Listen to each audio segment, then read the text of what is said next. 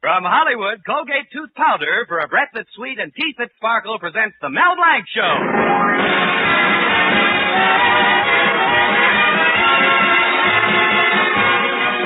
Colgate Tooth Powder for a breath that's sweet and teeth that sparkle brings you the Mel Blanc Show with Mary Jane Croft, Earl Roth, Dee Benaderet, Leora Thatcher, Zookie, and Victor Miller and his orchestra. You've heard Mel Blanc as the happy postman. Hello, Mrs. Burns. Here's your mail. Well, goodbye, Mrs. Burns. Remember, keep smiling.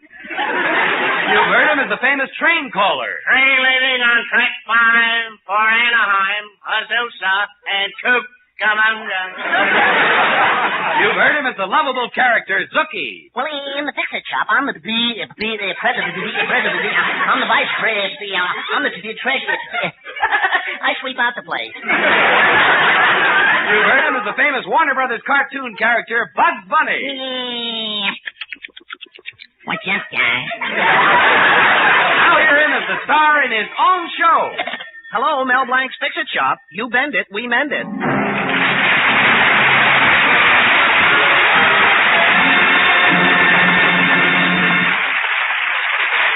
Say, folks, does your vacuum cleaner vic when it should vac? Does your clock tock when it should tick? Well, why not bring them to Mel Blanc, who can make anything work, except his Uncle Rupert.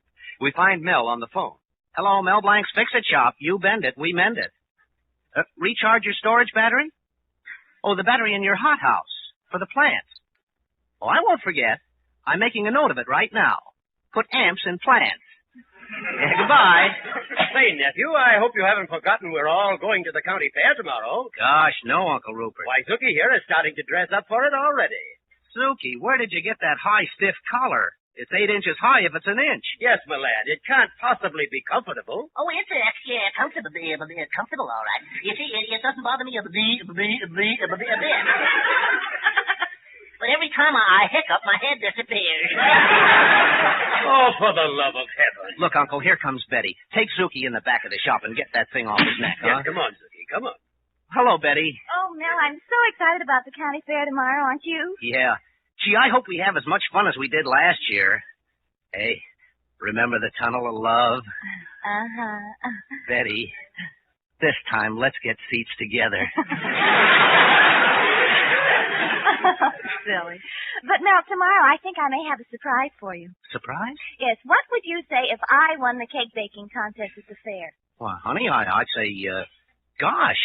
Oh, I'm sure I can win. I'm using Mother's prize-winning recipe. I want to show you what a good cook I am. You know, I think sometimes girls pay too much attention to their looks. After all, men prefer girls who can cook, too. Oh, I don't know. I've heard fellas say, boy, has she got a shape. But I never heard them say, boy, has she got recipes. Well, it's just the same, Mr. Blank. You will be getting a good cook when we're married. If we're ever married. Oh, gosh, honey, I want us to get married soon. Go ahead, you just name the day. Now, we have named the day 4 times already. Huh? Oh, yeah. Now if we could only decide on the year. Oh, honestly, darling, you should become more serious about your business. Now, remember, be businesslike. Hello, Mel Blanc's Fix-It Shop. You bend it, we mend it. Who? Oh, the Y. Oh, it's the Y, honey. Hello? Yeah? Do I know how to get to the Y? Sure. I was there last week with a friend. And we had a swim and a rub-down together. Wait. Look. Hey, please, I only meant... What's the matter, darling? It's the YWCA. Oh. Yeah, I'll be right over. Thank you. Goodbye. What a businessman. What'd they want? Well, they want me to fix an oven. I'll go over and land all their fix-it business. Just for you. That's the way I like to hear you talk. I'll go down there and really sell myself. They won't be able to say no to me about anything. Remember, darling, it's the YWCA. Huh? Oh, well, almost anything.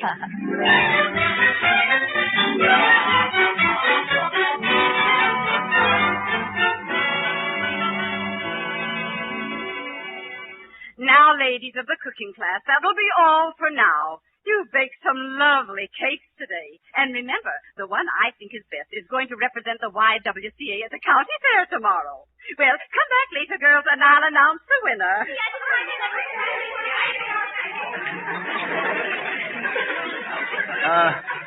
I beg your pardon, ma'am. Goodness, a man! Thank you. I'm Mel Blanc. What can I do for you, young man? I'm Stanhope, the cooking teacher. Oh, how do you do, Mrs. Stanhope? Miss Stanhope. Oh, I'm sorry. You're sorry. Well, if you'll show me the oven, I'll get right to work. I told the secretary I'd start right in. This is odd. Very odd. Oh, I do a lot of odd jobs. I'll take this up with the membership committee. Well, there's your stove right there. Thanks. And you'll find all the ingredients for baking a cake. Me? Bake a cake?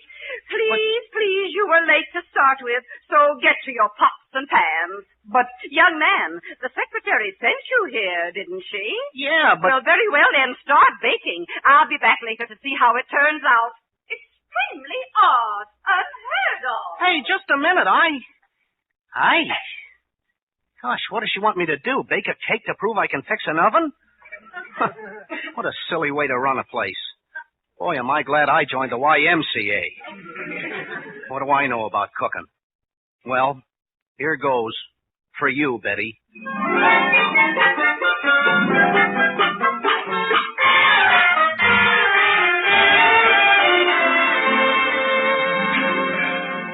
Gosh, I'm following the recipe on this box, but I'm not getting anywhere. It says break 6 eggs, beat till stiff. That's silly. Some people get stiff quicker than others. Now add a level teaspoon of vanilla. Who ever heard of a level teaspoon? The stuff would roll off. Now, before putting in cake, stand near open window and cool off. Cool off? I don't even feel warm. Oh, this is silly. This batter won't even stick together. Hey, wait a minute. Nobody's going to eat this cake. I know what'll make it stand up. Yes, sir, I'll mix in a little putty.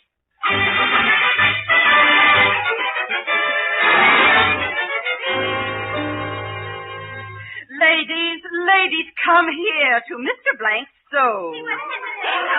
This marble cake is a work of art. Why, it looks just as though it was modeled out of clay. However did you do it? Oh, I just stuck a few things together. Now do I get the job? You certainly do. Swell. Even though it's a bitter blow to all of us girls, a man is going to represent the YWCA at the county fair. You and your beautiful cake. Oh, thanks. Betty'll be... What? Yes, that's right. Oh, but you can't. You don't know what I put into it. Now, your recipe is your own precious secret. Oh, this is silly. I don't know how to cook. No false modesty, Mr. Blank. But I tell you, Not a word now. I'll see you at the fair. Oh,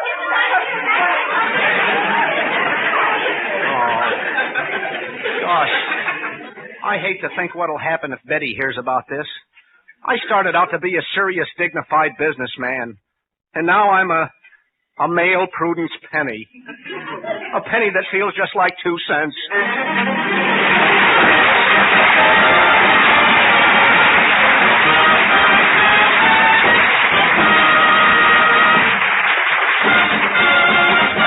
Use Colgate tooth powder, keep smiling just right. Use it each morning and use it each night. Don't take a chance with your romance.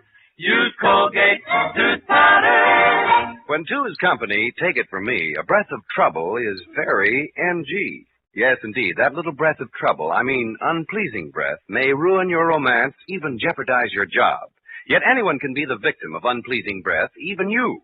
Just do this. Brush your teeth night and morning and before every date with Colgate tooth powder. For Colgate tooth powder cleans your breath as it cleans your teeth.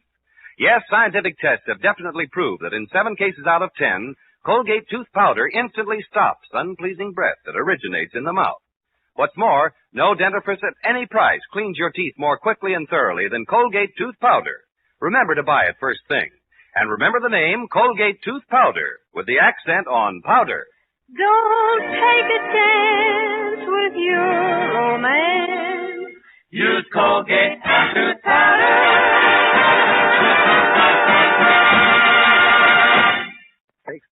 Well, when it comes to getting into trouble, Mel takes the cake. In this case, the beautiful cake he made with the aid of a little putty. We find Uncle Rupert trying to understand just what happened to Mel. Let me get this straight, Melvin. Your cake is going to represent the YWCA at the fair? But I tell you, Uncle Rupert, I was an innocent dupe. Dupe? That's a strange pronunciation. Oh, I tried to explain to Miss Stanhope, but she wouldn't listen. You should have made her listen, my lad. You could have done it. You've got something on the ball. Yeah, I've got something on the ball. A great big number 8. Ah, look. Here comes Mrs. Longnecker down the street. My beloved Clara. So what? So everything, my lad. Don't you know she's the honorary judge at the cake contest tomorrow? She is? I'll just explain this culinary comedy of errors, and she'll make sure your name isn't even mentioned. You know, I can mold Clara like putty in my hands. What's the matter? What's the matter? Putty, don't ever mention that word. Ah, Clara, my dear, it's good to see you. You're as radiant as... Rupert, you're getting fat. I think I carry my weight rather well, my dear. You don't carry it, you drag it. How are you feeling today, Mrs. Longnecker? Oh, I'm so weary, Melvin. I spent the whole day trying to find a suitable safe deposit box for my money. And would you believe it, in this whole town, there was only one that would do. Well, that's good. But I can't use it. Why not? There's a family living in it now. Oh. Oh, money, money, money. My millions cause me nothing but misery. I'd be glad to share your misery, my dear. Please, Rupert, none of your nincompoopity. Nincompoopity. Well, excuse me, Mrs. Longnecker. I've got something to do. Oh, Uncle, don't forget to ask, you-know-what. What, Rupert? Well, my dear, tomorrow at the fair, when you're judging the cakes, if you happen to come across one with Melvin's name on it... Melvin baked a cake. Well, it's a long story, but would you... Would I? Oh, you want me to see that Melvin's cake wins. You want me to open my big, generous heart and say yes. On the contrary, my dear, I want you to open your big, generous mouth and say no. What I meant was... You're positively insulting. Good day.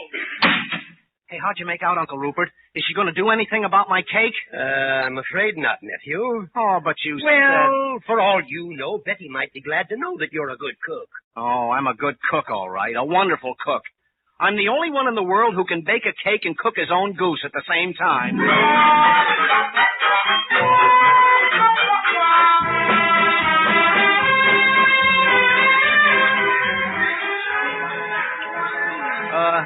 Betty, what would happen, well, just suppose, for instance, a man won the cake contest today. A man?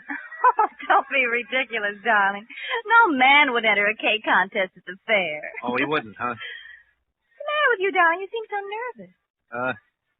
Look, honey, I know I make a lot of mistakes, but I keep trying to improve myself because I love you.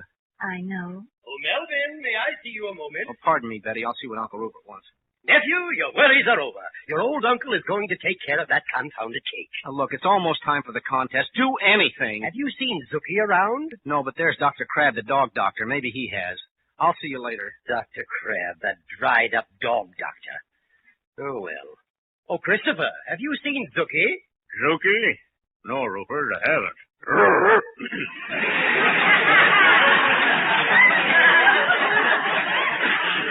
What's the matter with you? Nothing's the matter with me. Just got a catch in my throat. Could I have a pan of water?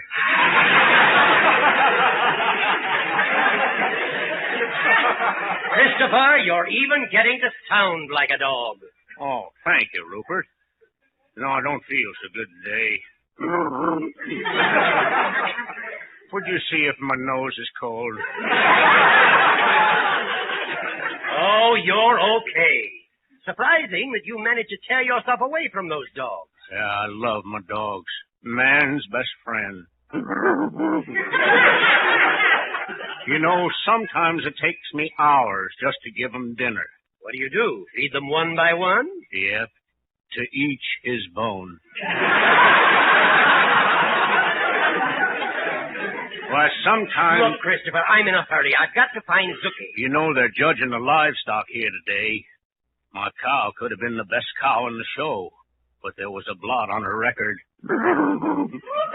Your cow had a blot on her record? Yeah. Those milk people once fired her for being discontented.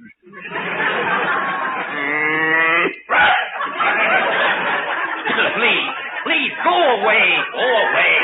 All right, Rupert.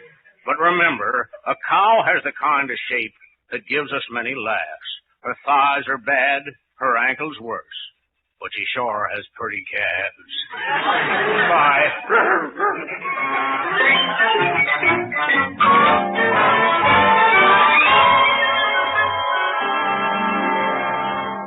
Suki, I thought I'd never find you. I'm sure glad you did. I was lost. Now listen carefully. Mel is in trouble. One of us has to sneak into that tent where the cakes are. Yeah. One of us has to eat up Mel's cake, every last crumb of it. Yeah. One of us has to take the chance of being caught and thrown out. No. But Suki, it's for Mel. Oh. Why didn't you say so?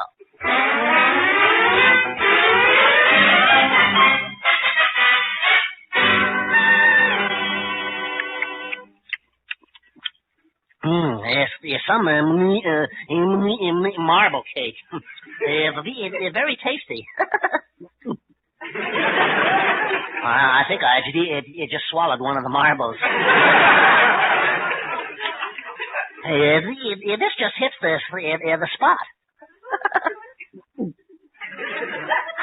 I wish it didn't hit so hard. Suki! Huh? Oh, and Mrs. Longnecker. What are you doing? Don't tell me you're eating Melvin's cake. Okay. I won't tell you. Put that cake down. I am, as fast as I can. Oh, do you know what you've done? That was the YWCA entry in the contest. I'm going to take you to the fair officials at once. I'm going to take you there if I have to carry you. Well, I'm all through. Gosh. I'll have to be carried.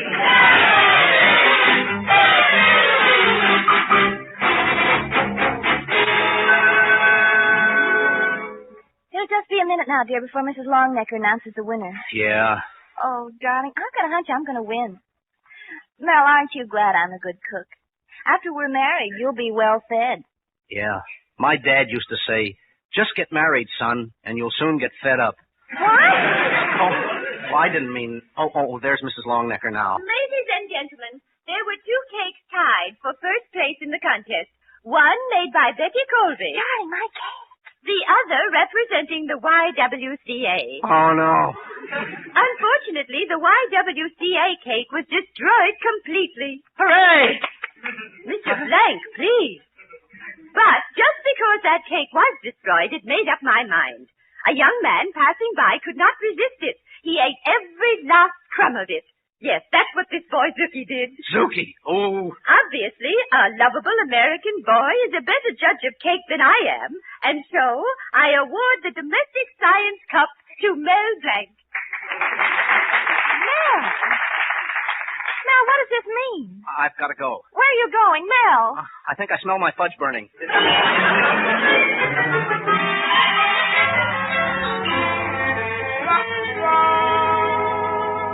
Mel Blank, come out from under that counter. Well, I was just looking for Zuki. Well, you won't find him there. Oh, but you don't understand. I'm worried about him. Anything might have happened to him, Betty. Why don't you worry about what happened to me?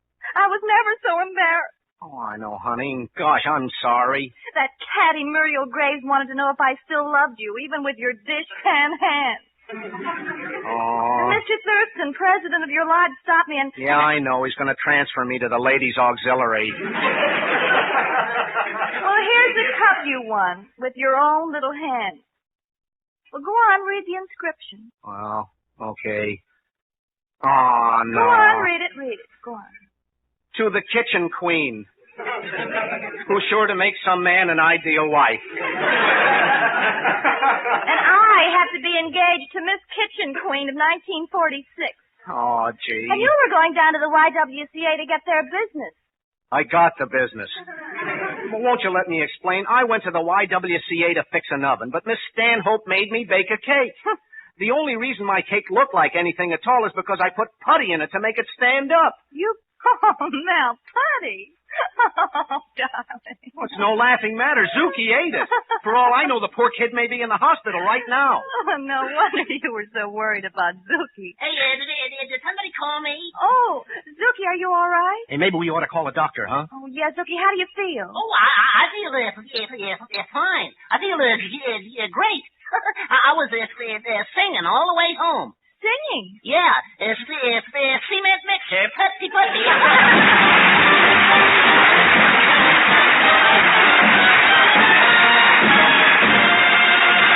We'll be back in a minute for a Zukiism. What's a Zukiism? Well, wait and see. Use Colgate tooth powder. Keep smiling just right. Use it each morning and use it each night. Don't take a chance with your romance. Use Colgate tooth powder. Young man, have you wondered why opportunity stays away from your door? Perhaps a little breath of trouble, unpleasing breath, has caught up with you. It's best to be on your guard. So do this. Brush your teeth night and morning and before every date with Colgate tooth powder. For Colgate tooth powder cleans your breath as it cleans your teeth. Yes, scientific tests have definitely proved that in 7 cases out of 10, Colgate tooth powder instantly stops unpleasing breath that originates in the mouth. What's more, no dentifrice at any price cleans your teeth more quickly and thoroughly than Colgate tooth powder. Remember to buy it first thing. And remember the name Colgate tooth powder with the accent on powder. Don't take a chance with your romance. Use Colgate tooth powder. Well, Zuki, we had quite a mix-up at the fair today. I'd like to feel you profited by it. Yes, my lad. It should have taught you what people should do to stay out of trouble. What should they do? Well, to stay out of trouble, huh? Yeah. Well, people should look before they people should mind their P's and Q's. People should let them eat cake.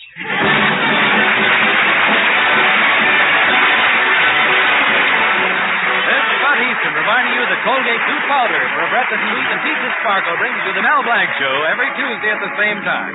Be sure to join us again next Tuesday night for more fun with Mel and the people you'll meet in Mel Blanc's Fix-It Shop. Say hello to Halo Shampoo for naturally bright and beautiful hair. Remember, even finest soaps and soap shampoos hide the natural luster of your hair with dulling soap film. But Halo Shampoo contains no soap, therefore leaves no dulling soap film. Even in hardest water, Halo makes oceans of rich, fragrant lather, quickly banishes loose dandruff and dirt. Halo needs no lemon or vinegar rinse. Say hello to Halo and goodbye to dulling soap film. Get Halo Shampoo at any cosmetic counter.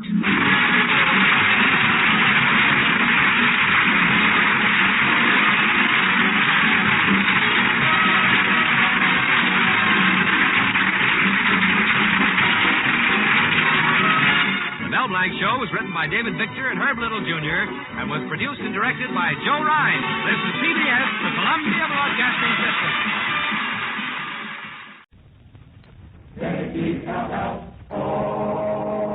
The Jell-O program starring Jack Benny with Mary Livingston, Phil Harris, Dennis Day, and yours truly, Don Wilson. The orchestra opens the program with Beat Me Daddy with a Pickled Beef.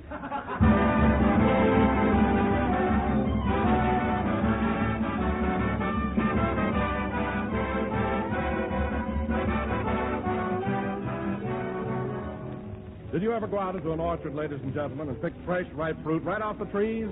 Juicy, bright-colored fruit still warm with the summer sun? Well, it's just such pleasant memories as this that come to mind when you enjoy Jell-O. For Jell-O actually rivals the real ripe fruit itself, both in color and refreshment. Jell-O's gay, scintillating colors make Jell-O a tempting and attractive dessert. A dessert that always adds lots of charm and good cheer to every meal. And in Jell-O's full-body, tantalizing flavor, you experience a delight that's simply unexcelled.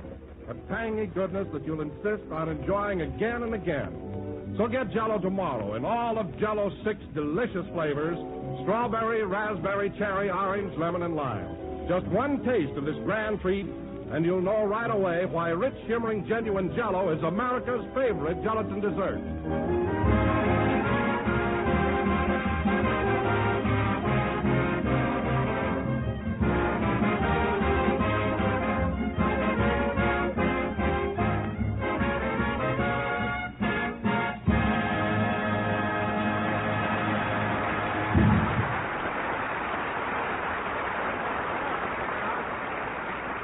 That was Beat Me Daddy with a pickled beet played by the orchestra.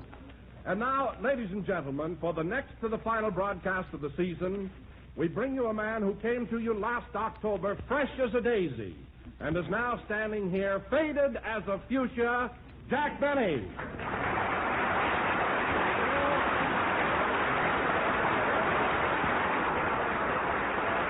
Thank you.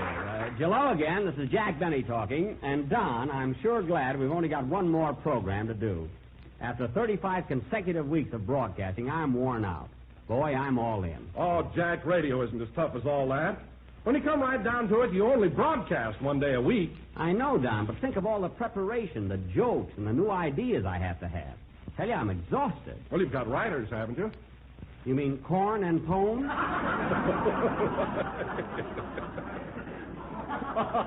Writers. A fine team. I bought them a typewriter the other day, and they did a maypole dance with a ribbon.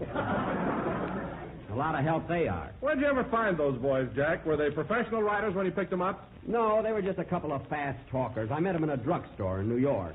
One of them used to demonstrate hair tonic, and the other one drank it.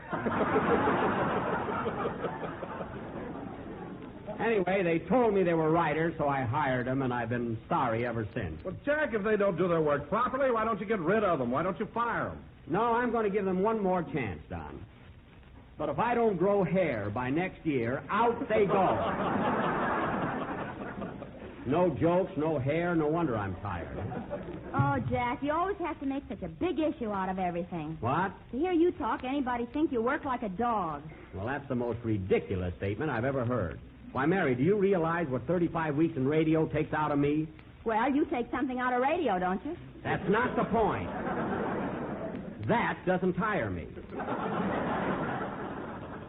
It's the work I have to do. Just lucky that I have a good constitution and the strain doesn't show. Not much. You're as washed out as a tea bag in a boarding house.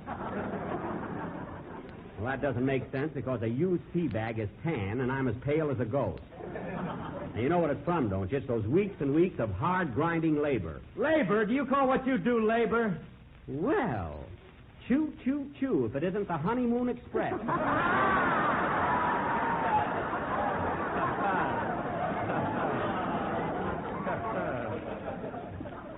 What did you say, baby?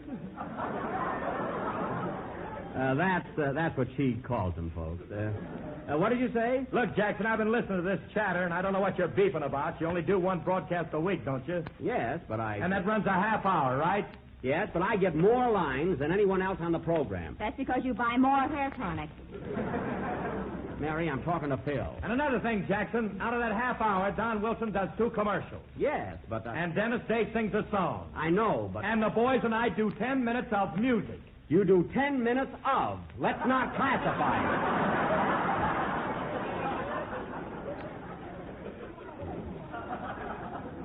Music, he calls it. Well, Alice thinks my band is wonderful.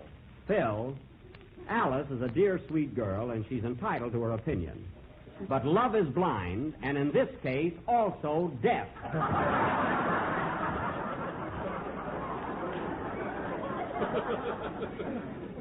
Anyway, Phil, I don't know what you're driving at. What he means, Jack, is this. When you boil it down, you personally work on this program only 13 minutes a week. What? Imagine, only 13 minutes. Well, it's not the time involved, Don. It's the importance. For your information, it only took George Washington 12 minutes to cross the Delaware. How do you know? Jack was rowing the boat. I was not. I missed it. I mean, I wasn't in the boat.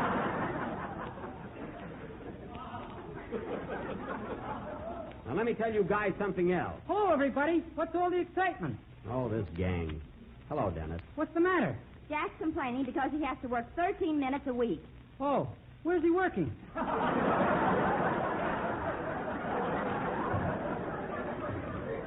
At the Acme Buttonhole Factory in Extra Pants, Nebraska.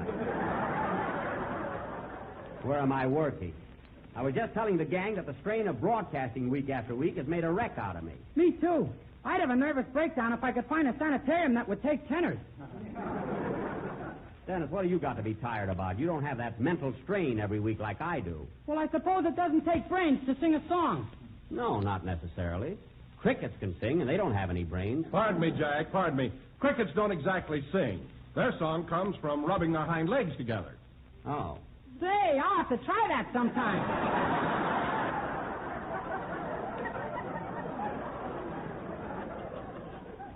Do, Dennis, and let me know how it comes out. Meanwhile, let's have your song in the old-fashioned way. We're about ready. Okay. What's it going to be? I'm going to sing You and I, a brand new number written by Mary Beth Wilson. That's Meredith Wilson. He's a conductor on the Maxwell House program. Oh. Now go ahead. Hold it a minute. Come in. Mr. Benny? Yes? I wonder if your writers would sell me a bottle of hair tonic. I imagine they would. Do you want to grow hair? Yes, I'm tired of the wind and the rain in my scalp. Oh, get out of here. You know, every time I see his head, I feel like sticking my finger in his ear and bowling.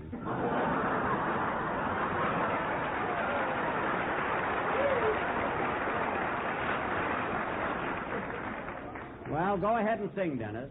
With my legs on my tonsils. With your tonsils. Forget about that cricket.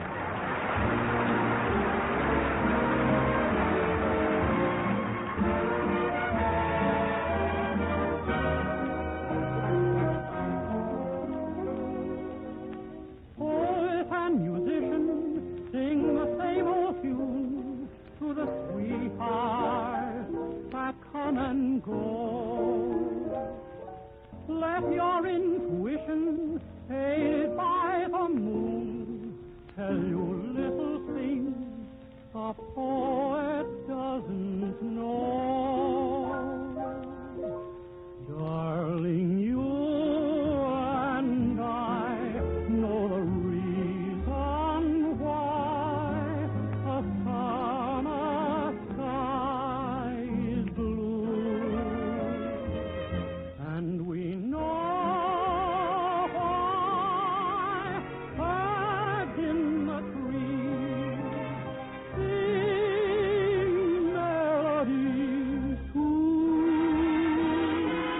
and why love will grow from the first hello until the last goodbye. So to sweet romance there is just one answer. Why love will grow from the first hello until the last goodbye. So to sweet romance there is just one answer. You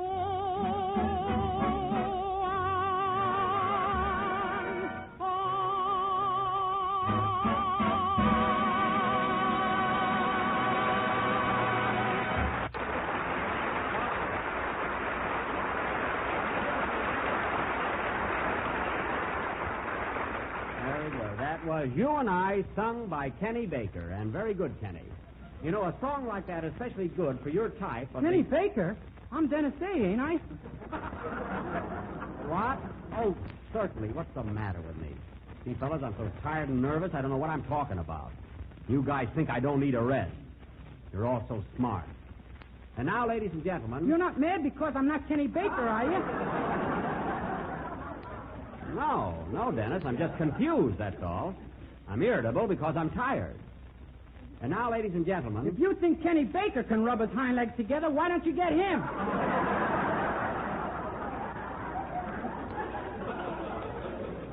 Dennis, will you please stop interrupting? Now go crawl under the piano. Okay. See you later. And now, folks... What a kid. And now, folks, Mr. Don Wilson, that eminent American playwright, has written another of his famous one-act plays. Take it, Mr. Wilson. Thank you. Ladies and gentlemen, before proceeding, I would like to announce that any resemblance in this play to persons living or dead is purely coincidental. That's right. The play opens in the home of Mr. and Mrs. Filbert Harris. Now, Jack Benny will play the part... Hey, wait a minute. I object. I don't want any play about my personal life, Bud. What's this got to do with you? Phil, the character in our play is Filbert Harris, not Phil. There's no connection. Go ahead, Don. Filbert, an orchestra leader, has just finished playing a one-night stand on the sidewalk in front of the Ambassador Hotel. Uh-huh. Hey, now hold it a minute. This guy's an orchestra leader, and I'm an orchestra leader. I smell a rat. Well, it's not you. Continue, Don. As the scene opens, Filbert's newly wedded wife, played by Miss Livingston, is at home waiting for her husband, Filbert, played by Mr. Bennett. It is dinner time. Curtain, music.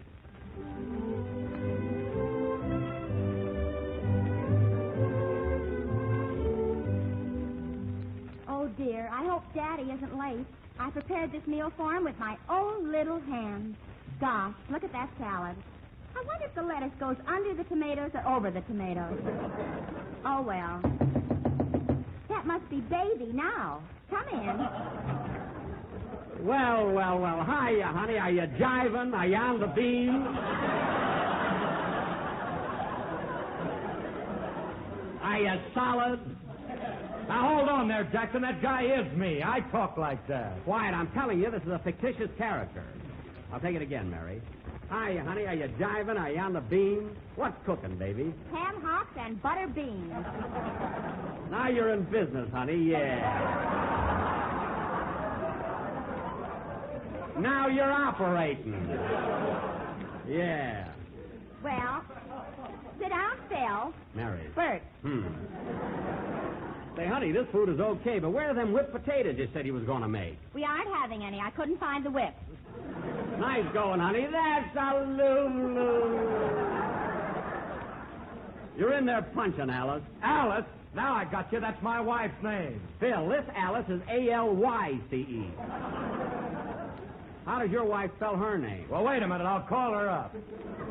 Believe me, it's A-L-I-C-E. There's no connection. Go ahead, Jack. It's your line. Oh, yes. Say, honey, are we having black-eyed peas with candied yams for dessert? No, baby. We're having Jell-O. Jell-O? Well, doggone. Dish me, honey. Dish me. Yeah. Not till you've had your ham hock. All right, baby, I'll eat them ham hocks, but I'm going to save plenty of room for Jell-O. Yeah. So you see, ladies, if you're hep and want to keep him solid with your husband, serve him a dish of tempting, appetizing Jell-O. It comes in 6 delicious flavors: strawberry, raspberry, cherry, orange, lemon, and lime. They're all Lulu. Attaboy, Don. Attaboy.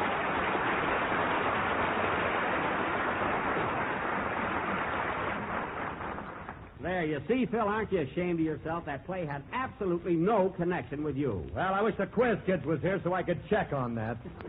Don't worry about it. Well, Don, that was a very original playlet. And incidentally, while we're on our vacation, why don't you write up a few more for next season? I'll try to.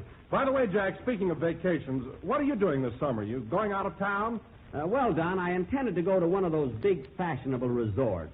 You know, where you have to dress for dinner and throw your money away. But I changed my mind. You know how Jack hates to dress for dinner. Yeah.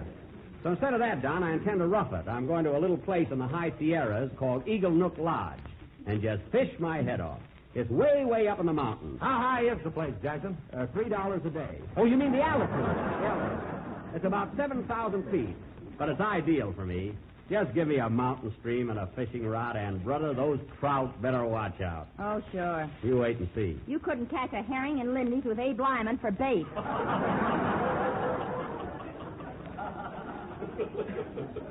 Mary, one more word out of you, and I'm going to trade you in for a station wagon. So cut it out. Well, so much for my vacation. Now, how about a number, Phil? Okay, Jackson. Oh, Jack, I meant to ask you, who's taking over our show for the summer? Well, Don, the sponsor has a brand new program lined up called Regular Fellas.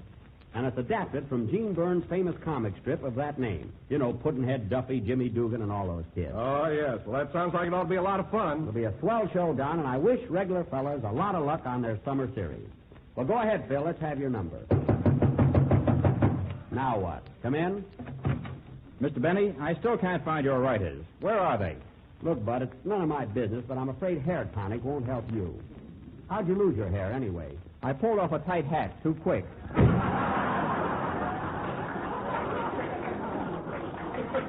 There There, Tiny. What that guy needs is a mop with a part in it. Play, Philip.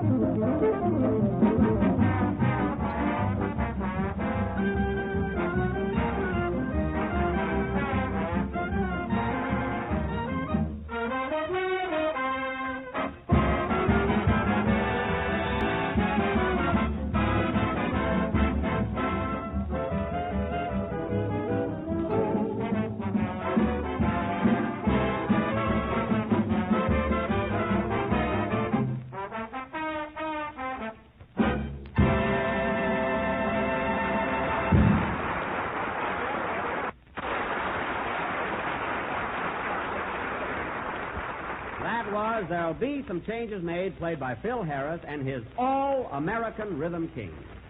American Rhythm Kings meaning a perfect description of this outstanding musical organization, and all meaning I take it all back.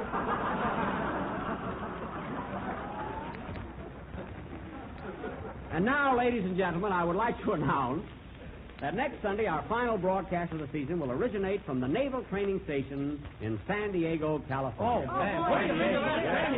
Yes, sir.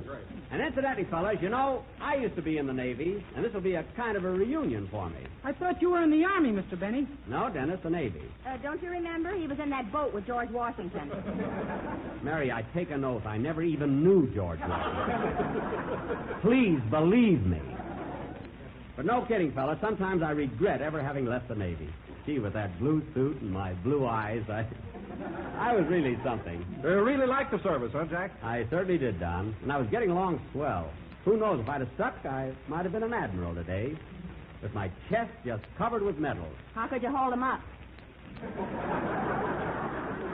Mary, I really need a station wagon. Anyway, I was just talking about what might have been. You know, fellas, I often wonder if... I'll take it. Hello? Hello, Mr. Benny. This is Rochester. Oh, what do you want? Boss, if you don't get our board out of the house, I'm leaving. That man's getting crazy every day. Oh, for goodness sake, you're always worried about Mr. Billingsley. What's the matter now? Well, he's been planning his summer vacation all day long. All right, what's crazy about that? He's out in the swimming pool right now taking swimming lessons. He's learning the Australian crawl. Well, what's crazy about that? He's going to swim to Australia.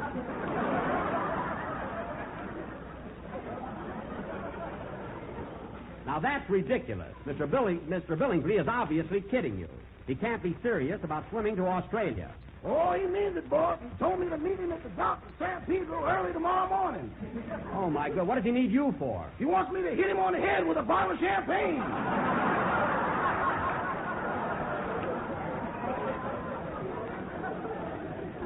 Well, use the domestic, not the imported. Now, look, Rochester, don't let him leave the house.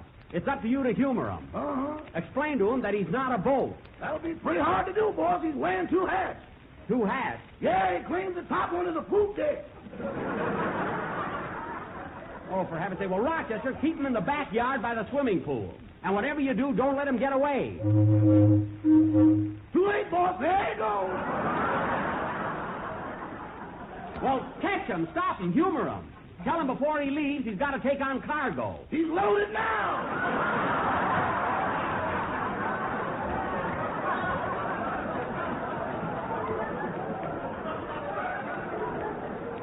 Well, Rochester, do something. Lock the front door.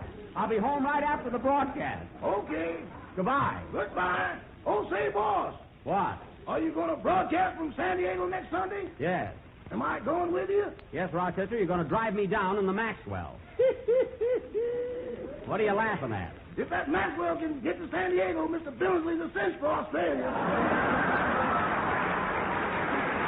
Never mind. And don't worry, we'll make it. Now, goodbye. Doggone, Mr. Billingsley really thinks he's a boat. I'll have to put a sign on his door, Pier 18.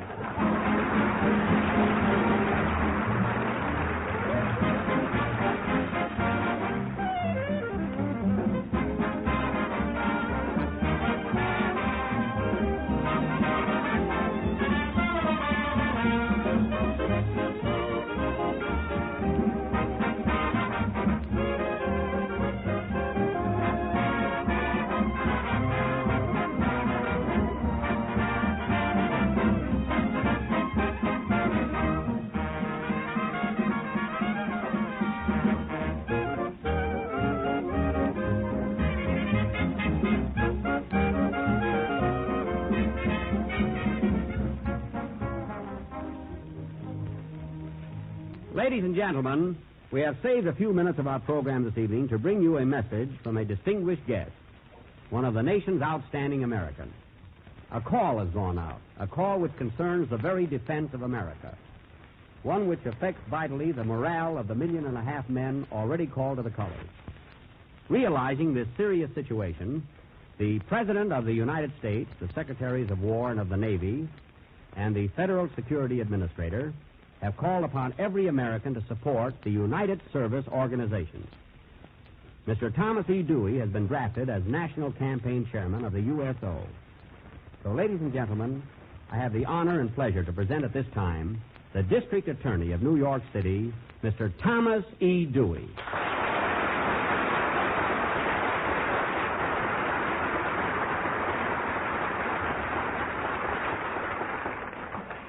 Thank you, Jack.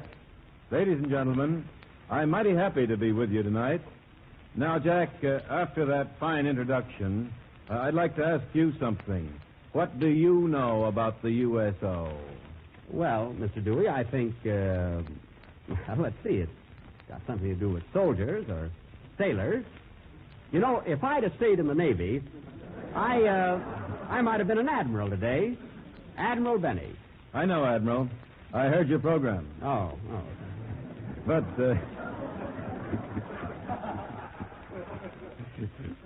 Jack, I'm afraid you don't know very much about the USO. But then neither do a lot of other Americans. Briefly, the USO is a joint effort on the part of the YMCA, the YWCA, Salvation Army, National Catholic Community Service, Jewish Welfare Board, and the Traveler's Aid to bring to the soldier, sailor, and Marine recreational and hospitality facilities outside the cantonment. Oh, so the USO doesn't work in the camps themselves? No, Admiral. I mean, Jack. Yes.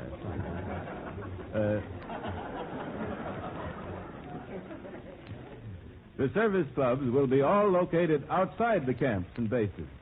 I've just visited in the last 2 weeks, in traveling over 9,000 miles, more than 21 of the camps. Imagine some of these places with 30,000 men cooped up in a camp, and the nearest town has 1,700 men, women, and babies. When they get a day off, the men have no place to go and nothing to do.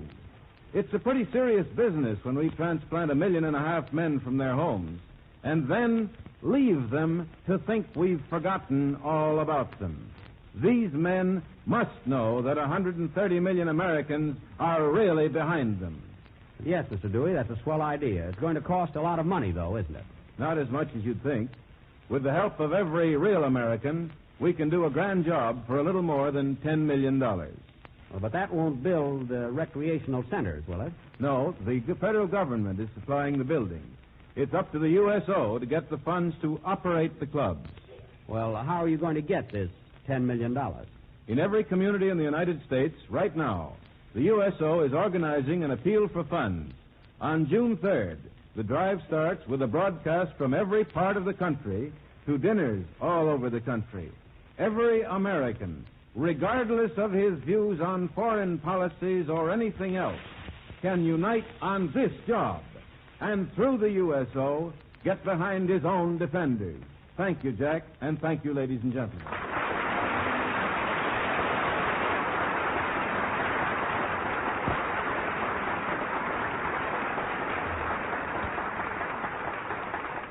Thank you, Tom Dewey. We appreciate your coming to us and telling us about the United Service Organization.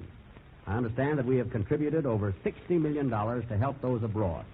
And this is the first time we have ever been asked to help our own American boys. I'm sure everyone realizes that taking care of our boys is our job. And I assure you, we Americans will do it.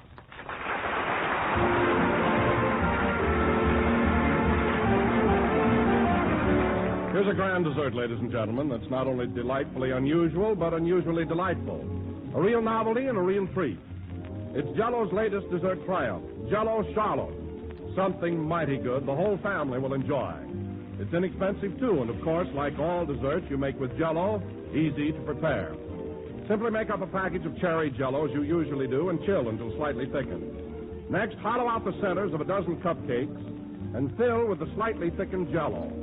Then chill until firm and serve with a topping of snowy white whipped cream.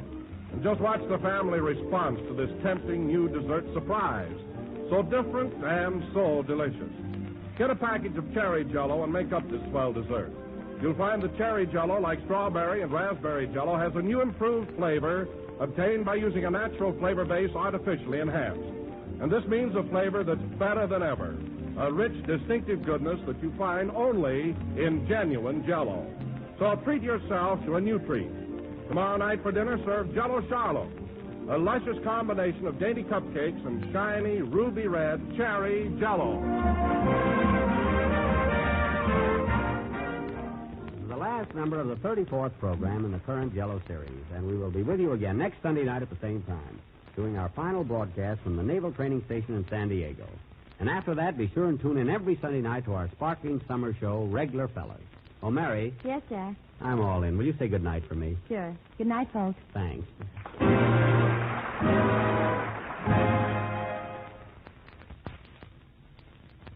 The Jack Benny Program, transcribed and presented by Lucky Strike, the cigarette that's toasted to taste better. If you want better taste from your cigarette, Lucky Strike is the brand to get. It's toasted to give you the best taste yet. It's the toasted cigarette. They taste fine. Tobacco is light. Tobacco is mild. Tobacco too. And it's toasted. Yes, it's toasted. Because the toasting brings the flavor right through. So to get better taste from your cigarette, Lucky Strike is the brand to get. It's toasted to give you the best taste yet. It's the toasted cigarette. This is Don Wilson. You know, that song tells an important story to smokers. Simply, it's this: Lucky's taste better. First, because Lucky Strike means fine tobacco. And then this fine tobacco is toasted. Yes, the fine, mild, good-tasting tobacco in every Lucky is toasted to taste even better. It's toasted. The famous Lucky Strike process brings Lucky's fine tobacco to its very peak of flavor, tones up this naturally good-tasting tobacco to make it taste even better, cleaner, fresher, smoother. So next time you buy cigarettes, make it a carton of better-tasting Lucky Strike. Be happy. Go Lucky. If you want better taste from your cigarette, Lucky Strike is the brand to get. It's toasted to give you the best taste yet. It's the toasted cigarette.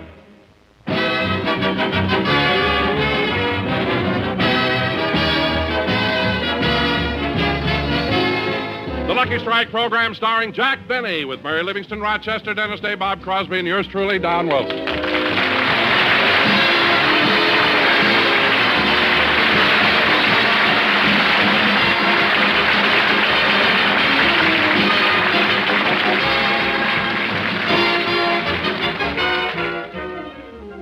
Ladies and gentlemen, tonight Jack Benny does another of his regular TV shows over the CBS network. But this is the Halloween season. And Halloween is synonymous with fun, whether you live in Beverly Hills, Brooklyn, Sioux City, or Portland. So let's go back to last year, the day after Halloween, and see what went on in the Jack Benny household. Oh, Rochester, has Don Wilson come over yet? Yes, sir. He's waiting for you in the den. Good. No, I also called Dennis and told him to be over. Is he here? No, sir, he phoned and said he'd be a little late.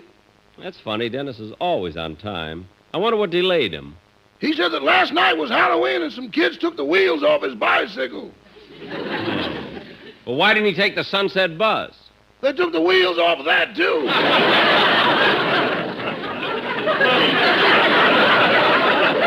Well, that's what Dennis gets for living in that kind of a neighborhood. I'm glad the kids around here aren't that rowdy. Me too, boss. By the way, Rochester, go out and take the bathtub off the front porch and put it back in the house again. Well, what are you waiting for? Take the bathtub off the front porch. Okay, but there ain't much gas in the car. Gas in the car? What's that got to do with it? The front porch is in Pasadena.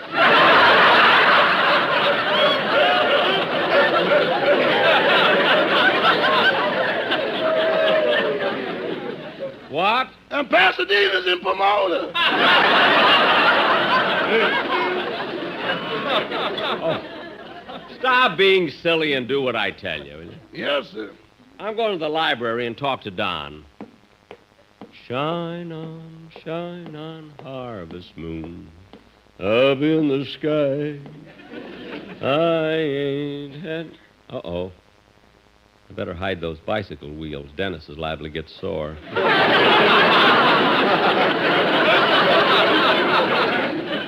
I'll put them in the closet. I ain't had no lovin' since January, February, June, or July. La, la. The other months weren't so good either.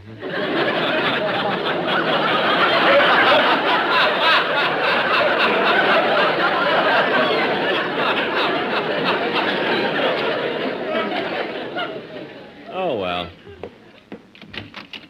Hi, Don. Hello, Jack. Hello, Jack. Hello, Jack. No, Polly. Polly, you're supposed to call me Daddy. Oh, wait a minute, Jack. Isn't that a little silly, having a parrot call you Daddy? I don't think so, Don. After all, I take care of her, feed her, talk to her, and I was the one who nursed her when she was sick. Polly was sick? Terribly sick. No, Polly, you're over it now. So cute, isn't he? Or he's so cute, I don't know. Yes, Don, she was very sick, and...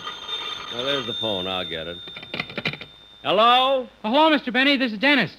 Oh, Dennis, we're waiting for you. What's taking you so long? I couldn't get a taxi. Oh. So my mother's driving me over in her steamroller. Your mother? I thought it was your Uncle Herman that drove the steamroller. Not anymore. Why, what happened? Well, yesterday something was wrong with the front roller, so he got out to take a look at it, and some kids played the meanest Halloween trick. Dennis, that's terrible. Where's your uncle now? Well, you know that white line that runs down the middle of Wilshire Boulevard? Uh-huh. The dark part of it is Uncle Herman.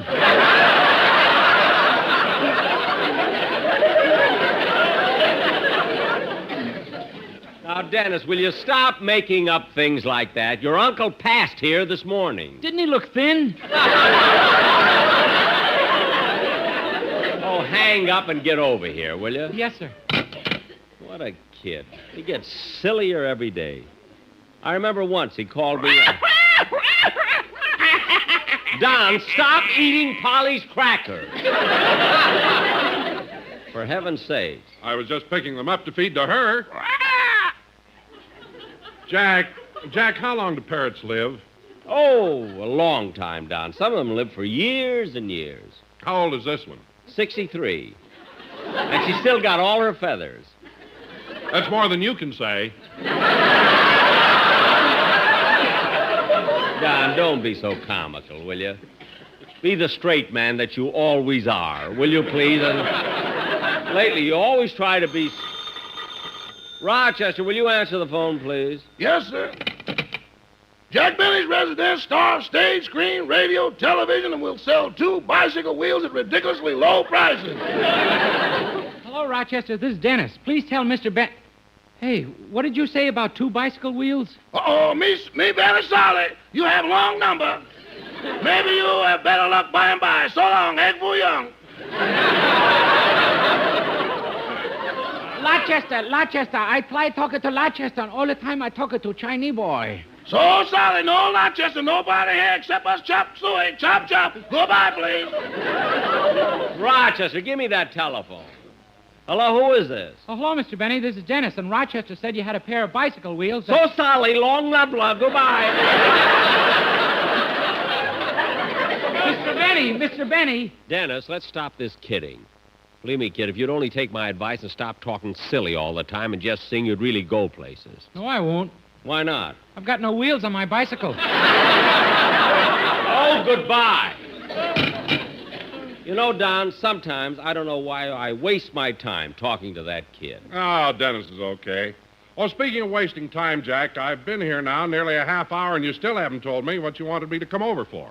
Oh, yes, Don, it's about the quartet. The sportsman? Yes. Now, I've been thinking this over seriously for quite a long time now, and I finally made up my mind. I'm going to fire them. Fire them? But, Jack, they're one of the best singing groups in the country. I'll admit that, but they never sing what I want them to. They're always singing crazy songs and embarrassing me.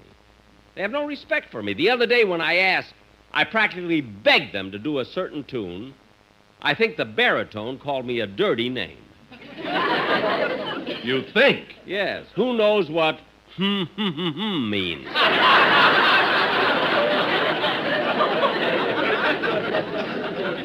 And anyway, Don, I want you to come with me to a lawyer because you're the one who's responsible for them. Jack, you don't have to go to your lawyer. Yes, I do. I want them to break their contract.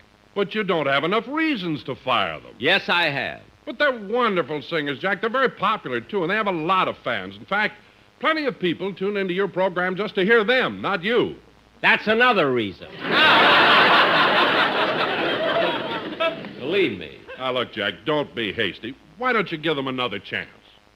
Well, I don't like to fire people. In fact, during my entire career in show business, I don't think I ever fired anybody.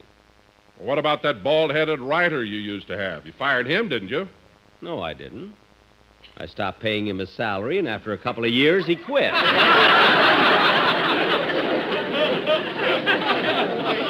That's all that happened. Well, his partner didn't quit, and he's not with you anymore. Well, he starved to death. But, Don, if I give the sportsmen another chance, do you think they'll mend their ways? They'll I'm do sure of it, something Jack. instead of those silly, crazy songs? I'm just sure of it, Jack. In fact, I'll talk to them myself. Well, all right. Well, let's forget about it.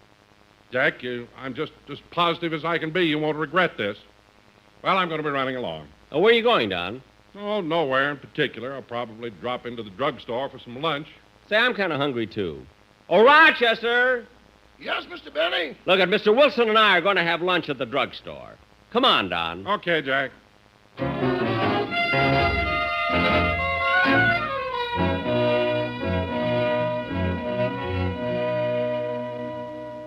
Well, Jack, here's the drugstore. Yeah, this is a good place to eat. Come on, let's go in.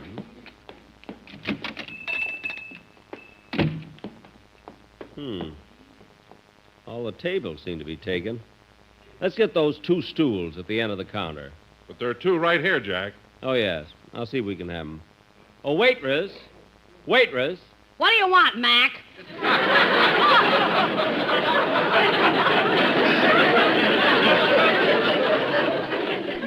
Are these 2 stools available? No, they're reserved for the Duke and Duchess of Windsor.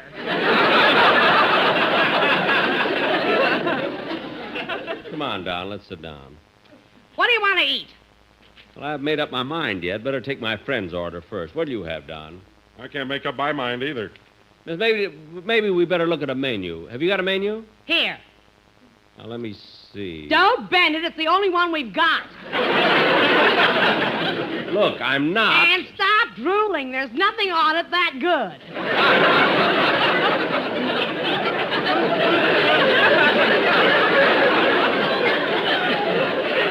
Look, miss, all I want is a chicken sandwich. I'll have the same. Okay, I'll be back with the grub in a minute. You know, Jack, I just can't understand how a girl like her can hold a job here. Now, wait a minute, Don. Don't be too hard on her. You know, she's had a tough time of it. Do you know that she used to be a big star on Broadway? Really? Yep. For 3 years, she played the title role in The Voice of the Turtle. Notice the way her head keeps coming in and out all the time.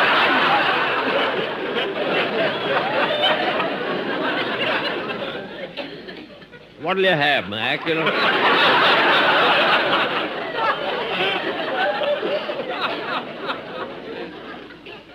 Say, Don. Oh, excuse me a minute, Jack. Excuse me. The sportsmen are sitting over there. The quartet? Where? Yeah, over there in the corner. I want to talk to them a minute. Well, remember, Don, will you give them a warning about what I said? I'll talk to them about it. Good do.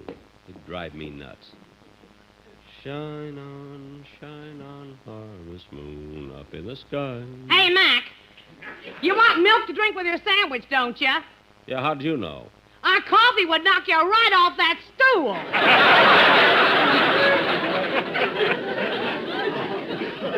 All right. Just bring the milk. Yeah? Now, fellas, please, do yourselves a favor. Take my advice. Don't sing that song for Jack. This is neither the time nor the place. Oh, here he comes with that quartet. Now, look, fellas, I'm telling you, for your own good. What's the matter now, Don? They want to sing a new number for you. Here in the drugstore? I should say not. It'll be embarrassing. I told you, fellas. You see, Don, they won't listen to anybody. That's why I want to fire them. But, Jack, they claim that this is a very beautiful song. I don't care how beautiful Boys, it is. he's mad at you anyway. Now, you better not do a thing. Don, will you Boys, keep him? hold it. Don, will hold you it, keep him boys. from singing? Hey, nonny, ding, dong. See, Don, this is why I want to fire him. Tara shaboom. Shaboom? Badoo, badoo. Life could be a dream, shaboom. Shaboom? If I could take you What does that up mean, in Don? paradise Shaboom. above. Shaboom. Shaboom. If you would tell me I'm the only one that you love, life could be a dream, sweetheart. What happened to Shaboom? Hello again, shaboom, and hope we'll meet again. Oh, life could be a dream, shaboom. Shaboom. If only all my precious I'd like plans to know would what come shaboom true. is. Shaboom. If you would let me spend my whole life loving you, life could be a dream. Shaboom. Sweetheart. Sweetheart? Don, you got to do something about these guys. Something is on my mind. If you do what I want you to do, baby, we'll be so fine. Right here in the drugstore. Life could be a It's so embarrassing. I gotta If fight. I could take you up to paradise up above. If you would tell me I'm the only one you love. Life could be a dream, sweetheart, sweetheart. Shaboom, da boom, da boom, da boom, shaboom, sweetheart. The only thing I understand is sweetheart now. Now look at us. Fellas, we're in the drugstore. Pop on a lucky and you will agree. Shaboom, shaboom, shaboom, Mr. B. Shaboom. Lucky Strikes are made of light and fine tobacco. You'll get better taste than Lucky Strikes with that. Yeah, Lucky Strikes are toasted. Fellas, a better please. taste than cigarette. Fellas, everybody's looking at us in the A drugstore. better taste. Shaboom, shaboom. Fellas, we're in the drug. Don, I told you. Shaboom, shaboom. Fellas, we're in the drugstore. People are not eating. Wait a minute. Boys, wait a minute. Wait a minute. Wait a minute.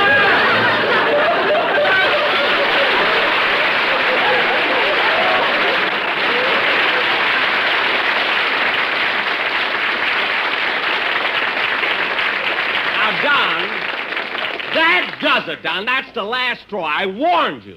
That if they But, Jack, sang I tried to shaboom, what? No, I was a nice guy. I gave them another chance. Jack, now, if you'd only... I don't want to hear any more about it. I'm going to call a lawyer right now. We'll go over there and see if I can break my contract with that quartet. Come on, Don. Shaboom.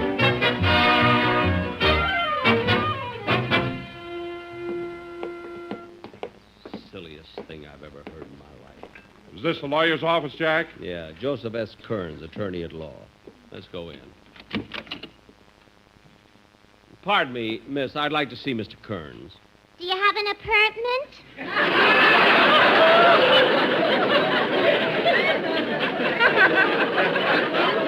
I was better off with Shaboom.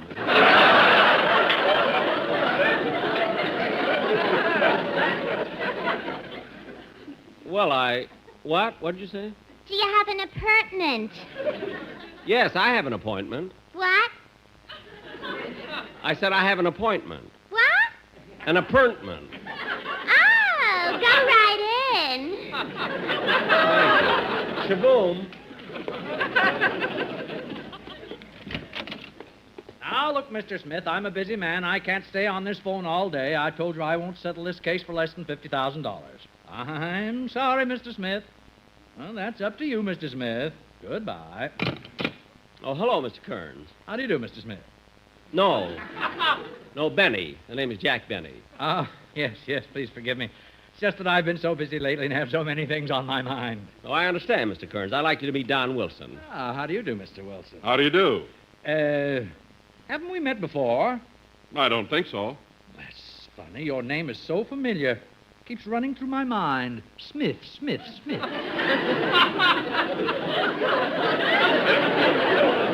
No, his name is Wilson. Oh, yes, how stupid of me. Your name is Smith. No, look, Smith was on the telephone, is it? What happened to Benny?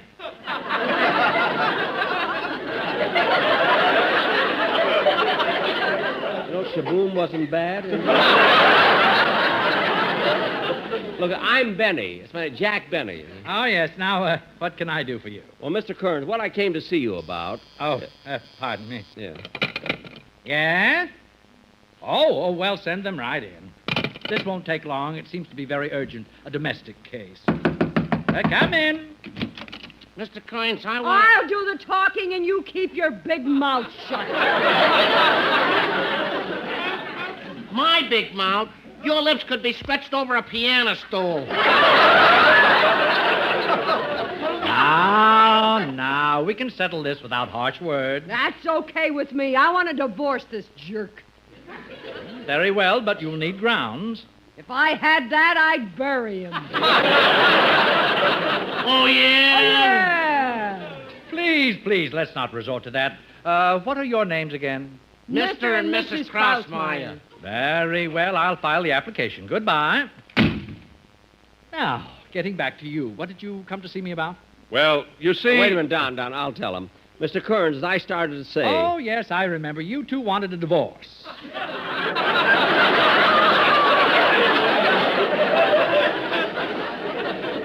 No, that's Krausmeyer. Oh, of course. I had you confused with Mr. and Mrs. Wilson, who just left.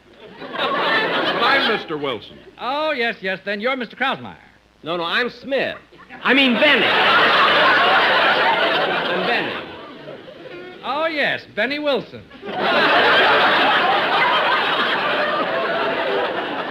Maybe. Now, what's on your mind? Well, I've got a quartet on my radio program, and I'd like to break their contract. Now, here it is. Would you just look over it?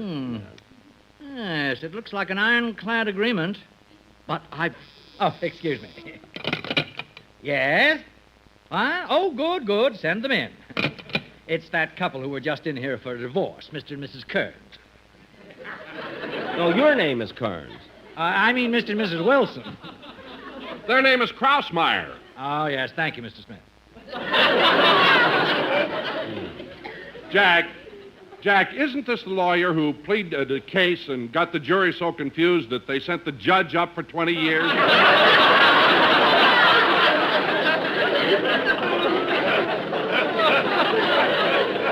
Oh, so you read about it, huh? Read about it? I thought he made up a joke. For heaven's sakes. Come in. Come, doll face, carry me over the threshold. No, lover, you carry me. You're stronger. Okay. Upsy-daisy. Whoops, not so high. I'll get a nosebleed.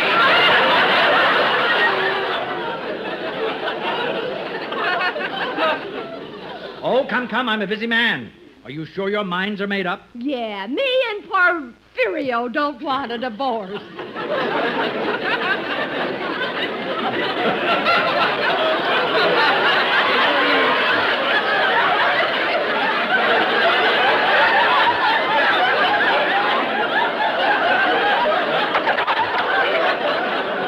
Should we go back to Shaboom and start over again? Somebody has a line in here somewhere.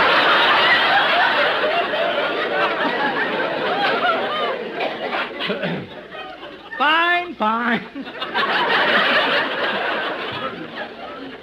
Fine. I won't file the application. And good luck to both of you. Thank you. Now, where were we? Now, please. Well, please, let's not waste any more time. Benny is the name, Jack Benny. This is Mr. Wilson. Mr. and Mrs. Krausmeyer just left. You're Kearns, and Smith was on the phone.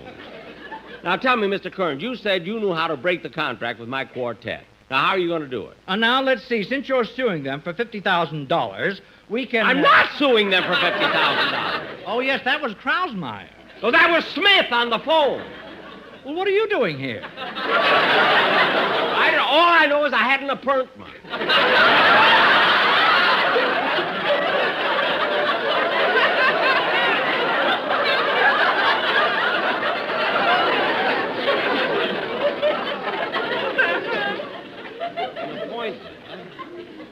Oh, yes, you came in here about a quartet. I remember now. You came in with this man here, Mr. Eagle Bottom. Now,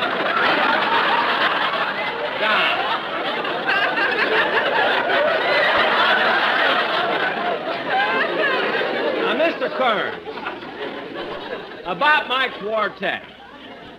Mr. Kearns, about my quartet, you've got to break that contract. Now, here it is on your desk. Oh, that one. I'm sorry, but that contract is unbreakable. You haven't got a chance. So I advise you, as a lawyer... Oh, now what? Come in. I'm going to divorce you if it's the last thing I do, you spongehead. That's gratitude for you. After we left here, I carried you all the way down the hall so you wouldn't tire your big flat feet. Well, you didn't have to drop me down that laundry chute.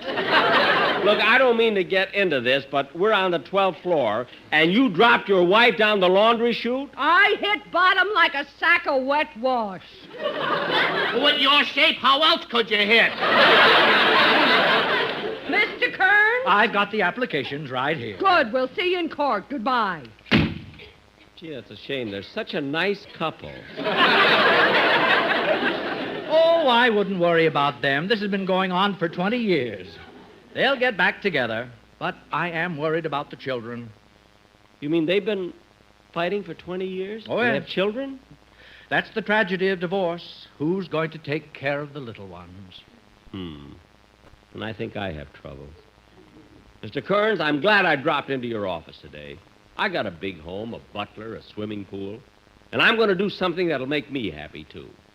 I'm going to have their children come home and live with me until their parents make up their minds. Gosh, that's the noblest thing you've ever done, Mr. Krausmeyer. Yes, it's a wonderful thing. And from now on, the children are your responsibility. Well, good. And the children are here, right in the next office. May I see the little rascals now? Well, you certainly may. Go right in. Thank you. You? You're the children? Shaboom, shaboom. Shaboom, shaboom. Oh, for heaven's sakes. Come on, Don. Let's go. Mr. Bean. Shaboom.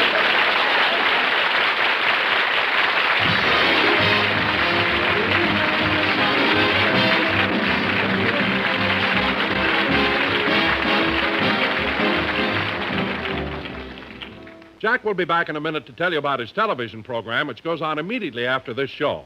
But first, I'd like to say something important to you cigarette smokers. When you light up a Lucky, you can be sure you'll get the better taste you want. That's because a Lucky is toasted to taste better. Of course, the beginning of better taste is fine tobacco. LSMFT, Lucky Strike means fine tobacco. And then it's toasted. That's the famous Lucky Strike process that brings Lucky's fine tobacco to its peak of flavor. Tones it up to make this naturally good-tasting tobacco taste even better, cleaner, fresher, smoother. Yes, that's why Lucky's taste better. It's the cigarette of fine tobacco, and it's toasted. So remember... If you want better taste from your cigarette, Lucky Strike is the brand to get. It's toasted to give you the best taste yet. It's the toasted cigarette. They take fine. Tobacco, it's light. Tobacco, it's mild. Tobacco, too. And it's toasted, yes, it's toasted. Because the toasting brings the flavor right through. So to get better taste from your cigarette, Lucky Strike is the brand to get. It's toasted to give you the best taste yet. It's the toasted cigarette. Ladies and gentlemen, I was going to tell you about my television show, but we're a little late, so tune in and watch it. Good night, folks.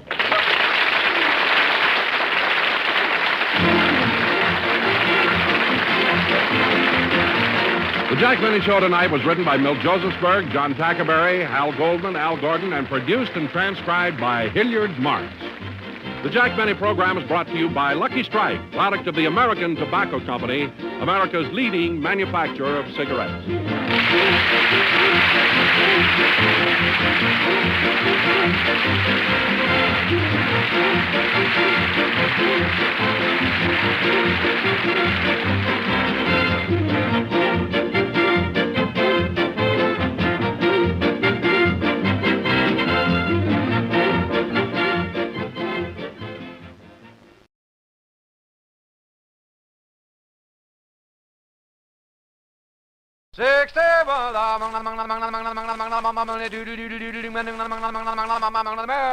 The Jack Benny Program, presented by Lucky Strike. Feeling low, feeling tense. These 8 words are common sense.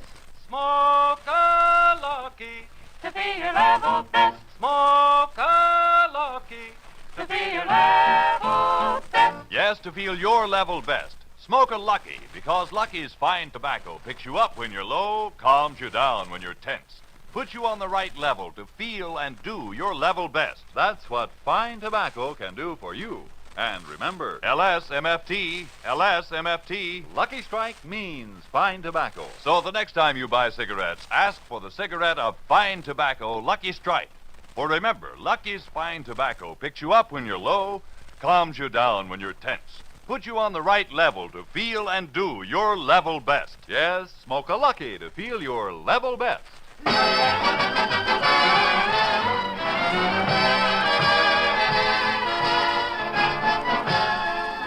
The Lucky Strike program, starring Jack Benny, with Mary Livingston, Phil Harris, Rochester, Dennis Day, and yours truly, Don Wilson.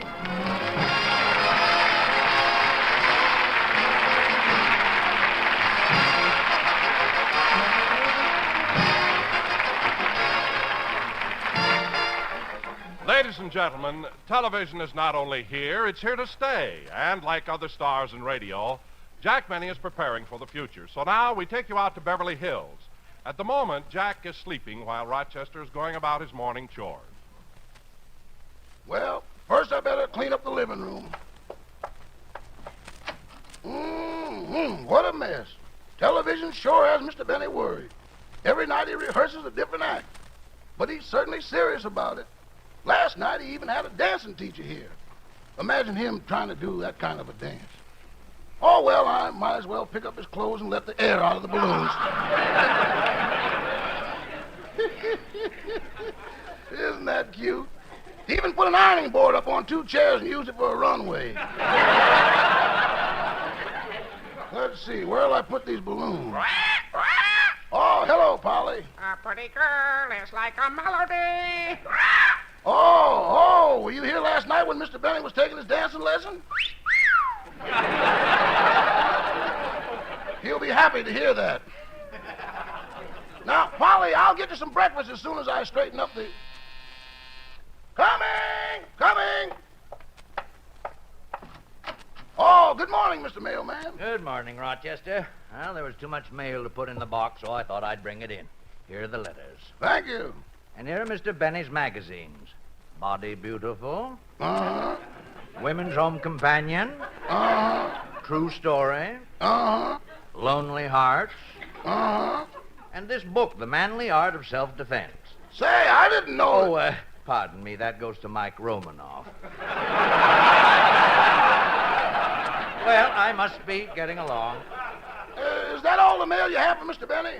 No, I'm still carrying that letter with postage due on it. But I guess there's no use going through that again. No, I guess not. How long ago was that letter mailed? I don't know. It was handed down to me by my father. Well, goodbye. Goodbye.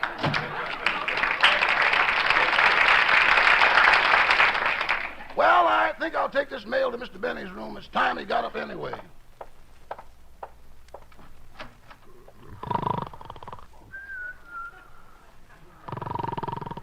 Mr. Benny, it's 11 o'clock.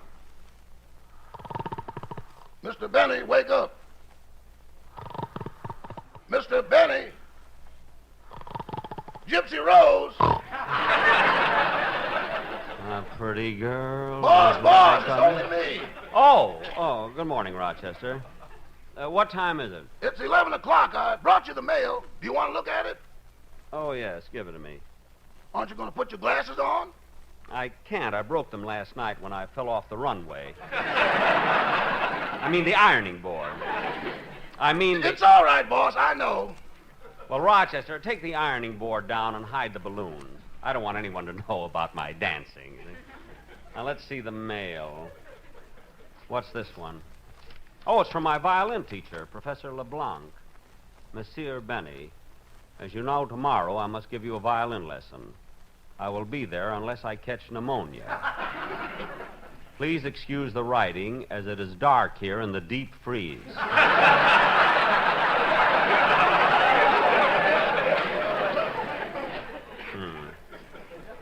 Open the next envelope, Rochester. Yes, sir. Oh, here's a letter from Max Factor. Max Factor? What does he say? Dear Mr. Benny, this is the third letter we have sent you reminding you of your March payment is past due. Either pay it immediately or we'll snatch it off your head.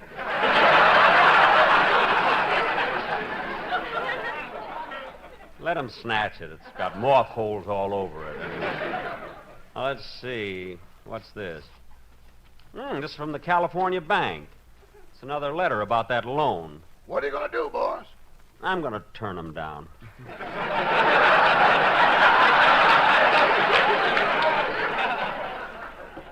Now, let's see. That's funny. Here's one from the barber shop on the corner. Dear Mr. Benny, we are writing to all of our customers who got shaved here last Saturday.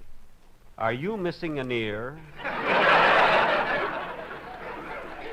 P.S. If not called for in 30 days, we will add it to our collection. Is there anything else, Rochester? Just this circular. You won't be interested in it. What is it? Here. Automobile prices reduced. Buy a new car now and save money. Liberal allowances on trade-ins. You know, Rochester, maybe I ought to try and... I'll get it. Oh, say, Rochester, no matter who it is, don't mention anything about the new dance I've been working on. I won't. Remember. Coming! Hello, Rochester. Hello, Miss Livingston. Come on in. Mr. Benny home? Yeah, he's getting dressed. He'll be down in a minute. Well, then I'll wait. And don't let me interrupt you, Rochester. Go ahead and finish your ironing. Ironing? Yes, you've got the ironing board up, haven't you? Oh, I wasn't using that. You see, Mr. Benny was... Uh-oh. Mr. Benny was what? Well, he was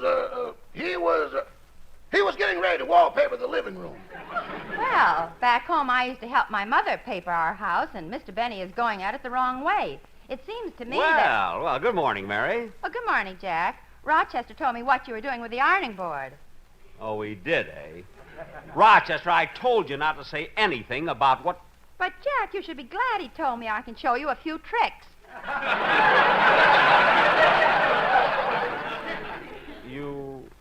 What do you know about it? Oh, I used to do it with my mother. What? Oh, Mama was wonderful. She used to work with a brush in each hand.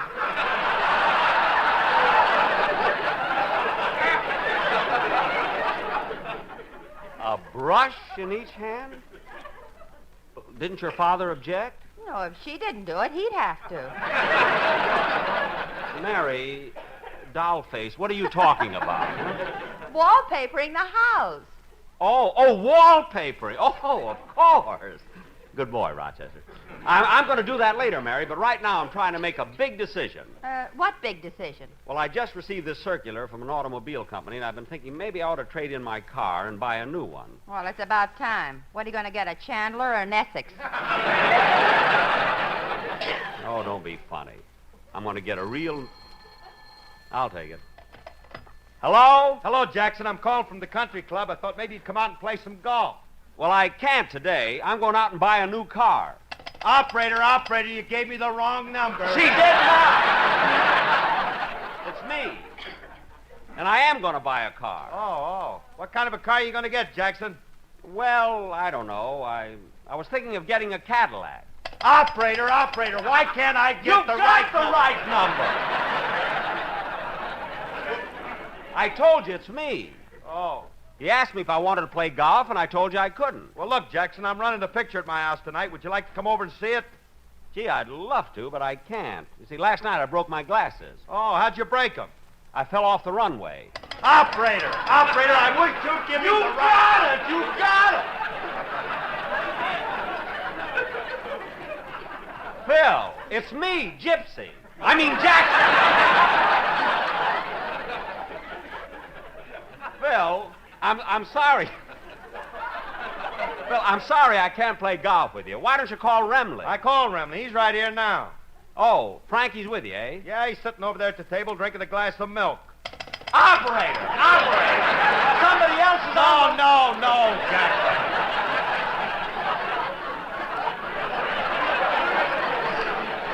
It's me. Oh.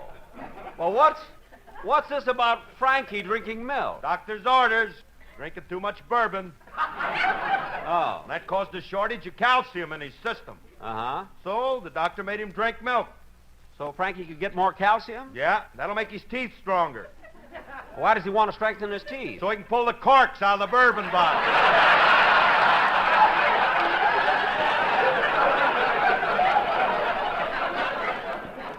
What? You can't gum them things, you know. I know. Anyway, I'm proud of Frankie drinking milk. Let me talk to him, will you, Phil? Okay. Hey, Frankie. He can't hear a thing since he got a shave last Saturday.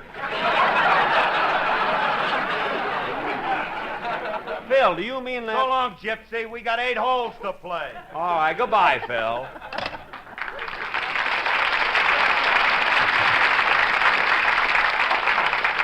I generally play 18 holes, but I guess Phil isn't as strong as I am. Mary, Phil wanted me to play golf with him, but I'm going out and look at some of those new cars. You want to go with me? Oh, sure, Jack. But while you were on the phone, Don Wilson of Sportsman came in. They're waiting for you in the library. Oh. Hello, Don. Hello, Jack. Hiya, fellas. Well, Don, I know what you're here for, but make it quick, will you? Mary and I have to leave in a few minutes. Okay. Now, Jack, we've got a wonderful arrangement of Mendelssohn's Spring Song. And as a surprise, we put in a special violin part for you. Oh, Don, really? You shouldn't have done that. Well, we can take it out. Oh, no. I've got the violin right here, under my chin. I've got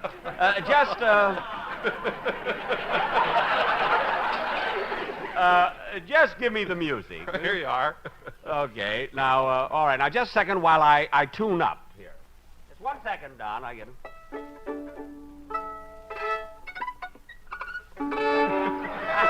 Now, let's see. Mendelssohn's Spring Song. Oh, yes. I started, don't I? Yeah, Jack. All right. Here we go, fellas. Mendelssohn's Spring Song.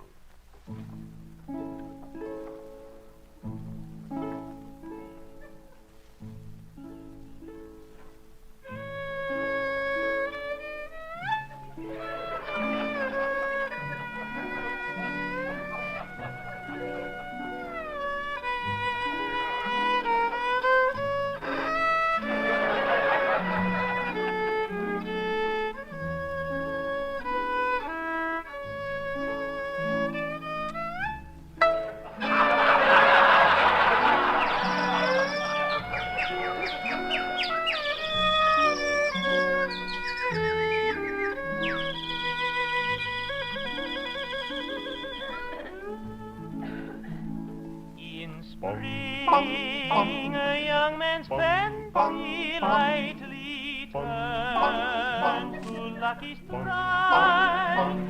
So round, so firm and fully packed, so easy on the draw. For lucky strike means fine tobacco, LSMFT.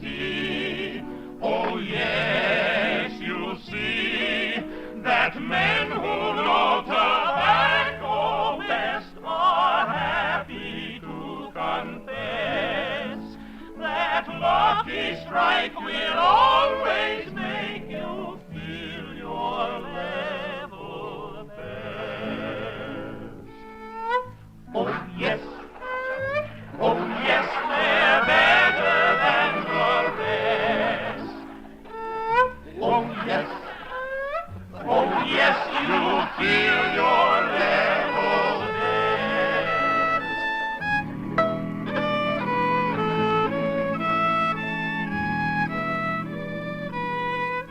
If you are low, if you are tense, then these 8 words make common sense.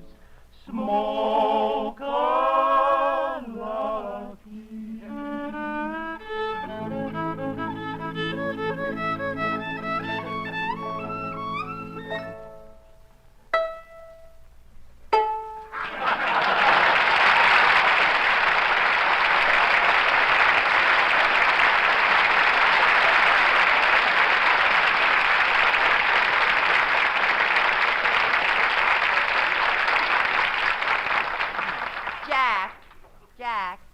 Jack. Huh? You can stop curtsying. The boys have gone. Oh. Well, come on, Mary. Let's go downtown and look for a new car. Rochester, we're ready to go.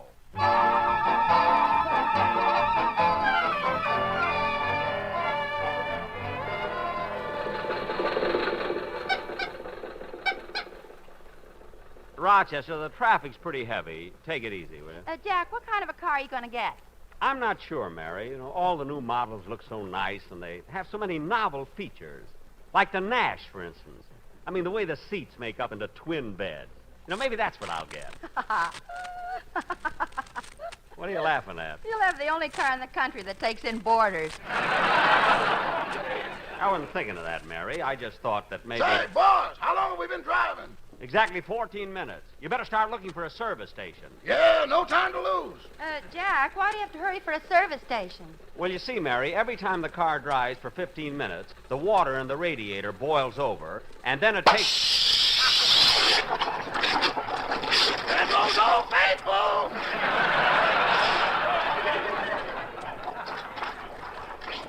Now, stop the car, Rochester.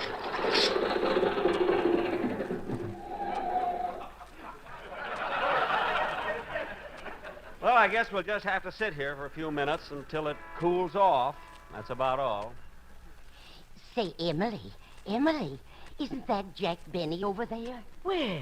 Over there in that Stanley steamer. That isn't a Stanley steamer. It's a Maxwell that blew its top. Then it is my dream man. Steady, girl, steady. You really have a crush on him, haven't you? Yes, and you know, Emily, I've got a confession to make. Last February, I sent Mr. Benny a Valentine card. Did he get it? He must have. I put it in my laundry bundle. Oh, does he do your laundry? Yes. When I think of him ironing my petticoats with his own little hands, I break out in goose pimples. How romantic. What did you say on your Valentine card? It was a beautiful poem. I wrote it myself. It went, Dear Jack, when I think of you this Valentine's Day, I can throw my vitamin pills away. Well, I'll bet he didn't answer it. He did, too. He said, Your lovely poem made me shake and shiver, and starting May 1st, we pick up and deliver. Oh,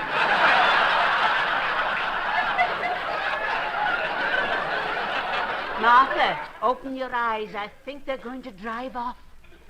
Rochester, the car should be cool enough now. Let's go.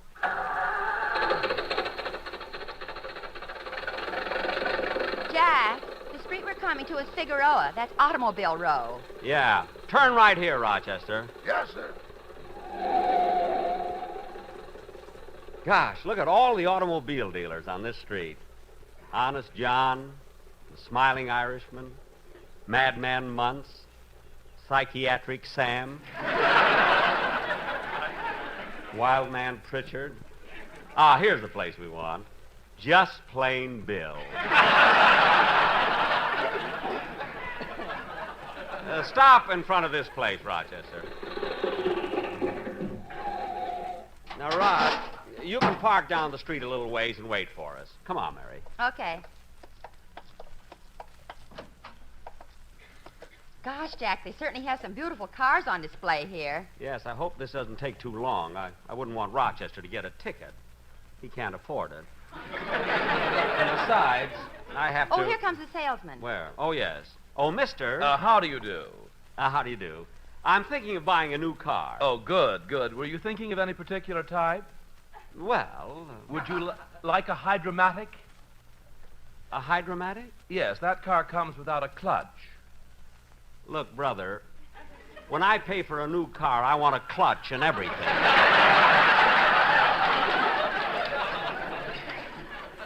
Say, this car here looks pretty good. Yes, Jack, it's really a sporty-looking number. Get inside and see how roomy it is. Okay. It sure is comfortable. And say, what are these buttons? Oh, yes. Those are for the windows. I'll show you how they work. Gee.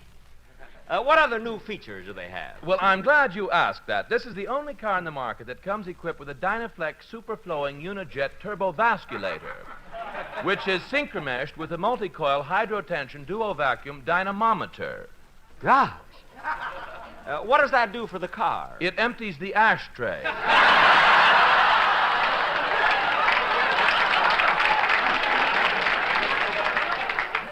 Well, that's quite a feature.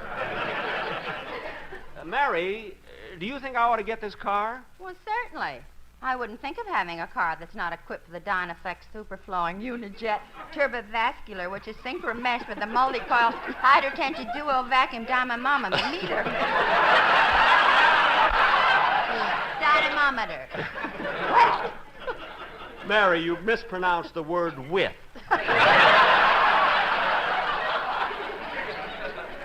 Gee, the more I see of this car, the more I like it. But tell me, Mr. Call me Plain Bill. Well, look, Plain Bill. What are all these other buttons for? Well, they're for the heater, the radio, the lights, and the top. Uh-huh. But what's this red button for? Oh, that red button is for emergencies. Emergencies? Yes, like if you stall the car on the railroad tracks and the train is coming at 100 miles an hour, you press the red button.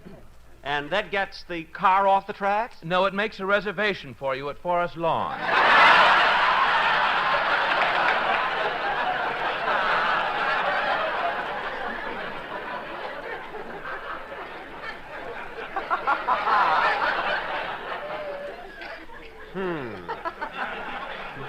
You know, Jack, this is one of the prettiest convertibles I've ever seen. Why don't you take it? I think I will, Mary.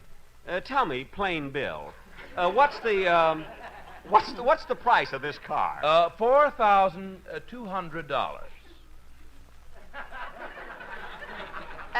Say, mister, do the windshield wipers on this car squirt water when you press the button? Yes. Well, squirt some on him. He fainted. I didn't faint, Mary. Just that $4,200 is a lot of money. But don't forget, we do make liberal allowances on trade-ins. Well, my car's right outside. Suppose you come along with us and appraise it. Yes, well, I'd be very glad to. Right this way. Now, which one of these cars is yours? Oh, it's parked down the street a little ways. There it is, right there. You mean that blue Kaiser? No, it's behind the Kaiser. Oh, the gray DeSoto. No, my car's between the Kaiser and the DeSoto. Here it is.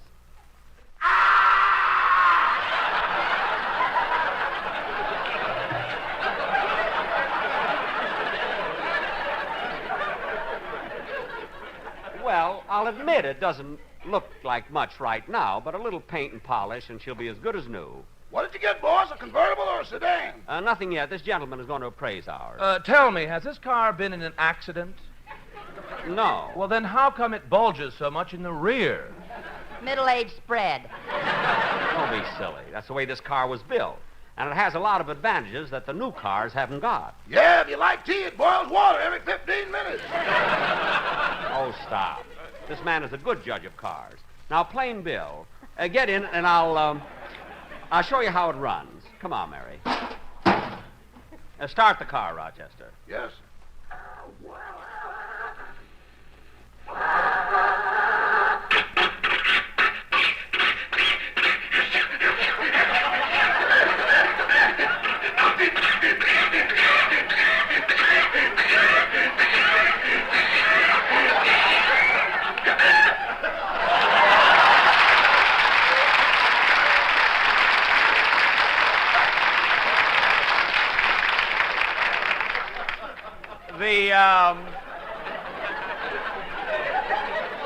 The motor needs a little... Plain Bill, where are you going? To get a whip and a chair. This thing is dangerous.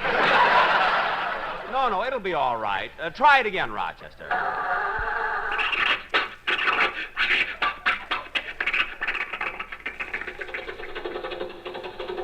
See? I told you it'd be okay. Do you want me to drive around the block, boss? Just a second. If I am going to appraise this car, I had better drive. No, I'll drive. You shovel the coal. You better let him drive, Bill. He's more used to it. Well, it's irregular, but okay. See, I told you, it rides very smoothly, doesn't it? Not bad. Now, how much of a trade-in do you think you can give me on it? Well, now, let me see. There's a little rubber on the tires. The body needs a paint job. The upholstery isn't too bad. The motor runs. Look, would the deal include the car's radio? Yes. Now, how much will you allow me on the car, including the radio? $3. $3?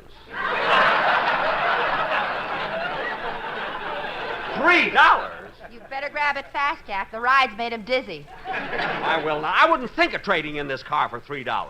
It's perfect mechanically. They don't make cars like this today. Everything built to last for years and gives you excellent service. And all the way...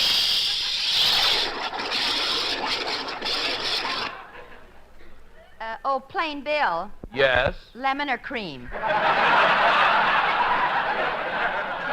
Lemon in mine, Mary. Mary! Now, Bill, all kidding aside, how much will you allow me on my car? $3. But this car... There is no use arguing. This thing is without a doubt the oldest, worst, most beat-up piece of junk I have ever seen. Well...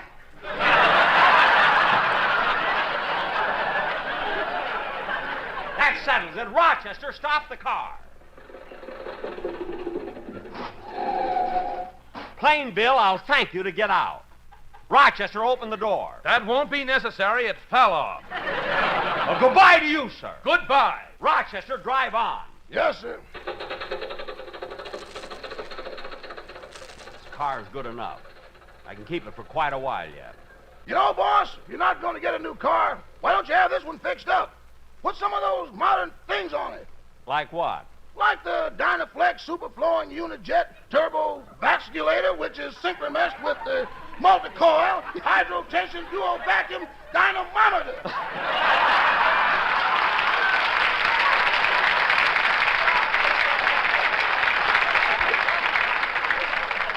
No, then I'd have to go out and buy an ashtray. Step on it, Rochester. I want to go home. Jack will be back in just a moment, but first... Feeling low. Feeling tense. These 8 words are common sense. Smoke a lucky. To be your level best. Smoke a lucky. To be your level best. Yes, Lucky's fine tobacco picks you up when you're low, calms you down when you're tense, puts you on the right level to feel and do your level best. It's important to know that fine tobacco can do this for you. And Lucky Strike means fine tobacco. Yes, LSMFT, LSMFT. Lucky Strike means fine tobacco. It's not surprising that more independent tobacco experts, auctioneers, buyers, and warehousemen smoke Lucky Strike regularly than the next two leading brands combined. So when you choose your cigarette, remember, Lucky's fine tobacco picks you up when you're low, calms you down when you're tense. Put you on the right level, the lucky level, where you feel your best and do your best. Yes, the next time you buy cigarettes, ask for a carton of Lucky Strike. Smoke a Lucky to be your level best. Smoke a Lucky to be your level best.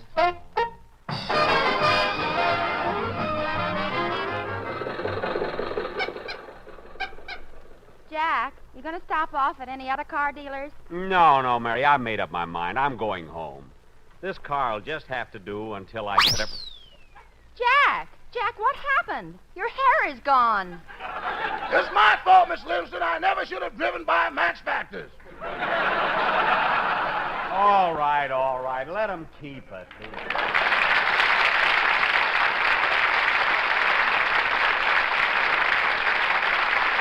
Be sure to hear Dennis Day in a Day in the life of Dennis Day. Stay tuned for the Amos and Andy Show, which follows immediately. This is CBS, the Columbia Broadcasting System.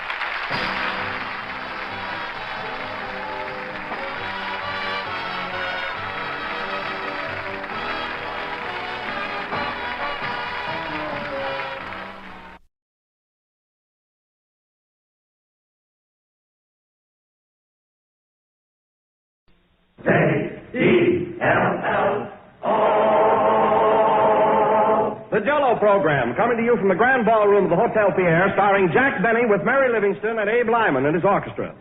The orchestra opens the program with You from the Great Ziegfeld.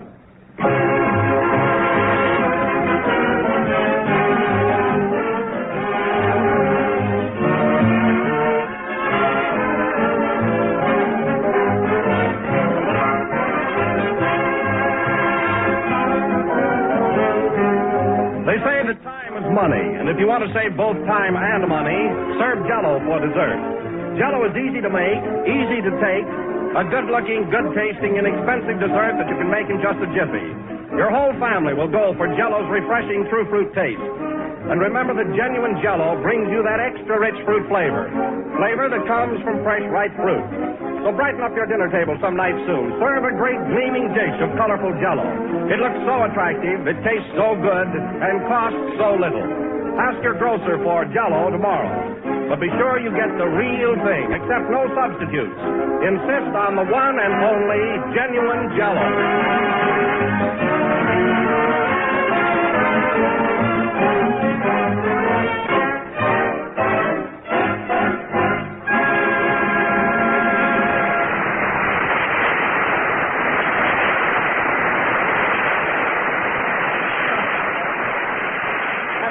Ladies and gentlemen, we bring you a fellow who is a big man in Hollywood, a giant in Waukegan, but just another actor in New York, Jack Benny.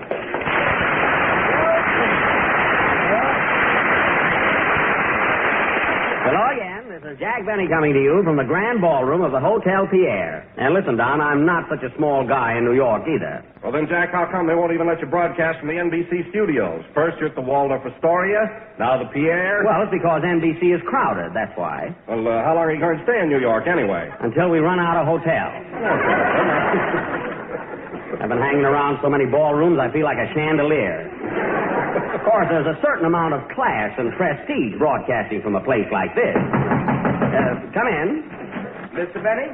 Yes. On behalf of the management of the Hotel Pierre, I bid you welcome and trust that the broadcasting facilities here are satisfactory. They certainly are. Now, if there's anything I can do for you, don't hesitate to call upon me. Well, thank you. Is there anything I can do for you? Yes, don't mingle with the guests. That's what I get for slumming on the avenue. Anyway, Don, it's still a distinction to be able to do our program from here. Not every entertainer will be granted that privilege, particularly one that I know of. And who's that, Jack? Well, I don't want to mention any names, but I don't see how Harry Von Zell can laugh at him every Wednesday night. Oh, Von Zell, that announcer. Yeah. Say, Jack, what product do they sell anyway? Nothing you can put sliced bananas on. Oh, by the way, Jack, did you hear Alan call you a bully last Wednesday? Benny the bully, Benny the bully. Well, it's better than being a scaredy cat. Alan is a scaredy cat. Alan is a scaredy cat. How do you know? Oh, Don, he's an awful baby. Imagine a grown man taking ether when he gets a manicure. Anyway, I don't want Alan's name mentioned anymore on this program. From now on, if you have to refer to him, just call him Boo. That's good enough for me. Boo. Boo Allen, that's a silly name. Well, it fits the character. Hiya, Don. Hello, Jack. Oh, Mary. Where have you been? I was out with Boo in Portland Hoffa. Oh, you were, eh? Well, I should think you'd select your company a little more carefully. Of course, Portland's all right, but I'd watch out for Boo. You know, Jack, he asked me if you really played the Boo on your violin. That's the B, and don't overdo it. Anyway, let's change the subject. All right. Jell-O is not only economical, but it's easy to make. And remember, it tastes twice as good as ever before. Yeah, now let's change the subject again. Surely. Jack, where's Kenny? Oh, Kenny, he had to go to Hollywood to finish his picture, but he'll be back again next week, John. You know, Jack, I just got the cutest telegram from Kenny. Oh, then he must have arrived there. What does he say? He says, wait a minute, here it is. Oh.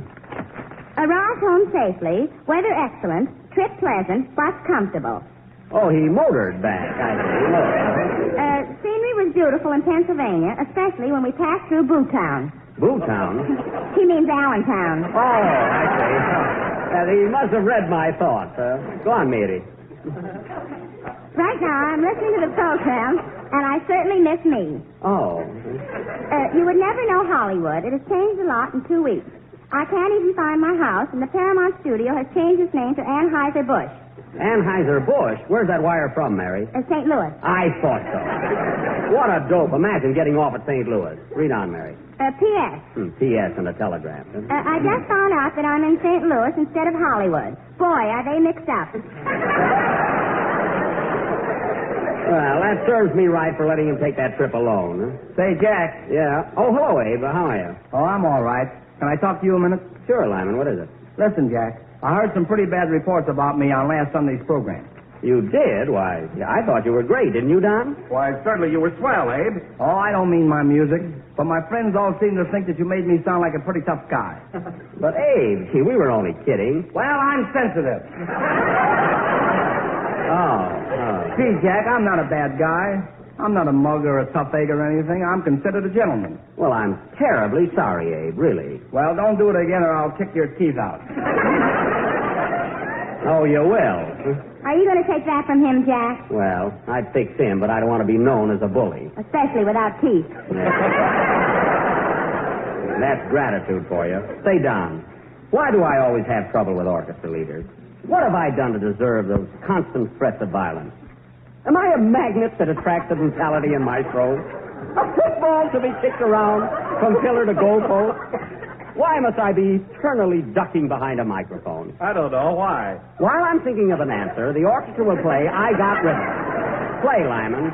I wish Freddie Bartholomew had an orchestra. I'd tell him something.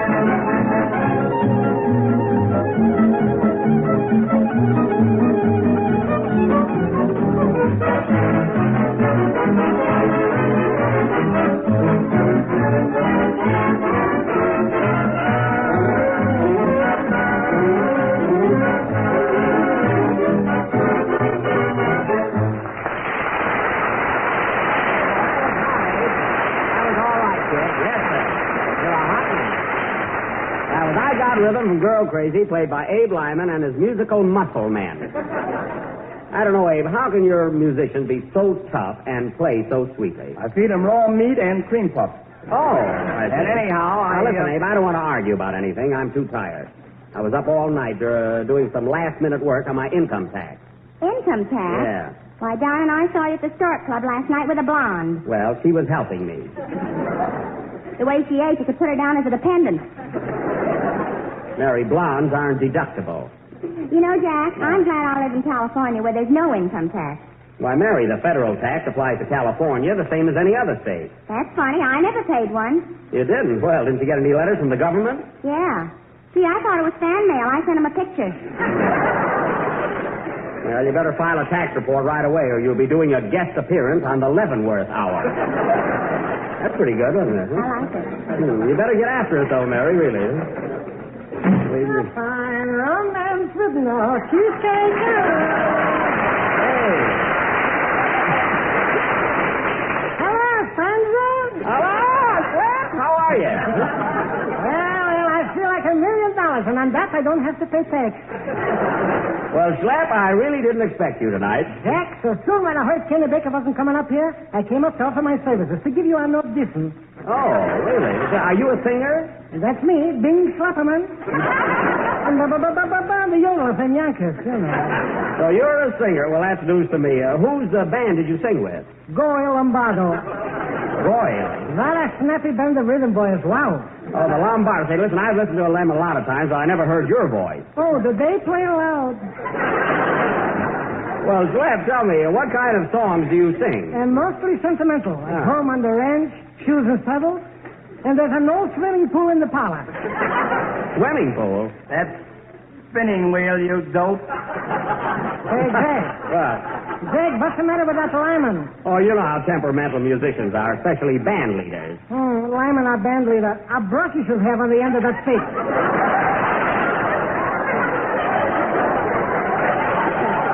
Slap, you said it. Pipe down, Slapperman. Look what's talking. Look at him.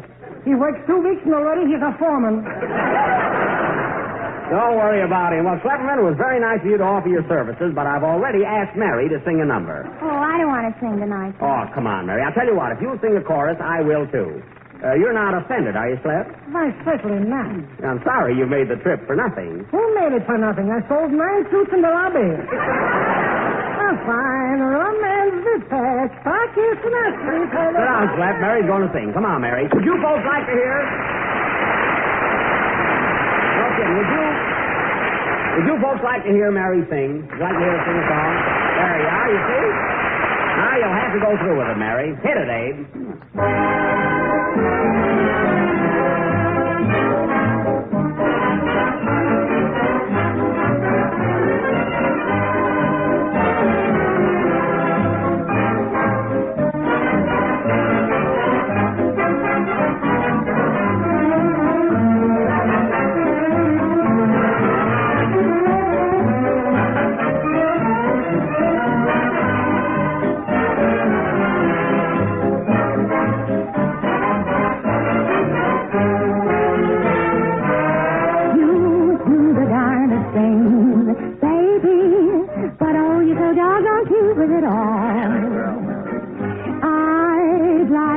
Your wings, baby, you're flying so high you do for a fall. Your attitude saves me, I'm almost afraid. You drive me crazy, I must be catching the haze. You do the darndest thing, baby, but oh, you're so doggone cute with it all.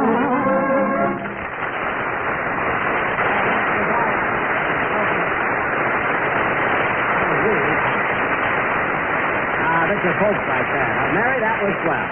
Really swell. And you weren't nervous or anything. No, and now it's your turn, Jack. All right, now I'll sing my chorus, and I dedicate it to Don Wilson. Come on, boys.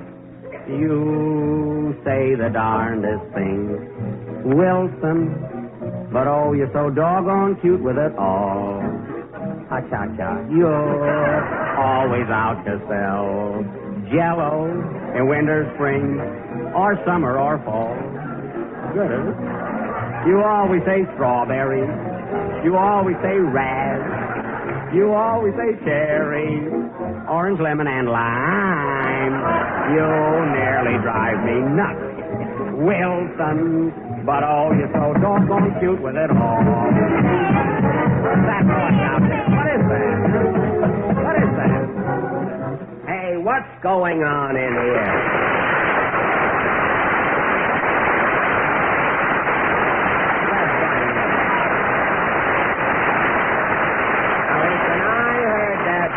I heard that disturbance outside. Now, whoever's manipulating that foghorn in here has got to cut it out.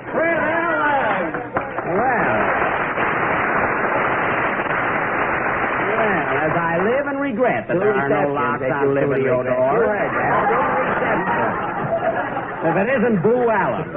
Now, listen, Allen, what's the idea of breaking in here in the middle of my singing? Singing? Yes. Now, listen, Betty. I didn't mind it when you scraped that overnight bag 2 weeks ago and called that playing the beat. Yeah. But when you stand here tonight and set that whooping cough to music and call that singing, you're going too far. Oh, you didn't like it, huh? Like it? Why, you make Andy Devine sound like Lawrence Tibbett. Now, look here, Allen. I don't care what you say about my singing or my violin playing on your own program. But when you come up here, be careful. After all, I've got listeners. Keep your family out of this. Listen. My family likes my singing and my violin playing, too. Your violin playing? Yeah. You're using the verb loosely, Mr. Benson. Why, if I was a horse, if I was a pony even, and found out that my tail, found out that any part of my tail was being used in your violin bow, I'd hang my head in my oat bag from then on. Well, you listen to me, you Wednesday night hawk. Another crack like that and Town Hall will be looking for a new janitor. Why, you fugitive from a Ripley cartoon? I ought to bend your nose around until if you want to smell anything, you'll have to curb it. You lay a hand on me. You lay a hand on me. Anything we'll say accidentally will be better than the script.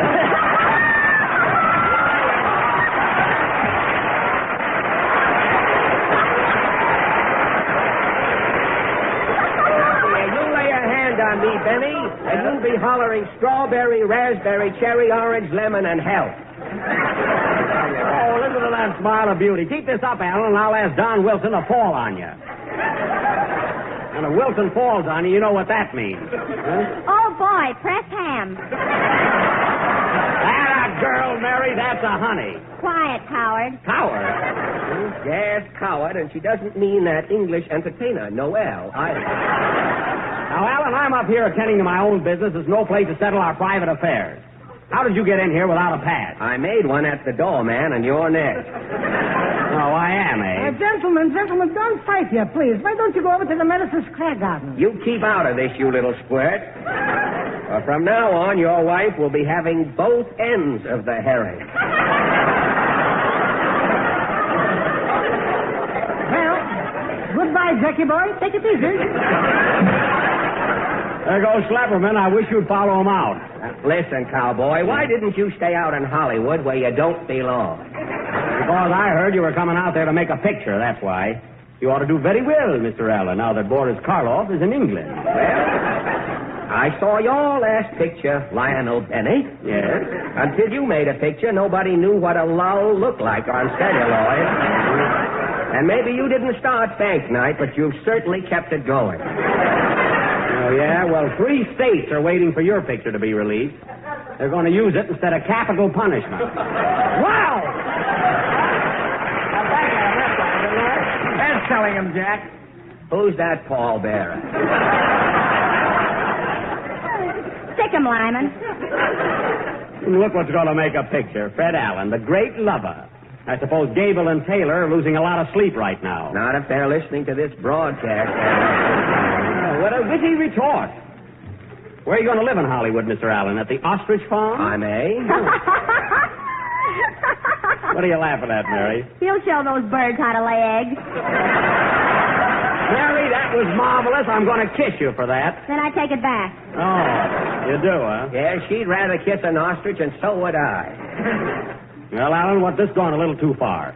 I didn't mind a little mudslinging now and then, but when you make those kind of remarks, it means fight where I come from. You mean your blood would boil if you had any? Yeah. And I got just enough to resent that. Mr. Allen, I come from the West. I'm a hard-boiling, two-fisted he-man. And you step out in the hallway. I'm ready to settle this little affair man to man. You're here. Yes, sir.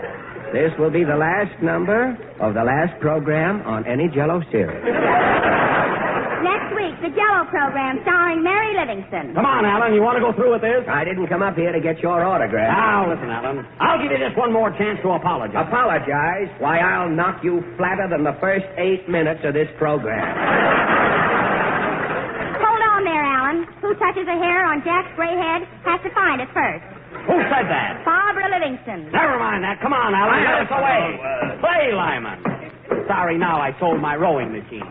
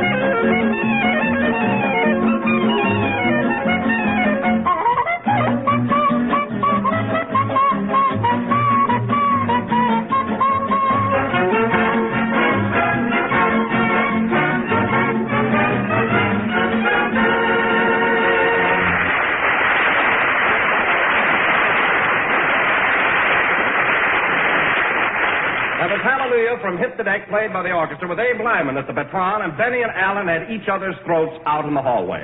And the winner will tell his version on his own program next Wednesday night. Oh, now, I don't know about that. Jack can certainly take care of himself. It's Allen he has to worry about. Gee, I hope nothing's happened to either one of them, especially Jack. Well, they're both pretty husky, although Jack did look just a little bit worried. Oh, Jack doesn't care whether he wins or not. He's got a due bill on a hospital. Here they come now. God, Freddie, those were the days, weren't they? You're a card, Jackie. Remember that time in Toledo when you walked into the magician's dressing room and stole his pigeons? Do I? Say, they tasted pretty good, didn't they, Fred? The bones I got did, certainly did. Say, Freddie, you remember the guy on the show with us who used to take in washing on the side? You know, the guy that did our laundry? Say, what's Ben Burney doing now? He's got a band, you know, Ben Burney and all the studs. Say, we didn't make much money in those days, Freddie, but we did get a lot of laughs. We certainly did, until we walked on the stage. Say, Jack. Yes, Mary. What happened to the fight? What fight? Say, Freddie, remember that time in South Bend, Indiana, when you were going with 40? Hey, no kidding, fellas. What happened to that fight? Why, Don, we were never serious about that. And how did you get that black eye? Oh, this. Well, I was writing a letter. Yes, I accidentally dotted his eye, Mary. Now, wait a minute, Freddie. I slapped you more than you did me. Look at your wrist. It's all red. Well, I made you say uncle, unquote, when I pulled your hair. Uncle isn't the word, unquote, but let it go. Say, Fred, here's a package you dropped on your way out to the hall. Oh, yes, that's a box of candy I was going to give Jack. Oh, Freddie. Candy, can I have a piece? Sure, but take the square ones, Mary. The round ones have got cement in them. I see. And by the way, Fred, when you get home, if that box of flowers I sent you is still ticking, just put it in water. I will. I will, and thanks for the tip, Jack. Oh, gee, this candy is swell. Half piece, Jack? Say, this is good chocolate. Wonderful flavor. What's it filled with, Freddie? Ipana. Oh. Well, I was going to brush my teeth anyway. I might as well eat it. Well, Jack, I've got to go now. I've got a lot of work to do on my own program. Okay, Fred. Well, thanks for your kind visit and apology. What apology? Never mind. Let's not start that again. Before you go, Fred, I want to tell you that I didn't mind one thing you said about me during our feud. You didn't? Why not, Jack? Well, I'll tell you. You said the darndest thing, Freddie, but you were so doggone cute with it all. You said the meanest things, you're wacky, riding high, but you're due for a fall. I owe you some words. You said I was bloodless. You said I was tight. You insulted my fiddling. A rootin' tootin' hootin' tootin' ha-cha-cha. We said the darndest things, palsy, but oh, we were so doggone cute with it all. And now we're friends.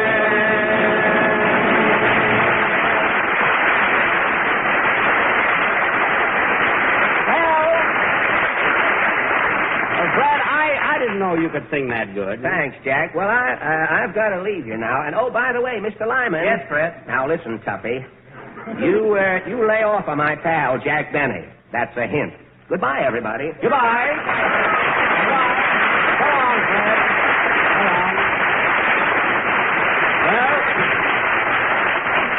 Well, play, Lyman, and watch your step. You heard what Alan said. Why, you little sawed-off punk, I'll take you and tear you Fred! from limb Fred! to limb. Freddie!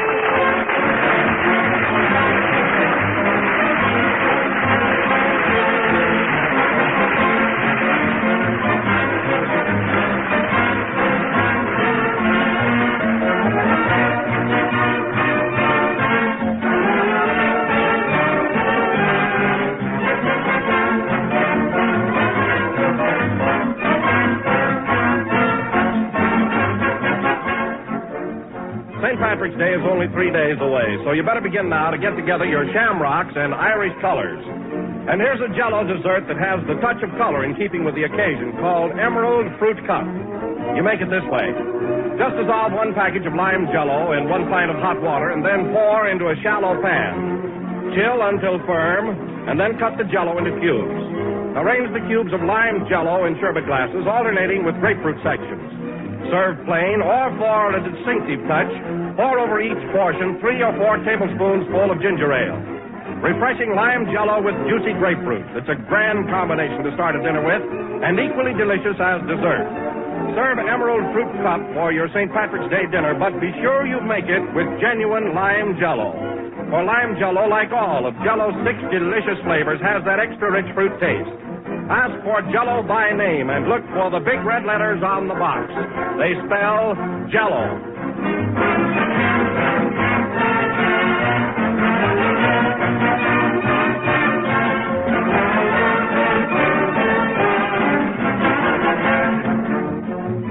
This is the last number of the 24th program in the new Jell-O series, and we'll be with you again next Sunday night broadcasting from New York City. And, Mary, I want to tell you your song was swell. Thanks. Say, Jack, are you really glad that you made up with Fred Allen? Certainly I am. Why? Well, now I won't have to listen to his program to hear what he's saying about me. Good night, folks.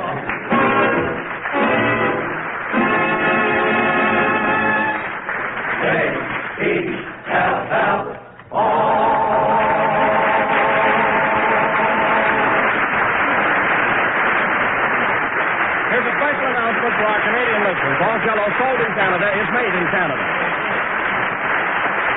Select some fine romances from Springtime, written by Jerome Kern. This is the National Broadcasting Company.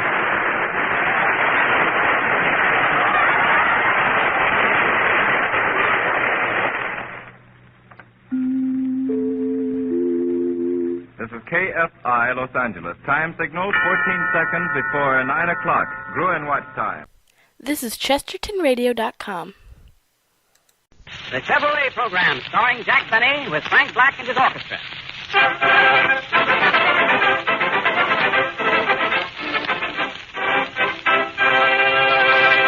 Frank Black opens the program with Charlie's Home.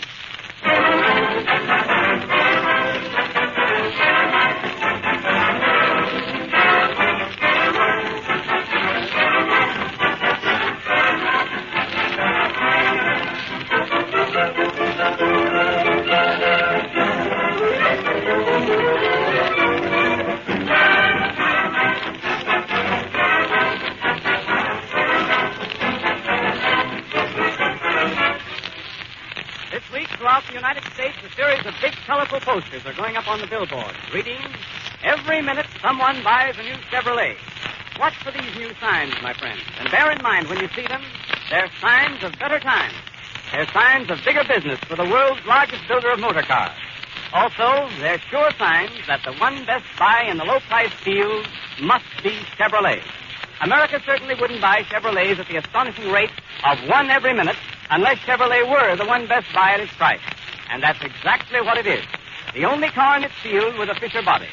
The only one with Fisher no-draft ventilation, with a cushion-balanced engine mounting, with a time-proved six-cylinder power plant, a starterator, an octane selector, and no other full-size car in the world is so economical on gas and oil and upkeep, or so dependable. In view of all these things, do you wonder why every minute someone buys a new Chevrolet?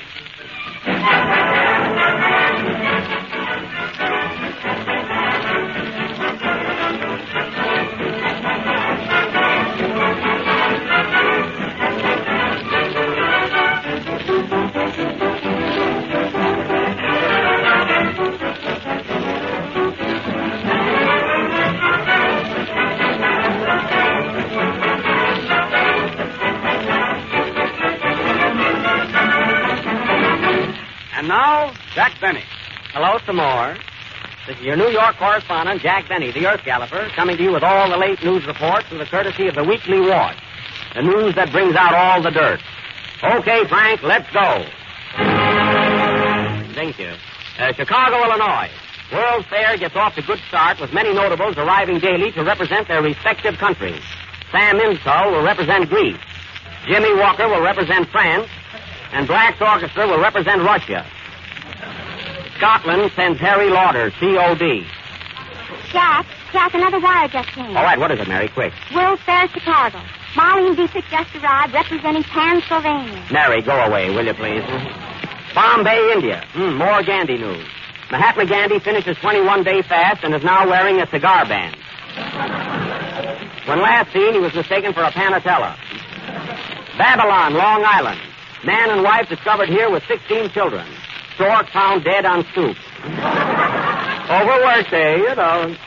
Special cable dispatch. Frank Buck and Jimmy Walker will sail for America shortly. Buck will bring them back alive, and Walker will bring them back a wife. Glasgow, Scotland. Harry Lauder also sailing for America. Local citizens give him big blowout by putting tack in his rear tire.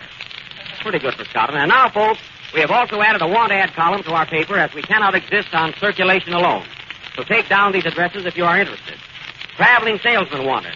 Must be familiar with traveling, salesmanship, farmers, and farmers' daughters. Address Box 482, this paper. Wanted 30 chorus girls. Apply Minsky Theater, New York. Wanted 3 more chorus girls. Apply to Melton, Black, and Benny. Got you in on this, Frankie. For sale, baby grand piano by lady with electric attachment. What's that?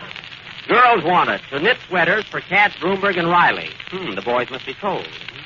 Woman 55 will trade a Pekingese dog and a canary for slightly used husband. Realizes mistake. Address RFD 4, Pump Handle, Ohio. Female help wanted. Good secretary. If good looking, don't have to be so good.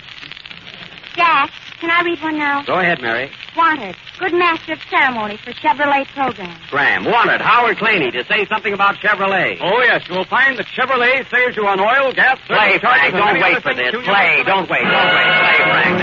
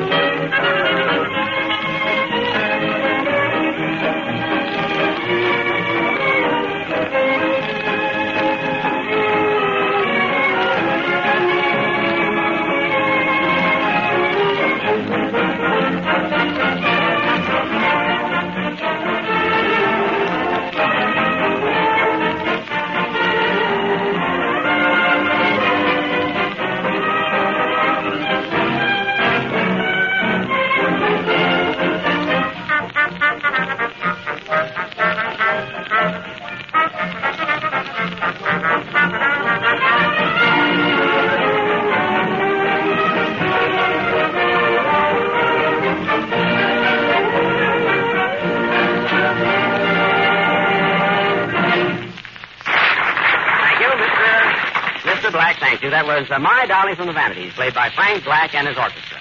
And now, ladies and gentlemen...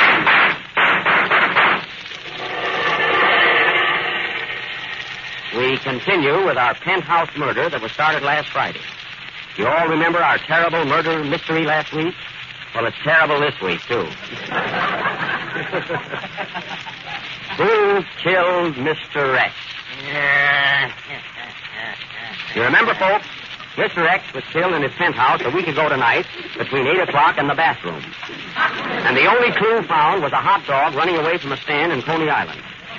You may also remember that during the trial, we were unable to place the guilt where it belonged. Garbo had to go home, Mae West had a date, and the other prisoners were not interested. So it still remains a horrible, unsolved mystery. Who killed Mr. X? I said, who killed Mr. X? Oh, pardon me.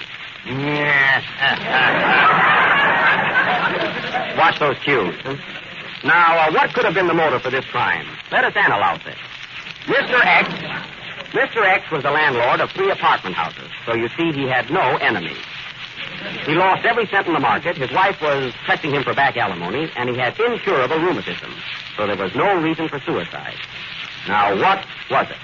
How old was he, Jack? 95. Then he did not die of old age. Neither will you, Mary.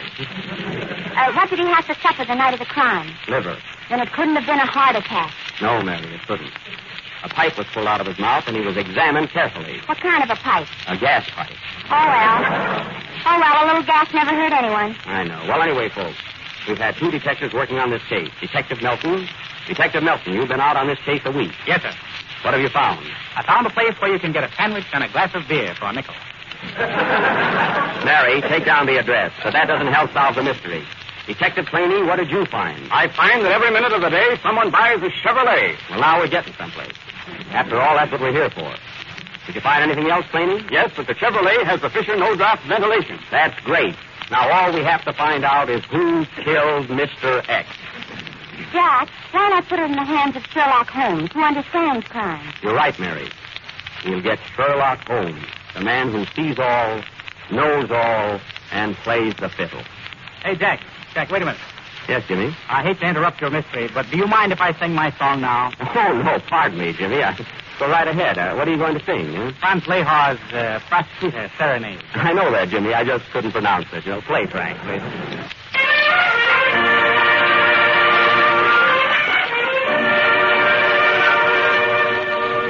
In the silence of the night, when the moon is shining bright, and the world at last is fast asleep, every creature goes to rest in his cozy little nest,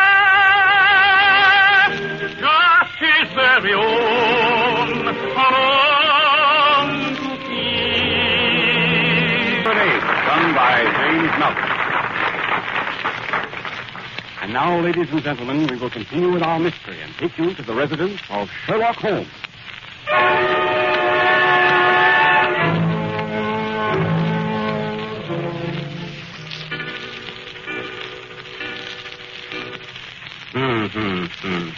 A 7:15. Only 1 more hour until 7:15.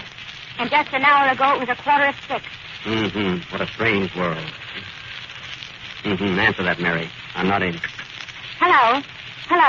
You want to speak to Sherlock Holmes? Yes, this is Sherlock Holmes, but Sherlock isn't home. He's working on a case right now. Yes, he's on his last bottle. What is it, Mary? It's about that penthouse murder of Mr. X. They want you to start working on it at once. Oh, yes. I was expecting that case. Tell him I'll take it. Hello? Mr. Holmes just came in and said he'll take the case. Tell Mr. X not to worry. Goodbye. Mary, call in Dr. Boston. We have work ahead of us. Mr. Sherlock, I hate to ask you this, but can I draw 5 shillings to payday? That's elementary, Mary.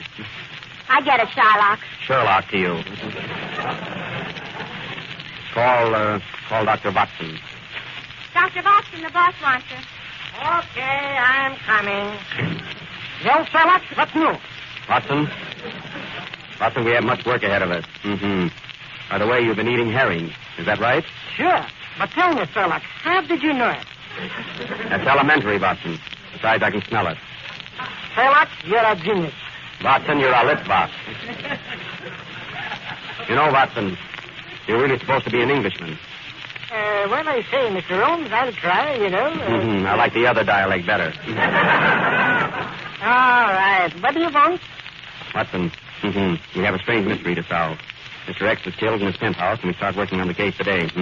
All right, but before we start, why don't you eat something? You're always working. Now, I just made some nice homemade soup. What kind of soup? I made some chicken, vegetable, and noodle. Which do you want? Quick, Watson, the noodle. We leave, Watson. We leave for the Empire State Building in 10 minutes. The Empire State Building. Pack your bag and hand me my violin. I've got a lot of thinking to do. I must think.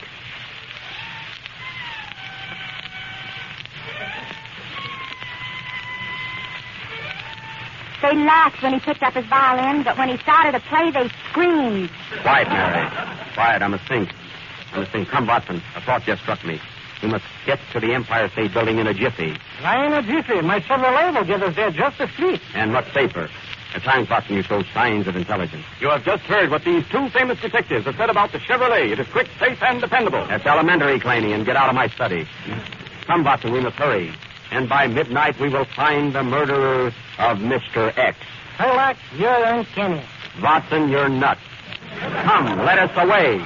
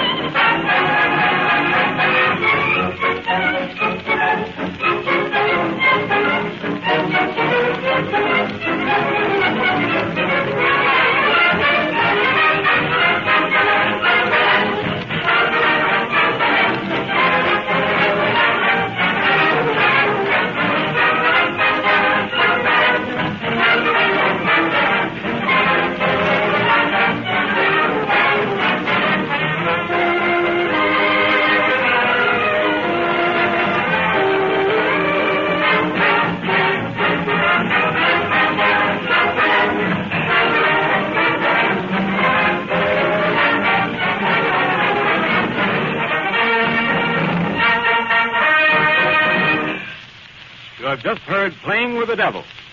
And now we take you to the lobby of the Empire State Building, where we meet Sherlock Holmes and Dr. Watson.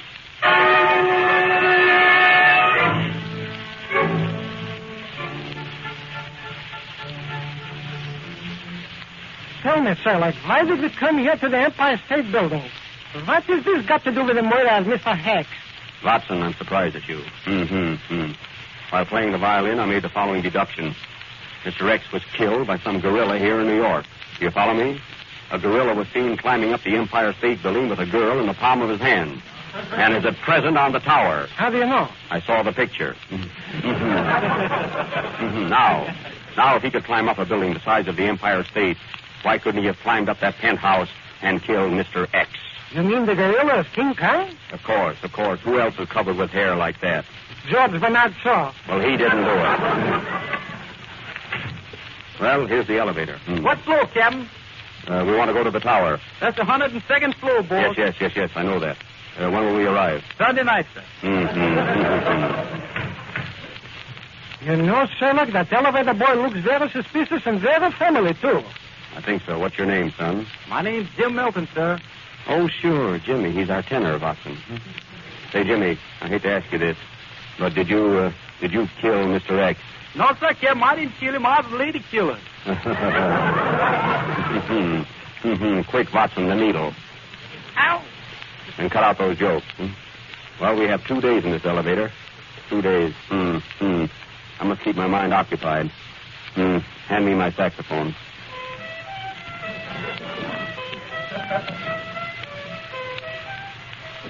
That was Stormy Weather, brought to you through the courtesy of the Chevrolet Motor Company. 102nd floor. All out. Sunday got here quick. Now be careful, Watson, and very quiet. Very quiet. Please follow me around the edge of the roof. We must use our wits and trap him. This fellow King Kong is the biggest creature you have ever seen. He eats elephants like you eat salami. With mustard? That's elementary, Watson. Come, follow me.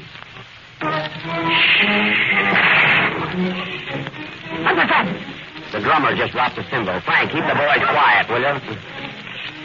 Just a moment. Watson, don't move. It's so dark up here. Why didn't we come up here in the daytime? Quiet. Go ahead. I'm right behind you. I'd sooner be behind you. Watson, look. Look carefully. Carefully. You see that figure standing there in the doorway? Yes. Look.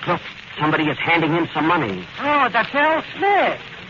He runs this building and he's collecting the rent. Hello, Al! You're wrong again, Watson. What is that, Philip? That's King Kong. He's here, all right. Keep down, Watson. He mustn't see us. Be careful, Sherlock. I think he sees us. Grab him, Watson, and don't let him get away. Thank you. Look, he's got the girl right in the palm of his hand. It looks like Mary Livingstone. Wait. It is Mary. Mary, what are you doing there with King Kong? There's something in his eyes that makes me realize he got me in the palm of his hand. The thrill of his caress. Mary, we must rescue Mary from that brute. I'm not afraid of him. Hey, King Kong. What's the idea of climbing buildings and carrying women with you? Well, it was a sport, and I just love the fresh air. Is that King Kong? I'll get him. Wait, Watson. It may be a trick. Now, look here, Kong. You've been climbing buildings, dragging people out of their beds and murdering them. Did you climb up to the penthouse on Park Avenue and kill Mr. X? No. You lie. You did murder Mr. X. Why, you're big enough to eat him alive. Well, I did have eggs for breakfast this morning. Then you admit that you killed him. No. Take him away, Watson. Goodbye, Mary. I'm sorry. I can't play with you anymore. Goodbye, Paul and Harry. Come up again sometime. Well, it didn't take us long to get him, did it, Watson? Yeah. Who's that? It's me, the voice of the shadow. What do you want? You think you've got the murderer, eh? Well, King Kong did not kill Mr. X. Then who did? Mr. X was killed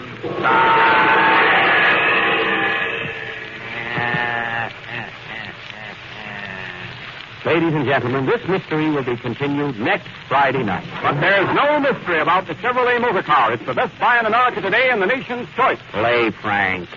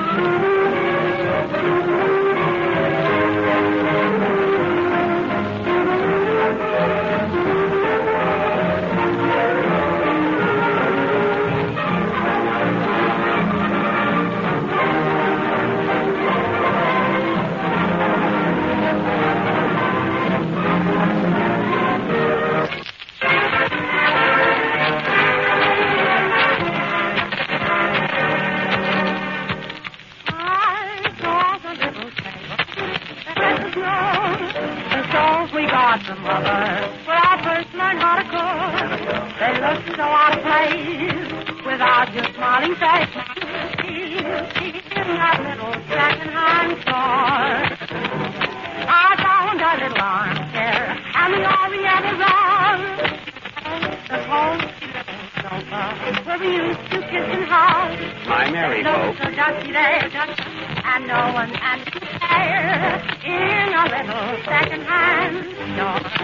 Odds and ends that we got from a friend. How they thrill my heart. I'm screaming. Bring me back a day, wedding day of May, when we said we never part. I seem to hear them whisper, you're to blame for you did wrong. Why don't you kiss and make us take us back where we belong? It broke my heart to see the home you planned for me in that little second-hand store.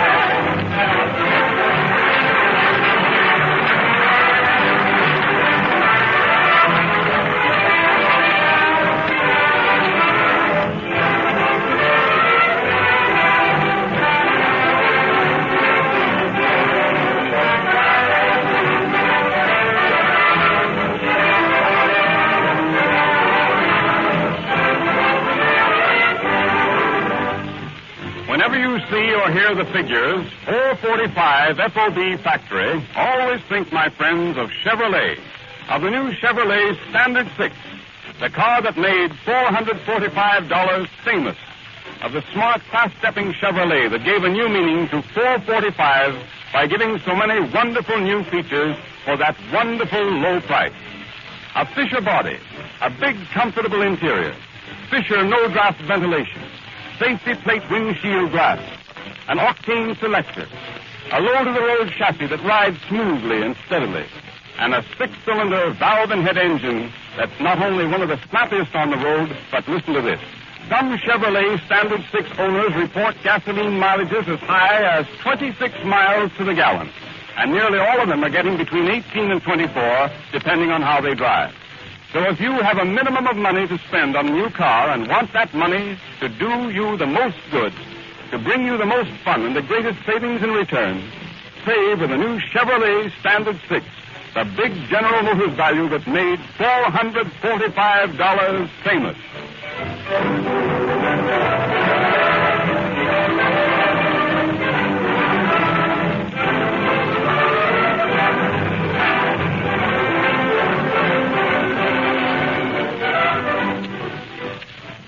Well, folks, this concludes our program for tonight. Be sure and listen in next Friday. Try and figure out for yourself who killed Mr. X.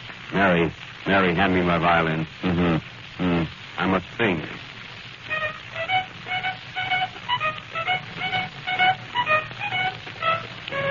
Good night, folks. Good night.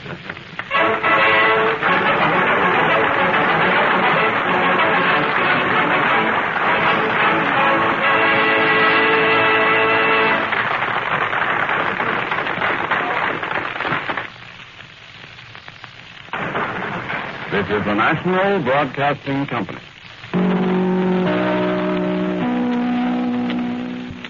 WEOS, New York. This is Chesterton Radio, your home for podcasts of works by G.K. Chesterton, plus drama, comedy, mystery, science fiction, big bands, and much more. The soundtrack to your Chesterton day at chestertonradio.com. The Chevrolet program starring Jack Benny with Frank Black and his orchestra.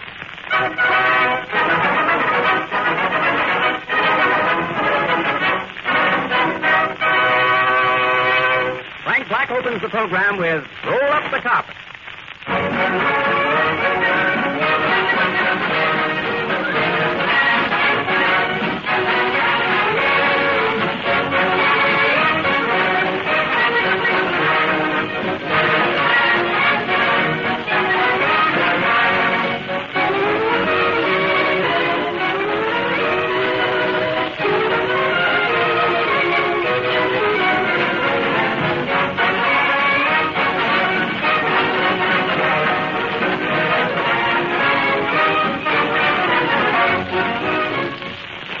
First, my friends, I directed your attention to that big, striking Chevrolet poster now on all the billboards. Every minute, someone buys a Chevrolet. Ladies and gentlemen, that statement is incorrect. Tonight, I take pleasure in informing you that since the Chevrolet poster was prepared, Chevrolet sales have shown such an increase that instead of every minute someone buys a Chevrolet, it should be every 40 seconds someone buys a Chevrolet.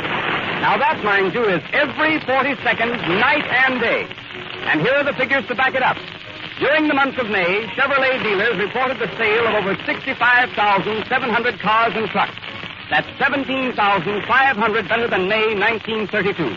11,800 better than April of this year. Naturally, Chevrolet is grateful to the American public for making such a record possible. A record which exceeds by 1,000 cars a day the May production of any builder of automobiles. And everybody knows why. Chevrolet is the only car giving Fisher body, no draft ventilation, fine performance, proved dependability, and unexcelled economy at prices as low as $445 FOB Flint. That's why, today, more than ever before, Chevrolet is the world's largest builder of automobiles.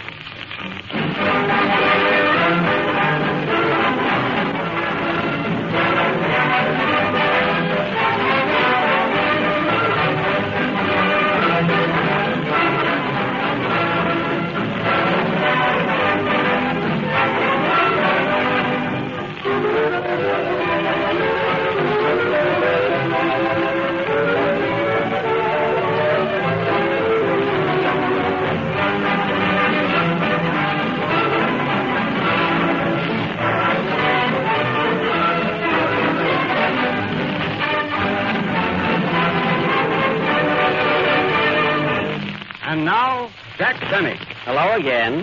This is Jack Benny, the Earth Galloper, coming to you with all the late news events, and tonight we have a big surprise for you. We are going to give you a full description of the smelling bear fight which was not broadcast last night. We have here our own film of this famous fight held at the Yankee Stadium, where the New York Yankees play baseball while at home. Run the film, Hank. The preliminaries are over, and Smelling and Bear are now in the center of the ring taking their instructions. What a crowd, folks. 60,000 people and only 30 vacant seats. Primo Carnera walks in and the 30 seats are filled. Carnera sits down and 2,000 people behind him get up and go home. Ah, what a crowd. Here goes the bell for the first round. Smelling and Bear walk to the center of the ring. Bear looks confident and Smelling looks German. They are fiddling around for a minute and there they go. Bear starts off with a hard right to Smelling's jaw, and Bear counters with a hard right to Smelling's jaw. Ah, what's this? Smelling sends a hard pin to Bear's right. Bear swings a wild right to Smelling's jaw, and Bear comes back with a wild right to Smelling's jaw. Smelling's jaw seems surprised as it didn't even know that Bear was in town. They are both mixing in the center of the ring as the round ends. Smelling's round and Howard Claney. The Chevrolet motor car is the finest. Round two. Both men step to the center of the ring and exchange blows.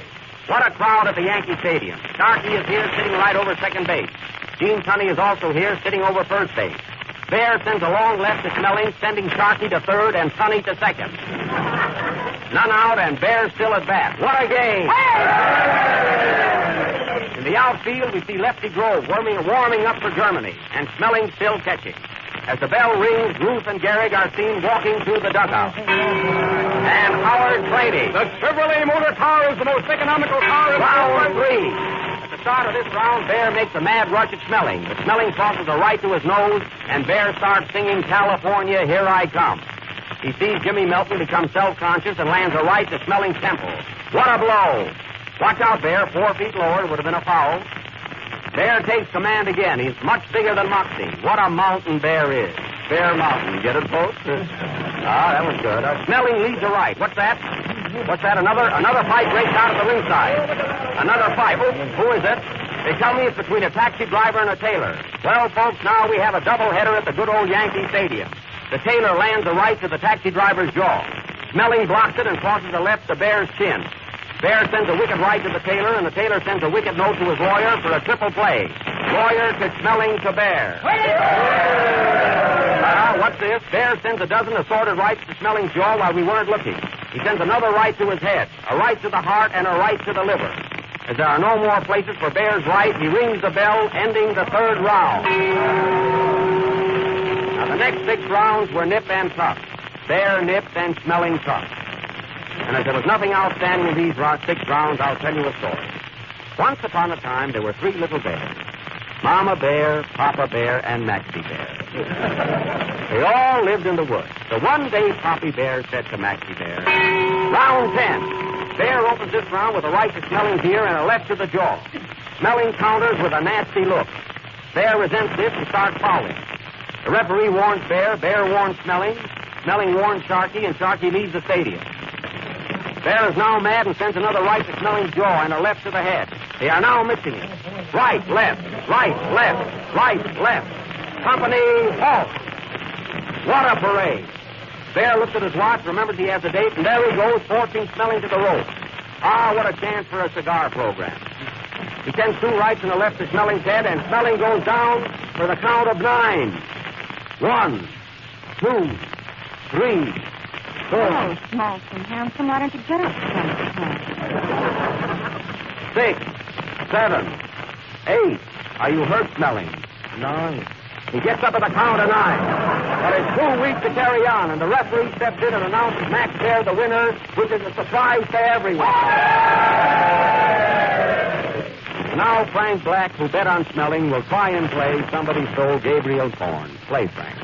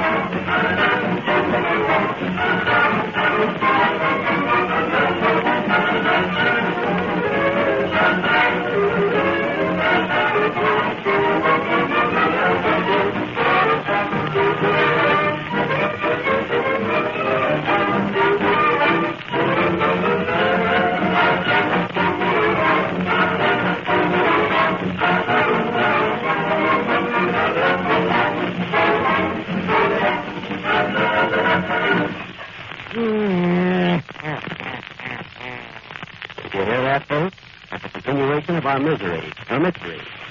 Who killed Mr. X? The great penthouse mystery.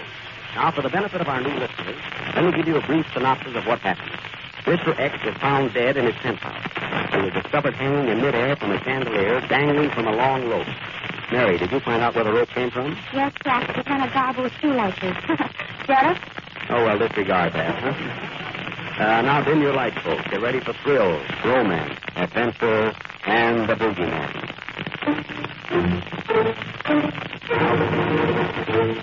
Not yet, Frank. Besides, we're not feeling anything. This is a mystery. Hey, Mr. Benny, when do we access the tape? One mystery at a time, please. Remember, folks, last week we put the tapes in the hands of Sherlock Holmes, but nothing happened. And if we paid Sherlock in advance, we will have to give him another chance. And those of you who have given Chevrolet a chance will admit there is no mystery attached to it. It was Hawkshaw cleaning, folks. It was always on the trail of a plum. You'll have to pardon me while I put on my makeup now. I'm Sherlock Holmes, you know. Now while we are preparing for this scene, James Nelson will sing Our Sweet Mystery of Life. It has nothing to do with our mystery, folks.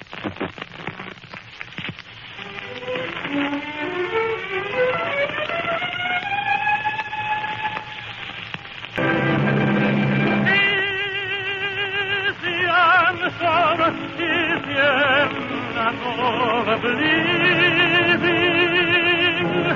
for it is love alone that rules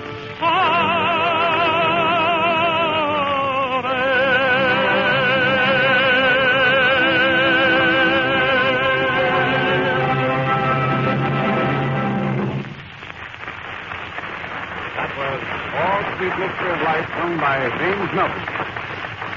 And now we take you again to the study of Sherlock Holmes, who is working out some new clues in hopes for a speedy arrest of the murderer of Mr. X. The Home of Sherlock Holmes.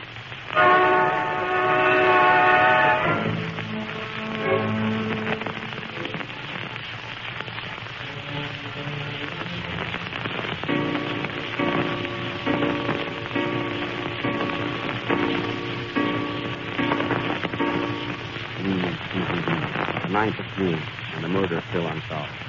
That seems to be the trouble, Sherlock. I never saw you act like this before. Very mysterious case. Very mysterious, Watson. Very mysterious. Watson, I must think. Bring me my piano. The finance company took it away this morning. Then give me my violin. It's no use. No use, Watson. I will never learn shuffle off the button. Then why don't you try Rochester or Albany? Albany, fine. How does it go? Albany. I'll take Albany. Watson, an idea just struck me. You couldn't loan me $10, could you? Sherlock, you're wonderful. How did you guess it? I felt it. Was there anybody here to see me today? Yes, 3 fellows. What's their names? Sir Arthur, Cohen, and Doyle. Very good, Watson. You better let me get a laugh or you won't be on the program next week. That's elementary, Sherlock. Hello. This is Holmes in Boston, the calculator. You want to speak to Mr. Holmes? Wait, I'll connect you with the bathtub. I'm not taking a bath, Mary. Well, you should be. Here, it's for you. Who is it? Mr. X, he wants to know how you're doing with his case. Give me that phone. Mr. X? Yes, we'll find the man who murdered you. Just keep your shirt on. Yes, you'll get a report. What's the address? All right. Goodbye. Put down the address, Mary. Box 32, Evergreen Cemetery. See, he lives right next door to my great-grandfather. Mary, see who it is. Be on your toes, Watson. Who do you wish to see, sir? Mr. Holmes, I've got some news for him. Let him in. Well, young man, what can I do for you? I have a clue to the murder of Mr. X. You have a clue, eh? Who are you? I'm a stool pigeon. Oh, a stool pigeon, eh? Sit down. Mary, get him a stool. Here you are. Mr. Pigeon. Mary, lock the door. Close the window and pull down the blind. Now tell me, who do you think killed Mr. X? Well, give me $5 and all I know. For $5, eh? Mary, have you... Certainly not. Watson. No. How much do you want to sell all? $5. Here's 50 cents. Just give me a rough idea. Well, you're a new customer. I'll take it. Now, what's your clue to the murder of Mr. X? Well, I saw a fellow flying over the penthouse less than a week ago. He looked very suspicious. He was flying over 200 miles an hour, and he didn't stop until he got to Oslo, Norway. Oslo, Norway. Yes, and when he turned around and saw me looking, he left quickly for Moscow. Yes. Go on. And as soon as I got to Moscow, he left for Siberia. How did you keep up with him? Don't tell anybody. A Chevrolet. Mary, a Chevrolet. It was a Chevrolet, folks, the most dependable car in the low-price field. Now, Mr. Pigeon, your face looks very familiar. What did you do before you became a stool pigeon? You... I thought so. Now, tell me one more thing. Did you get the name of this aviator? Yes. His name is Jimmy Mattern. No Mattern, eh? Watson, put down that salami. Get me my airplane. There's no time to lose. We'll follow him to the ends of the world.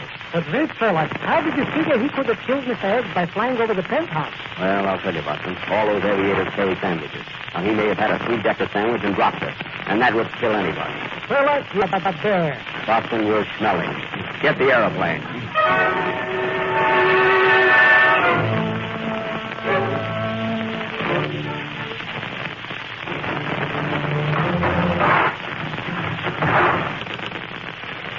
Here you are, Sherlock. All we got is a tri-motor plane. What's a tri-motor plane, Jack? Plane with 4 motors. Watson, spin the propeller.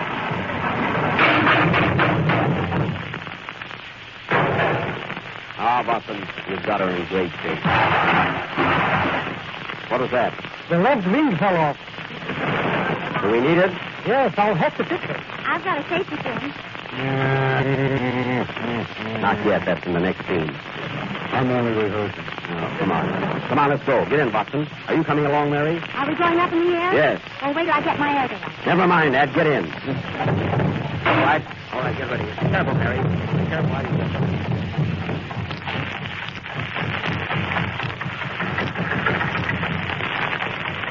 Happy landing! I doubt it!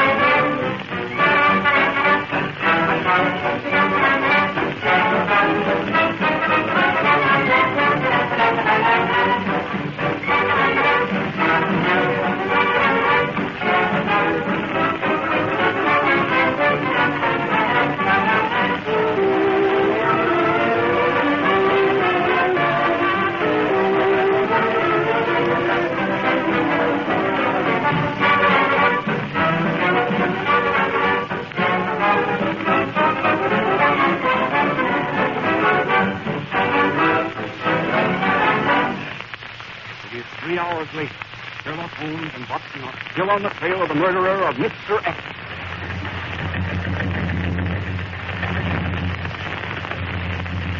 How fast are we going, Watson? 600 miles an hour. 600 miles, and I'm only in second. We're certainly going fast. What country is this we're passing? England. What country? You're too late. France.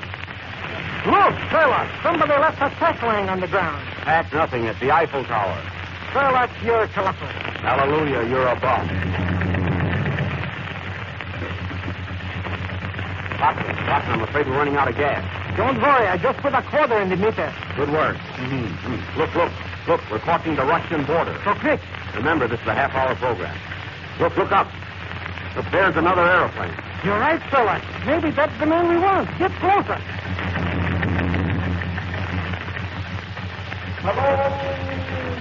Hello there.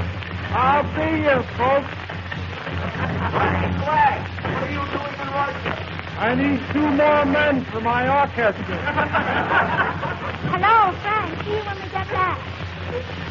Are you all right, Mary? Back there? Yes, Shirley. Gee, this is certainly a wonderful night for flying. Look how bright the moon is. Hello, round and shiny. Why don't you come down sometime? Sherlock, there's another plane ahead of us. What plane? That one straight in front of us. That's a mosquito on your nose.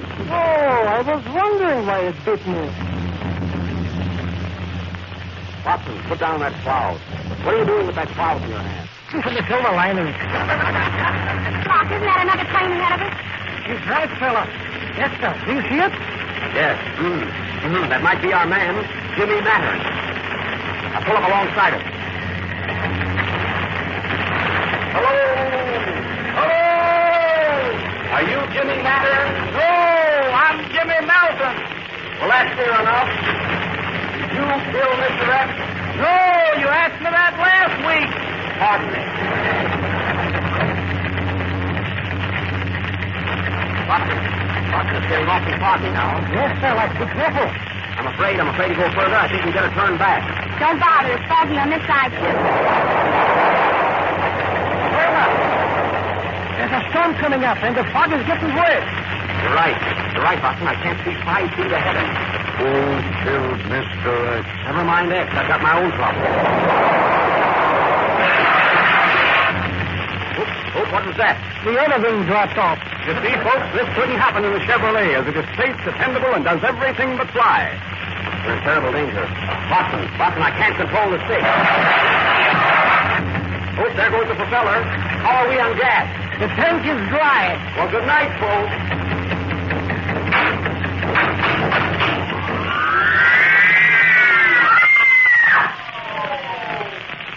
Next week, ladies and gentlemen, we will continue our mystery. Who killed Mr. X? And what happened to Holmes, Watson, and Mary? And smelling. Right, Watson. Play Frank.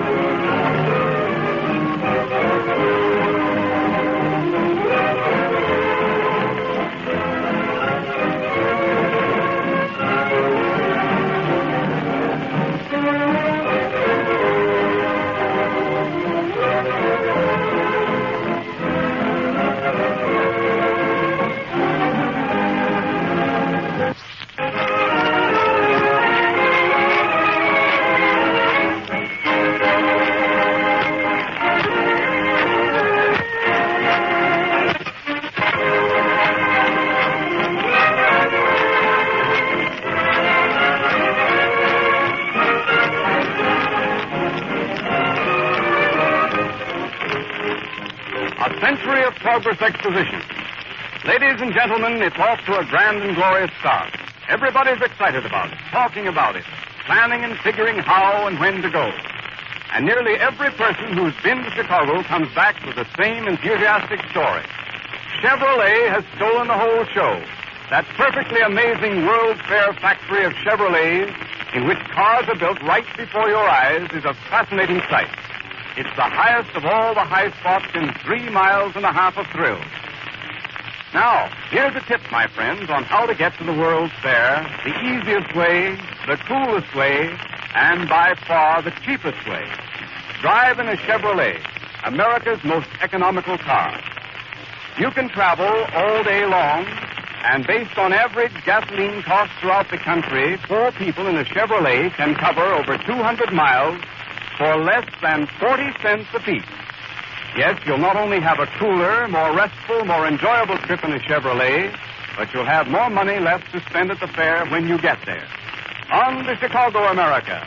On to the World's Fair, the most economical way. In that big, thrifty, dependable 6, Chevrolet.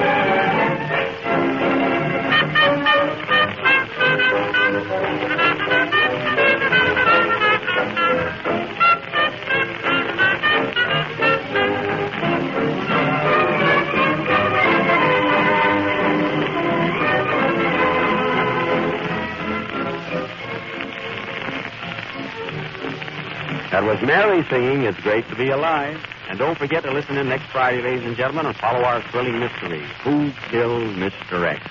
Come on, Mary, I'll take you home now. I'm sorry, Jack. I have a date tonight. With whom?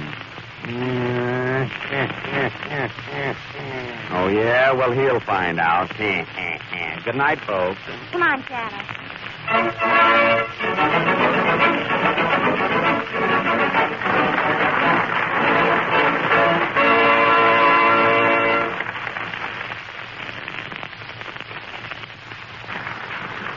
In the Park is from The Gold Diggers of 1933, and It's Great to Be Alive is from Strike Me Pink.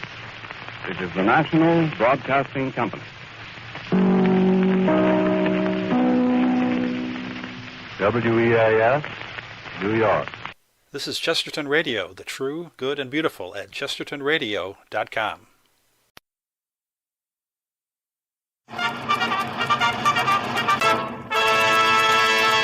From Hollywood, California, the Lux Radio Theater presents Jack Benny and Mary Livingston in 7 Keys to Baldpate.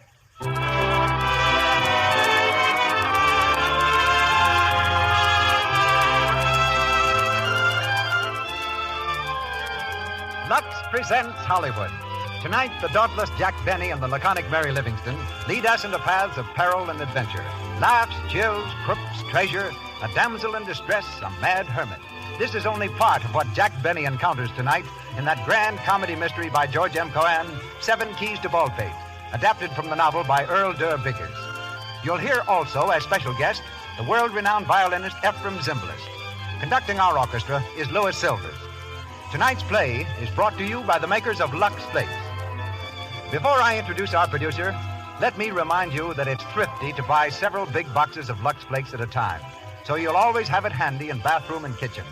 Every box of Lux Flakes means longer life for your washable nice things, kind care for your hands. You're thrifty every time you use these gentler, finer flakes. And now, our producer. Ladies and gentlemen, Mr. Cecil B. DeMille.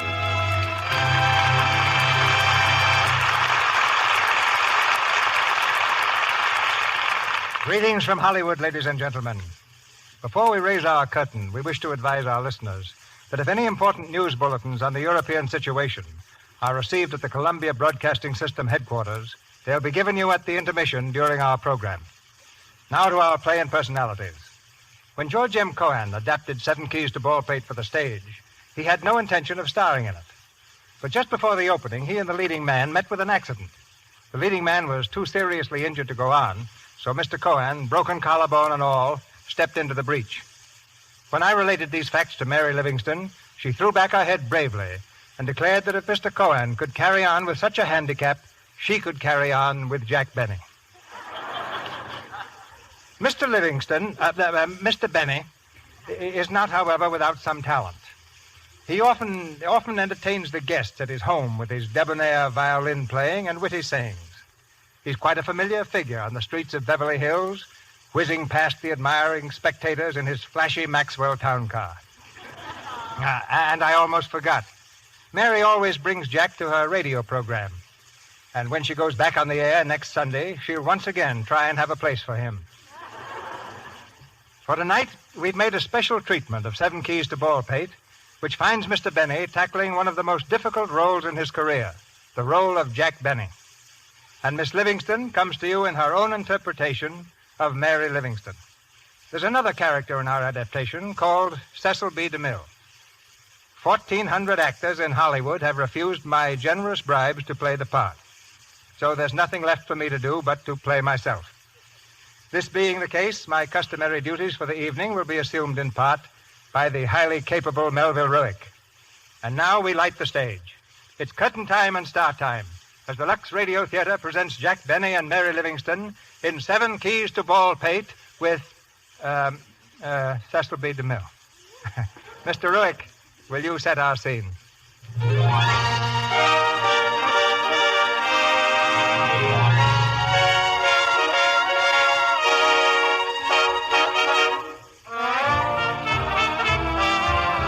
On the lot at Paramount Studios in Hollywood, a building stands apart from the rest. On its door, the legend, Cecil B. DeMille Productions, Incorporated. The door has just opened, and C.B. himself strides quickly across the reception room toward his private office. A small army of assistants and secretaries hinder his progress with innumerable requests.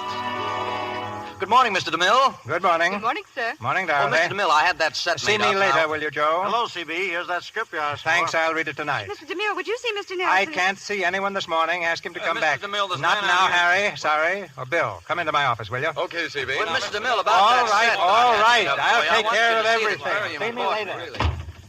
Sit down, Bill. Morning, Miss Cole. Good morning, Mr. DeMille. Anything happen? Nothing much. Mr. Henry called about that script.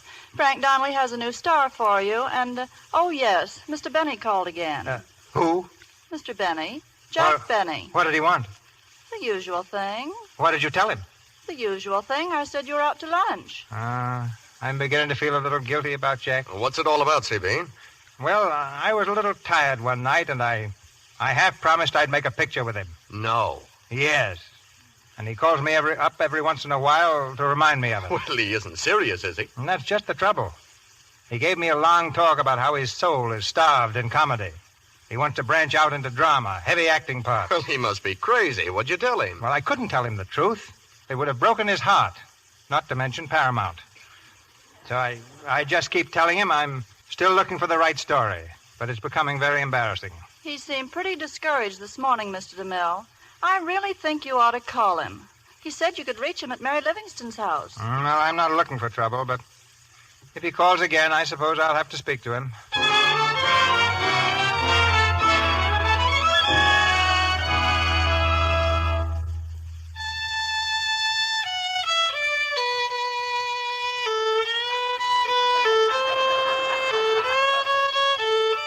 Oh, Jack. Jack. Jack. Hey, Yasha. Yes, Mary.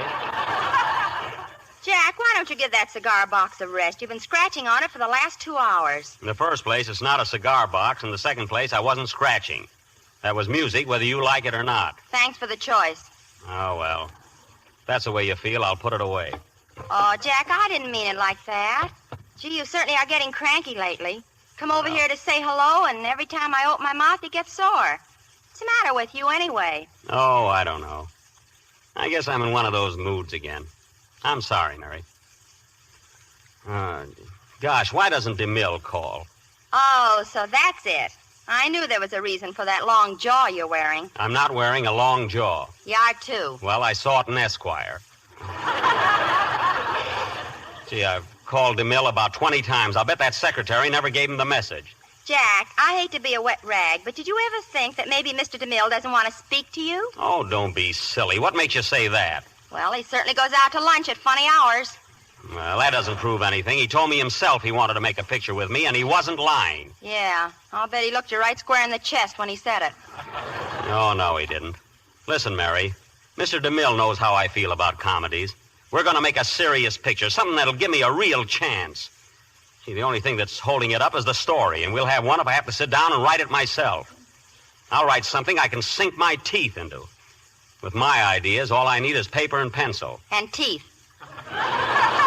You don't give me credit for anything, do you? Oh, Jack, why don't you come down to earth? You're a comedian.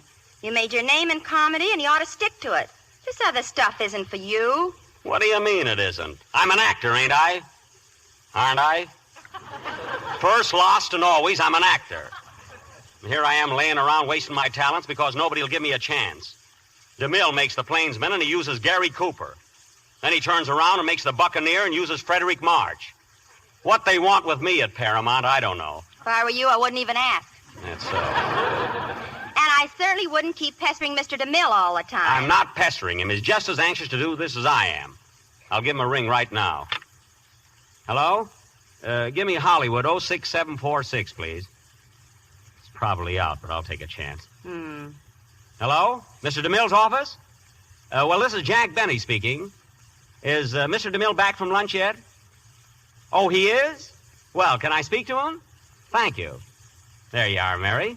Yeah, I told you he was just as anxious. Hello? Well, how are you, Mr. DeMille? This is Jack Benny. Oh, I'm pretty good. Say, listen, I just called... Mary? Oh, she's fine. She's fine. Say, Mr. DeMille, I've been thinking about that story. What's that? Why, no. No, I haven't got a cold. Well, maybe just a little cold. Look, Mr. DeMille, I've been thinking about that story. Huh? Oh, hot lemonade, huh? Yes, I'll do that. Say, Mr. DeMille, I've been thinking about... Quinine? Well, I don't think it's that bad. Oh, is that so? Uh-huh. Uh-huh. No sneezing. Uh-huh. Uh-huh. Ask him what's good for falling hair. Quiet. Uh-huh. Well, thanks, Mr. DeMille, but look, what I called you up about... Oh, it did, eh? Fixed you right up, huh? Well, thanks very much, Mr. DeMille. Yeah, goodbye. No, wait, what I wanted... Hello? Hello? Can you imagine that? We were cut off.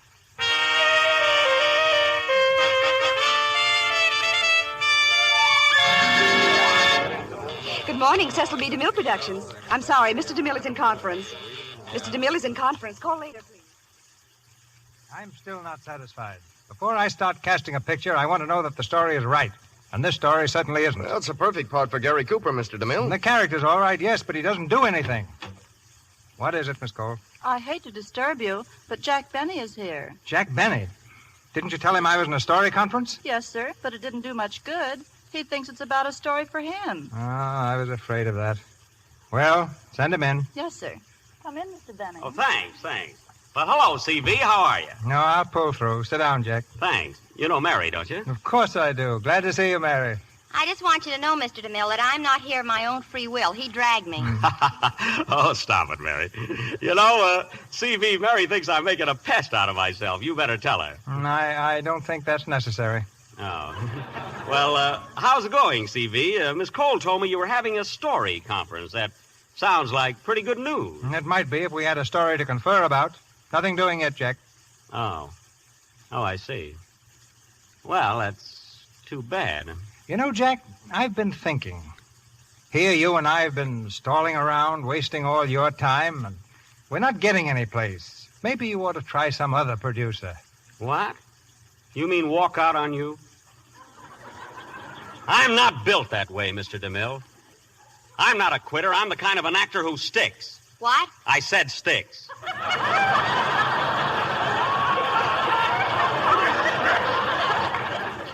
Now, look, Mr. DeMille, I don't care what happens. I'm with you right to the end. Well, that's very kind of you, Jack. Yeah, I'm not going to let a little thing like a story lick us. Not if I have to write one myself. Just like that, huh? Well, sure, I can do it all right. After all, I've had some experience, you know. Well, it'll take you quite a while. Say, maybe it's not such a bad idea at that. Well, of course it isn't. No. Now you run along and write that story, Jack, and I'll give you plenty of time to do it. Okay. Well, I'm going out to lunch. I'll see you in a couple of months. What are you going to eat, a whale? Mary. Now, look, C.B. Now, look at here. I don't need a couple of months to write a story. When I get started on it, I'll probably knock it out in a couple of days. One day, if I'm in the mood. Well, what's the matter? You don't believe I could do it, huh? A complete scenario in 24 hours? I don't believe anyone could do it. Oh, you don't? All right, Mr. DeMille, I'll tell you what I'll do. I'll start a story tonight. If I finish it in 24 hours, will you produce it? Well, it'd have to be good. Oh, I'll take care of that. Will you produce it? If it's a good story, why not? Now, I'll tell you something else. If you can write a complete and original story in 24 hours, I'll let you play the lead in it. Mary, you heard that. You heard what he said. You're letting yourself in for it, Mr. DeMille. I don't think so. It's a mental and physical impossibility. That's Jack, all right. You'll find out, CB. So will you, JB. Well, all I need is a quiet place to work in. I may have to go out of town. That's all right with me. Any place you want. Okay.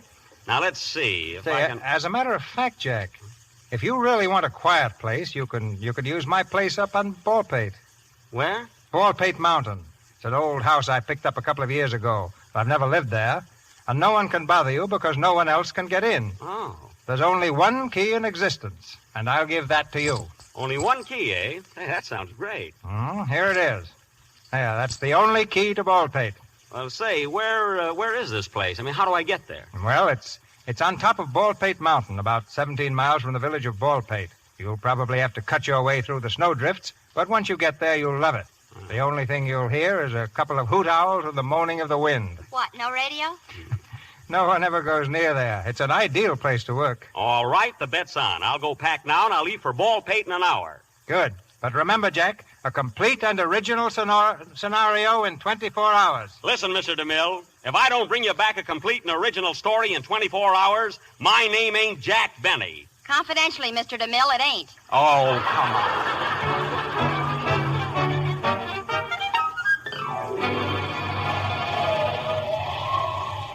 Well, this is it, Mr. Benny. This is Baldpate. You got that key? Right here. Say, it's kind of dark up this way, isn't it? Yeah, sure is. Belinda and me is the caretakers of this place. We don't get over more than 2 or 3 times a year. If you ask me, that's 2 or 3 times too much. Now, you hush, Belinda. Hush up. Go on in, Mr. Benny. I'll make a light for you. Ought to be an old oil lamp around here somewhere. Well, hurry, Jed. It's black as pitch. Say, Mr. Benny, you ain't really set on staying here all night, are you? I certainly am, Mrs. Waller. Oh, but you don't have to stay, do you? Well, in a way, why not? Why not? Jed, he asked why not. I'll tell you why not, Mr. Benny. Now, hush up, Belinda, hush up. No need to go worrying him with all those tales. Why, it's 20 years or more since old man Crummett passed away. I never did believe in ghosts anyway. Say, who was this old Crummett? He owned this place.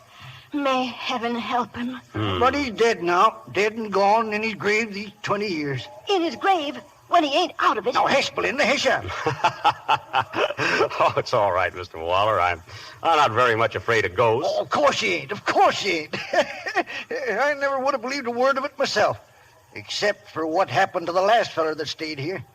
Would you like to hear about it? Well, not particularly. Well, 'twas a night just like this. Black as a crow's feather. With the wind a-howling and a-moaning through the trees. Just like now. Yes, I guess that's why no one ever heard his screams. You see... Here, stop it. I don't want to hear any more about it. I got a story to write here, and by heaven, I'll write it or my name ain't...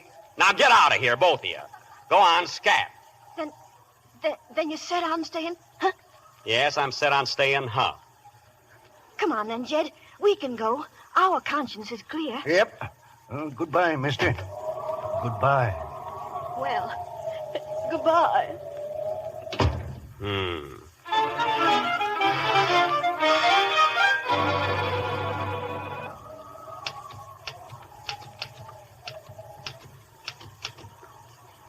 Let's see. The scene is in the library at night. The girl walks in, suddenly discovers... Yeah, that's it, I think. Who's there? Who's out there? Who's outside that door? Hiya, Morgan. Gee, it's dark in here. Who are you? It's okay, Morgan. I'm Cookie Bland. That's fine, but I'm not Morgan. How'd you get in here anyway? Why, come through the door. Yeah, I noticed that, but I happen to have the only key to that door. Oh, is that so? What do you think this thing is, a crochet needle? Oh, so you've got one, too. What are you doing here? Well, kind of chatter. You know I was supposed to meet you here. You come for the dough, didn't you? The dough? Well, sure. Hey, you cracked the safe yet? Why, no. Say, what is it? Now, listen here, Morgan. My name isn't Morgan. I'm Jack Benny. What? You heard me, Jack Benny. Oh, I'm dealing with a screwball, huh? Oh, listen, go away, will you? I've got a story to write. I'm right in the middle of a plot. Yeah? Well, if you ain't Morgan, you're going to be in the middle of another kind of a plot. And it don't have no happy ending. What are you talking about? Stick 'em up, pal. Stick 'em up? Stick 'em up or I'll blow you through the wall. Hey, listen. What's that? Somebody else is trying to get in. They told me there was only one key to this place. Shut up. Look here, screwball. I'm going to hide in the next room, see? And you get him out of here. And don't mention nothing about me being here, see? Because if you do, it's curtains. You understand? Curtains. Curtains. Right.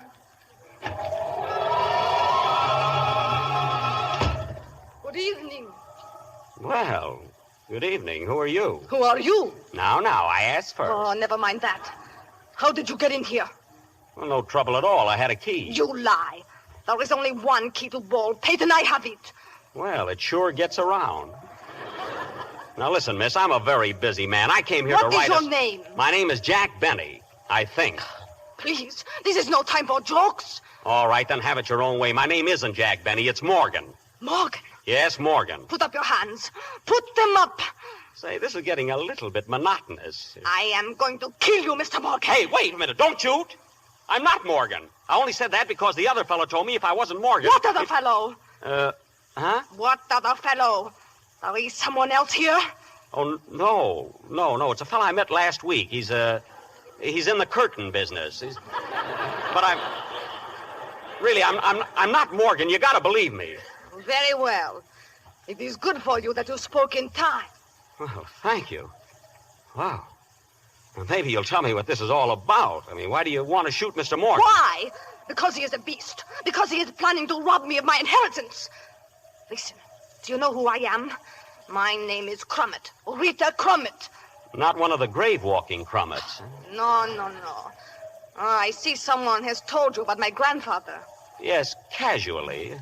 20 years ago, my grandfather died very mysteriously. Hmm? When he died, he left over $100,000. No one ever received a penny of it. Do you know why? He forgot to put stamps on the envelopes. No. No one knew where it was. But recently, some new facts have come to light. Facts which prove definitely that the money is still in existence. That it is buried here in this very house. $100,000 in this house? Yes, and it is all mine. All mine, do you hear? Faintly. But a man named Morgan knows of this, too. He is planning to come here, to take the money, to rob me. Oh, you must help me. Well, I'd like to, yes. But I have a story to write, and I've only got about 3 minutes. Listen.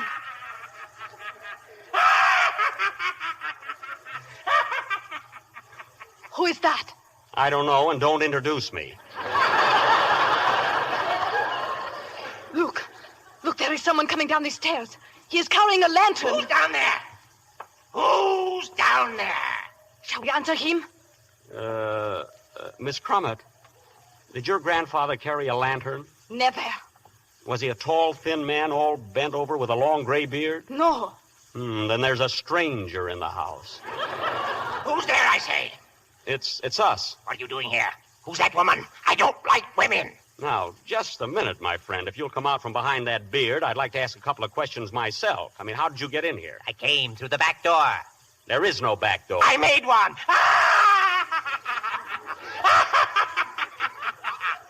It wasn't that funny.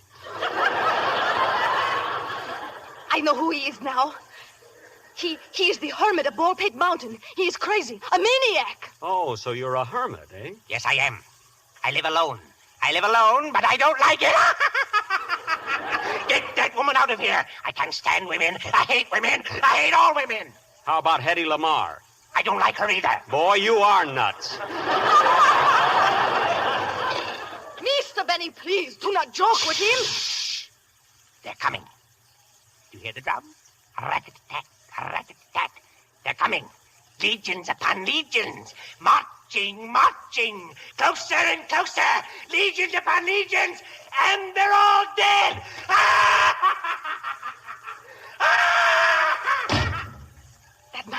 I have heard of him. He is very dangerous. There's no telling what he will do. If he comes back, we must humor him. Yeah, if I come back, humor me. Oh, no. No, do not go, please. You must not leave me alone now. Look, I came here to write a story. Listen. There is someone at the door again. Someone is trying to get in. It's about time somebody tried to get out. I must not be seen here. I will be up in the attic. Do not breathe a word. Hello, Jack. Mary, you? Who'd you expect, Corrigan?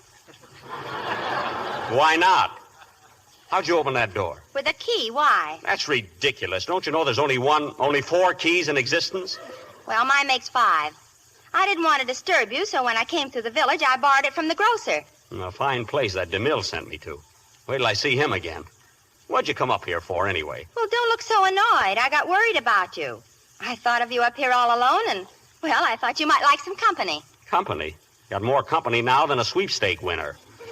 Mary, this is no place for you. You gotta leave right now. What do you mean, leave? I just got here. I know, but you gotta go. Now, don't ask questions, please. Are you trying to get rid of me? Oh, yes, I'm trying to get rid of you. Why? Mary, will you please do what I say? Not until I know what's behind all this. What's going on here anyway? There's nothing going on here. Nothing.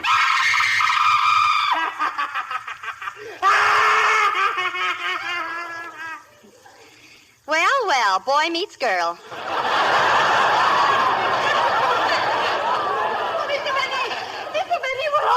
Here, what's the matter now? That man is trying to kill me. He's mad. Oh, you've got to help me. Stay near me. I can't stand it. Here, now, stop. It's all right.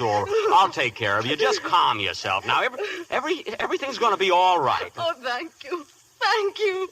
Oh, Jack. What? Who's the foreigner? Her name is Rita Crummett, and she's in a lot of trouble. I'm trying to help her out. Miss Crummett, this is Mary Livingston. Oh, how do you do? I am very pleased to meet you. I'll bet you are. So this is the story you were going to write, eh? Well, I started to tell I you. thought there was some reason why you wanted to get rid of me. Now, listen, Mary. Oh, don't try to make excuses. Oh. It's too bad I happened to come up here, isn't it? But I'm glad I did. Glad I found out about you before it's too late. Mary, are you crazy? I never saw this woman before in my life. Then what is she doing here? I'll tell you what she's doing. She came here after $100,000. Oh, bank night.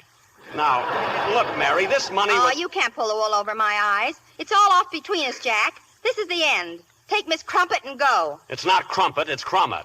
Well, she certainly looks it. Mary, look, this is silly. It's her money, and she came here to get it. Now, there's a man named Morgan who's trying to take it away from her, and there's a fellow named Cokie Bland who's hiding in the other room, and he's trying to get it. All right, wise guy, stick him up. Hey, now, wait a minute, Bland. Wait a second. I didn't mean to tell her, really. I didn't. It just slipped out. Stick him up. Come on, all of you. Now, look what you done, Mary. I hope you're satisfied. I warned you not to squeal, didn't I? Oh. I warned you, pal. But you double-crossed me, see? And now I'm gonna lump your dumplings. You're gonna what? Lump your dumplings! You're gonna lump my dumplings? Jack, what does he mean? I'm not sure, but if it's what I think it is, you better shake the mothballs out of your old black dress.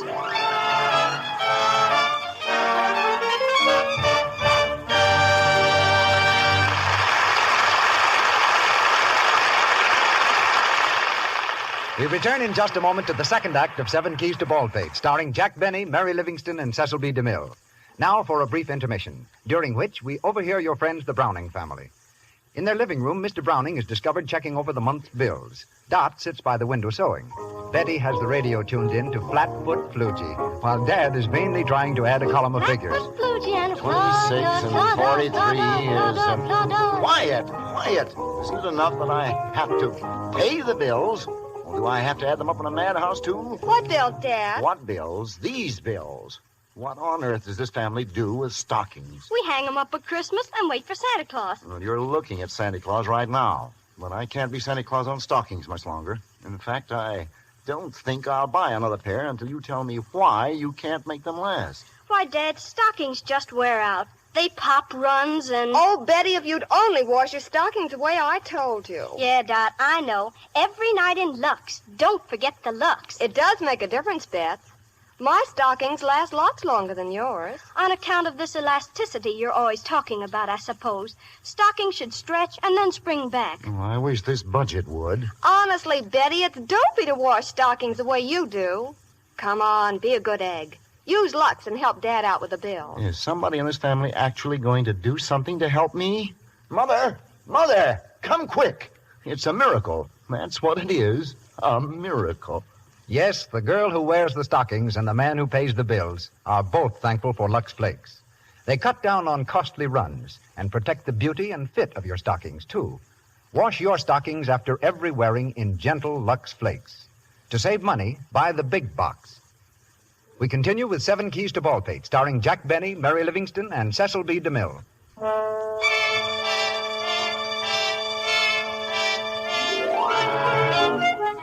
A few minutes have passed. In the old house on Baldpate Mountain, the situation remains unchanged, and Jack is still unshot. Rita Crummett, Mary, and Jack are seated in a row against the wall. Bland covers them with an automatic. And I don't want nobody to make any false moves, see? If anybody bats an eyelash, I'll... you know what. You'll lump his dumplings. Right. Keep quiet, Mary. Well, that's what he said he'd do, didn't he? He was going to lump your dumplings. Well, you don't have to remind him of it. Don't worry, Screwball. I changed my mind about that. I'm going to wait here for Morgan. Well, I can wait if you can. Morgan is a beast. Nobody asked you, sister. He's trying to steal my money, but he won't. He won't, I tell you. I'll get that money tonight if it's the last thing I do. You lay one finger on it, and I will be. Hey, what is all this about money? What's everyone doing up here anyway? Oh, she came up here for some money, and this guy came up ahead of her. I came up to write a story. You came to keep me company. Not one of us had sense enough to bring sandwiches. Shut up. Well, why don't you all go home and leave me alone? Shut up, I tell you. I won't shut up. You can't intimidate me. Anyway, not until Morgan gets here. Well, maybe I won't wait for Morgan, see? Maybe I'll break the rules for once and let you have it right now. Here, stop! Put that gun down. Put it down. Everybody stand where you are. I got you covered. Look, it's the hermit. Drop that gun. Drop it, I say! Oh, nuts. There, smarty pants. Hey, Jack, who's the guy with the long beard? That's the hermit, Mary. Hiya, Hermie. Wonder what he looks like. I'm not going to get a lawnmower just for that. Who's this woman? Why is she here? Now, Hermie, control yourself. You certainly showed up at the right time. Where'd you get that gun? That's none of your business. I heard what you said. Up here after old Crummett's money, huh? Well, you won't get it. None of you will get it. Listen, look, I don't even want the money. All I want is to be left alone, that's all. And this guy here was going to shoot me. Oh, he was, eh? Well, he won't. There. You see, Mr. Bland? But I'm going to shoot you myself. What? There, you see, Mr. Bland? Quiet. Listen, Hermie, look, be reasonable. What did I ever do to you? You brought these women here. Oh, he did, eh? I did not. He did, too. Listen here, Hermie. I heard the whole thing. This dame came here for the dough, and this here guy promised he'd get it. There were a couple of crooks, and if I was you, I'd give it to him right now. Hermie, don't listen to him. He's crazy. He is, eh? Sure he is. He's stark raving mad. So am I. Shake, brother. Shake. Gosh. Stop shaking, Jack. You're not in it. Go on, Hermie. Let the rat have it. Right now? Sure, right now. Why not? Hey, you keep out of this. If he wants to wait a little, that's his business. Go on, Hermie. Give it to him. No. We must wait. That's right. We got to wait for Morgan. No, not for Morgan. We wait until midnight. I'll sit here and watch you squirm. Then when we hear the old village clock striking the hour, 7, 8, 9, 10, 11... Stop! Hermie, you can't do that. You can't shoot a man down in cold blood. Why, you don't know me. You don't even know who I am. You can't do it, Hermie. I tell you, you can't do it. Take up your hand. Come on. Up with him. Now I know somebody's selling keys outside. Put that gun down, Santa Claus. I'm taking charge here. Now, don't move. Anybody. Brother, I don't know who you are, but you certainly are a lifesaver. Yeah? Hello, Bland. Hi, Morgan. Morgan? What are you laughing at? Hello, Morgan. Mary. What's going on here, Bland? Well, I don't know, boss. I come up here like you told me to, and I find this guy punning on a typewriter, and this here dame walks in and she... Rita. So you're here, eh? Well, what of it? You double-crossing little snake. Say, you can't talk to Miss Crummett like that. Crummett? That's a laugh. Do you know who this dame is? If she's Miss America, I'll scream. Quiet. Her name is Nolan. Rita Nolan. She's the slickest little crook in the business. What do you mean, crook? That money belongs to anyone who finds it. Nobody will find it, because it's mine. Every penny of it mine. Keep your mouth shut. Put up your hands, everybody. Me too? Yeah, you too. Keep them there, you hear? Yes, sir. Come here, Bland. I want to speak to you. Okay, boss. Rest of you sit tight. I got my eyes on all of you. Phew. Gee, Mary, I guess we're in a tough spot. I wished I had a gun. What for? You wouldn't shoot anybody. No, but I could commit suicide. Mary. Hey, Mary. Don't make a move, but listen to me. We gotta get that gun away from Morgan. I got a plan. What is it? When Morgan comes over here and starts to talk, you look behind him, see? And then you yell, "Look out behind you." Then when he turns around, I'll grab his gun. How do you like that for an idea? I think it's corny. What do you mean, corny? Shh. Here he comes. All right, Bland. Let's get after that door. It's in the house somewhere. We've got to find it tonight. Here, you take the upstairs, and I'll search down here. All right, Mary. Remember the plan? Oh, yes. Say, Mr. Morgan, will you come here a minute? Huh? What do you want? Personally, I don't think this is going to work, but look out behind you. Huh? What? Hey, give me that gun. Hey, you stand right where you are, Mr. Morgan. Now put up your hands, everybody. You didn't think it would work, eh, Mary? Say, I guess I'm not a scenario writer for nothing. Everybody line up against that wall, see? I mastered this situation, see? I got you all in the palm of me hand. If anybody moves, I'll dump his lumplings. The telephone. Who had that phone connected? I'll answer it. Oh, no, you don't. Get away from that phone. Then call for me. No, it isn't. Stand back, all of you. I'll take care of this, see? Be careful what you say, Jack. You can't tell who it might be. Don't worry. I guess I can handle it. I guess. Go ahead, Jack. All right. Don't push me. Hello? Hello? What? No, madam, this is not Sam's Delicatessen. Can you imagine that? Now what are we going to do? Anyway, I've still got the gun. We're going to stay here until I can reach the police. Police? Yes, if we have to wait here all night. Jack, why do we have to sit around waiting for the police? Why? Because nobody knows we're here, because I'm not a mental telepathist, because we haven't got a shortwave radio. Well, we have a telephone. Why don't we call them? Well, I'd have thought of that, too. I'll call them right now. Now, don't move, anybody. Hello? Hello, operator. Give me the police department and hurry. You're making a mistake there, buddy. You don't say. Well, you made a mistake when you walked in here and tried to push me around. Hello? Is this the Baldpate Village Police Station? Well, this is Jack Benny, and I'm up on Baldpate Mountain. Yes, Jack Benny. What do you mean, a gag? I tell you... What? All right, then you can be the King of Bulgaria. I'm still Jack Benny. The King of Bulgaria. Let me talk to him, Jack. Okay. Now listen, Your Majesty. Give me that phone. Now get this. I'm up here on Baldpate Mountain. I've got a... Yes. Yeah, I know that. Look, I know no one lives on Baldpate. That's why I'm here. No, I'm not crazy. Hello? Hello? Hello, listen. Hello? You beat that. He hung up. I'd like to go down there and stuff that phone down his throat. Why don't you? And let all these crooks walk out on me? Oh, no. Don't worry about them. You leave the gun with me, and I'll keep school till you get back with the cops. Now, don't be ridiculous. You couldn't handle this mob. All alone and everything. Sure I could. If anybody tried to get out, I'll do that stuff with the dumplings. Give me the gun. Oh, I don't like this. Suppose something happened. Nothing's going to happen. Go ahead, Jack, and get back here as soon as you can. Well, all right, but keep your eye on him. I'll be back in an hour, and I'll have the whole police force with me.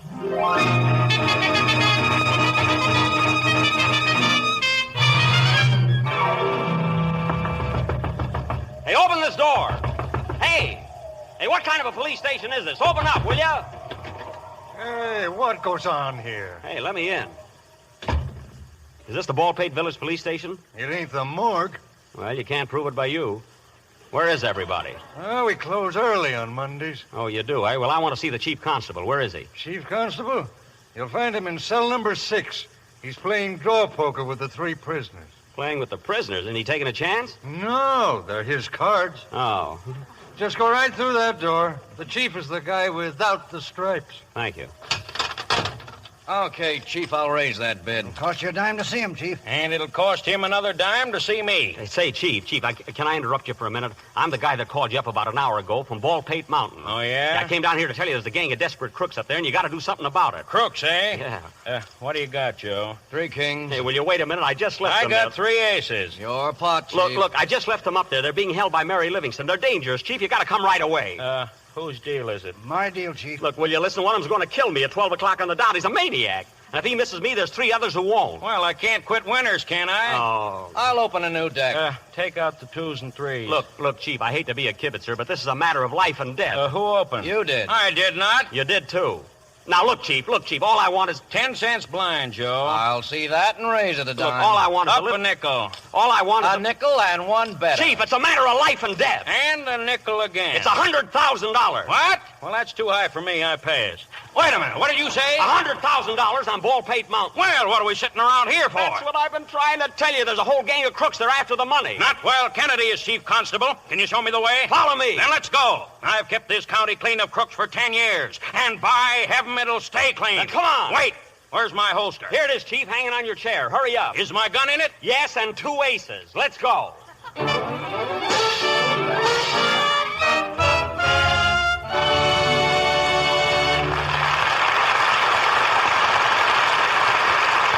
pause for station identification. This is the Columbia Broadcasting System.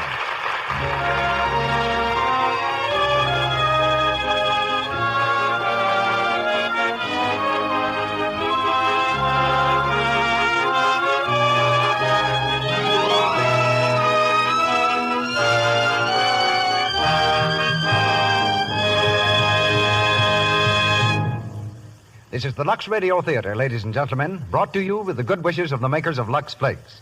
And now, before bringing you the third act of our play, starring Jack Benny, Mary Livingston, and Cecil B. DeMille, we have a little intermission. During the week, one of the most distinguished violinists in the world, Mr. Ephraim Zimbalist, boarded a plane and headed west just to be with us tonight, a tribute for which we're most grateful. Due to the insidious machinations of Jack Benny, all violinists have fallen into a mild sort of disrepute, and especially a certain composition for the violin, written by Schubert. A composition spelt B, as in Benny, E, E. Like a knight of old, aglow with the fierce flame of vengeance, Mr. Zimbalist is here to right ancient wrongs, and to play the B with some regard for Mr. Schubert and the sensibilities of listening America. At last, Mr. Benny is cornered. Mr. Zimbalist, are you ready? Thank you, Mr. Wick, but there's no hurry. Let him suffer for a while longer. Well, why not? Oh, by the way, Mr. Zimbalist, what do you think of Jack as an actor? I find a remarkable similarity, Mr. Wick, between Mr. Benny the actor and Mr. Benny the violinist. Even as an actor, he insists on playing in 7 keys. Mr. Zimbalist, well, shucks, I play the violin, too. Maybe you heard me in The Buccaneer. I was the pirate who played the violin for Frederick March to soothe his nerves. Oh, is that so? May I suggest, Mr. Wick, that next time you give him a nice cup of hot milk? Oh. Don't you like anything around here, Mr. Zimbalist? Oh, of course. I'm just trying to be funny, Mr. Wick. When a violinist tries to be a comedian, or when a comedian tries to be a violinist, heaven help the audience. I think I better play the B. Fine. Ladies and gentlemen, Mr. Ephraim Zimbalist, accompanied at the piano by Theodore Seidenberg.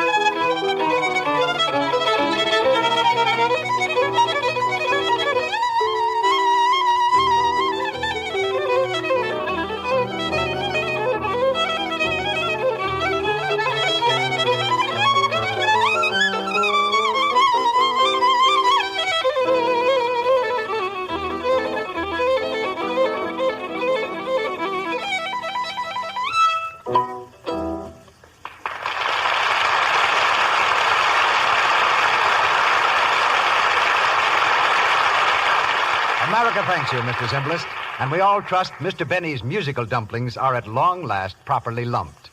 We hear him now with Mary Livingston and Cecil B. DeMille in Act 3 of 7 Keys to Baldpate.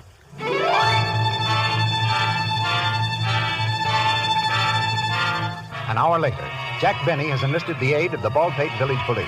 A car containing our hero and the chief constable pulls up the rugged mountain road, comes to a stop just outside of the old house. There's the house, Chief Kennedy. All right. Now, don't get excited. We're around a whole bunch of them up. Come on. Wait. Gosh, I forgot. We can't get in. I came out without the key. Oh, don't worry about that. I got one. Oh, you have? Well, don't lose it. They're awfully scarce. Hey, look. Huh? What's the matter now? Gee, I left the light burning in that room.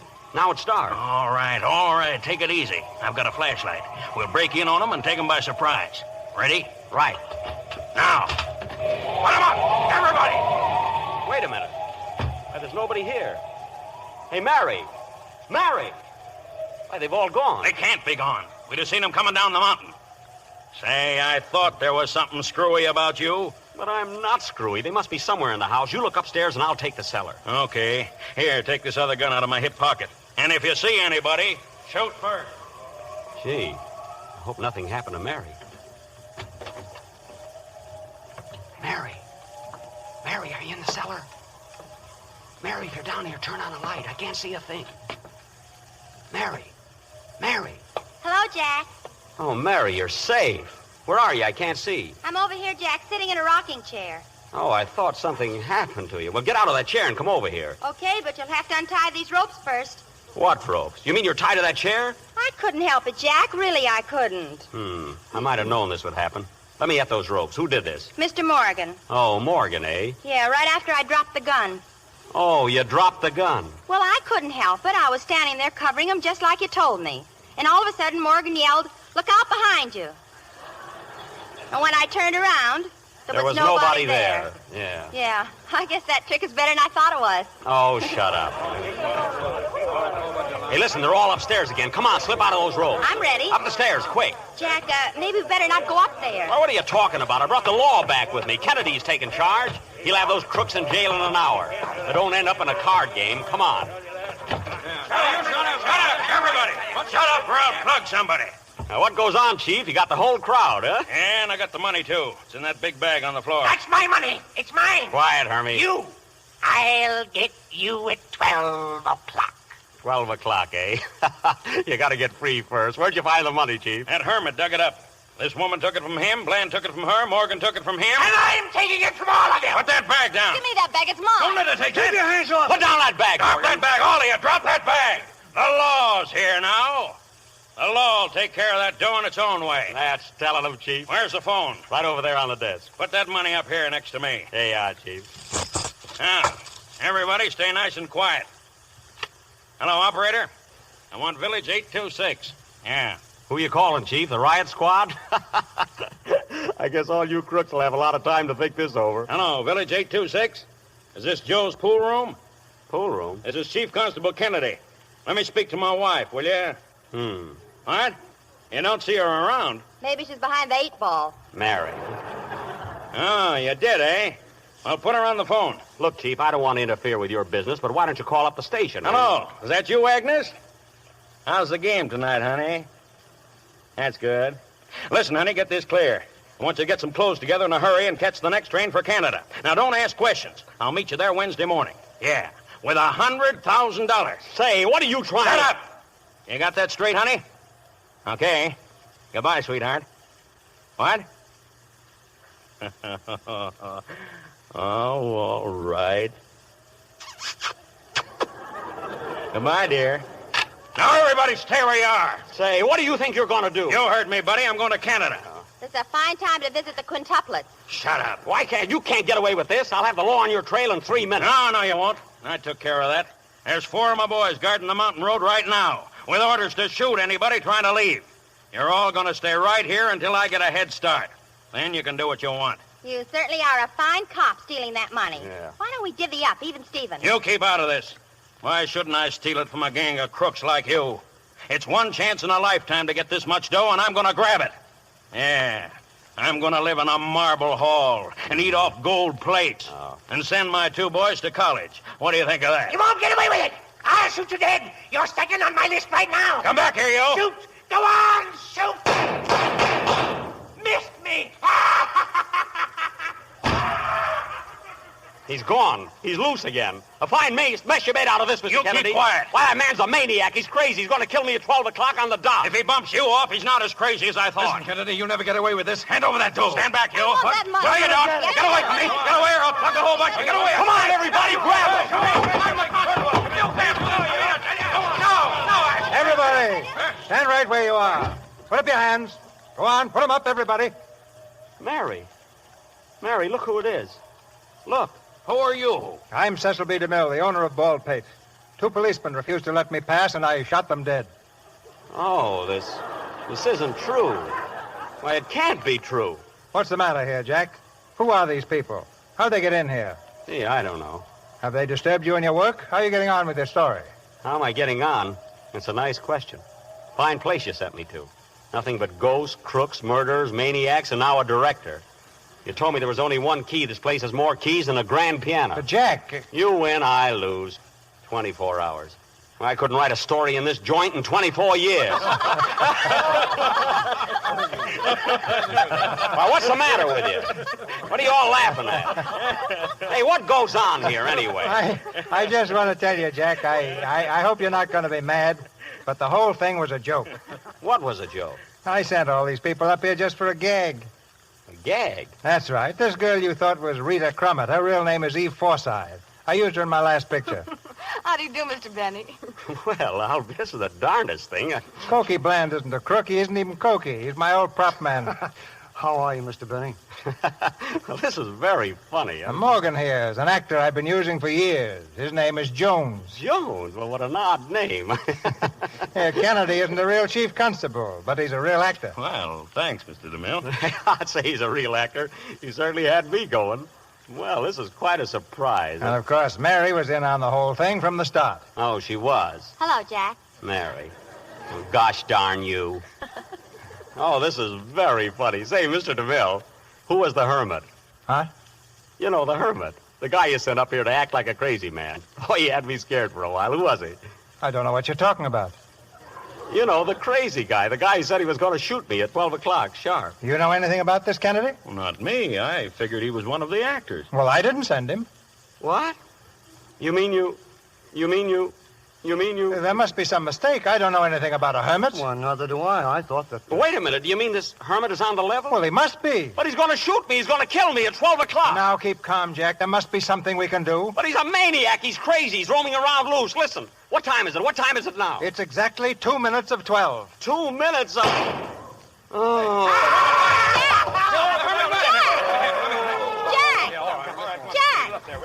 Jack, look at me. Are you all right? He got me, Mary. He got me. Mary. Yes, Jack? Tell DeMille. Yes. Tell DeMille. What, Jack? Tell DeMille what? Tell DeMille his watch is 2 minutes slow.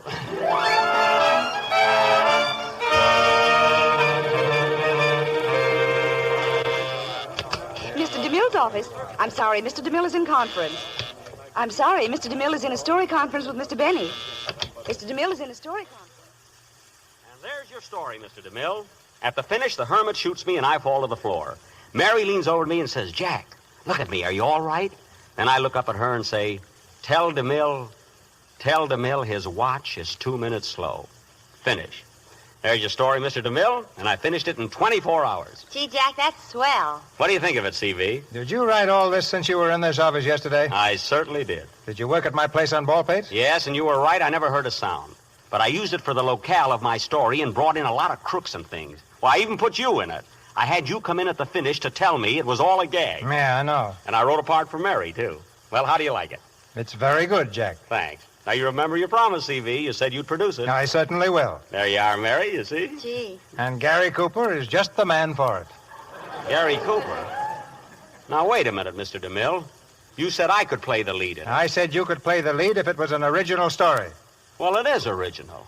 And it's good, too. Yes, but it was also good in 1910 when Earl Durr Biggers wrote the novel. Oh, he did? Yeah, and in 1913 when George M. Cohan produced the play. Oh, what a coincidence. Yeah, and in 1925 when Paramount produced the silent picture. Oh, they got in it, too. Yeah, and in 1929 when RKO made it as a talkie. Well. And I believe they all called it 7 Keys to Baldpate. They did? Gee, and I was so proud of it. God, I thought it was my own brainchild, didn't you? And it turned out to be an orphan. Yeah. Well, I guess I'm licked. So the picture's off, eh, C.B.? I'm sorry, Jack. Gee, and I wanted to play the lead in it. Well, that's the way it goes. Yeah. Come on, Mary, let's go home. Wait a minute, Jack. You've still got a chance. Grab that script. What for? We'll take it over to Walt Disney. He'll produce it. Gee, Walt Disney. Say, there's an idea. Come on, let's go. Walt Disney. So long, Jack. Quack, quack, quack, quack, quack, quack, quack, quack.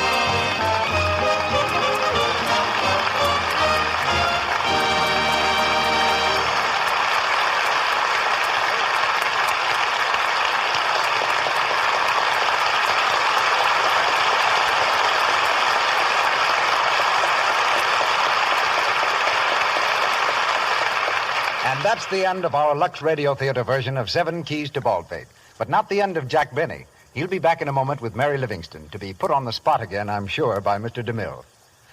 Meantime, may I ask you, our listeners, a question? Have you ever been put on the spot by embarrassingly red, rough hands? If you have, if you want the smooth, white hands everyone admires, try changing to Lux Flakes for washing your dishes. Your hands may spend as much as 500 hours in the dishpan every year. Think of the damage a harsh soap may do. Such soaps are drying. They rob your skin of its natural oils. But Lux Flakes have none of the harmful alkali so drying to the skin. They leave your hands lovely. Do as so many clever women do nowadays. Use Lux for dishes. Buy the thrifty big box tomorrow. And now, Mr. DeMille, the actor, surrenders to Mr. DeMille, your host and producer, as he brings Jack Benny and Mary Livingston back to our microphone. Thank you for that word, actor, Mr. Rick. And now a brief exchange of opinions with the man of the hour. Oh, Jack, Mr. Benny. Mary, where's Jack? He's in the next room taking off his makeup. Makeup? Well, Mary, does he use makeup on radio? Well, Jack has to on account of mic fright. Mic fright? What's that got to do with it? When he doesn't put on makeup, he frightens the mic. I see. Here he comes now. Hey, Jack, Mr. DeMille wants you. Oh, yes, Mr. DeMille. Well, Jack, now that it's all over, I've got to admit that tonight's acting was superb. Really great. Gee, Mr. DeMille, you mean that? I certainly do. It was brilliant. Well, then there's no room for an argument there. Thanks. I thought I was pretty good. You? Of course. Who did you mean? Oh, well, yes, Mr. DeMille. I thought your acting was all right. Yes, sir, all right. You mean you didn't think it was good? Well, I didn't think it was bad. But you didn't say it was good. No, I said it was all right, all right. Yeah, but you said it like Major Bowes. No, I really thought you were swell. And speaking of histrionic ability, I wasn't exactly a sound effect on this program myself, you know. I agree with you, Jack. I thought you did a great job. Thank you. Hey, Gable. What? What is it, Mary? As long as it's a matter of personal opinion, I thought I was pretty good, too. Mary, you were excellent. I don't know what we'd have done without you. It's got me stumped, too. By the way, Jack, what did you think of the way Mr. Zimbalist played the bee? Oh, I thought it was quite good, Mr. DeMille. Of course, his pizzicato was a bit strong. And when it came to the andante, I thought he was slightly razzmatazz in there. Oh, he was? Oh, yeah. But when it came to the allegro, why, nobody can question that. They better not question you either. Yeah, tough. They're not question you either. Now, look. Always comes in with their little 2 cents. Now, look, Mr. DeMille. Now that it's all over, let's be serious. How about my playing the leading role in your next picture? I've been looking forward to it, and I know I can do it. Why, I've been riding a horse 8 hours a day just to get in shape for the part. Well, you've been practicing on the wrong kind of a horse, Jack. Union Pacific is the story of an iron horse. The thing I rode wasn't made of feathers, Mr. DeMille. But, Jack, you've got it all wrong. An iron horse is a locomotive. Union Pacific is a railroad story. Oh, a railroad story, Mr. DeMille. Railroads are right down my alley. That was before you moved to the new house. Well, that means apart from the picture, I'll move right back. How about it, Mr. DeMille? He'll think it over. You stay out of this. What do you say? Mary's right. I'll think it over. Okay, that's good enough for me. By the way, I want to wish you good luck on the opening of your new Jell-O series next Sunday night. You too, Mary. Thank you, Mr. DeMille. Thank you. Oh, Mr. DeMille, I still think you're right about my trying to be a dramatic actor. I'll wash my hands of the whole thing. And to show you there's no hard feelings, I'll do it with Lux. Well, I guess we'll be running along. Come on, Mary. Okay. Say, Jack, didn't it seem strange working tonight after our long vacation? It sure did. But I got a lot of laughs tonight, didn't I, Mary? Yeah, tuck in your shirt tail and let's go home. Oh, good night. See you Sunday. Good night, Hamlet. Good night, Mary.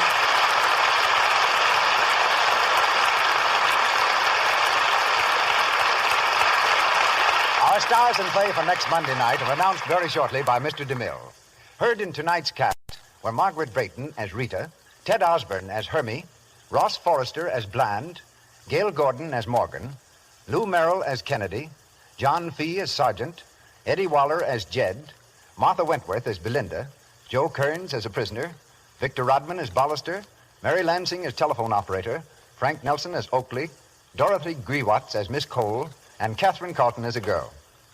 Jack Benny and Mary Livingston return to the air on the Jell-O program next Sunday night. Mr. Benny's new Paramount film is Artists and Models Abroad. Louis Silvers, our musical director, appeared through courtesy of 20th Century Fox Studio, where he directed music for the new picture, Straight, Place, and Show. Here's Mr. DeMille. Believing with Disraeli that variety is the mother of enjoyment, we turn from the comedy of tonight's play and bring you next Monday night to more dramatic and romantic feels in presenting our adaptation of the recent hit picture, Another Dawn. This tense play carries us to Arabia, where in the heat and mystery of the desert, a handful of soldiers hold aloft their country's flag, and a beautiful girl picks up the fragments of her lost happiness. Our stars, a trio of Hollywood's most popular celebrities, Madeleine Carroll, Francho Tone, and George Brent.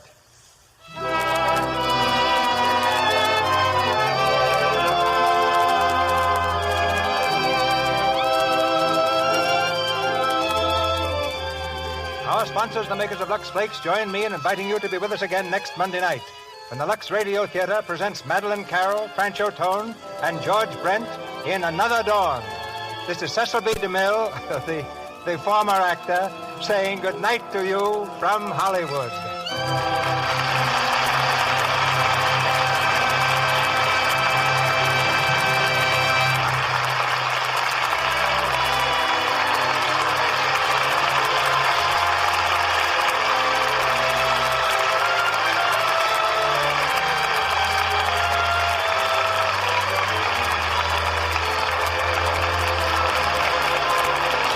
Has been Melville Ruick. This is the Columbia Broadcasting System.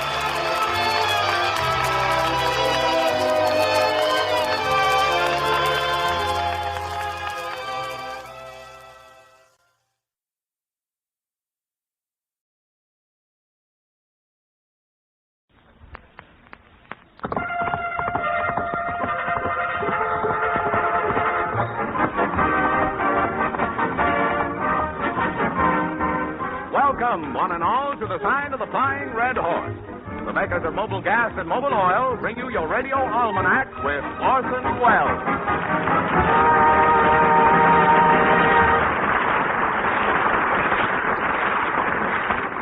Good evening, ladies and gentlemen. This is Orson Welles. If you'll excuse me, I'd like to say just a word to our studio audience. Folks, I know our listeners won't mind if you interrupt this program occasionally for hearty laughter. You will, I know you will. If you don't, I'll tell the OPA how you got here.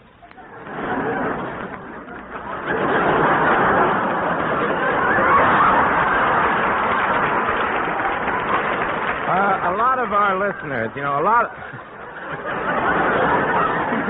lot of our listeners don't know that live people come to these broadcasts.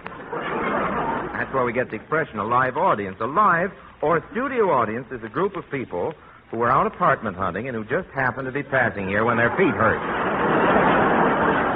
Oh, I'd appreciate if you don't spread this around, but a cousin of mine on my mother's side has a brother-in-law who knows a girl who goes out with a fella who prints for rent signs. And he's been mopping up lately with a little special he's got, says no vacancies. Well, this fellow who prints signs tipped me off about an ad that was in the papers. Here it is. For rent, lovely 10-room furnished house, 3 bedrooms, 2 bathrooms, den, patio, swimming pool, lovely residential district, near transportation, $50 a month. Now, if anyone's interested, I'd be glad to give it to them after the broadcast. It appeared in the Los Angeles Times, April 3rd, 1934. I only mention this because I've been looking for a place myself. I nearly had a place yesterday. I answered all the questions. She asked me if I had any dogs or cats. I said no. She asked me if I had any children. I said no. And she said, good, let's keep it that way. I've heard folks say it's very simple to find a place to live out here if you know the why and wherefore. I don't know about the wherefore. I'm living at the why. That is, I was until this morning. This morning I said to Gristlehorn. Gristlehorn is the man who takes care of my rabbits when I do a magic show. I said, Gristlehorn, perhaps we'd better show you just what happened. Here we are at last, Mr. Wells. What page are you on? Well, thanks anyway, Lud Gluskin, for the lovely mood music. Oh, this is Lud Gluskin, everybody, looking bright and shiny. Just had his head Simonized for Easter. Lud Gluskin, everybody. I think you might greet him. And now... Now back to the script. All right, Gristlehorn, you've just got to find an apartment for me. Well, what's wrong with the apartment you had last week? The one with all the modern improvements? Why, it even had an electric eye that opened the kitchen window. Yes, but one night the darn thing got nearsighted and opened the bathroom door. Was I embarrassed? Standing there washing my bobby sock. So it was, ladies and gentlemen, that Gristlehorn and I went apartment hunting. Just by chance, I happened to run out of gas, mobile gas, in front of a real estate office. And I opened the door, walked in, and said, "How do you do? I'd like to rent an apartment." I'd like to kiss Hedy Lamarr, but where does that get us? I don't know about you. It'd get me in quite a jam. How about houses? Do you have any houses to rent? Yes, here's something nice. Lovely 10-room furnished house, 3 bedrooms, 2.5 baths, $50 a month. That sounds great. Where is it? 916 Elm Street, Yuma, Arizona. Have you got anything more convenient, say, within walking distance of breakfast at Sardi's? No, the last thing I had, I rented an hour ago. You wouldn't have wanted it. A broken-down clapboard shack I had in my hands for 10 years. No plumbing, gas lighting, and the roof leaked. Yeah. I'd like to see that guy's face when he moves in. Yeah. I got $200 a month for it. The fellow gave me a $50 bonus. He did? Yeah, some sucker by the name of Gristlehorn. Well, I guess we better go right on to the next scene.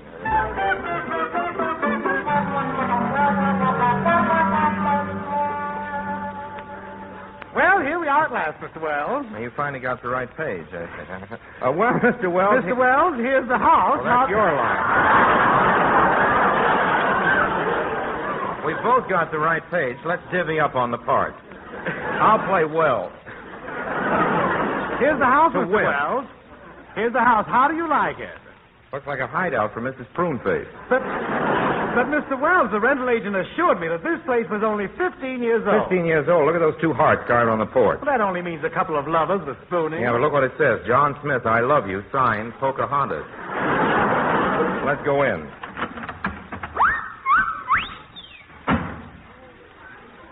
Did you see that, Gristlehorn? Oh, it was nothing. Just a little mouse. A little mouse. It ran out with my suitcase. Let's look the place over. What are those sawdust trails all over my front lawn? Oh, your next-door neighbor, Jack Benny, sprinkles that sawdust from his house to this house every morning. Oh, what for? He sends his termites over here for breakfast. I wish he sent over a couple of his writers.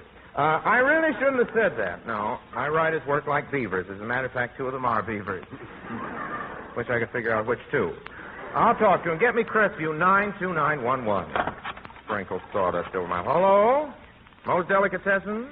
Will you please run around the corner and call Jack Benny at the phone? Oh, he's there now? Thank you. Hello, Mr. Benny. This is Orson Welles, your new next-door neighbor. I wonder, could you lend me a lawnmower? Well, yes, it is necessary. You see, the grass is so high your termites can't follow the sawdust trail. But then you send it right over? Yes, I understand. 25 cents an hour. Thank you. Say, Mr. Wells, just come over here and look at this master bedroom. The agent told me that this bed belonged to Whistler's mother. Let's see what it feels like. Now I know why she always sits on that rocker. Gristlehorn, this place depresses me. It's so dark and dreary. Well, at least you've got a roof over your head. Not wood.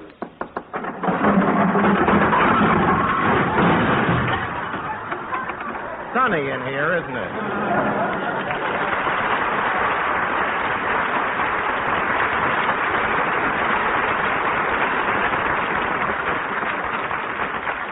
Remember the good old days when you used to drive into a gas station and say, sort of careless, "Fill her up." Well, today you say, "Please, mister, give me what's coming to me and tear that coupon gently." Gasoline. Boy, it's a fabulous fluid these days. So now what matters most is mileage. Every gallon of your gasoline has got to spread the miles out thin as paper. That's where Mobile Gas comes in. Mobile Gas, the nation's favorite. Mobile Gas today is giving all the miles it gave in peacetime. All the miles you got in peacetime. In the making, Mobile Gas is balanced just so. It will make a ration coupon do its utmost. That's why Mobile Gas gets around, down to the store and out on the state road and heavy traffic on your way to work. Try it. Try this mileage-packing gasoline. You know where to find it. At the sign of the Flying Red Horse.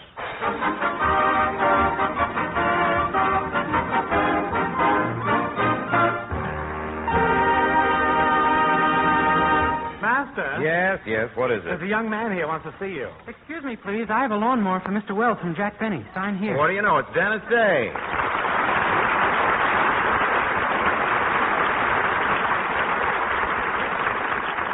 Will somebody take this lawnmower off my back? Why, certainly. Thank you. Say, which one of you two is Orson Welles? Well, I'm Orson Welles. Glad to know you, kid. Well, here I am, ready to start. What do you want me to do? What do I want you to do?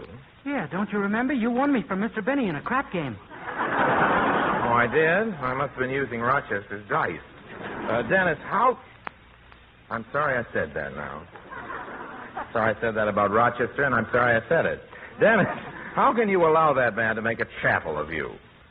How can you allow him to make a chattel of you, to put you up on the auction block and to toy with your very life? Oh, you have no idea what a jerk I am. What's a chattel? Dennis, you'd better start mowing the lawn. What? Me mow the lawn? Nothing doing. I'm a chattel. Gee, I hope it's not dirty. Dennis, all I want you to do is to cut the grass. I'm sorry, Mr. Wells. I gotta go now. I've got a date. A date? What's a date, Dennis? After all, what is a woman? A rag, a bone, a hank of hair? No use. I gotta have a talk with this kid. Now, what I mean, Dennis, in Hollywood, beautiful girls are a dime a dozen. If that's the ceiling price, I'll take 8 cents worth. Look, Dennis, if you do a good job on my lawn, I'll arrange a date for you. You've heard of Betty Hutton, haven't you? Oh, sure. I once worked in a picture with Betty Hutton. She's a nice girl, very cooperative. I like her attitude. Her longitude isn't bad either. Ooh, what he said. Oh, come now, Dennis, really. You're old enough to be thinking about girls, settling down, getting married. Oh, I can't get married now. Why not? My mother hasn't finished shellacking my hope chest. But, Mr. Wells, there's just one thing I'd like to ask you. Excuse me, Dennis. I was just looking up in that window. Where? Oh, not bad.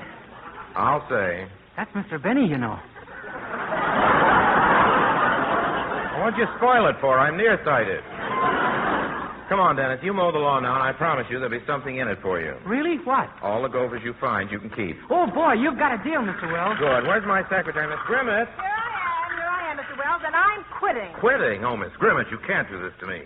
You're the best secretary I ever had. I didn't want to be a secretary. You told me you'd get me in the movies. You promised me a part in your next picture. Well, Miss Grimmett, the feminine lead in my next production calls for... They're laughing at the thought that I'll have a next picture. Well, Miss Grimmett, the feminine lead in my next production calls for a young person. Really, Mr. Wells? There's nothing wrong with my figure. And it has been said that I have the face of a girl of 20. She's going to be awfully upset when she sees what you've done to her. What did you say? Nothing at all. I was just thinking maybe I can give you this part, providing you stay on as my secretary. Oh, Mr. Wells, I'm so happy. What is the part like? Well, here's the script. I'll go over it with you. You enact the role of a woman betrayed. Let's try the scene where the man returns. You hear his footsteps now. Go ahead. All right. Who's there? Oh, it's you. So you've come back. A lot you cared about me. I gave you my love, my kisses, my all. Yes, I've come... Now, wait a minute, Miss Grimmett. Do you have to talk through your left nostril? I'm creating a character, Mr. Wells. Does that sound dramatic or romantic? A lot you cared about me.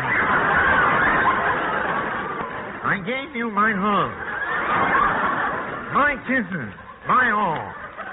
You sound like a female Fred Allen. I can't help it if I talk through one nostril. Neither can Fred Allen. Yes, you can. Now try it. Try it again and give it to me with both barrels. Our marriage was a farce, a cruel jest. That's my line. I'm sorry. Don't change the subject. You took everything from me. My youth, my beauty. I never would have believed it. So I've changed that much, have I? Oh, how could you go and leave me when I was expecting a baby? Now, please, Miss Grimmett, please. This man left you when you were expecting a baby. Read it that way. Not like you were expecting a floor mop from Bullock's basement. Let me read it for you. Now, listen. Oh, Mr. Wells. Don't bother me now, Gristlehorn. Listen to me, Grimmett. How could you go and leave me when I was expecting a baby? Master, I'm so happy for you. Congratulations.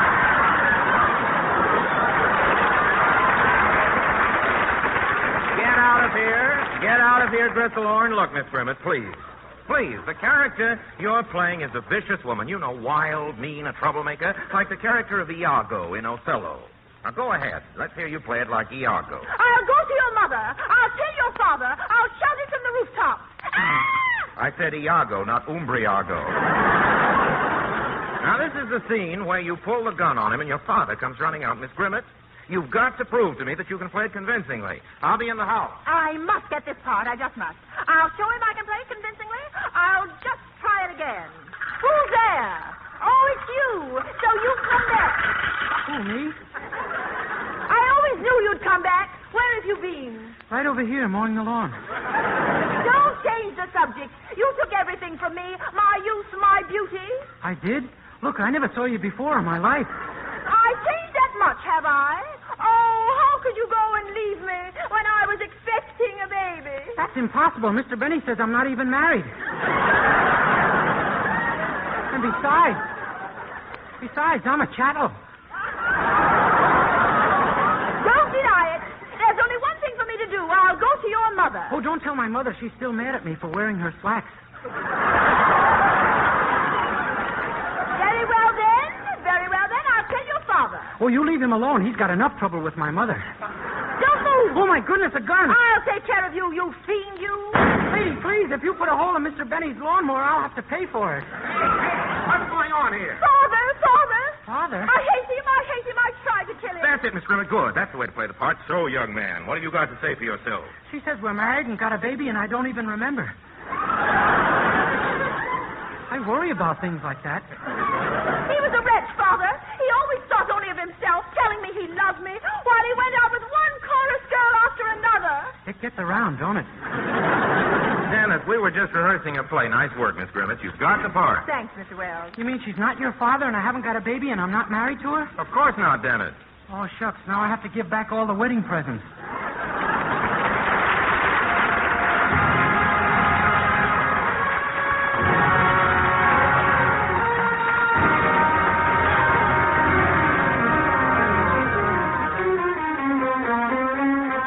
Because March 17th was St. Patrick's Day, Dennis, that broth of a boy, will now sing Bésame Mucho. My dreams come true. This joy is something new. My arms enfolding you. Never knew this thrill before. Whoever thought I'd be holding you close to me, whispering it's you I adore. Dearest one, if you should leave me, each little dream would take wing and my life would be through.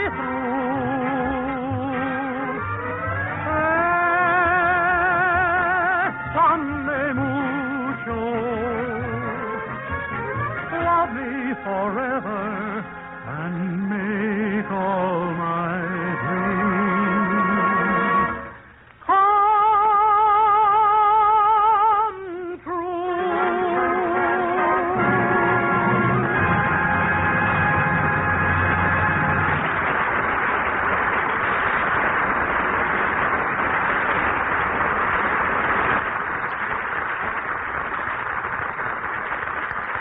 Dennis, those poor little pipes. Gosh, they need spring cleaning.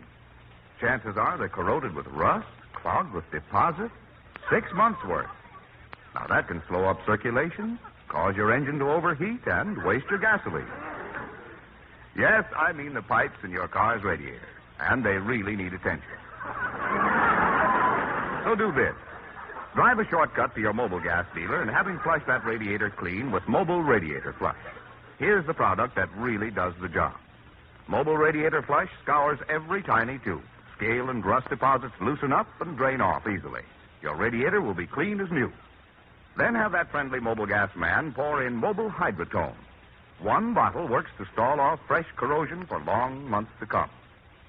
Mobile Radiator Flush and Mobile Hydrotone. There's the team you want to keep your pipes, your radiator pipes, in good condition. So, stop in, Dennis, at the sign of the Flying Red Horse. Thanks, Tom. John, rather.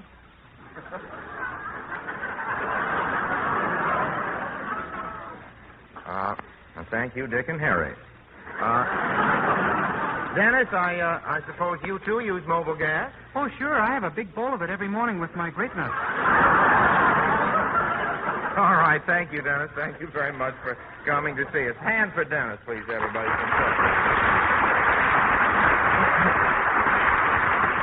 Thank you. Thank you for applauding again. I thank you for Dennis, and I thank you for me because I had to find my place. Ladies and gentlemen, you wrote us so many nice letters about the Shakespeare we did a few weeks back. Tonight we're going to bring you a little more of the same. The play is Hamlet.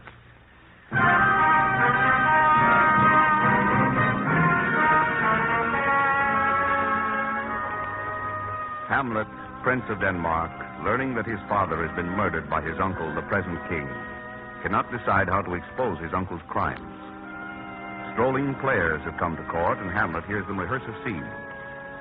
The soliloquy Mr. Wells will read us now comes after their departure, when the young prince is left by himself in the throne room. Now I'm alone. Oh, what a rogue and peasant slave am I.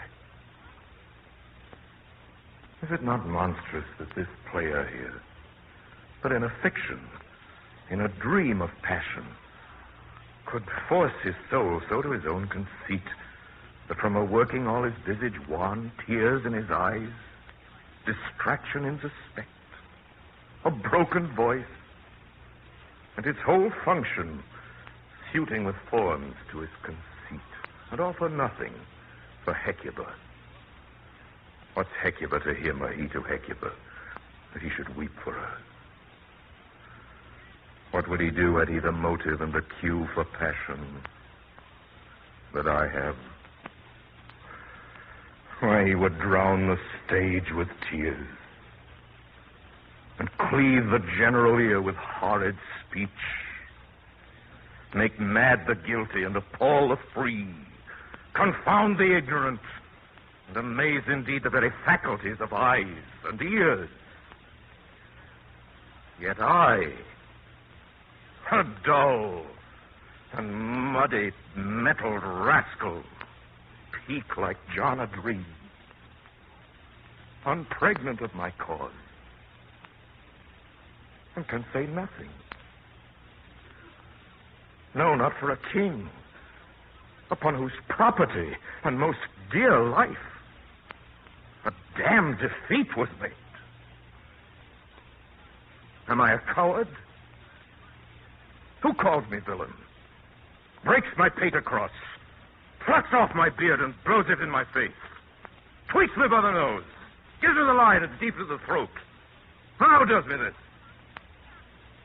Soon I should take it, for it cannot be that I am pigeon-livered and lack gall to make oppression bitter. For ere this, I should have fatted all the region kites with a slave's offal. Bloody, bawdy villain. Remorseless, treacherous, lecherous, kindless villain. God! Vengeance!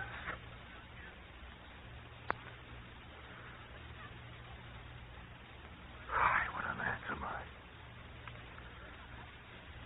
This is most brave. That I, the son of a dear father murdered, prompted to my revenge by heaven and hell, should, like a whore, unpack my heart with words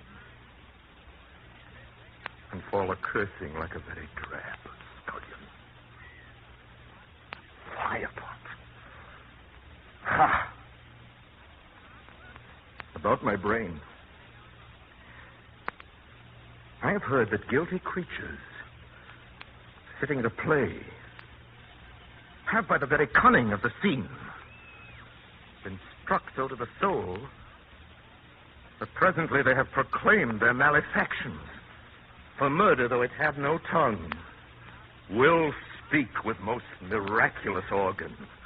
I'll have these players play something like the murder of my father before mine uncle. I'll observe his looks. I'll tempt him to the quick. If he but blench, I know my course. The spirit that I've seen may be the devil. And the devil has power to assume a pleasing shape. Yes, and perhaps out of my weakness and my melancholy, abuses me to damn me. I'll have grounds more relative than this. Plays the thing, wherein I'll catch conscience. The king.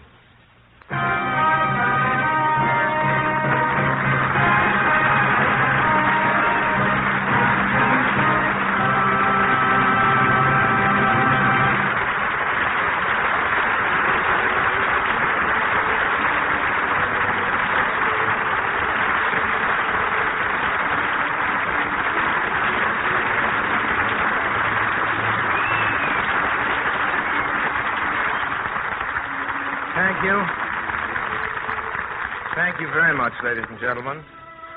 Time to say good night now. Speaking for all of us in the Mercury Theater and for our sponsors, the makers of mobile gas and mobile oil, I'd like to say, as always, that we remain, as always, obediently yours. Makers of mobile gas and mobile oil invite you to listen in next week, same time, same station for your radio almanac. Mr. Wells' guest is Monty Woolley. Dennis Day appears through the courtesy of Jack Benny, who is now starring in the RKO production Cocktails for Two. John McIntyre speaking. This is CBS, the Columbia Broadcasting System.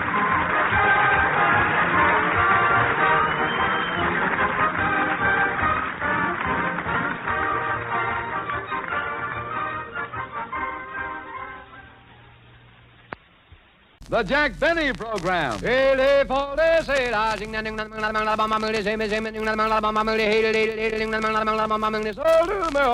Lucky Strike means fine tobacco. LSMFT, LSMFT, LSMFT. You said it. Yes, sir. Lucky Strike means fine tobacco. At 47, 49, American. Quality of product is essential to continuing success. And Lucky Strike means fine tobacco. So round, so firm, so fully packed, so free and easy on the draw. When it comes to real, deep-down smoking enjoyment, remember these 5 words. Lucky Strike means fine tobacco.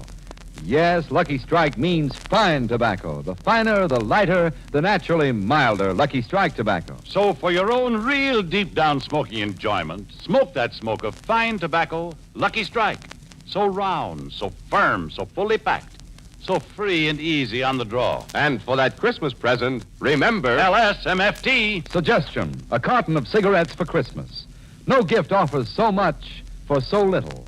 So say Merry Christmas with a carton of Lucky Strike. The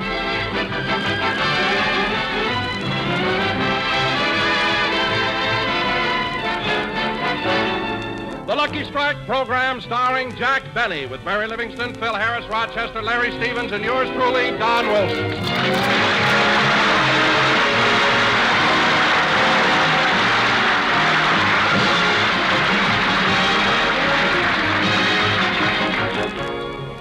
Ladies and gentlemen, 2 weeks ago, Jack Benny had dinner at Mr. and Mrs. Ronald Coleman's house. And tonight, as a typical good neighbor, Jack has invited the Colemans over to his house.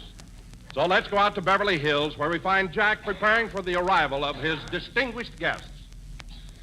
Well, I'm almost dressed, Rochester. How do I look in my, striped pants and swallowtail coat? You look like a master of ceremonies at Forest Lawn. I do not. Now, Rochester, when you're serving dinner tonight, remember, serve the tomato juice first, then the salad, then the meat, and then the vegetables. I'm glad you brought that up, boss. I wanted to ask you about the peas. What about the peas? Do you want me to spoon them out or count them out?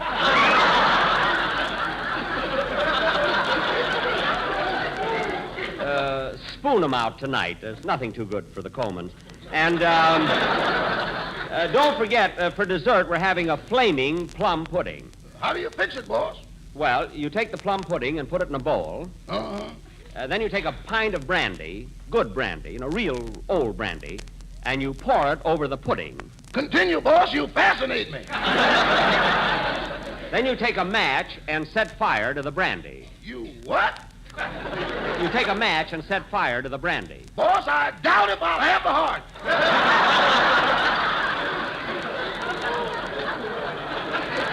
Well, just do as I tell you. See you later. Jingle bells, jingle dum-da-ding, dum-dum-dum-dum. Gee, I hope the gang got all those contest letters cleaned up. I don't want the Colemans to find out that so many people can't stand me. Well, kids, are you about finished with the mail? We're all through, Jack, except for those entries over there in the corner. Why haven't you opened those? They're still ticking. Ticking? You mean... Hey, there's one that's smoking. Quick, Don, throw it out the window. Okay.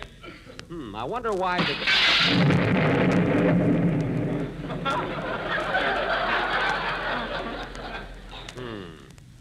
Fine Christmas spirit. That thing could have... Hello, Mr. Benny. Huh? Who are you? I was just passing by and something blew me in.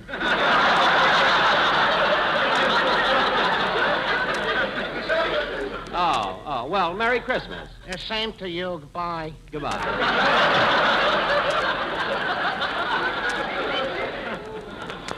Now, kids, we've got to get all these letters read because the contest ends tomorrow night, December 24th, Say, Jack, listen to this letter I just opened. I think it's from a Scotch girl. A Scotch girl? What does it say? I can't stand Jack Benny because his nose is warmer than mine. Signed, Lassie.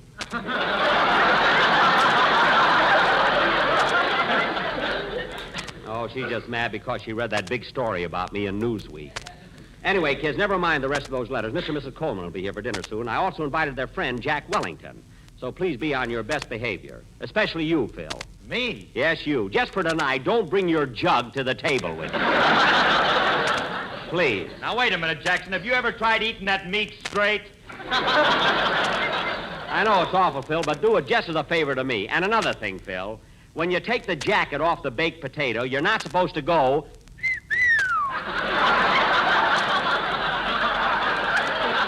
It's only a potato. And Don... Yes, Jack? Don, when Rochester offers you a third helping, try to refuse, will you? Or at least say well before you dive in. And Mary... Oh, Jack, don't try to tell me anything about eating. You better listen to him, Livy. He was eating 30 years before you were born. Phil, your Christmas present isn't so big that I can't carry it back to the store. So don't try to... Oh, hello, Polly. Merry Christmas. Merry Christmas. Isn't that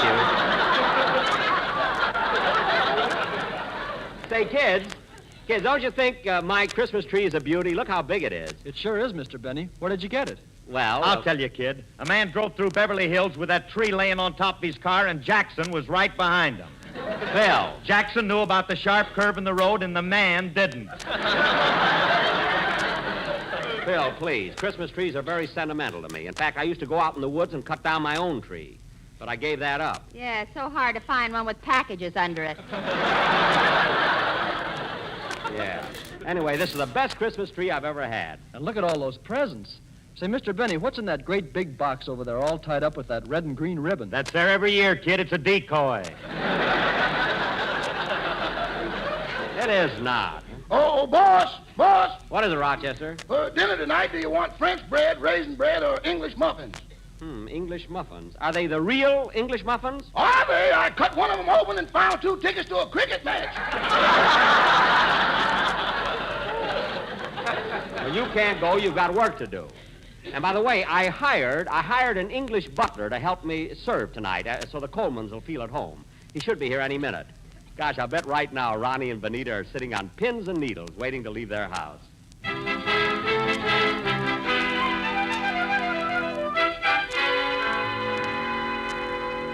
Oh, Ronnie!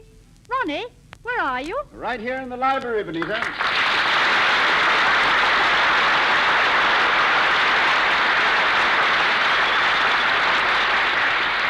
Hey, darling, it's almost 8 o'clock. It's time for us to go over to Mr. Benny's house. Have you forgotten? Oh, no. I haven't forgotten. It's been on my mind all week. Perhaps we can phone and make some excuse. No, darling, we can't do that. He's probably gone to a great deal of trouble preparing dinner. In fact, just this afternoon, his butler... what's his butler's name again? Manchester?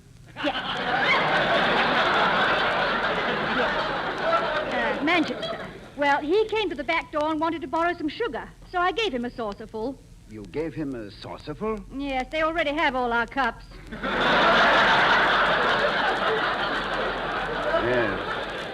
Yes, I wondered why Sherwood served my afternoon tea in a Dixie cup. But I guess you're right, Benita. Maybe we should go. I'll never forget when Benny invited us to his house 3 years ago and we didn't show up. You know, it made him so angry, he wrote a letter to Britain asking for his bundle back. Yes,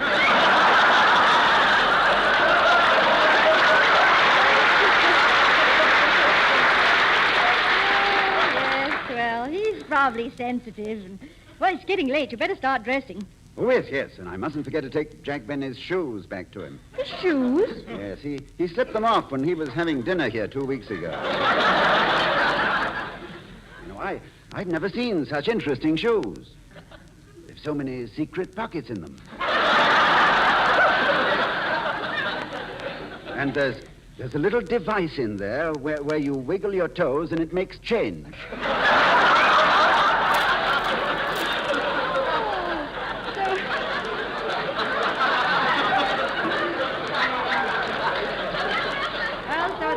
Belong to Mr. Benny. I should have known they weren't yours when I saw the box spring in the arch support. Yeah, I noticed that, too. By the way, Benita, who's invited to the dinner besides us? Well, I understand there'll be Mary Livingston. She's on his program, you know. Mary Livingston. Didn't she at one time work behind the stocking counter at the May Company? Yes, and I can't understand her giving up a good job like that. Let's see. Oh, yes, besides Mary Livingston, there'll be that Phil Harris fellow. Oh, yes. Ham hocks and turnip greens. Say, Benita, couldn't we phone and say that Uncle Oswald is ill and that we have to go and visit him? You can't do that. After all, Mr. Benny lives right next door. He'll see our lights and know we're home. Oh, yes. Even that 30-foot fence doesn't keep him from peeping in on it. Creeping along his side of the fence with a periscope. A most remarkable fellow. I do hope Mr. Benny doesn't insist on playing that violin tonight. You know why? Benita, why did you have to bring that up? For 10 years, I've been plagued with love in bloom. I've hoped, I've wished, yes, even prayed for a minor disaster, a fire, a tornado, even termites, anything. But destroy that violin. But darling. Well, if he can't be stopped, then in the name of heaven, let him play right. Give him the will. Give him the strength. Give him the talent to hit that high note. Perhaps he's got short fingers. Well, every day for 10 years, it's been love in bloom. And now it's a new one. Kiss me once and kiss me twice and da-da-da-da-da.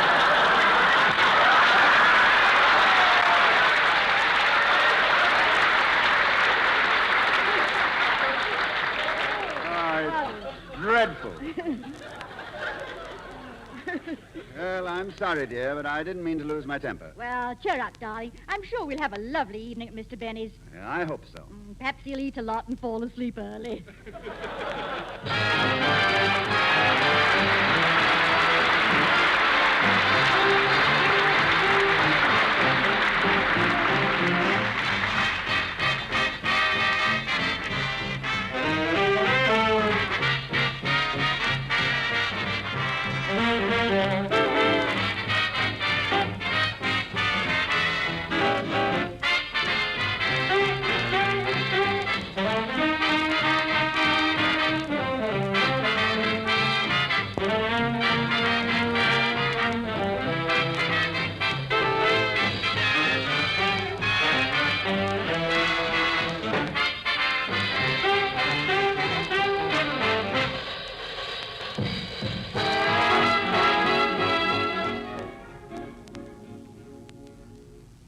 Jack, do you want to come in the dining room and see if the table looks all right? In a minute, Mary. I'm busy.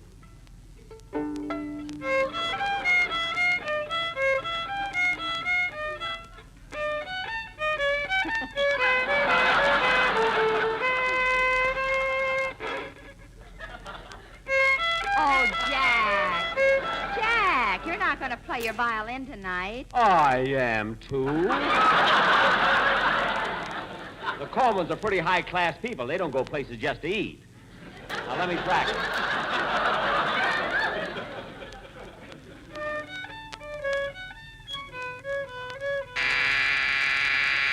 I'll have to get a new string. That was the door buzzer.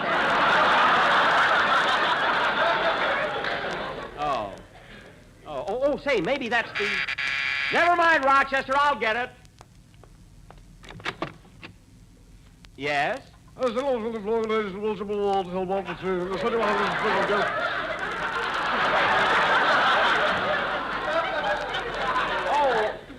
yes, you're the English butler I ordered. Have you had much experience at serving? Yes.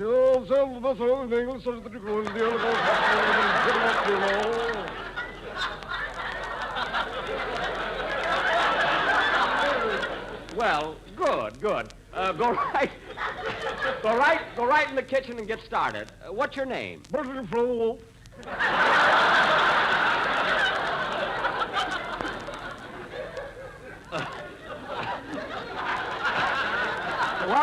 was that? Oh. Well, tonight, I'll just call you Nottingham.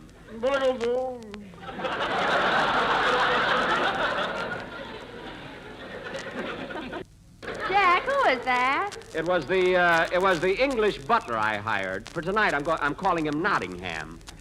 Do you think that's English enough? Why don't you call him the White Cliffs of Dover? No, that's too long. Maybe Hey, Jackson, why don't you call him Heathcliff? Heathcliff? Sure, you're trying to pull a bluff. Oh, Philsy, they ought to hang you up instead of your stocking. You can say that again. Oh, that must be the Colemans now. I'll get it. No, Rochester, that's why I got the English butler. Nottingham, answer the door, please.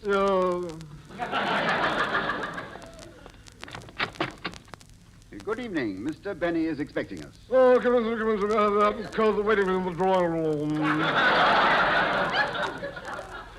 What was that? Come in, sir. I haven't called the waiting room in the drawing room. Oh, you're the fellow who sells the tobacco.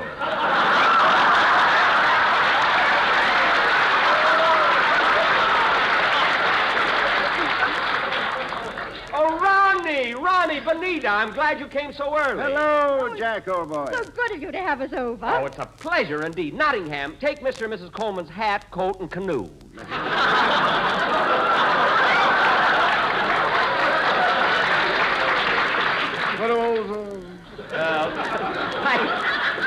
Thank you.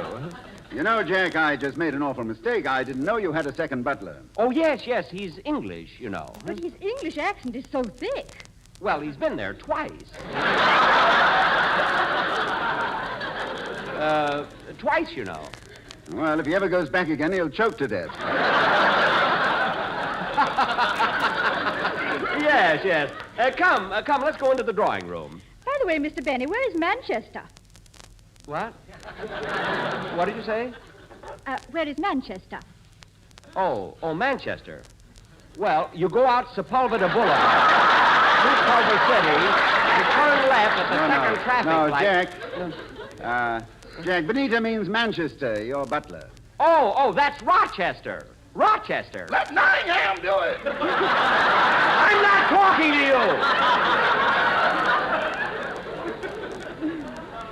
you. Benita, my butler's name is Rochester. He's in the kitchen getting dinner ready. Come, let's go into the drawing room. I want you to meet my associates. Here we are, Mr. and Mrs. Coleman. This is my radio cast. How do you do? How do you do, Mr. and Mrs. Coleman? Hiya, Ronnie. Benita, what do you hear from the tea and crumpets? Well, you know, Ronnie, Phil's such an unruly blighter. You should excuse the expression. By the way, Ronnie, I have a little surprise for you this evening. I also invited your friend, Jack Wellington, to dinner. Wellington? Splendid. Did you hear that, Benita? Yes, isn't that nice? Sit down, folks. We'll have cocktails in just a few minutes. I hope you'll pardon the way my house looks, but I've been so busy opening mail. Oh, that reminds me. How is your I Can't Stand Jack Benny radio contest coming along? Oh, wonderful. Of course, it ends tomorrow night. So, Benita, if you want to get your letter in, be sure it's postmarked before midnight, December 24th. You know, Jack just received a citation in Congress because of all the national unity his I Can't Stand Jack Benny contest is promoting. Was that national unity? Yes, it's the first time in history that the Republicans and Democrats agree on the same thing. Yes, sir, that's me. Yep. Oh, Ronnie, look at that Christmas tree. Isn't it beautiful? Yes, it certainly is. I suppose you folks have a nice Christmas tree, too. Well, we bought a nice tree, but while we were driving home, a peculiar thing happened. Yes, Ronnie made a sharp turn, and that's the last we saw of it. Oh, that's a shame. Well, how about some cocktails? What would you like, Ronnie? Oh, nothing right now, thanks, Jack, but after dinner, perhaps a little B&B. Oh, so will I. For dinner, I always have an S&S. S&S. Now, what's that? Half soda and half sympathy soothing syrup. Yes, it's awfully good. What? Oh, he must mean that Wellington is here. Oh, come right in. Come right in. Hello, Benny, old boy. Ronnie Benito. Wellington. Mr. Benny told us you were coming. Mr. Wellington, this is my radio gang here. It's Mary, Phil, Don, and Larry. Well, we're all here now. Hey, Wellington, you lost half your glasses. Phil, that's a monocle.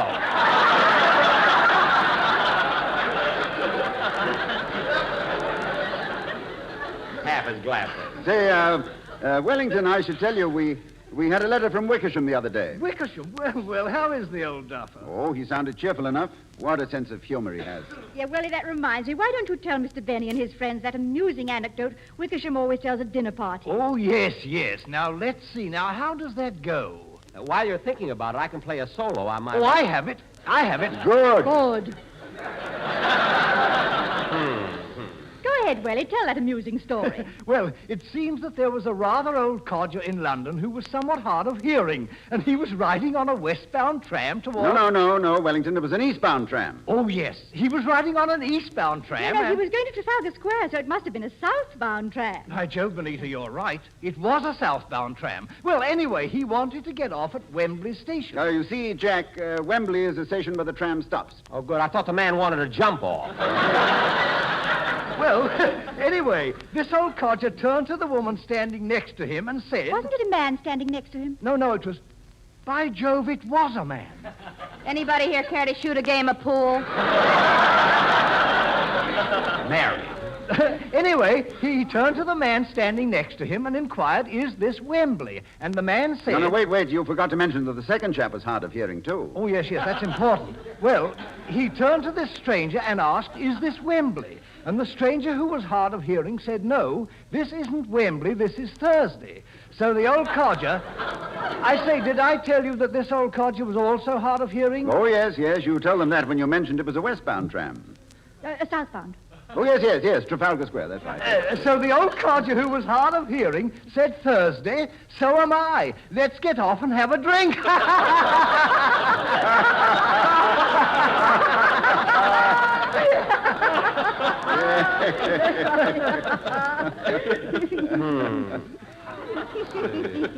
Southbound tram, Trafalgar Square. Oh, that was a very amusing story, Mr. Wellington. Very funny. Would you folks care for a cigarette? Yes, Thank you.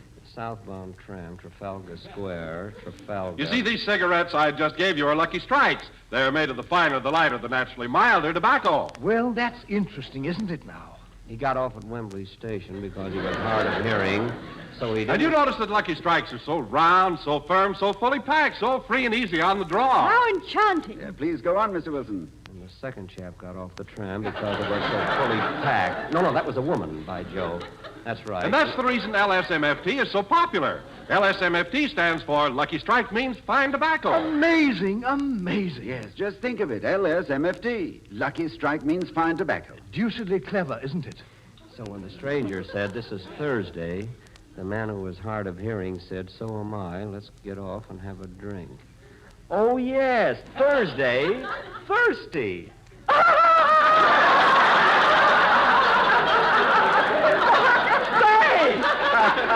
That is a clever anecdote. Yes, sir. Oh, that's a honey. Oh, here come the cocktails. Set them right over here, Nottingham. Oh.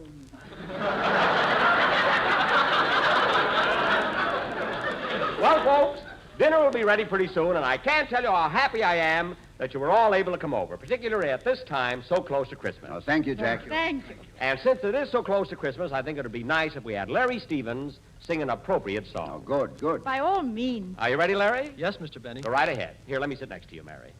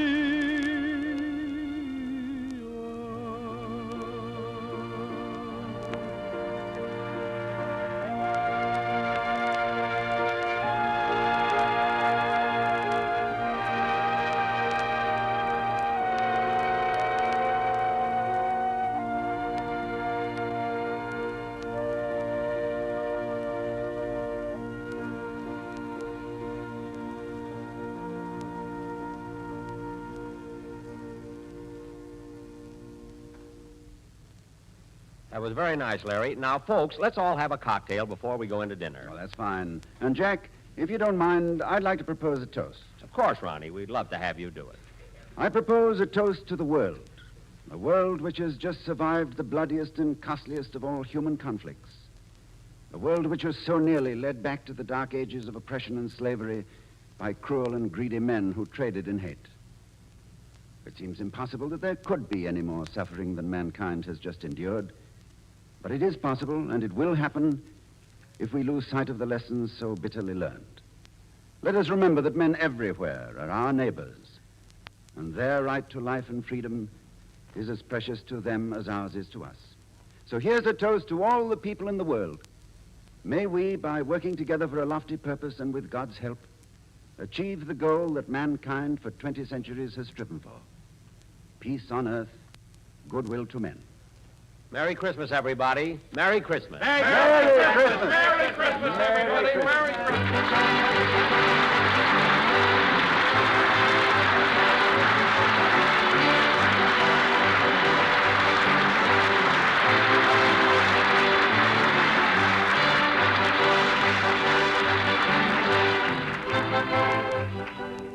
Thanks again to Mr. and Mrs. Ronald Coleman and their friend Mr. Wellington for spending the evening with us. And I and my whole gang want to wish everybody everywhere a very Merry Christmas. Good night.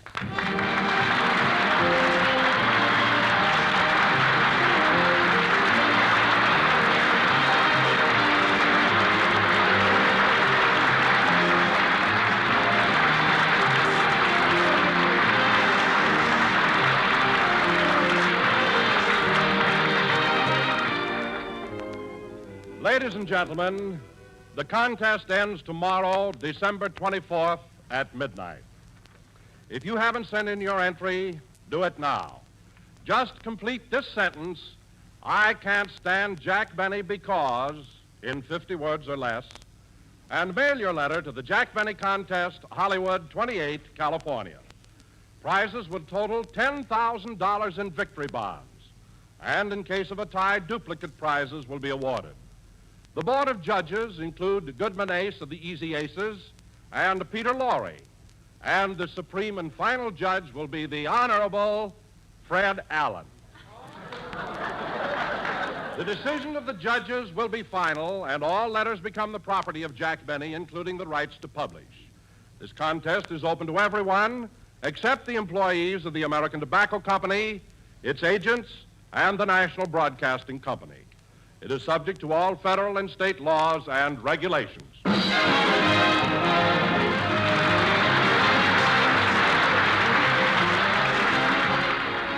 is the National Broadcasting Company.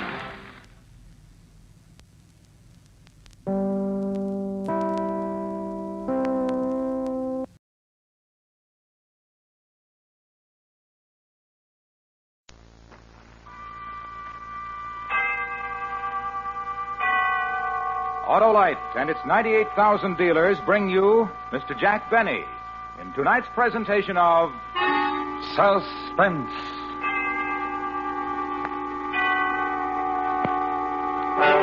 Tonight, Autolite presents a story about a man who worked for 30 years to prepare a most unique personal retirement plan. The story is called A Good and Faithful Servant. Our star, Mr. Jack Benny.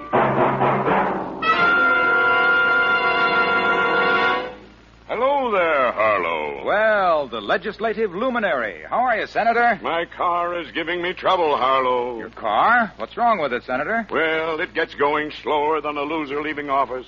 It rides rougher than a tax debate and uses more gas than a 3-day filibuster. Well, it may be spark plug trouble, Senator. Spark plugs should be checked every 3,000 to 4,000 miles, so see your nearest Autolite spark plug dealer. His exclusive Autolite plug check indicator will quickly show the exact condition of your spark plugs. If they're worn out or wrong for your style of driving, he'll recommend resistor or standard type, ignition-engineered Autolite spark plugs for smoother performance, quick starts, and gas savings. Sounds like a propitious proposal, Harlow. How do I find this Autolite spark plug dealer? Why, just phone Western Union by number and ask for Operator 25. She'll quickly tell you the name of your nearest Autolite spark plug dealer where you can get the finest spark plug service money can buy. And remember, from bumper to tail light, you're always right with Autolite. And now, with the performance of Mr. Jack Benny, Autolite presents transcribed A Good and Faithful Servant, hoping once again to keep you in suspense. I know you've been through a lot, Mr. Fenton, but if you could just try to recall anything else about the appearance of the two men. Lieutenant, couldn't this wait? Fenton has spent 14 horrible hours locked in a vault. And while I admire his spirit and pluck in bearing up as well as he has... I'm just trying to get something to go on, Mr. Waterman. Do you want your money back or don't you? The welfare of my employees comes first, Lieutenant. First, last, and always. And you're insured. Mr. Fenton. Don't answer if you don't feel up to it, Fenton. I don't mind, Mr. Waterman. I'm anxious to cooperate. Now, as near as I can remember... Be sure you get this, Florence. As near as I can remember... Of course, I had only a flash before they forced me into the vault. Yeah, we understand, Mr. Fenton. I had the impression of one being tall, but not too tall, and the other one was shorter. But not too short. Exactly. And they were wearing masks, rubber masks. One had a Lionel Barrymore mask, and I think the other was Dick Tracy. It was quite a shock to see him. Aha. The Brinks gang, Lieutenant. The Brinks gang to a T. Maybe. Mr. Cartwright, would you come over here, please? Mr. Cartwright, is it the practice to keep large sums of cash on hand overnight at the store?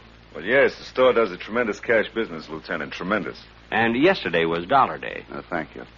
Mr. Cartwright, how did it happen that Fenton was alone in the cash room when the bandits entered? Did he customarily close the vault for the night? Well, not customarily, no. When I'm unavoidably called away from the store... Well, does this happen often? Well, Very seldom, Lieutenant. Very seldom. But it happened yesterday. And two men walked in, put you in the vault, and walked out with a big hunk of money. At precisely 5:56. Mr. Cartwright opened the vault this morning at 8:02. Correct, Lieutenant. We won't know how much they got until I can make an audit. And if there's any question, Lieutenant, of corroborating Fenton's story, I need only to say that he's been with Waterman's for 30 years, a good and faithful servant. More exactly, Mr. Waterman, 29 years, 11 months, and 29 days. I was due to retire tomorrow before this unfortunate circumstance arose, Oh, nonsense, Fenton. You'll retire tomorrow. And if there's any question, Lieutenant, of Fenton's character, his honesty, his devotion... Yeah, sure. You can go home, Mr. Fenton. Better get some rest. If you want to duck the reporters, go out this back way. Well, what do you think, Mr. Waterman? Entirely up to you, my boy, entirely. But in these days of doubt, of confusion, and dishonesty in high places, I believe your simple story of courage and devotion to duty will be an inspiration everywhere. Mr. Waterman, I am ready to face the press.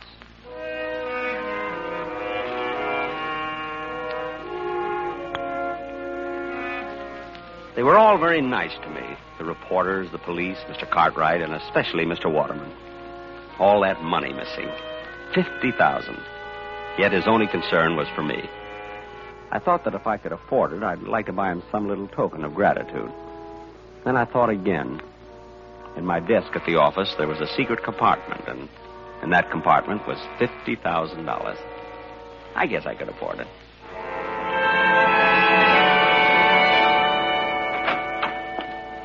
Yoo-hoo! Mother, I'm home. Good morning, Harold. I hope you haven't had breakfast. I've kept it hot for you. You're not going to ask me how it went, Mother? Oh, I heard over the radio. But I wish there'd been some way of doing it that it wouldn't have kept you out all night. Oh, I wasn't out all night, Mother. I was in a vault. I know you were, Harold. And if you keep on, you're going to end up with that same sinus strip your father used to have. Oh, Mother, it was a perfectly dry, warm... Oh, never mind. Eat your cereal, Harold. You'll feel better. Mr. Waterman told me to take the day off, Mother. I'm not going in until tomorrow. That was certainly big of him, after all you've done for them. How much did you get? $50,000. It's in my desk at the office, in the drawer with the false bottom. In your desk? Will it be safe there, Harold? Well, no one will be looking for it. Harold, you don't think you'll have any trouble getting the money out of your desk? I think things will work out all right. See, according to my plan, Harold, you see, I told you from the beginning you weren't strong enough for this type of thing.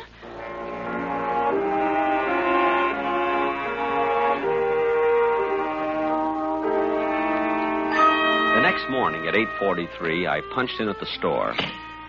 Figuring 308 working days a year, that made 9,240 punches. It was a little strange to think of this being my last. I walked through the store to the elevator, past lingerie, ladies' gloves, and perfume, the way I always went. But this morning was different. People looked up when I passed. They spoke to me. They knew who I was. Even the brunette in perfume smiled at me. I almost stopped, but I couldn't think of anything to say. In the elevator, one of the girls asked me how I felt. Still scared, I said, and they laughed. They wouldn't have laughed any harder for Mr. Waterman. I got out at 8, my floor, and as I went into my office, Miss Prentice, Mr. Cartwright's secretary, looked at me. 23 months and 2 days she'd been looking at the top of my head. But this morning, she looked at me. And she smiled.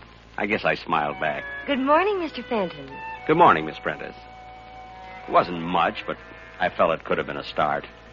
I was almost sorry this was my last day. Fenton, did you hear me? Yes, Mr. Cartwright. I heard you, Mr. Cartwright. All right. A big workload piled up yesterday when you took off, and we haven't anyone new coming in till tomorrow. Not that I want to overload you on your last day. An honest day's work for an honest day's pay, Mr. Cartwright. Oh, good. I'm still trying to find out how much was taken in the holdup, so you're on your own. I think I can tell you almost to the penny, Mr. Cartwright. I'll make my own check. Now about the work Oh, good morning, Mr. Waterman. I was just, Well, Fenton, back at the old desk, eh? Well, I just didn't feel right away from it, Mr. Waterman. Hey, I got a surprise for you this afternoon, Fenton. Going to make a little ceremony out of your retirement. A ceremony? Good for store morale. Right, Cartwright? Oh, absolutely, Mr. Waterman, absolutely. And about that request of yours you made last week, Fenton, I wouldn't be a bit surprised if we can swing it. Oh, you're too kind, Mr. Waterman. Oh, my boy, when you work for Waterman's 30 years, you've got something coming to you. No. Really?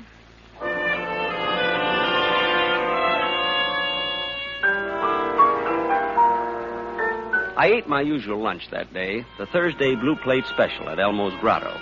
70 cents plus the usual 10% tip. 7 cents. With the usual 20 minutes left in my lunch hour, I headed for the park with a nickel bag of peanuts. The squirrels were going to miss me. No, Mr. Waterman. You've had 3 already. Give Mr. Cartwright a chance. Sit up, Mr. Cartwright. Sit. That's it. That's it. Excuse me. Would you mind if I join you, Mr. Fenton? Why, Miss Prentice. Of course. Of course not. Sit down. Thank you. Move over, Mr. Waterman. He does look a little pompous, doesn't he? Which one is Mr. Cartwright? There, with the small mustache. He bites. And, is there a Miss Prentice? Well, there is, but I believe she is, Nesting? Well. How long have you been feeding them, Mr. Fenton? They seem so friendly. 30 years, Miss Prentice. My favorite animal. You give a squirrel a nut, and does he eat it? No. He runs away and stores it in a hole. We could all benefit from their example. And now that you've stored your little nest egg, you're retiring, Mr. Fenton. Well, you might say that, yes. You're quite a fascinating character, Mr. Fenton. Me? I'm sorry I didn't know you sooner. You know, the whole store is talking about your ordeal in that vault. Oh, it wasn't so bad. In fact, I've always rather liked the vault.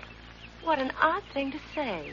Well, chacun est son goût, Miss Prentice. That's French for each to his own taste. Oh, you've been abroad, Mr. Fenton. Me? Oh, my goodness, no. Oh, but you will now that you're retiring. No, I've got my eye on a little cottage by a lake and woods. Lots of squirrels there. And no time clocks. You and your wife? Mother. Oh, I hope you get it, Mr. Fenton. Thank you, Miss Prentice. I wonder what the robbers are going to do with all that money. I wonder. 5 to 1. Shall we go back and punch in, Miss Prentice?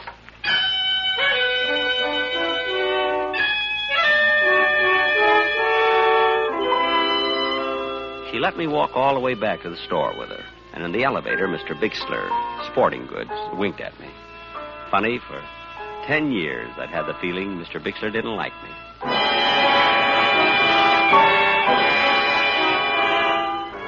There was quite a gathering in the cashier's office when we arrived. All the executives from Mr. Waterman's down, and the editor of the store paper wandering through Waterman's. I'd sent an item to him last summer.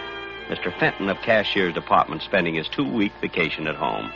But he never printed it.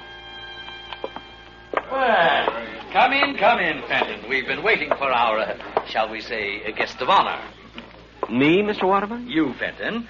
We have a little ceremony which I'd hoped to conclude before the lunch hour was over. Oh, I'm sorry, Mr. Waterman. Think nothing of it. This is your day, Fenton, your day. Oh, going to get a shot of the two of us, Wolf? Yes, sir, Mr. Waterman. Over by the door. Oh, if you don't mind, I'd like it sitting at my desk. I feel more, secure there. By your desk. How's this? Got it? Good.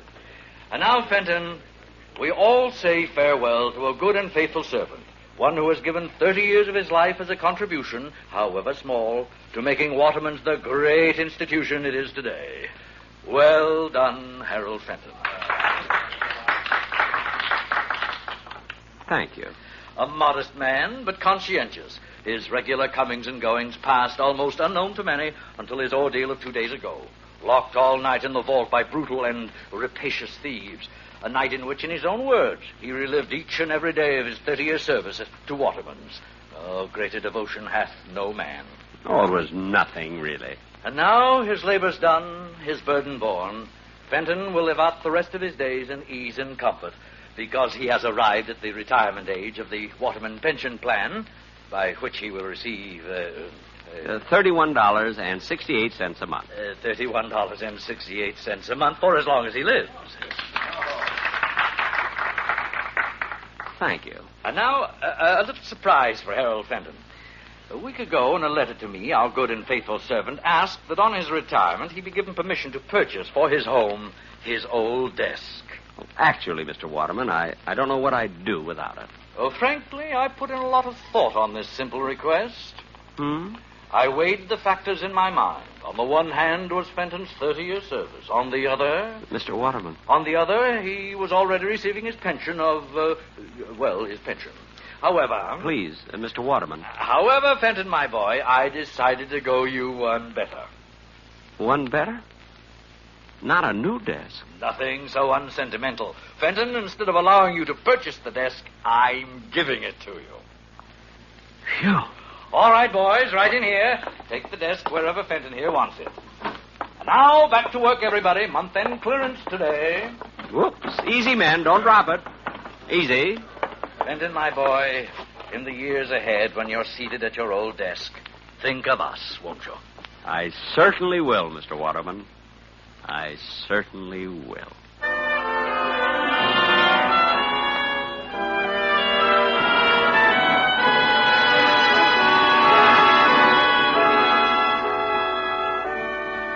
Autolite is bringing you Mr. Jack Benny in A Good and Faithful Servant. Tonight's presentation in radio's outstanding theater of thrills, Suspense.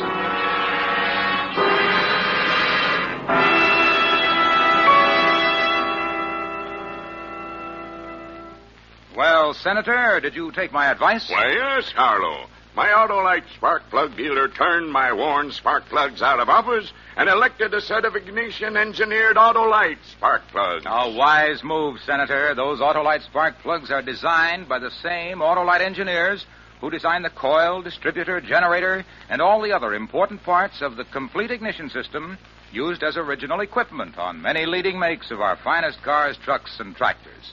They're world famous for quality and performance. And my Autolite spark plug dealer nominated Autolite resistor spark plugs for my car, Harlow. Ah, you're on top now, Senator, because Autolite resistor spark plugs represent one of the greatest advancements in spark plugs for automotive use in the past 20 years.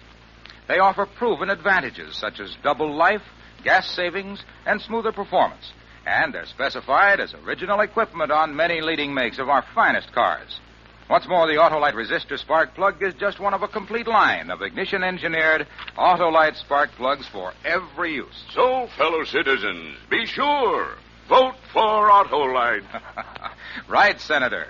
Friends, take a tip from me and see your nearest Autolite spark plug dealer this week. And remember, from bumper to tail light, you're always right with Autolite. And now, Autolite brings back to our Hollywood soundstage Mr. Jack Benny in Elliot Lewis's production of A Good and Faithful Servant. A tale well calculated to keep you in suspense.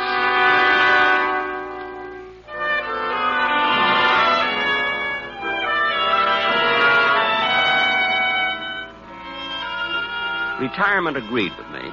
A walk to the park to see my friends when I felt like it. A leisurely lunch at Elmo's Grotto when I felt like it. And when the need arose, a little gardening. Mother and I were very happy. You've done enough for one morning, Harold. Your back will go out again. All through, Mother. Just cleaning off the spade. What were you planting this morning, Harold? Mother, if anything should happen to me, knock wood. Knock wood. Right in between the beets and the radishes, there's a very rich patch of dirt. Son, aren't we going to get our little cottage by the lake? I have to go in town today, Mother. I might just inquire around. Oh, good. You know, Mr. Waterman is really a very sweet man. The Waterman pension plan. I just wish I could tell him how happy it's made me.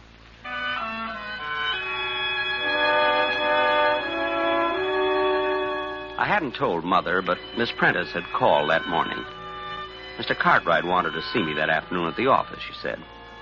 And she asked how I was. What would have happened if I'd asked her to lunch? I almost did, too.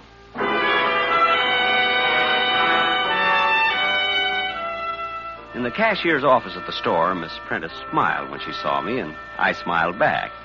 In fact, we struck up quite a conversation. Oh, Mr. Fenton, how are you? Fine. Just fine, Miss Prentice. Retirement agree with you? Yes, indeed. Fine. You notice we haven't filled your old job. No? Oh, yes, indeed. Haven't been able to find another man of your type.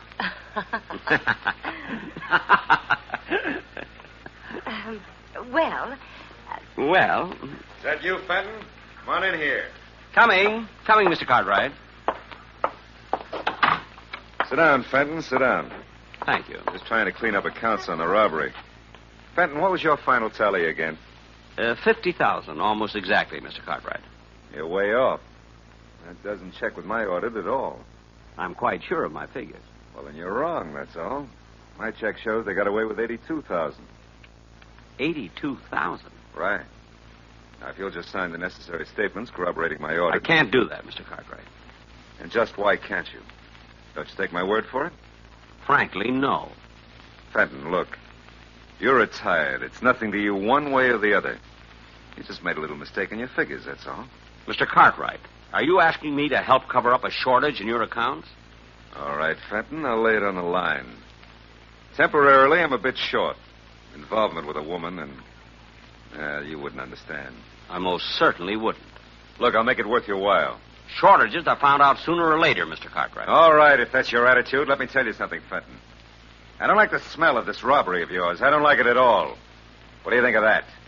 You're implying that I made off with $50,000 belonging to Waterman's? I think it's highly possible. And how are you so sure it was 50,000? Supposing me, for one instant, capable of such a thing, Mr. Cartwright, wouldn't I be much too clever to put my head in a noose by covering up for you? Fenton, if I was talking to an honest man, wouldn't he have taken my story right to Mr. Waterman? I'll give you 5 minutes. Either sign my audit or I go to the police and accuse you of stealing $82,000. Think it over, Fenton.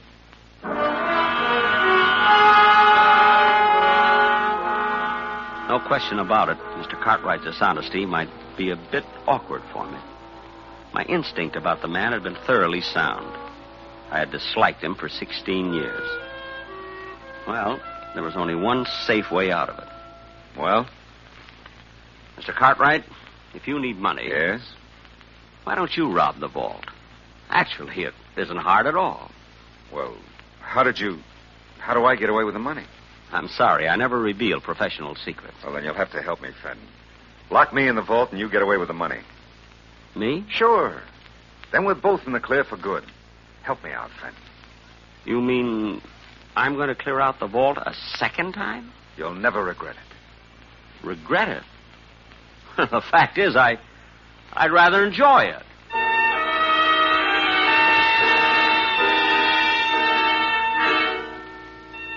We settled on the following Friday. Friday nights, the store stayed open till 9, and they were having a big white sale that day. The money was already stacked on Mr. Cartwright's desk when I got there. It was a juicy haul. I didn't see Mr. Cartwright around, but... Hello, Mr. Fenton. Miss Prentice. But the money. I was listening when you and Mr. Cartwright made your plans, Mr. Fenton, and he caught me and forced me to help him. You understand, Harold. I mean, Mr. Fenton. Harold, times like these draw people together quickly, don't you think? Oh, I do. I really do. Miss Prentice. Helen. Thank you. Helen, Miss Prentice, Mr. Cartwright mentioned a woman in his life. You're not the one? Harold, of course not. Excuse me. I just thought... You remember the office party last Christmas? Oh, that? Well, that was just because he was under the mistletoe. And if you'd been under it instead of Mr. Cartwright... Really? Well... Oh, Fenton, you're here. Good. Anybody see you come up? It doesn't matter, really, Mr. Cartwright. Might even be better that way. Then you and Miss Prentice can say that I left minutes before the bandits arrived. You're right, of course, Harold. Thank you. Are you ready, Mr. Cartwright? I brought some wrapping paper for the money. Even brought along a handle with care sticker. That's the Fenton touch, you know. Get on with it, will you? No need to be nervous. There. Neat? I spent 8 years in wrapping and mailing. All right. You know what to do with it, Helen. I know. Just a minute, Mr. Cartwright. I'm to take the money, remember? There's been a change, Fenton. We rewrote the script. You think that's wise? To fly in the face of my experience? Now, look, Fenton, we're not children. You lock us in the vault and take off with the money. You think we'd ever see you again? Well, you're questioning my honesty? I'm sure Miss Prentice will vouch for me. We're rather good friends. Miss Prentice. Helen. Unfortunately for you, Fenton, Helen's on my side. Now, if you wouldn't mind getting into the vault, huh? Me? In the vault? But... This is a loaded gun, Fenton. Get in the vault. But... You came back for a second helping, that's all.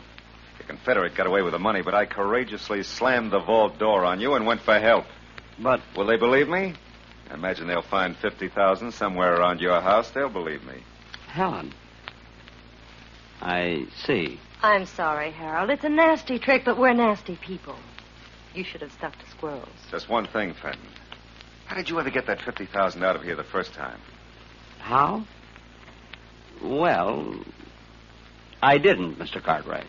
You didn't? Then where is it? It's still in the vault. I don't believe it. Oh, it's quite cleverly hidden. It took me most of that night. I was locked in. Get in there and show me. I'm sorry, Mr. Cartwright. Get in there. No. I went through a lot for that money, Mr. Cartwright. 30 years. I'd just as soon you shot me. Helen, hold the gun on him. I'm going in and look. Well, don't be long. What if somebody should walk in? I'll be able to see if he's lying. Just watch him. You see anything? Not yet. I don't think it's possible that... Open the door so I can get some more light. Must be true. Crime changes people. I had never lied, yet I lied to Cartwright. I had never used violence, yet I got behind Helen and... Hey! I guess I'll go home. Mother will be wondering what's happened to me.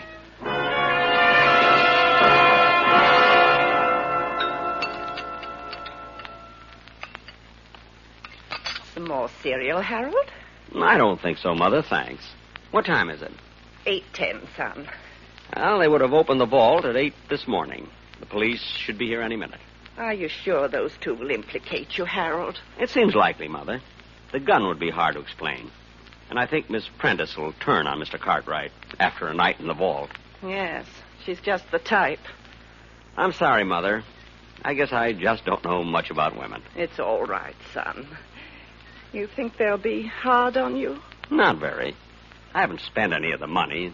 The insurance companies always look kindly on such cases. There they are. Harold, how long? 2 years, Mother. Maybe less. Maybe even 1. It's still a long time. A long time? After 30 years in Waterman's? Hardly. I'll get the door.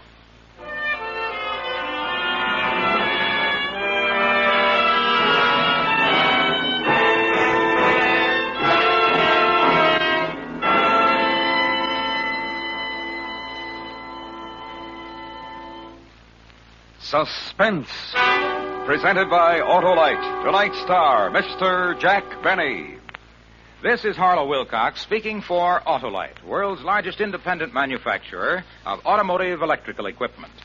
Autolite is proud to serve the greatest names in the industry. They are members of the Autolite family, as are the 98,000 Autolite distributors and dealers in the United States and thousands more in Canada and throughout the world. Our family also includes the nearly 30,000 men and women in 28 great Autolite plants from coast to coast and in still other Autolite plants in many foreign countries, as well as the 18,000 people who have invested a portion of their savings in Autolite. Every Autolite product is backed by constant research and precision built to the highest standards of quality and performance. So remember, from bumper to tail light, you're always right with Autolite.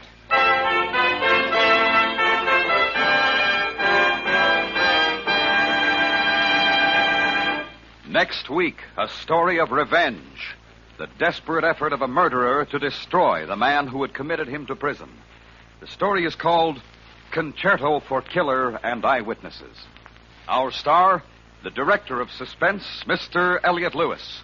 That's next week on Suspense.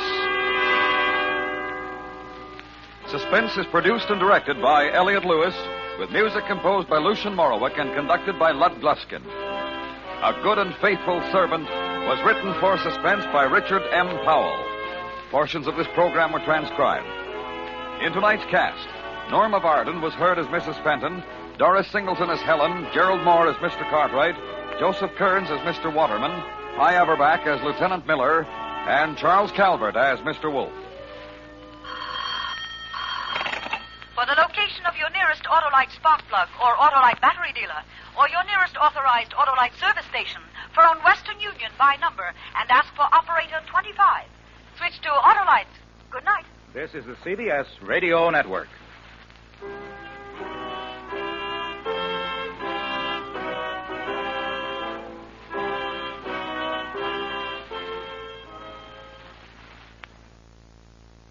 J-E-L-L-O. The Jell-O program coming to you from Hollywood, California, starring Jack Benny with Mary Livingston, Phil Harris, Dennis Day, and yours truly, Don Wilson. The orchestra opens the program with Where Do I Go From You?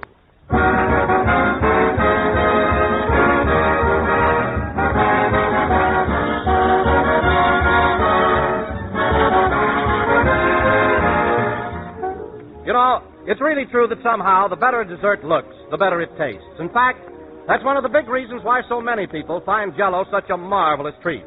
Because there's a world of extra pleasure in eating a dessert that looks as gay and inviting as does Jell-O. Jell-O has a distinctive beauty all its own. There's the rosy pink that reminds you of ripe red strawberries, the bright crimson that makes you think right away of plump, juicy raspberries, as well as all of the other rich, tempting Jell-O colors. And each glowing color is just as attractive. Each grand flavor is just as delightful and refreshing as the juicy ripe fruit itself. So, friends, enjoy a shimmering mold of glorious Jell-O right away quick, possibly tomorrow. Ask your grocer for several packages of Jell-O in all of Jell-O's 6 delicious flavors. But be sure to ask for it by name, because Jell-O is a trademark, the property of General Foods. And those big red letters on the box assure you of getting the flavor that made Jell-O famous.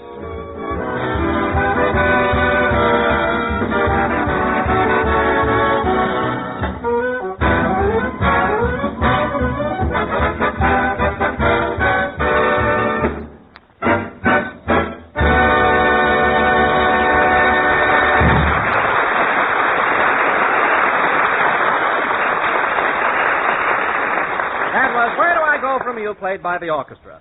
And now, ladies and gentlemen, we bring you a man who, after 3 hectic weeks in New York, has returned to the simple life in Southern California and resumed his favorite hobby of raising flowers. I love him. A man who may be seen any day in his Beverly Hills garden, hoeing in his hollyhocks, digging in his dahlias, and puttering in his pansies, Jack Benny.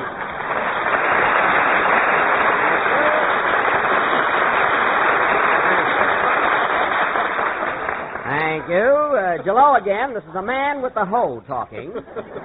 And, Don, I'm glad you gave me that introduction because it brought out a side of me that most people don't realize. Benny, the nature lover. Well, Jack, I didn't realize it myself until I read in the paper the other day that your petunias had won first prize in the Beverly Hills Flower Show. My petunias? They only won third prize, Don. They should have come in first, but they weren't trying. Weren't trying? No, they just sat there in their pots and drooped.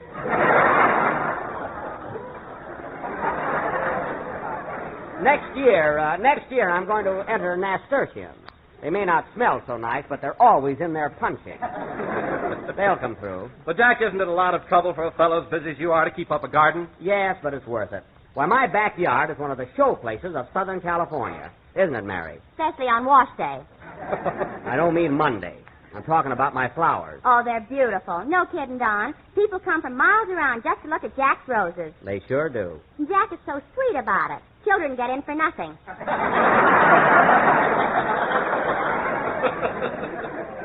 Mary. Adults a quarter. Now, wait a minute, Mary. That 25-cent admission isn't just for the roses. It also includes a tour of the house and Carmichael's roller skating act. It just about pays for the upkeep. I'm not trying to make my backyard commercial. Go on. I fell in your swimming pool the other day, and you charged me 15 cents for a towel. That's the standard rate all over the country.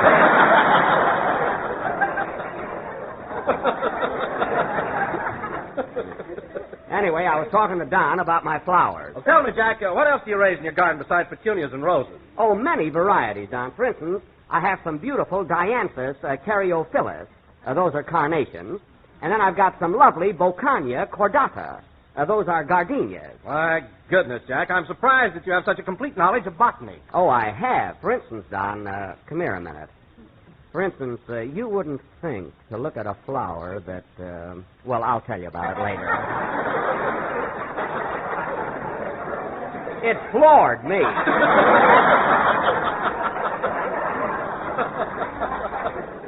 And you know, Don, I've been very successful lately experimenting with the improvement of various species of plant life. Is that so? Well, I think it's a shame, Jack, the way you go around telling people you perfected a cactus without needles. Well, I did. That cactus in my yard doesn't have a needle on it. It's just as smooth as can be. Sure, you lather it up and shave it every morning.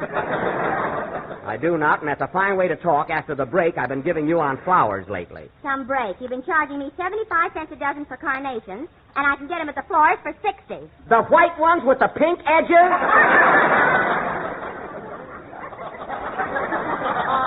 What are you talking about? Oh, hello, Phil. Hiya, kids. What's the topic of conversation? The topic, Phil. And we're discussing flowers, a subject which would hardly intrigue you. In fact, you know nothing about them. Is that so? I love flowers. You love flowers. Certainly. Why, I woke up this morning in a bed of tulips. Phil, wherever you fall, that's where you wake up. You haven't been interested in flowers since dandelion wine went out.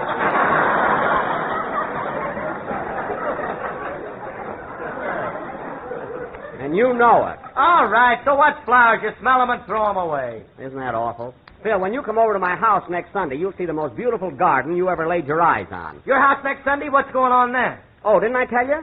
I told Don and Mary before the broadcast. You see, our sponsor, Mr. Mortimer of General Foods, happens to be in town, so I'm throwing a little party for him. Incidentally, Jack, has General Foods picked up your option for next year? My option? Well, doggone. Come to think of it, no. He hasn't slept in 3 weeks, and he just found out why. Mary. But you know, Don, this party will give me a swell chance to talk business with Mr. Mortimer. Oh, Jack, who do you think you're fooling? That's the only reason you're giving it. Now, wait a minute, Mary. There's no particular rush for me to sign my contract for next season. I'm not worried. Sure, you can always play your violin in Phil's orchestra. Yeah, I could. Over my dead body. Don't be so smart, Phil. And next Sunday, when you come over to my house, you'll be very nice to Mr. Mortimer. Am I invited to your party, Mr. Benny? Well, of course, Dennis. I didn't see you. Why didn't you say something? Nobody would throw me a lead. Well, I'll throw you a lead, Dennis. Now that you've made your presence known, how about singing a song? Oh, boy, that'll be fun. There he goes again. I wonder what makes that kid so happy. Mr. Mortimer is his uncle. He is? Say, that's swell. Sing, Dennis. Gee, I didn't know he was related to our sponsor. I might have known it, though. He's such a smart kid. You know?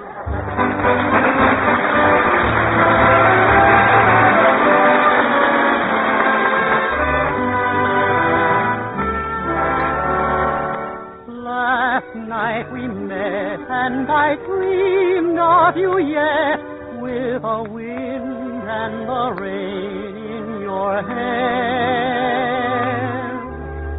There in the mist, how you sighed when we kissed, with a wind and the rain in your hair. The rain was a song, the wind was a voice. The night was dark and stormy, but how could my heart ever be cold with your two arms to warm me?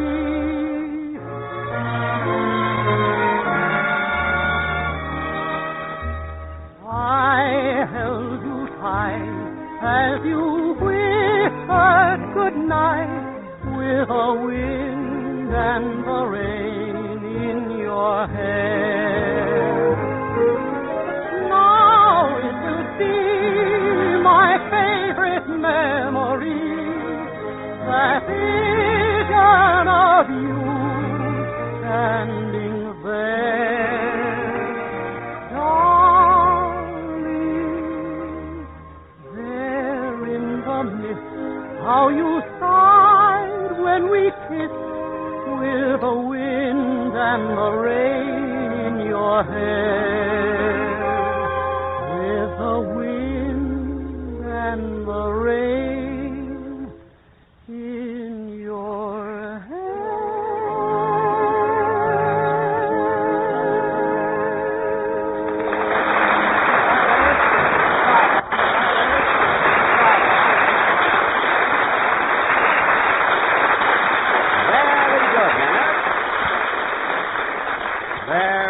That was The Wind and the Rain in Her Hair, sung by our own little Dennis Day. Denny, I call him. Dennis? Yes, please? You know, that's one of the most beautiful songs you've done this year. The title is so poetic, The Wind and the Rain in Her Hair. I wonder what that girl was doing out in the rain with all that wind in her hair. Well, Jack, I happen to know all about that. The young lady in question was on her way to her neighborhood grocer to buy a package of Jell-O. Oh. When suddenly a storm came up. Lightning flashed, and the wind howled and moaned all around her. Our heroine pressed on, undaunted through the driving rain. But she didn't turn back. She wanted Jell-O. Jell-O, do you understand? And she's going to get it. Gee. It grew darker and darker, and through the fury of the storm, you could hear her voice crying, Jell-O, Jell-O.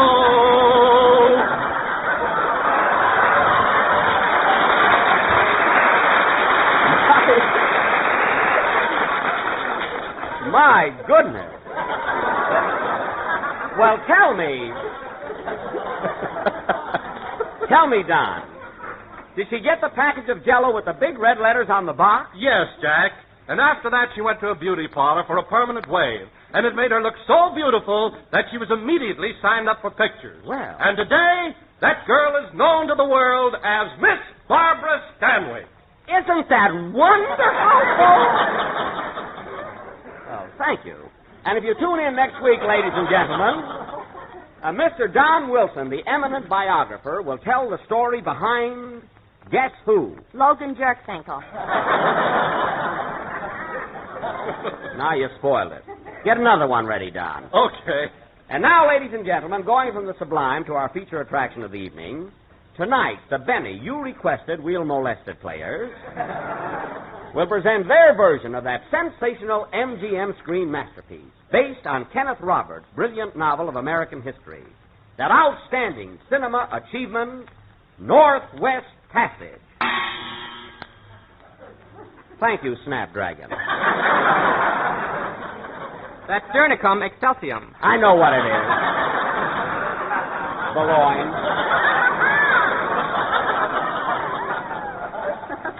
Now, as you may remember, folks, this Technicolor production starred Spencer Tracy as Major Rogers, a famous explorer and Indian fighter. And Dennis, I've got a big surprise for you. You're going to be the star of our play tonight. You're going to take Spencer Tracy's part. Spencer Tracy? Oh, boy! We'll show your uncle just what you can do. What uncle? Mr. Mortimer, our sponsor. He isn't my uncle.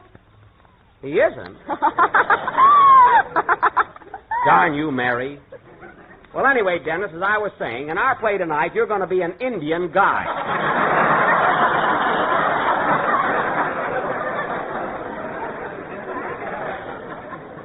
That's all. An Indian guide?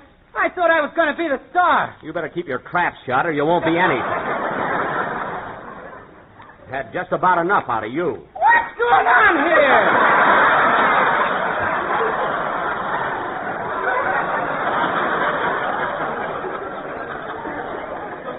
Never mind.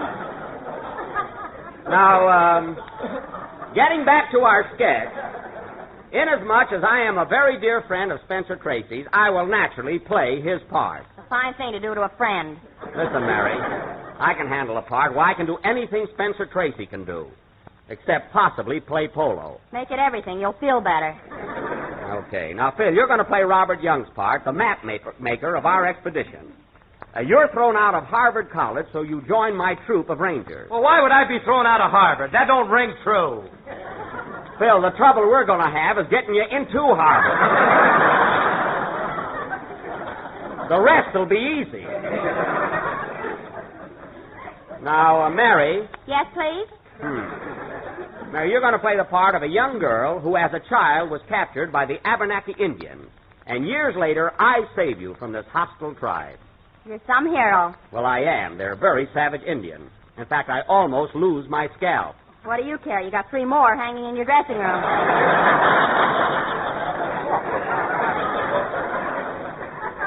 All right, now, just for that, you might as well tear up that pass I gave you for my rose garden. I'm voiding it.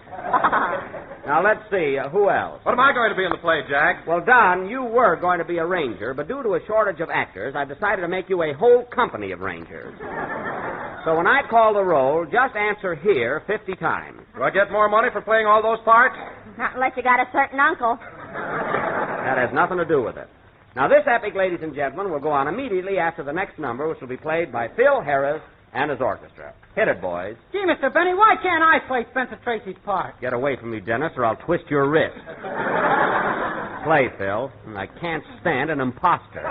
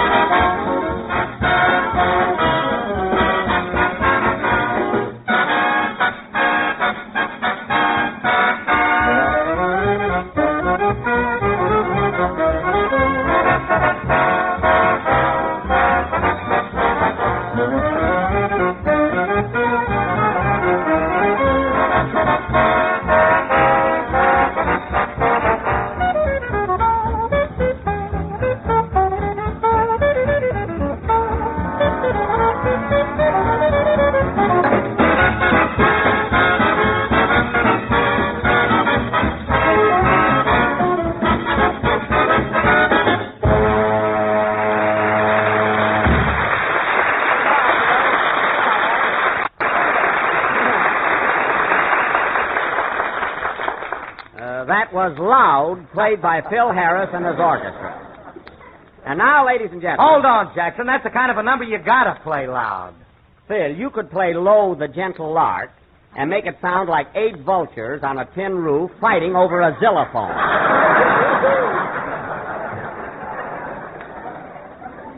And now, folks... Well, that's just silly. Why would vultures fight over a xylophone? They think it's spare rib. Does that clear things up, bruv?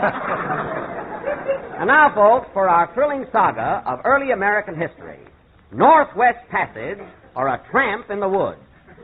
Take it, Mr. Narrator.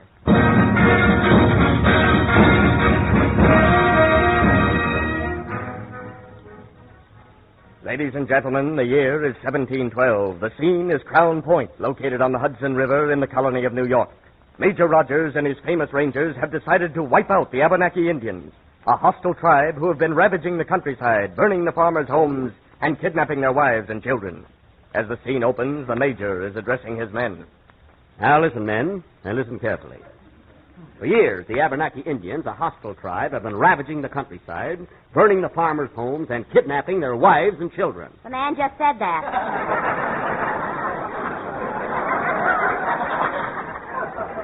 Quiet, you're not in this yet.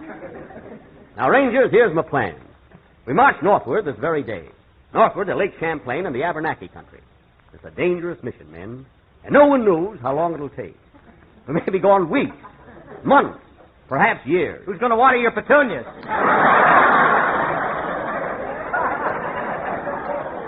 Never mind that. Now, we're all ready to go. But first, are there any objections? Yes, we object. What's the trouble, Company C? Well, half of me have wives and children, and one of me is scared to death. I expect mutiny. Well, take a little bicarbonate, and you'll be all set. Private Harris, did you draw the map of New York State like I told you to? All but the Hudson River. I can't make a night boat. Well, this is going to be some trip. Thank goodness we've got an Indian guide. All right, men, we must push on. And we'll wipe out those Abenaki Indians, or my name ain't...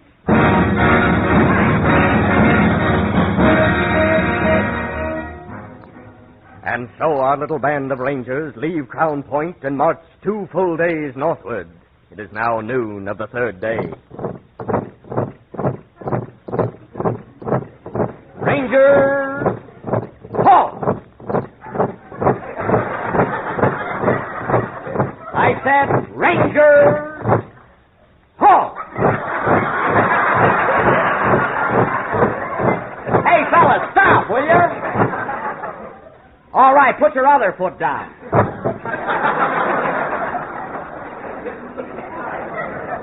What an outfit.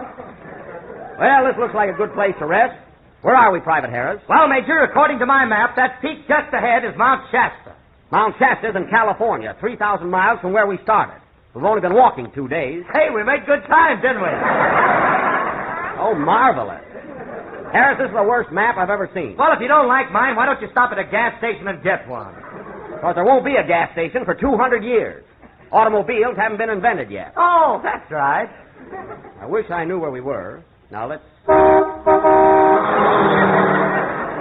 Look, fellas, a wild turkey. And it nearly hit us. Well, I better ask my Indian guide where we are. Oh, Conkapat. Conkapat. Oh, please? Where are we? Do you recognize those mountains up ahead? No, I don't. You're a fine Indian guide. Well, I thought I was going to be Spencer Tracy. That was B.M., before Mortimer. Oh, well, we'll just have to march on, I guess. But, Major, we can't march anymore today. Several of my backs are sprained, and most of my feet are killing me. Your rear guard looks a little tired. I guess we'll have to camp here for the night. And careful, men. There's probably Indians lurking behind every bush. Oh, Big Heap! Big Heap! That's Big Heap Major.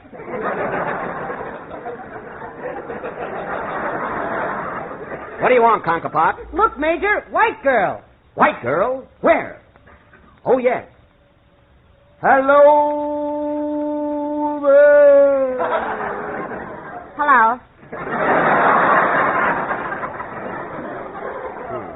What are you doing in these woods, miss? I was out picking violets and I got lost. Violets, eh? Hey, fellas, look at these Vincas culottes. Ain't they pretty? Yeah, they sure are. Now tell me, miss, who are you? My name is Mary, and I was captured by the Indians many years ago. Please save me. Now, wait a minute. How do I know you're not a spy? How do I know you've been living among the Indians? I didn't get these beads at Magnan's. Well, I guess you can come along with us. But I warn you, it'll be dangerous. We're on our way to wipe out the Abenaki. It's a hazardous mission. I don't care, just so I can get back among my own people. We will protect you. Come on, men. We better push on. Gee, those violets are beautiful. May I carry them, miss? That's all those Indians have to see. Oh, that's right. Come on, men, on our way. And we'll wipe out those Abenaki Indians, or my name ain't...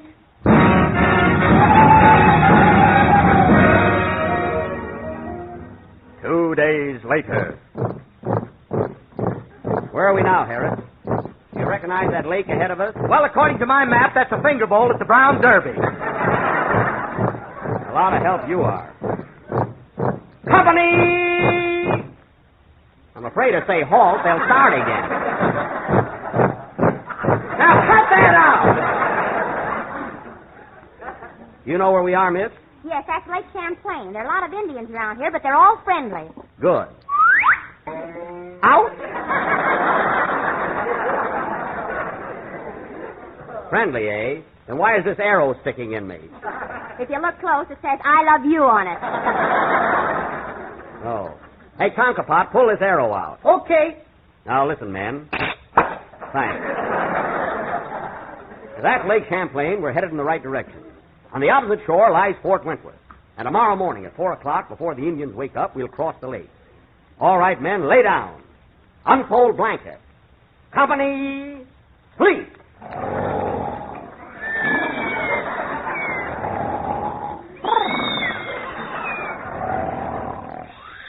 It is 4 a.m. the following morning, and our little band of rangers is sound asleep, with the exception of Major Rogers, who was already awakened. Company, halt!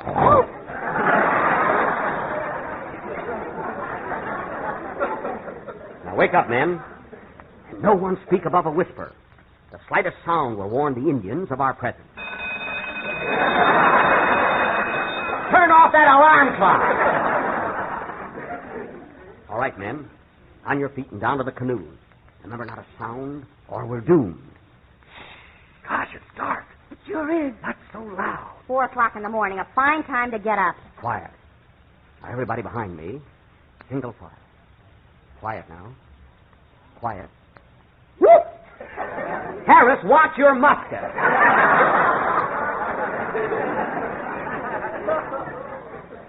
All right, men. Here we are. Now get in your canoes. And we'll wipe out those Abenaki Indians, or my name ain't...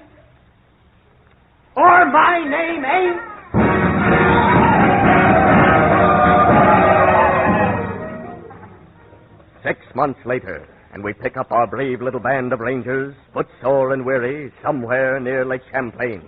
They have been unable to find the Abenakis or Fort Wentworth, and have been without food for 8 weeks. In other words, things is bad.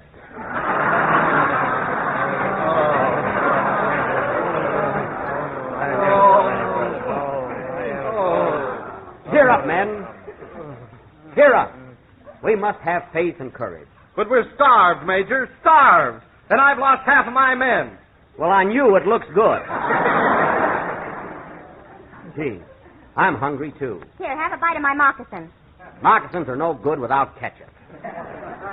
Well, men, you've been brave and loyal soldiers. But I'm afraid this is the end. What's that? Tom-toms. There must be Indians around here. Indians? Raise your muskets, men. Do not be afraid, Major. These Indians are peaceful and friendly. Good. Yikes! Another bullseye. I'm getting pretty sick of this. Look, Major. Here comes Big Chief and many braves. Oh, yes. All right, men, put down your muskets. I'll talk to these Indians. How? How? We white men no want fight. We friendly. We friendly, too. No catch 'em food many moons. Tell me, Chief, which way Fort Wentworth? Fort Wentworth? Yes. I don't know. Hey, Red Feather, which way Fort Wentworth? I don't know. Hey, Thundercloud, which way Fort Wentworth? I don't know. Hey, Geronimo! Never mind, let it go! We'll find it ourselves. Come on, men. Forward, march!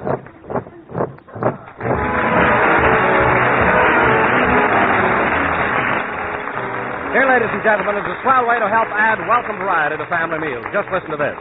The next time you go to the grocery store, glance at the shelf where you've been used to seeing those familiar red-lettered packages of Jell-O. And there on the same shelf, or mighty close by, you'll notice another row of packages also bearing the name Jell-O. These, ladies and gentlemen, are the delicious new Jell-O puddings made by the makers of Jell-O and fast becoming one of the country's favorite desserts. Jell-O, of course, you've enjoyed for many years. You found a world of pleasure in its grand goodness, its delightful extra-rich flavor, as tempting and refreshing as the juicy ripe fruit itself. And I'm sure you'll get an equally big thrill out of these swell new Jell-O puddings. Jell-O vanilla pudding, Jell-O chocolate pudding, and Jell-O butterscotch pudding. So after this, when you buy Jell-O, ask for Jell-O puddings, too, and treat yourself to the smooth, luscious, creamy flavor of these marvelous new members of the Jell-O family, Jell-O pudding. We're a little late, so good night, folks.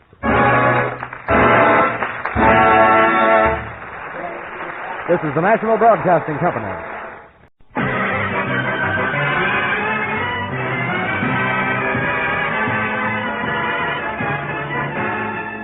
The Lucky Strike program, starring Jack Benny, with Barry Livingston, Phil Harris, Rochester, Dennis Day, and yours truly, Don Wilson.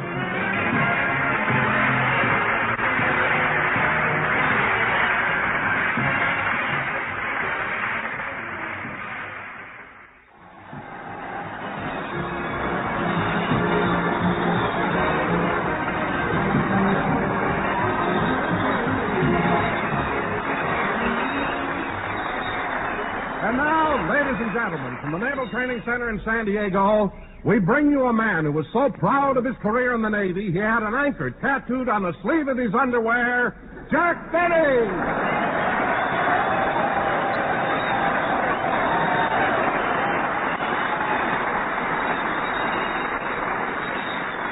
Thank you. Hello again. This is Jack Benny talking. And, Don, you can joke about my career in the Navy if you want to, but I was a great seaman. In fact, I was the only sailor aboard who could be depended upon to batten down the hutches. I remember one... Wait a minute, Jack. Huh? You mean you battened down the hatches? No, down the hutches. Things were so quiet, our admiral was raising rabbits. He had hundreds of them.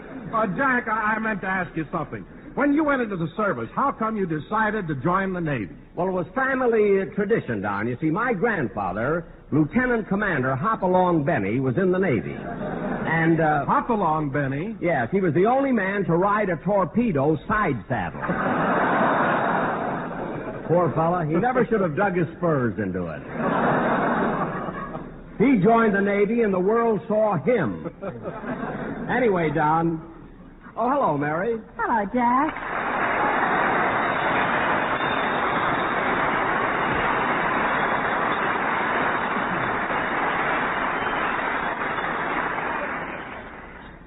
Oh, boy. Am I winded. Mary, what's the matter with you? Why are you so out of breath? Well, I just came over here from the Navy Exchange. The Navy Exchange? Well, that's just a short walk from here. I know, but it's a fast run with 150 sailors chasing me.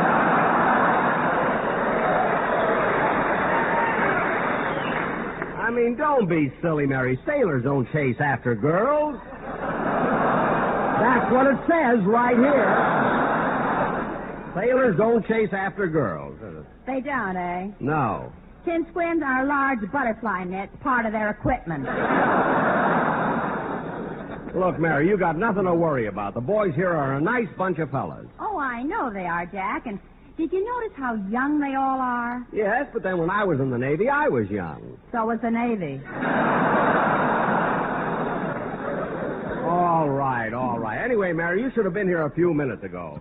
I was telling Don about my career as a sailor during the First World War. Some career. What? You joined the Navy, went to sleep, fell out of your hammock, bumped your head, and when you came to, the war was over. Oh, yeah? If all I did in the Navy was bump my head, why did they give me that ribbon? That was a Band-Aid, and you know it. Look, Mary, you know it, and I know it, but you have to tell everybody? I mean, why can't you just once...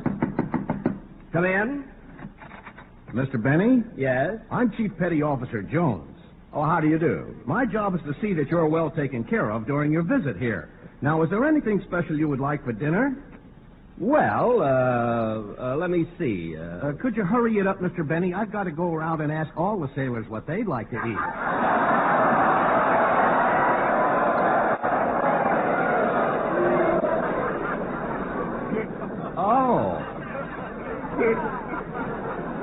Oh, I see. Well, what do the boys stationed here usually have? Oh, some of them order crepe Suzettes. Uh-huh. And others prefer filet mignon sauté with a wine sauce. I see. And then there are those who are partial to baked pheasant under glass. Is that the kind of food the enlisted men in the Navy get? No, but as long as we're on the air, let's do a little recruiting. Oh, yes. Well, goodbye now. Goodbye. You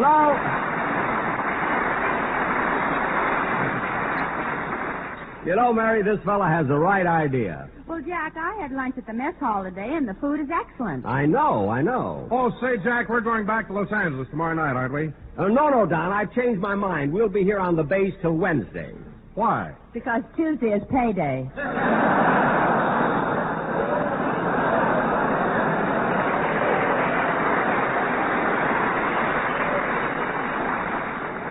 Well, look, what's the sailor's payday got to do with Jack? He's got a jukebox and a keg of draft beer in the back of his car. Mary. He flips the light place over and it says Benny's Canteen. Well, you're a fine one to talk. You're getting 10 cents a dance. So don't be so... Oh, hello, Dennis. Hello, Mr. Benny. Hello, everybody.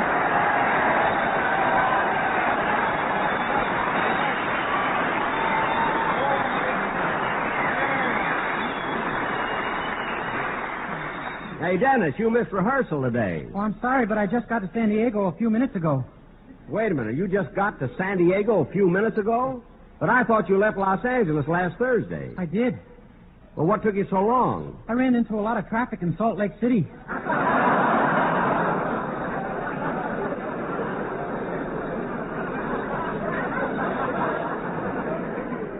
Salt Lake City? Dennis, why in the world would you go from Los Angeles... Mary, take my advice. Don't ask her. Just drop the subject. But, Jack, maybe he had very important business in Salt Lake City. Huh? Or maybe a relative was sick or something. Yeah, I never thought of that. Dennis, when you were coming down to San Diego, why did you come by way of Salt Lake City? I wanted to avoid the traffic lights in Laguna Beach. Mary, you made me ask them. Dennis, you better sing your song. I'll say you better. Avoid the traffic lights in Laguna Beach. That's the silliest thing I've ever heard.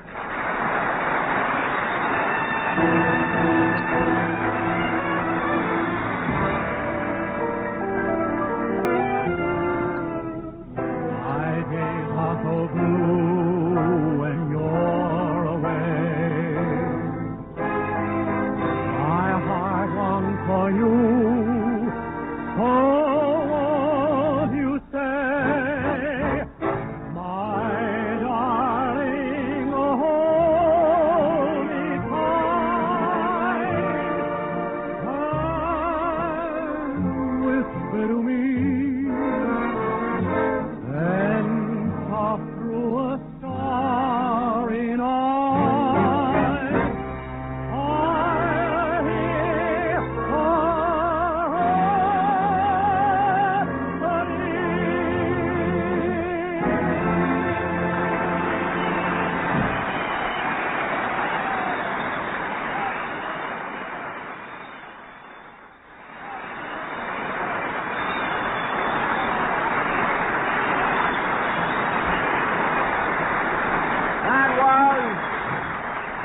That was I Hear a Rhapsody sung by Dennis Day. And Dennis, I want to tell you that regardless of the silly things you do, I must say you have one of the finest voices in radio.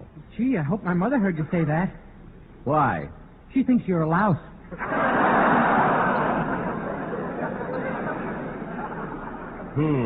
Anyway, Mr. Benny, I don't care what my mother says. I like you. Well, thanks. And now, fellas... You've always been okay with me. Well, thanks, kid, thanks.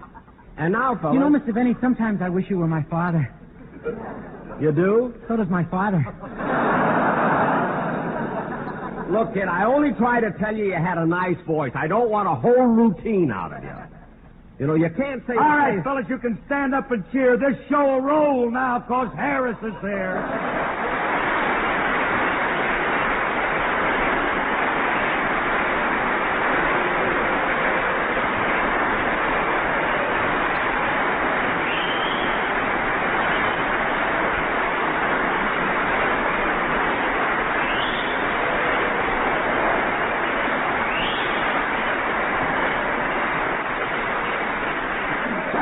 Say, Phil, you really got a reception on that entrance. Yeah, would you believe it, Jackson? The last time I made an entrance like that, the people just sat there and stared at me. When was that? This morning when I got on the La Jolla bus. Well, imagine getting on a bus and going into your act. Well, what's wrong with that? Last week you stood on the dock playing your fiddle when the Essex came in. Well, it was my patriotic duty, and the boys all cheered me. Well, they should. Who else could play Anchors Away and dive for pennies at the same time?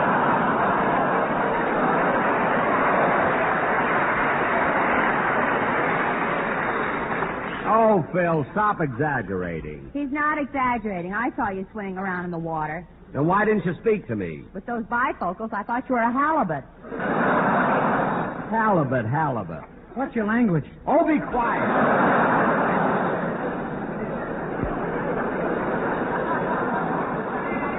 You know, Phil, you'd be much better off if you didn't pay so much attention to me and devoted more time to the boys in your band. There you go in my band again. Certainly. We came down here to play the Naval Training Center. At least your boys could look decent. Now, wait a minute, Jackson. They can't afford to buy new clothes. Well, at least swab them down. Look at Remley sitting there. Hold it. Just hold it a minute, Jackson. Don't say nothing about Remley. The day of all days. Why not? Well, yesterday, Frankie's favorite uncle died. Oh, that's too bad. Was it unexpected? No, the judge told him exactly when it was going to happen.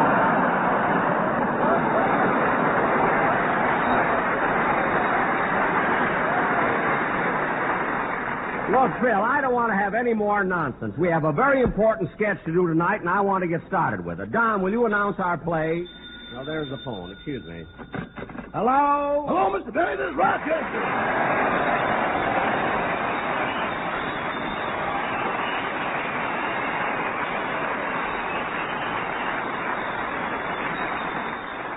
Oh, hello, Rochester. What did you call me for? Well, I'm over here in your room at the El Cortez Hotel, and I think you're in trouble with the manager. Mr. Stillings, why? What happened? He got a little upset when he found out you rented your other twin bed.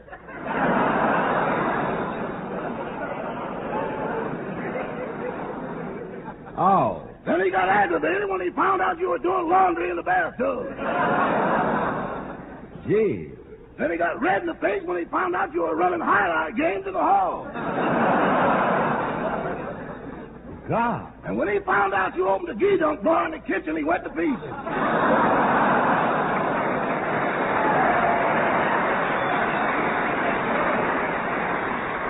Oh, that's awful. How are things in my living room? Not so good. One of your barbers just quit.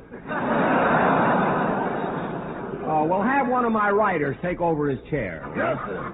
Goodbye. Goodbye. Oh, say, boss. Now what? Don't hang up yet. Why? I just looked at your radar screen. What about it? Get your fiddle ready. There's another ship coming in. Thanks, Rochester. Goodbye. Goodbye.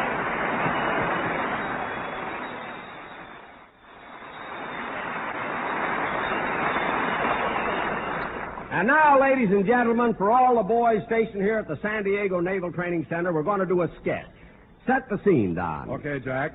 Ladies and gentlemen, for the first time on any radio program, we're going to present a biography based on Jack Benny's actual experiences in the Navy during World War I. Music. In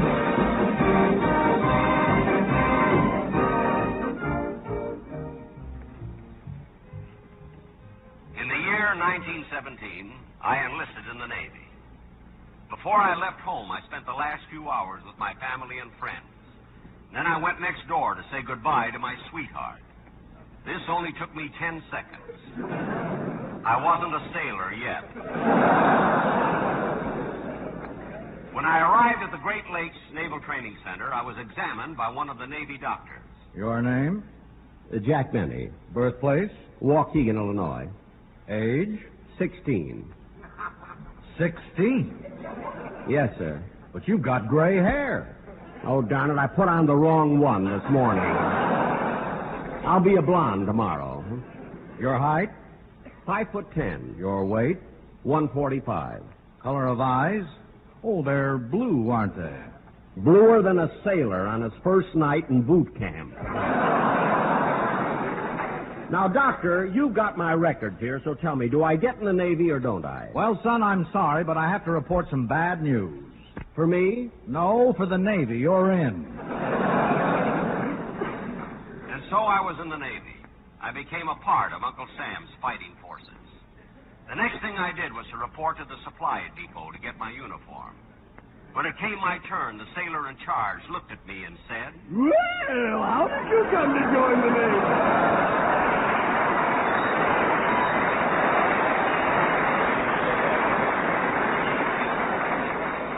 What did you say? I said, how did you come to join the Navy? Well, I've always been the adventurous type. I love to travel. I love travel, romance, foreign countries. And then I saw one of those signs saying, join the Navy and see the world. Isn't that a coincidence? That's the reason I joined the Navy 18 years ago. And have you visited any distant lands? Yes, twice I've been to Tijuana.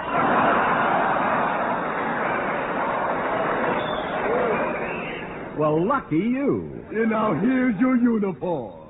Hey, just a second. You don't know my measurements. I take size 34, please. Really?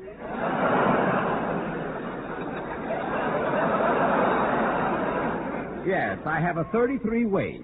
Uh-huh.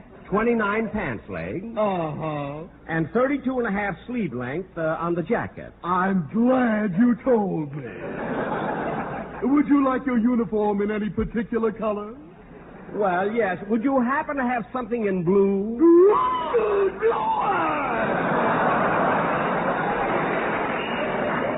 What? Now take this and keep moving. Wait a minute. Where do I put on my uniform? Right here as you're walking along. As I'm walking along, what about my old clothes? Just drop them. We have chambermaids who come along and take them up. Oh. Come on, men. Change into your uniforms, all of you. There, I've almost got mine on. You're good. Would you mind buttoning me up? That goes in front. I'm sorry.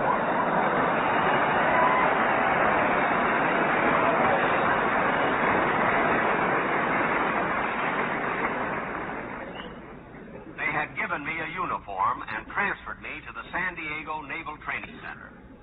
After putting in 6 long, hard weeks in boot camp, I was given my first leave. I was tired and run down and wanted a rest. So I went to Sherman's. I went there with my friend, Curly Harris. Oh, bartender. Yeah? I'll have a lemonade. A lemonade? Yes. I'll have a tequila. Say, Carly, that's a Mexican drink, isn't it? Yeah.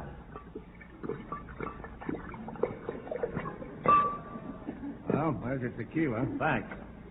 Well, here's looking at you.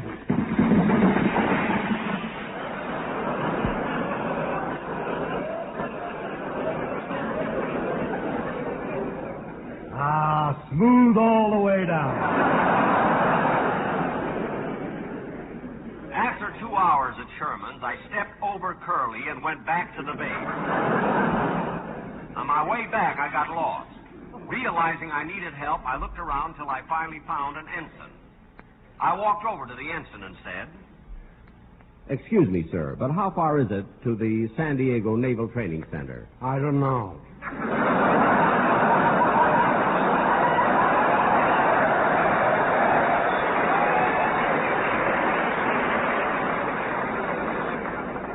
Well, am I walking in the right direction? I don't know. Well, for heaven's sake, where is the Naval Training Center? I don't know. You don't know anything. A fine sailor you are. I'm not a sailor. Then how come you're wearing that blue uniform? What uniform? I lost my clothes in the crap game and I'm cold. Since I couldn't find my way back, I decided to stay away and enjoy myself. But a week later, I was back at the base, and because of the things I had done, I found myself up before the Admiral, facing a court-martial. The Admiral looked at me sternly and said, Were you AWOL for a full week? Yes, sir. And didn't you get into a fight with 2 shore patrolmen? Yes, sir. And when they tried to take you to the brig, didn't you bang their heads together and knock them out? Yes, sir. Do you think that was nice? No, sir. Well, watch it next time.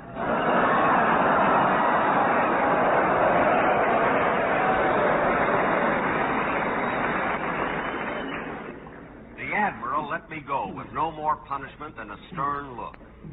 The next day I was walking down the street when all of a sudden a girl said to me, Oh, sailor, Yes? did you drop this handkerchief?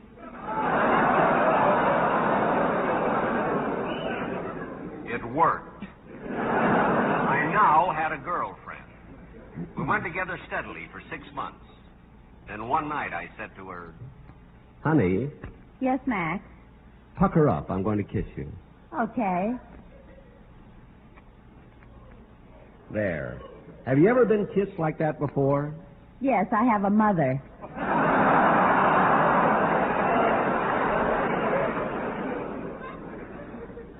My romance with this beautiful girl was short-lived because 2 days later I completed my training and went aboard my ship. What a thrill as we prepared to sail. Finally, we sailed. We were underway for just 5 minutes when suddenly I began to feel terrible. I rushed to the doctor and said, Doctor, I feel terrible. I'm sick. My head is going around. I'm dizzy. My stomach is upset. I feel awful. Well, congratulations. Congratulations? Why? You're the first sailor who ever got seasick on the Coronado Ferry. That is my story. He gave me 2 APC pills. He told me to go to my hammock. I went to sleep, fell out, bumped my head, and when I came to, the war was over. Thus ended my naval career.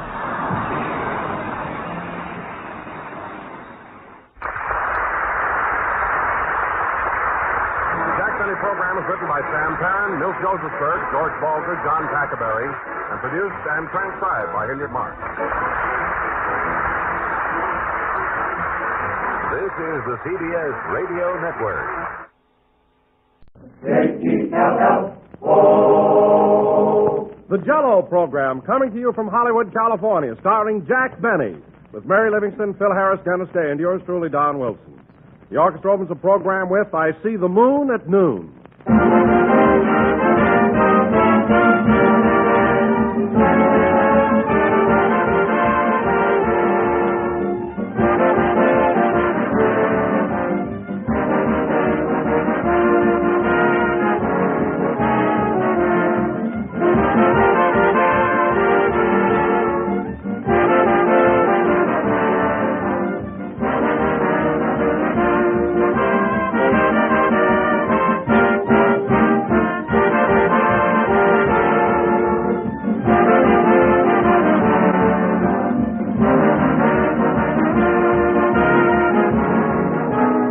You know, ladies and gentlemen, along about this time each year, folks seem to appreciate a lovely Jell-O dessert even more than usual.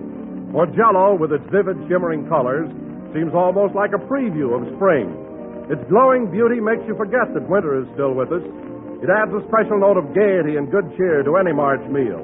And the refreshing, extra-rich flavor of Jell-O gives you a welcome foretaste of next summer's fruits with all their tantalizing, juicy, ripe goodness. So brighten up tomorrow night's dinner with a brilliant Jell-O dessert. Order several packages from your grocer the first thing in the morning, choosing any or all of Jell-O's 6 delicious flavors: strawberry, raspberry, cherry, orange, lemon, or lime. And be especially sure to include strawberry, raspberry, and cherry Jell-O, for each has a new, improved flavor, obtained by using a natural flavor base artificially enhanced. And the result is something mighty swell, a unique and delightful flavor that you'll find better than ever. Enjoy a tempting Jell-O dessert tomorrow.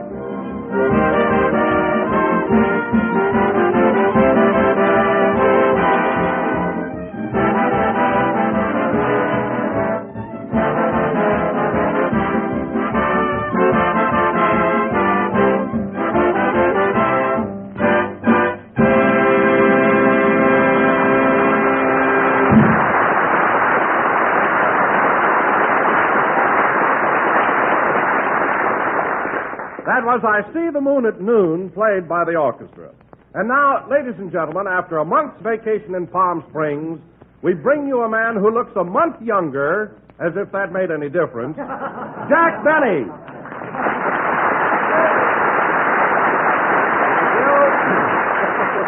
Thank you. Hello again. This is Jack Benny talking. And, Don, I may only look a month younger, but believe me, I feel like a kid. If there was anything I needed, it was those 4 weeks on the desert. Roughing it really did me a world of good. Roughing it? Well, I wouldn't exactly say that you were leading such a rough life there, Jack. Oh, you wouldn't, eh? No, I saw you out many a night in Palm Springs, and you were wearing a tuxedo. Yes, but it wasn't pressed. And if you'd have looked close, you'd have noticed that carnation in my buttonhole was a cactus blossom. And full of stickers.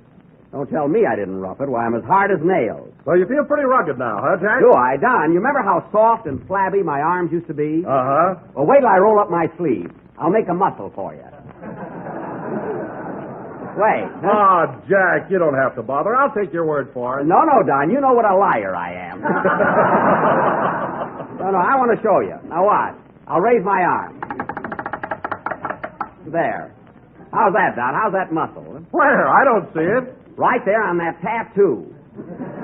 See how fat the eagle is now? See? Eagle? I thought that was a sparrow. With E pluribus unum on it? What are you talking about? I tell you, Don, I feel so good I'd like to get in a scrap with someone. Wait till Dennis Day comes in. I'll straighten him out fast. He'll never know what hit him. Jack, wait a minute. Take it easy. Take it easy, nothing. I've got a muscle, and I'm going to use it.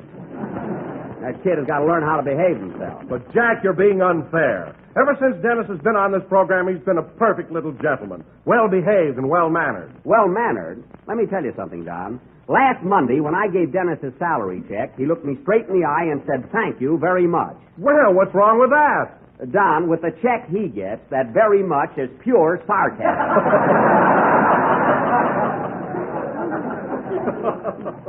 Teach that kid to thank me. Oh, hello, Mary. Hello, Jack. What are you doing with your fist up in the air? I made a muscle for Don. I can't get my arm down. See? See the muscle? Where? Right there. Some muscle. Looks like a marshmallow with a hangover. The hardest marshmallow you ever saw. Boy, there's a real muscle. What are you going to do, stand there like a baking soda ad? No, help me get my arm down. Here, pull.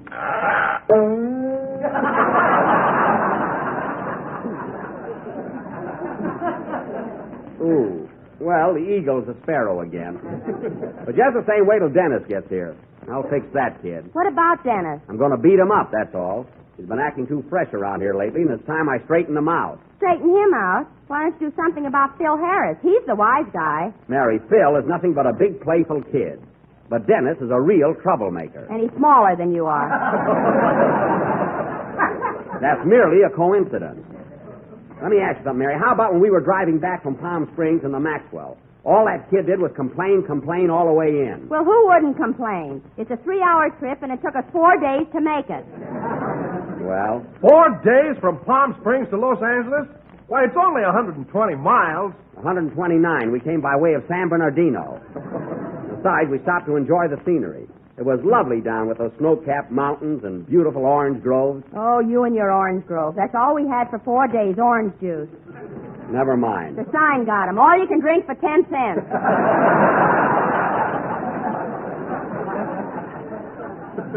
Now, wait a minute, Mary. Wait a minute. Don't give Don any false impressions. There was food, too.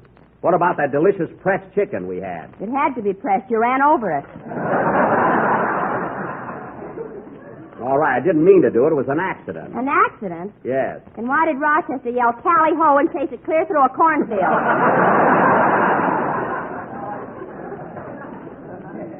That never happened, and you know it. It would have been a very pleasant trip if you and Dennis hadn't been beefing all the time.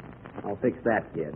By the way, Don, how did you come back to town? Well, the little woman and I took the train. It was a very nice, restful trip. Oh, the train is swell, Don, but I prefer motoring myself. I don't know, you see more of the country that way. But, Jack, even allowing for sightseeing, I can't understand why it took you 4 days to come from Palm Springs to Los Angeles. Oh, 4 days isn't so bad. That's progress. It used to take the covered wagon 6. And they didn't come by way of San Bernardino like I did. Anyway, Mary, you had a swell time in Palm Springs. You're back in Hollywood safe and sound, so forget it. Hello, everybody. Oh, here he is. All right, kid, put him up. Put him up. You've been aching for trouble, and you're going to get it. What's going on here? It's a long story. Jack found a muscle. It's not it at all. Come on, kid, up with your dukes. I'll teach you to be careful. Well, gee, I didn't mean to run over that tin can with the lawnmower. That's not what I'm talking about. A small fine covers that. I just don't want you to go around complaining about your trip home from Palm Springs. I was nice enough to invite you. Gosh, I drank so much orange juice I feel like a sunset. Well, let me tell you something, Dennis. Orange juice is not only nourishing, but it's very good for you. It'll keep you from catching a cold. I won't sneeze till 1980. Well, that does it. All right, Dennis, put up your due. Oh, Jack, will you stop being so childish? You're just picking on Dennis because he's the smallest one in our gang. Mary's right. It's not like you, Jack, to be a bully. Why, in your physical condition, you could mangle the kid. I could?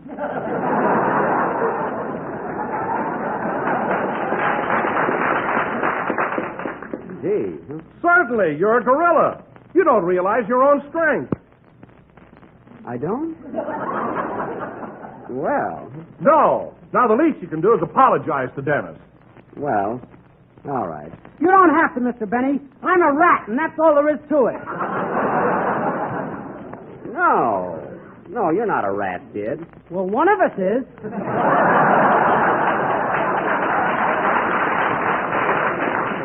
Look, Dennis, you better sing your song before I lose my temper again. I don't know my own strength, like Don says. Now, what's it going to be? I'm going to sing In Dublin Fair City. Good. Oh, Mary. What do you want? Help me get my arm down. It's stuck again. Okay.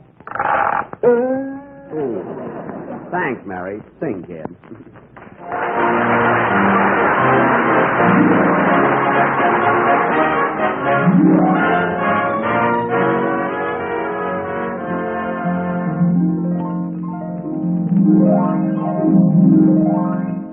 In Dublin fair city, where girls are so pretty, I first set my eyes on sweet Molly Malone. As she wheeled her wheelbarrow through streets broad and narrow, crying cockles and muffles, alive, alive, oh.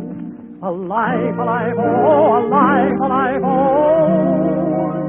Cockles and muffles, alive, alive, oh. She was a fishmonger, but sure it's no wonder, for so were father and mother before. They wheelbarrow through streets broad and narrow, crying cockles and muffles, alive, alive, oh. Alive, alive, oh, alive, alive, oh. Cockles and muffles, alive, alive, oh. She died of a fever, and no one could save her, and that was the end of sweet Molly Malone. Her ghost wheeled her barrow through streets broad and narrow, crying cockles and muffles, alive, alive, oh. Alive, alive, oh, alive, alive, oh. Crying cockles and muffles, alive, alive, oh. Crying cockles and muffles, alive, alive, oh.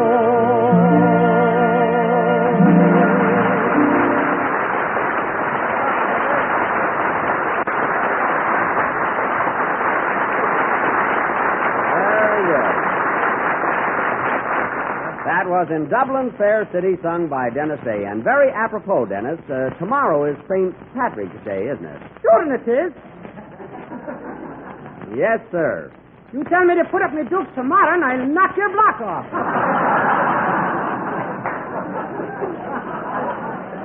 Dennis, I'm not going all the bother putting my arm up again. So control yourself. Oh, Jack. What is it, Don? Tomorrow being St. Patrick's Day, I have a great treat for our audience tonight. A treat? Yes, I prepared my commercial this evening with a Gaelic slam. I'm going to deliver it with an Irish brogue. I do it very well. No kidding. Well, that really is a treat, Don. Any novelty is always welcome on this program. You say you do it with an Irish brogue, eh? Yes. Swell. Now, go ahead. Let's hear it. Ladies and gentlemen, the next time you go to your neighborhood grocer, why not ask him for a package of tempting and appetizing Jell-O? It is not only economical and easy to make. Where's the brogue? But comes in 6 delicious flavors: strawberry, raspberry, cherry, orange, lemon, and lime. Don, where's the brogue? So always insist on genuine Jell-O and look for the big red letters on the box. Be Gora.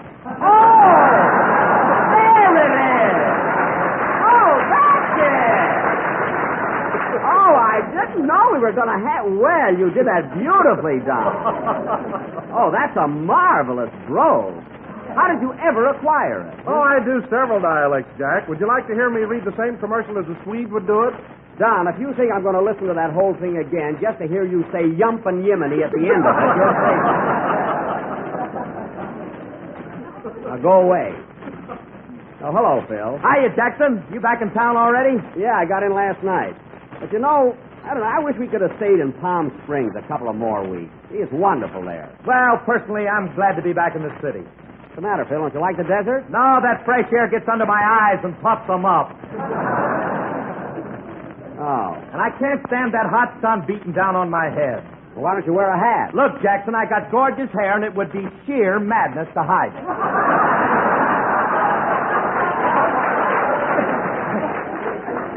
Well, that's the most conceited thing I ever heard. You know, Phil, I could have gorgeous hair, too, if I got it marcelled every week like you do. Well, why don't you? Well, maybe I will. If you can get a Marcel, so can a coconut. What? What did you say? Did I put my dukes up, Mr. Benny? Not this time, kid. This is strictly between Miss Livingston and me. You want to step out in the alley? Oh, quiet. We're talking to Phil about Palm Springs. Now, how long did it... Mary, put your dukes down.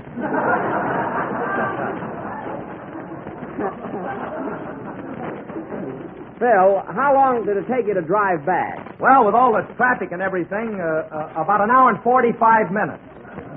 Only an hour and 45 minutes? Yes, and I stopped for a rumble lesson in Pomona. Well, I'll be darned. An hour and 45 minutes. That's what I can't understand, Jack. Why in the world it could take you 4 days to drive that distance? Well, we had a lot of tough breaks, Don, and hard luck all the way. I'll say, just as we were pulling into Beaumont, all the tires blew out. Yeah. All 4 of them? All 4 in the spare. They've got a union. Wait a minute, you're wrong, Mary. We had that tire trouble in Banning. Beaumont is where we ran out of gas. We ran out of gas in Azusa. No, Mary, I think it was Arcadia. Yeah, we ran out of gas in Arcadia. Arcadia's where the top blew off. The top didn't blow off. It shook off. Besides, it didn't happen in Arcadia. It was Pasadena. It was not. It was, too. Pasadena's where we hit a bump and the headlights changed places. Oh, yes. We had motor trouble there, too. Motor trouble? Were you held up very long? Yeah, we had to stay overnight, so Jack and Rochester made a personal appearance at the theater. That's right, Don. I figured as long as we had to stay there, we might as well do our act. How was the business, Jackson? Did you pack them in? Well, it was on such short notice, Phil, and then it was raining, and besides that, we were bucking a terrific picture that was playing right across the street. Yeah? What was the name of it? Puppets of Passion, starring Ronald Glick and Heather Noodleman. Adults only. But we did pretty well at that. Anyway, enough of our adventures getting back home. What do you say, Phil? How about a band number? Okay, Jackson. What do you want us to play? Something popular or something classified? That's classical. Classified. Oh, brother, what a dodo. Well, it ain't my fault. You dragged me down to Palm Springs, and I missed 4 weeks of night school. Oh, that's right. You did miss night school. Did it set you back any? Yeah, the teacher's going around with another guy now. Oh, she is. Say, your teacher must be good looking. Jackson, she's pretty enough to be a cigarette girl. I see. Well, Phil, let me know when you graduate from school, will you? I want to send your diploma to Ripley. Now, let's have a number. I don't care whether it's classified or classical. Just play it. Wait a minute. Come in. Pues bueno, muchachos, estamos esperando aquí mucho tiempo. No vale la pena. Mira la molestia que ya nos ha dado. Esperamos bastante tiempo. Ya voy a pedir a Jack Benny que nos pague enseguida, pronto. Hey, wait a minute. Wait, who are these 3 guys? Those are the boys that sang on the program last week. Oh, the Guadalajara Trio from Palm Springs. Well, I paid them their money. What do they want? More. More? I gave them plenty. I gave you mucho pesos, boys, remember? Pero queremos más dinero, por eso estamos aquí. Look, fellas, if you want more money, I'll straighten it out with you tomorrow. Mañana. Mañana. Why don't you pay them tonight? I don't know the word. Mañana, boys. All right, go ahead and play, Phil. Hey, fellas, adios, will you? Adios. I wish I knew a good Spanish lawyer.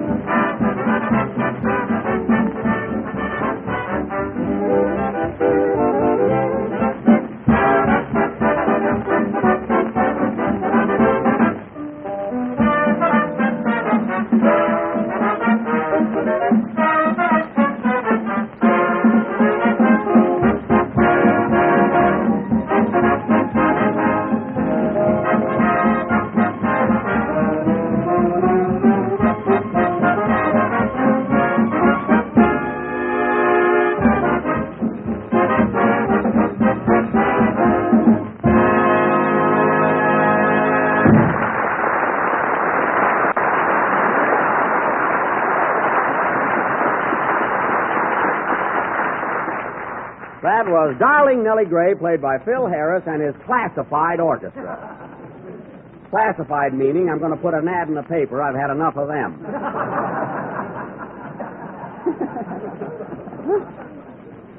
And now, ladies and gentlemen... Oiga, Jack Benny, ¿por qué no la arreglamos ahora? Oh, please, fellas, I'll pay you pronto. Pronto. Pronto means right now. Oh. Mañana, fellas. Mañana.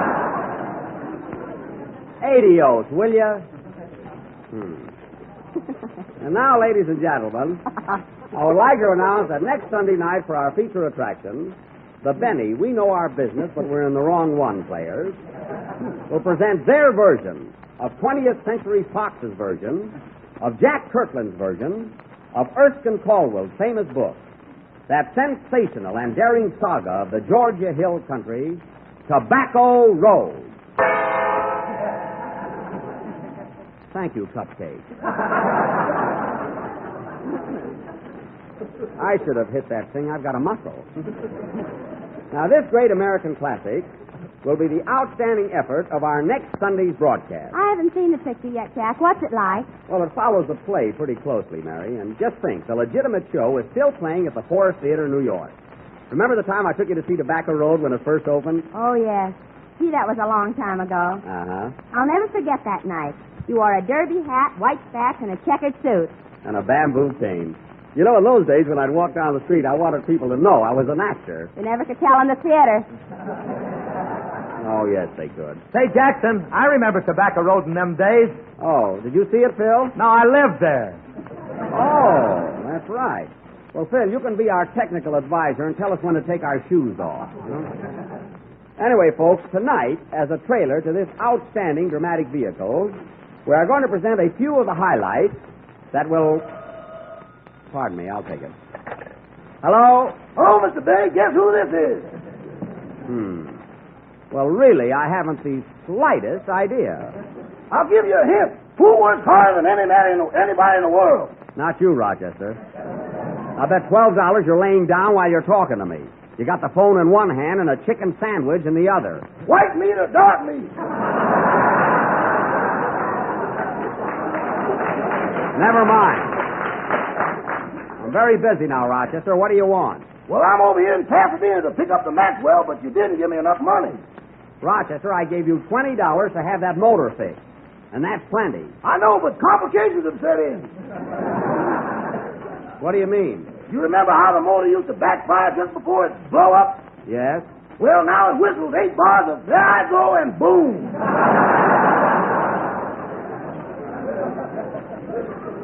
Well, that's only because it's overheated.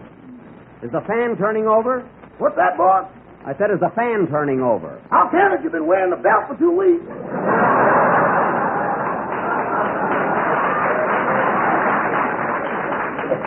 Well, that's your fault. You gave me a buckle for Christmas. Now tell the man to put on a new fan belt and have him fix that little leak in the radiator. Little leak? Yes. Boss, that thing drips like a California sky. No, it's not that bad. Now have it fixed and pay the garage man. And Rochester, if I didn't give you enough money, pay the difference and I will reimburse you. I beg your pardon? I said I'll reimburse you. That means I'll pay you back. I know what it means. I just want to hear you say it.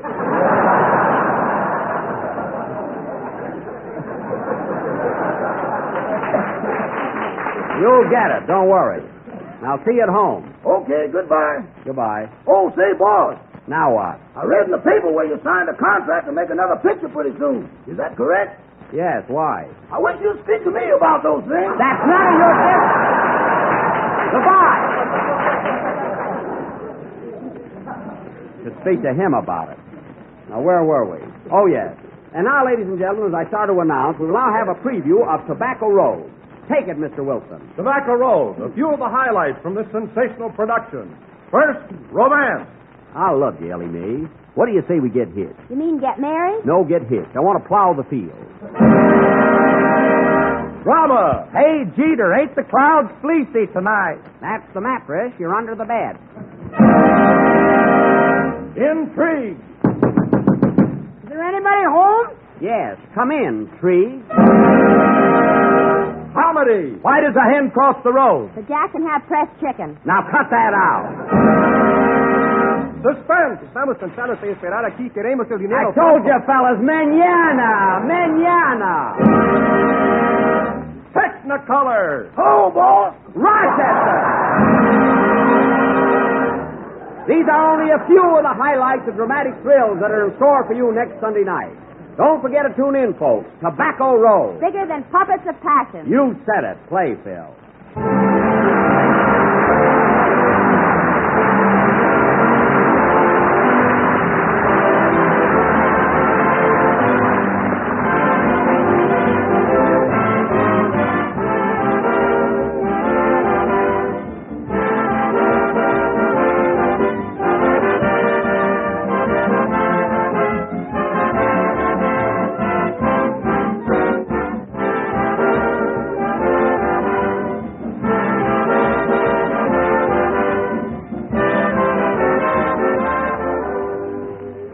Many folks find that Sunday evening is a swell time for writing those letters they've intended to write all week but just haven't got around to.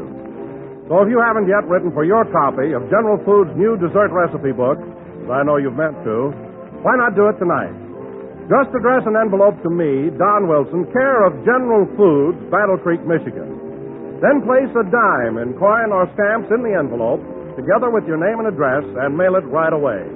In return, we'll send you a copy of our new dessert recipe book, a big 48-page recipe book so beautiful that you'll never tire of looking at it, and so convenient that you'll use it not just once or twice, but all the time.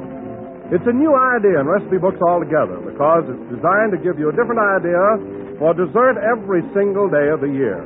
There are tempting suggestions and recipes for 365 luscious desserts, pastries, puddings, cakes, cookies, and every other kind of treat you can think of, including lots of desserts made with rich, shimmering Jell-O.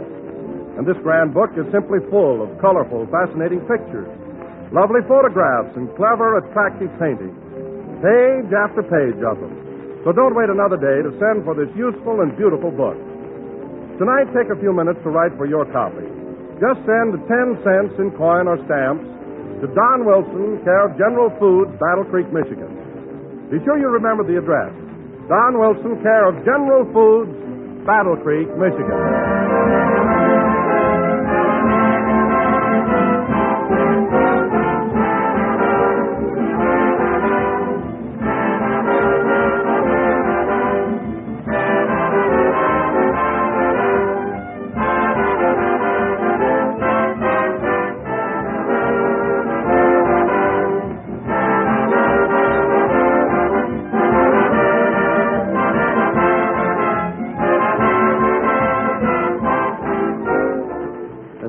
Number of the 24th program in the current Jell-O series, and we will be with you again next Sunday night at the same time.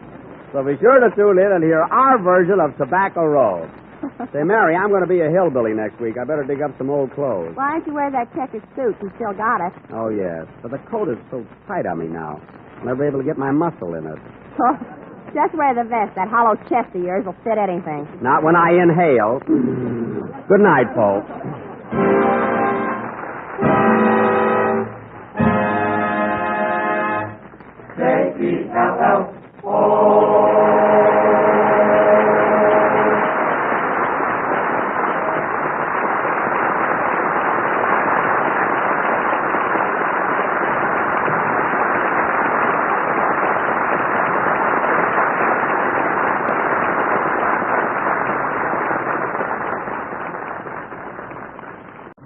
No, Mary, I've made up my mind. I am not going into that studio and broadcast tonight. Oh, Jack, let's not stand out here in the hall arguing. Everybody's looking at us. Let them look. If you think I can do a show tonight after making a monkey out of myself on that Quiz Kids program, you're crazy. That was Wednesday. People have forgotten all about it. Oh, they have, eh? And besides, you're a comedian. You're not supposed to have any brains. Oh, you're just trying to make me feel good. There I was with those little kids, and I couldn't answer one question. And me, 34 years old.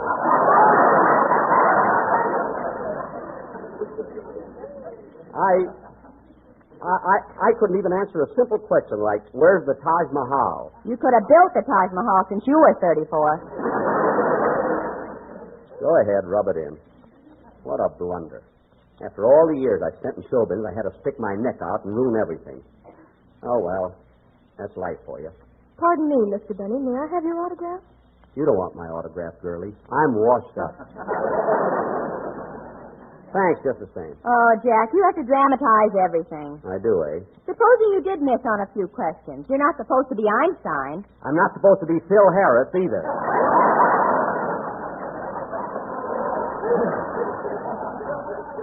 My goodness. My cousin Boo Boo would have been as good as I was on that program, and all he knows is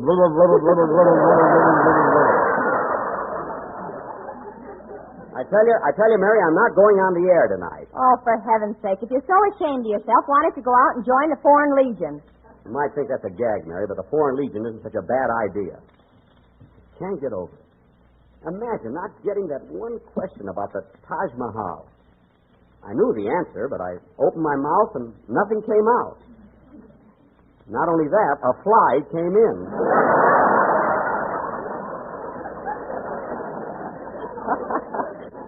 Oh, well. Nothing I can do about it now. Jack, hurry up. The program starts in 30 seconds. Well, I won't be on it. Now, Jack Benny, stop acting like a big baby. He'll be right in, Don. Mary, I'm not going... Stop pulling me. Mary, let go my arm. Come on, Jack. Remember, you're a trooper. A what? Oh, yes, that's right. Once a trooper, always a trooper. The show must go on. Quiet, Jack. We're on the air. Okay. Gee, I hope I'm good tonight. J-E-L-L-O. The Jell-O program starring Jack Benny with Mary Livingston, Phil Harris, Dennis Day, and yours truly, Don Wilson. The orchestra opens the program with The Vine Street Vigil.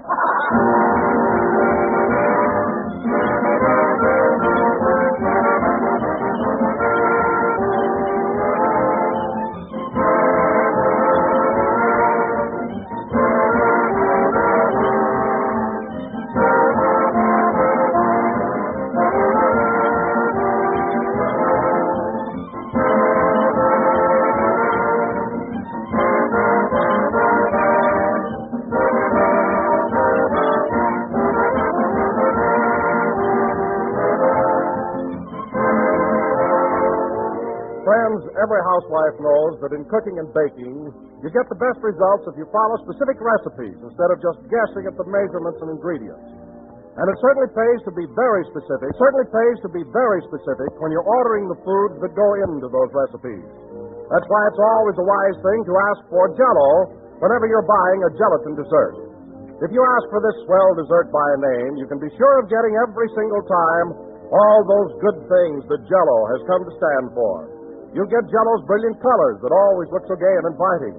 And you'll get Jell-O's grand, distinctive flavor. A flavor as refreshing as the juicy ripe fruit itself, the very ultimate in rich dessert enjoyment.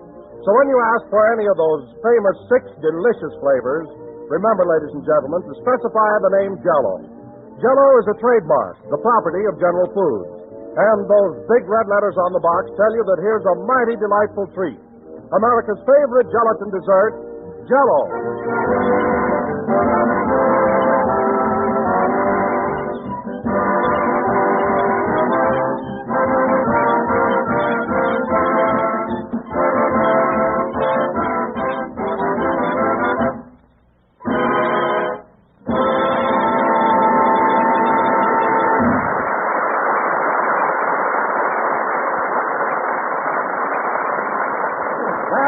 The Vine Street Vigil, played by the orchestra. And now, ladies and gentlemen, at this time, we bring you one of the most brilliant minds in America today. A man whose meek and humble appearance conceals the brain of a genius. A man who appeared on the Quiz Kids program Wednesday night and didn't know the Taj Mahal from the Empire State Building, Jack Benny.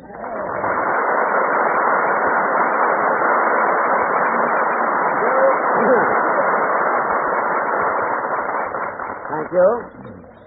Hello again. This is Jack Benny talking. And, Don, I can't blame you for ribbing me tonight. Those Quiz Kids really gave me the old 1-2. I was never so humiliated in my life. Well, I wouldn't take it so hard. After all, Jack, it's nothing to be ashamed of. Oh, it isn't, eh? Well, let me tell you something, Don. Everybody's snubbing me. I met Barney Dean on the street the other day, and he wouldn't even speak to me. Barney Dean? Who's he? Just throw a cigar away in front of the Regent Hotel. You'll find out. I can't understand it. We've always been such good friends. Well, that's the way it goes. But I'm not complaining, Don. I had it coming to me after that showing I made Wednesday night.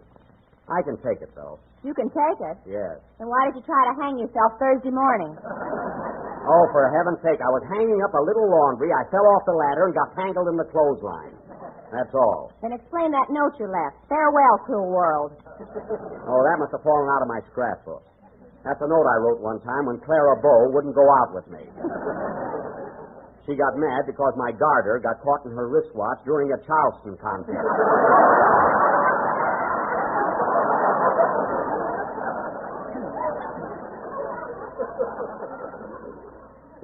We were disqualified. Anyway, Don, when Mary saw me, I was just hanging up a few socks. On Thursday? I thought you always did your washing on Monday. I couldn't do it Monday. I gave a reception for Lady Mendel. What do you want me to do, ask her to run the ringer?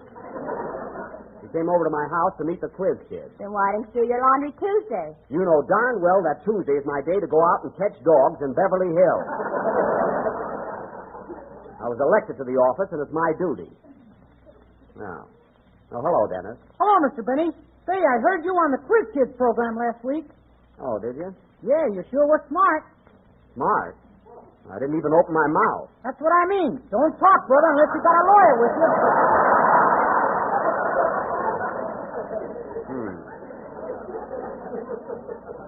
You're a little mixed up, Dennis, but thanks anyway. You know, Mr. Benny, when I was 8 years old, I was just as bright as any one of those quiz kids. You were? Yeah. What happened to me? I'm sure. I don't know. Some say one thing and some say another. Well, don't worry about it.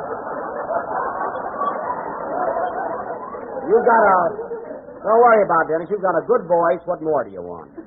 You know, Don, as a rule, I'm pretty hard-boiled, but even though those quiz kids made me look like a nickel, I can't help liking them. They're so sweet and unspoiled. By the way, Jack, are they still living at your house?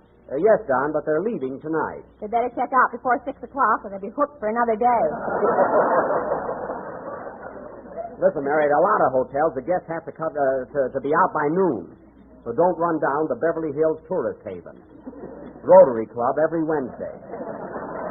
I thought the Campfire Girls met on Wednesday. Only in the winter. But honestly, fellas, those kids really made a hit with me. Gosh, they were wonderful company. I may be a bit sentimental, but I don't know. I'm going to miss the patter of little feet running around the house. It'll be so quiet. Why don't you put shoes on the mice? Oh, stop. No use being sentimental around here. Say, Dennis. Yes, please?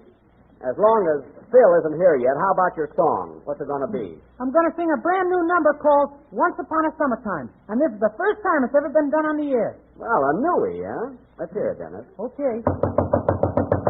Hold it a minute. Come in. Telegram for Jack Benny. Take it, Mary. Wait a minute, buddy. Here's a dime for you. Oh, goody. Now I get my curls out of hock.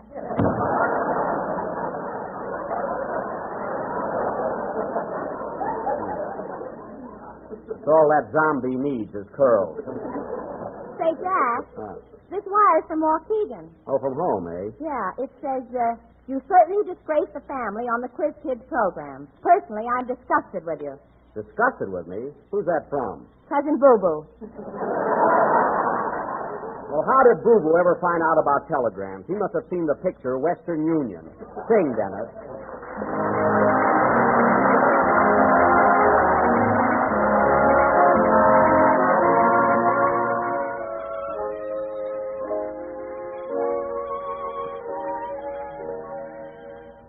The story I'm about to tell isn't very new.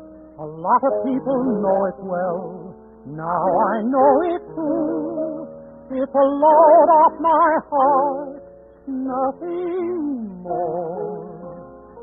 So don't stop me if you've heard this one before.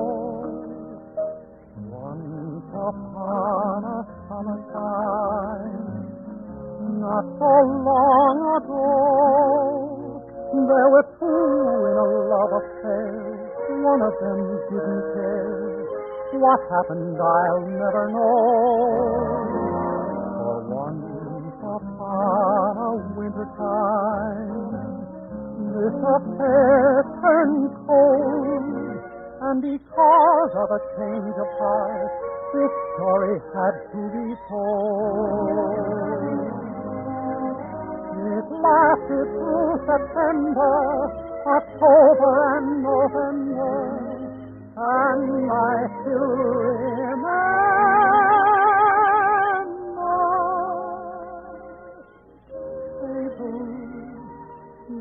December. If I love some other time, I'll know what to do. I'll find someone who loves me through summer and winter time too. Through summer and winter time.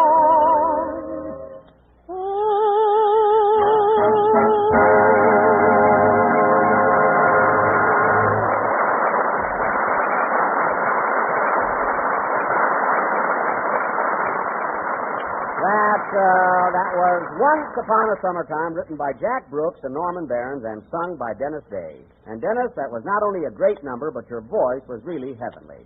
It was positively ethereal. All right, Don. Ethereal. Oh, Jack, it's so ridiculous. Don, Dennis's voice was positively ethereal. Now go ahead. Oh, all right. Ladies and gentlemen, the next time you're in the market for a real treat, be sure to buy a package of Jell-O. Keep going. Remember, folks, Jell-O is not ethereal, it's a dessert. There. Well, what does it mean? I don't get it. Don, cereal is a pun on the word cereal. Jell-O is not ethereal. Now continue. This is the cue part. Okay. Why don't you run down to your neighborhood grocer and ask him for any one of the 6 delicious flavors? Keep going, Don. Oh, this is so silly.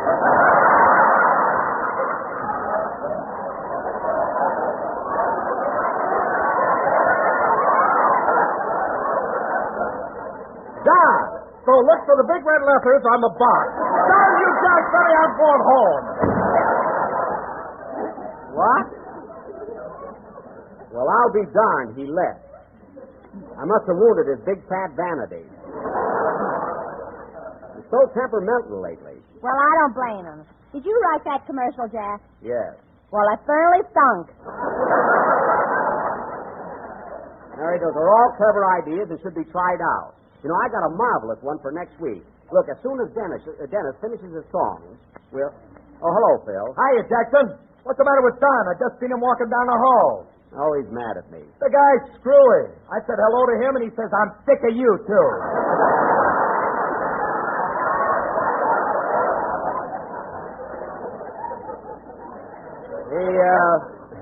He did, eh? Yeah, you know, the guy was lip-syncing. That's lip-sync.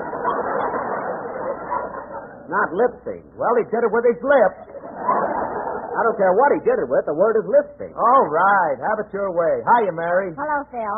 Say, Phil, how are you and the boys going over to the Paramount Theater? Mary, we're right. You ought to hear the laughs I get with my gags. I can imagine. Get this one, Jackson. When I first walk out on the stage, I say to my guitar player, I say, hey, Frankie, who was that lady I seen you with last night? Uh-huh. And before he can answer, I hit him right in the kisser with a blueberry pie.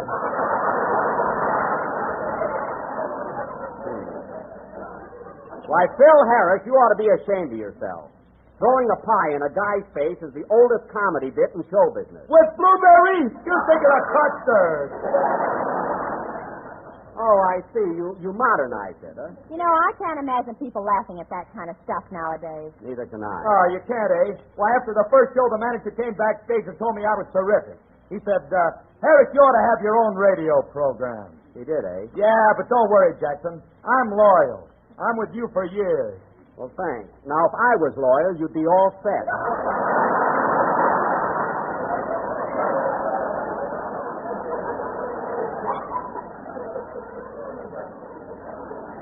Let me tell you something, Phil. I used to be in vaudeville, but I never stooped so low as to throw a pie at anybody. That's real hokum. What about that corny piece of business you used to do in your violin act? Corny piece of business. What was it, Mary? Jack used to play by the waters of the Minnetonka, and for a finish, Barney Dean would squirt him in the face with a bottle of seltzer. Yeah. Now the guy won't even speak to me. But, Mary, that was a very clever tie-in. You see, the song I was playing was about water. So Barney Dean squirted seltzer water on me. That was the idea. Remember the time you played Among My Souvenirs and he took your watch? Well, that was just for a gag. I got it back later. Anyway, I'll never forget one day when Come in. Hello, boss. Oh, hello, Rochester. I got the quiz kids out in the car. They're all ready to go to the station. Already? I didn't know it was that late. Say, Phil, the kids are going back to Chicago tonight, and I promised to take them down to the train. So you carry on with the show, will you? Okay. Hey, Frankie, go out and get a blueberry pie. You don't have to do that here. Just play some numbers. Come on, Mary, you ride down with us. So long, Phil. See you later, Dennis. So long, Mr. Benny. The kids are in the car, eh, Rochester? Yes, sir. And, boss, listening to those kids talk is really an education. It certainly is. You know, I told them the salary you were paying me, and they took my weekly earnings, multiplied by 52, and gave me the square root of my annual income. The square root, eh? What was it? Believe me, boss, it ain't worth rooting.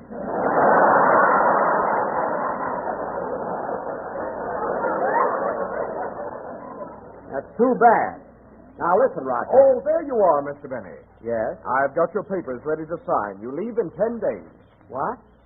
Oh, I meant to get in touch with you about that. I'm not going. Well, it's pretty late for that, Mr. Benny. I'm sorry. You'll have to forget the whole thing. Come on, Mary.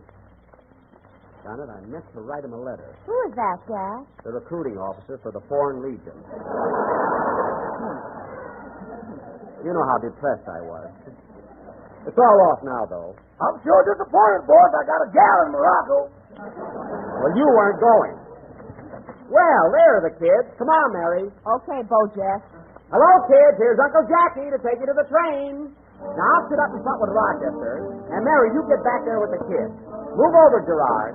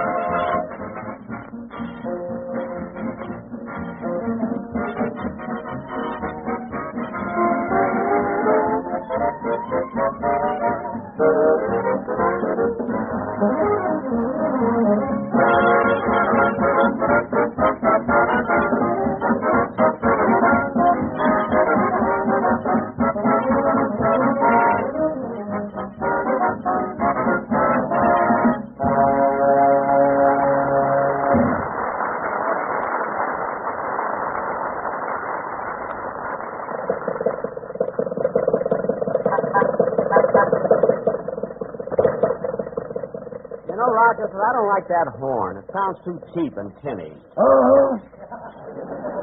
That didn't come with the car. Where do we get that horn, Rochester? That ain't no horn. It's an old atomizer.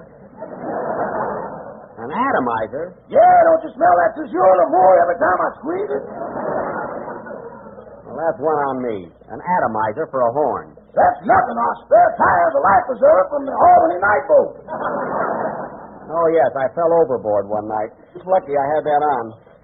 Everything comfortable in the back seat, kids? Yes, Mr. Benny, it's fine. Fine. Good, good. You know, Uncle Jackie's going to miss you, little rascals. But you certainly had me on the ropes last Wednesday night. We sure did. Yes. Yes, sir. Do you still feel like hanging yourself, Mr. Benny? No. I'm all right now. But you kids certainly made a monkey out of me. Gosh, I didn't know anything. Cousin Boo Boo is sick about it. Never mind. Well, Claude, are you going to miss California? I certainly am, Mr. Benny. I believe that Horace Greeley put it very succinctly when he said, "Go west, young man." Oh, he did. He put it very... Yes, sir.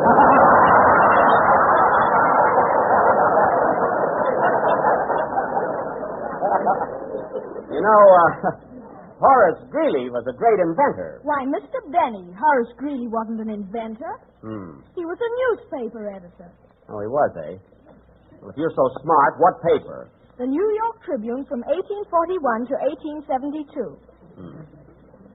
I'd give $1,000 if I could learn to keep my mouth shut.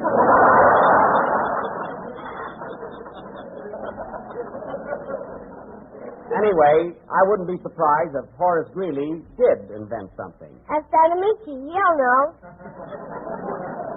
All right, Gerard. 1841. I'll check on that. Hey, boss, there's Mr. Wilson walking down the street. Oh, yes. Pull up alongside him. Okay. Oh, Don, would you like to ride down to the station with us? I'm not speaking to you. Okay. Keep going, Rochester. Poor guy, his tongue is still twisted. Well, Richard, you're rather quiet back there. Did you enjoy your visit with Uncle Jackie? Yes, Mr. Benny, but I'm sure sorry I didn't get to see Carmichael.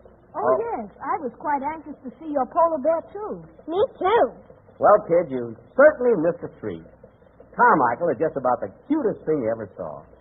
Soft, white, silky fur, loves to play, and he's just as gentle as a lamb. Then what happened to the gas man?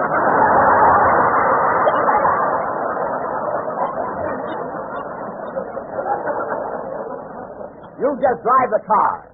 And Rochester, watch out. Watch out for that bump up ahead. The what? That bump. Oh, hang on, everybody.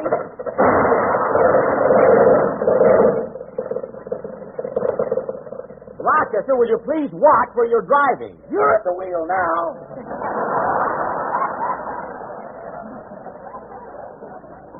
Oh, my goodness, get over here. Mary, are the kids all right? You better call the roll. Okay. Claude? Here. Richard? Here. Gerard? I'm Gerard Garrow. I'm 8 years old and I go to the Bradwell School. Don't give your billing. Just answer.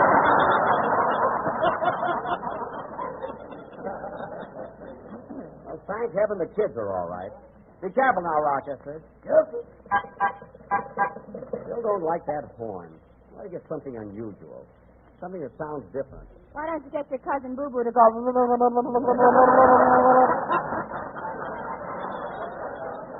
Just keep my relatives out of this, will you? Well, kid, it won't be long now before you'll be on that choo-choo. Choo-choo? What's that? Oh, that's baby talk for locomotive.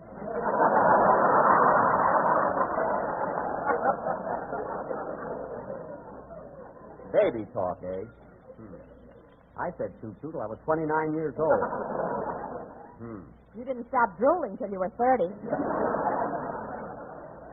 Oh, quiet. Hey, Rochester, we're near the station, are we? Pretty soon, boss. Oh, Gerard, I think we ought to straighten things out with Mr. Benny now, don't you? Let Richard do it. Do what? What is it, Richard? Well, Mr. Benny, we've been living at your house and we haven't paid our bill yet. Your bill? Oh, forget it, kids. I don't want your money. But, Mr. Benny, we ought to pay you. We lived at your house 2 weeks. 2 weeks and a day. But forget it.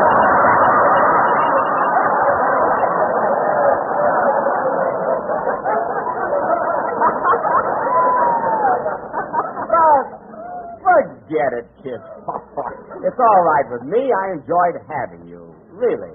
But, Mr. Benny, if we went to a hotel, it would have cost us money, so why shouldn't you get it? Yeah. Why? Oh, forget it. Forget it. You kids were my guests. Let it go at that. But, Mr. Benny... Watch out, Claude. This can't last forever. Mary, you know very well I wouldn't accept any rent from these lovable children. But when they get to Chicago and they feel like sending me a little gift, that's entirely up to them. Well, kids, here we are at the station. Pull up by the entrance, Rochester. Oh, we haven't got much time. Pile out, kids. Come on. Watch your step, kids. Watch it there. take it easy. Say, boss, should I put my red cap on and take the bags in?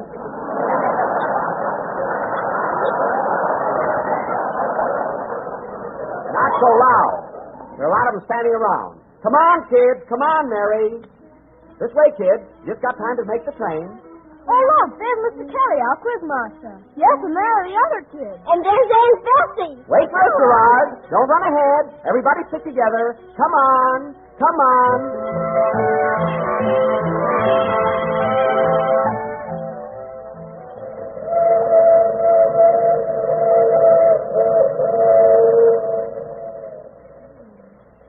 Well, here we are on the choo-choo, as Mr. Benny puts it.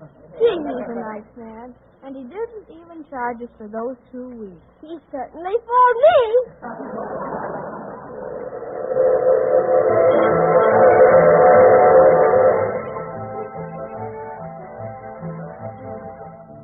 Ready to go, boss?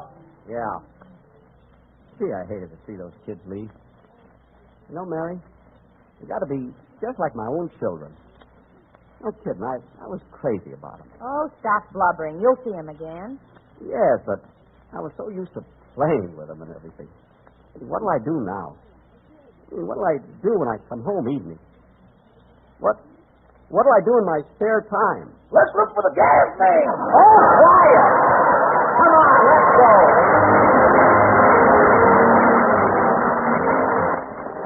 Here's a dessert that's just as pretty as a picture, and you'll be so proud of how good it looks that you'll probably want to put a frame around it and hang it on the kitchen wall for family and friends to admire. But putting it on the dining room table instead, you'll find it tastes just as good as it looks. The name of this dessert masterpiece is Banana and Raspberry Mold, a really different dessert that's not only easy to get, but easy to make.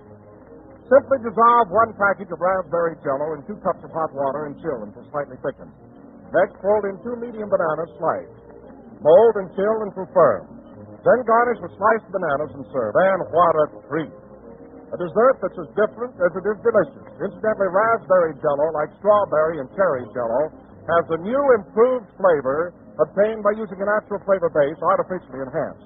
And that means it's better than ever. Discover its new goodness for yourself by making a swell dessert combination of luscious sliced bananas and rich red raspberry jello.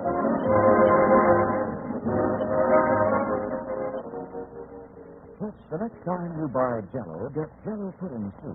You'll Hey, find why all the whispering, Frank? No, I'm not really whispering, Don. I'm just holding myself in, because if I let myself go when I talk about Jello puddings, I get so excited I just can't talk straight. Oh, now, Frank. Try it again now. Try it again. Go ahead. All right. Jello puddings, ladies and gentlemen, are made by the same folks who make Jello, and like Jello, they're downright swell. For smooth, creamy goodness, Jello puddings are simply unrivaled. They're easy to prepare, just as Jello is. And they sell for the same low Jello price. So try these rich, mellow puddings in 3 flavors, chocolate, vanilla, and butterscotch. There, I told you could do it. Get Jello puddings tomorrow. Get Jello puddings Oh, we're a little late. Good night, folks.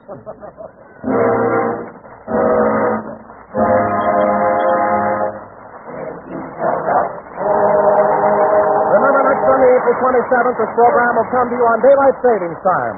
Consult your local newspaper or movie and radio guide for current time in your community. It's the National Broadcasting Company. The Grape Nuts and Grape Nuts Flakes program, coming to you from New York City and starring Jack Benny, with Mary Livingston, Phil Harris, Dennis Day Rochester, and yours truly, Don Wilson.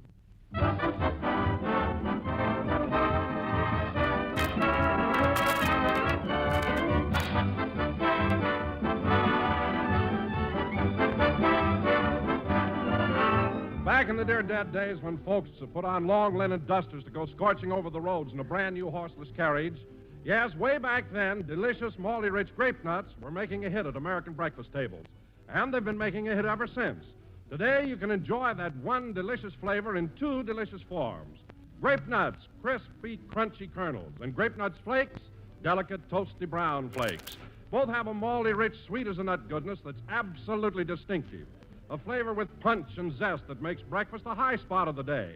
And Grape Nuts and Grape Nuts Flakes are both Basic 7 foods, or they supply all-around whole grain nourishment. Our government wants us to eat more of such cereals, for they're plentiful, not rationed, and they help to take the place of scarcer foods. So for real energy-giving nourishment, plus rich, unusual flavor and texture, make it Grape Nuts or Grape Nuts Flakes in the morning, every morning.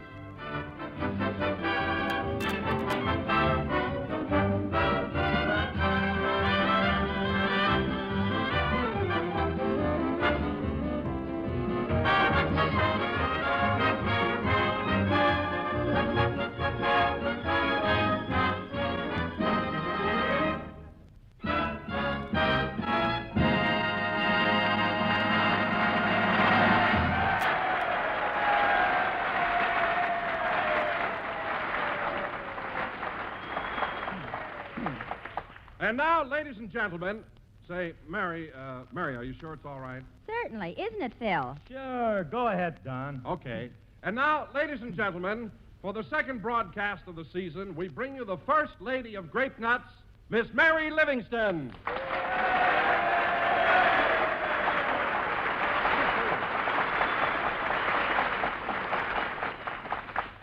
Thank you. Hello again. This is Mary talking. And, Don, the reason I asked you to introduce me is because Jack's out in the hall talking to his new writers. His writers? Not so loud, Don. Not so loud. You know, people think I ad-lib this stuff here, you know.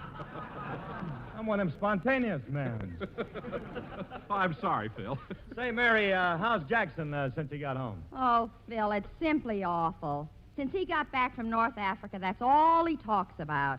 He absolutely drives you nuts. Are you kidding? Kidding? You want to know something? Jack's a bigger ham now than he was before he left. No, don't do that to me. I got a wife and baby.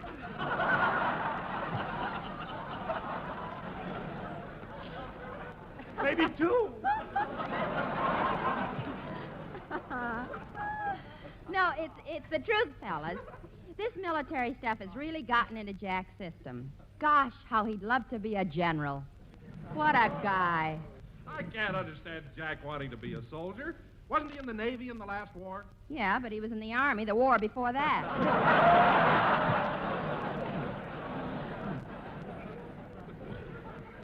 Oh, and there's one thing I gotta tell you, kids. You'll never believe this. What is it, Mary? Yeah, tell us. Oh, it's so fantastic. Well, then go ahead, tell us. What is it? Well, yesterday morning, while Jack was shaving, he cut his cheek. Yeah? And ever since then, he's been calling himself Old Blood and Guts.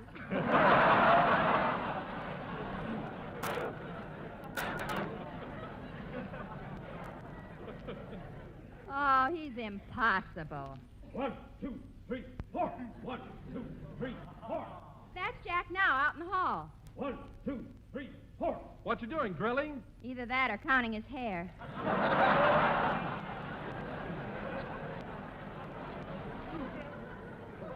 Who knows? Say, Mary, do you think I ought to go out and get Jack away from these boys? No, I'll go. And I hope he's forgotten about his African campaign. Hup, tup, trup, 4. Hup, tup, trup, 4. Hup, tup, trup, 4.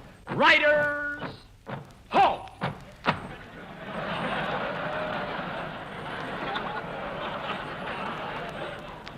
Present pencils. A fine bunch of comedy writers. Recruits from the Allen program. Rookies, every one of you. Just look at you. Balzer, pull in your typewriter. Yes, sir. And Josephsburg, your pencil. Look at that point. That's my head, sir. I mean the one with the eraser on it. And Tackerberry, where's Howard? He went AWOL to Red Skelton, sir. He did, eh? Now, listen, men. This is no picnic, you know. You got a job to do, and I'm going to see that you do it. And you. Look at you with your hair hanging down in your face. I never had that trouble with Bill Morrow. But, sir, wasn't he bald? That's beside the point. That's my head, sir.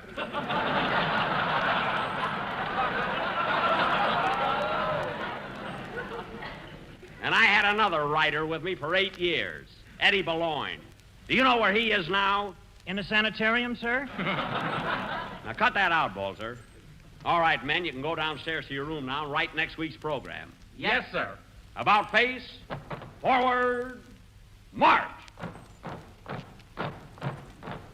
Hey, look out for that window.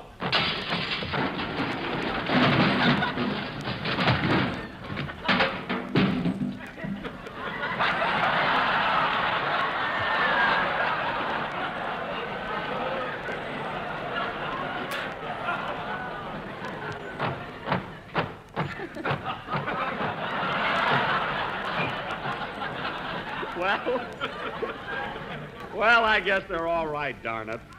Oh, boy, 35 weeks of this. Well, it serves you right. Oh, hello, Mary. If you'd stop acting like a top sergeant in the movies, you wouldn't have so much trouble. Now, come on in, Jack. The program's half over. Okay. Well, here he is, fellas. Hello, Jack. We've been waiting for you. Hiya, Jackson. At ease, man.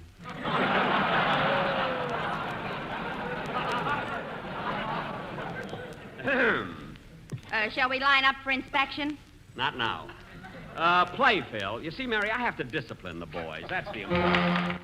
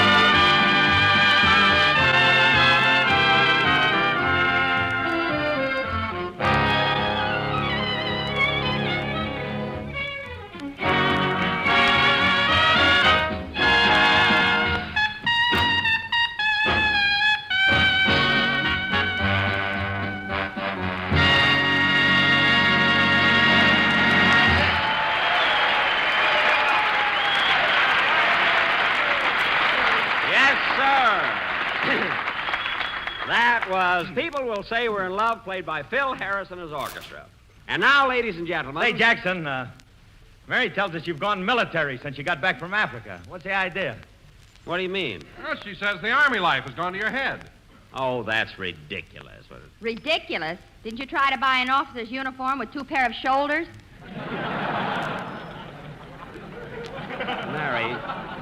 Mary, it was just a buck private's uniform.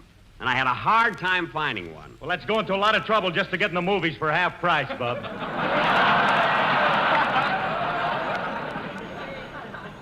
Phil, gags like that put you in Fred Allen's class, and he's not working. Right now. Anyway, as long as you brought it up, the part of the Army I'm interested in is the Air Corps. There you are, fellas. I really am. I'm interested in the Air Corps. Last night he brought down 6 flies with a spray gun, so now he's an aide. I brought down 7 and 3 probables. If you're getting out communiques, sister, get them right. And now, ladies and gentlemen, for our... Come in. Yes? Hello, Mr. Benny. Remember me from last week? I'm the cab driver that brought you in from the airport. Oh, yes, certainly. Yeah, your name is... Crowley. Yes, I remember. You have a brother over in North Africa. Yeah, Joe's a corporal. Yes. Oh, of course, certainly. Corporal Crowley, yeah. I can't understand you not running into him. He was in Africa at the same time you were. Well, look, buddy, I told you last week, I saw so many soldiers. I mean, how would I know your brother? Well, a couple of months ago, we got into a debate with an MP and lost 3 front teeth. Well, it just so happens that every soldier I saw had all his front teeth. Then you probably seen Joe. He had a bridge put in.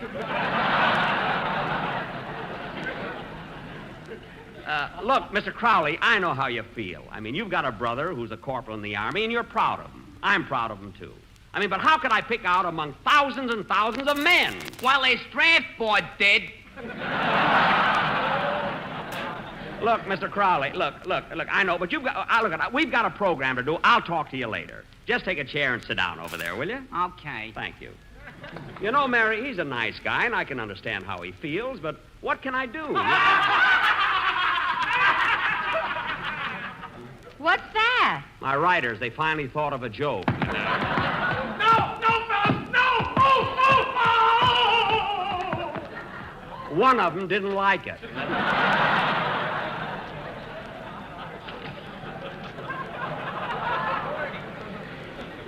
He will next time. You said it, huh? You know, Mary, guys like that, hello, Dennis. Hello, Mr. Benny.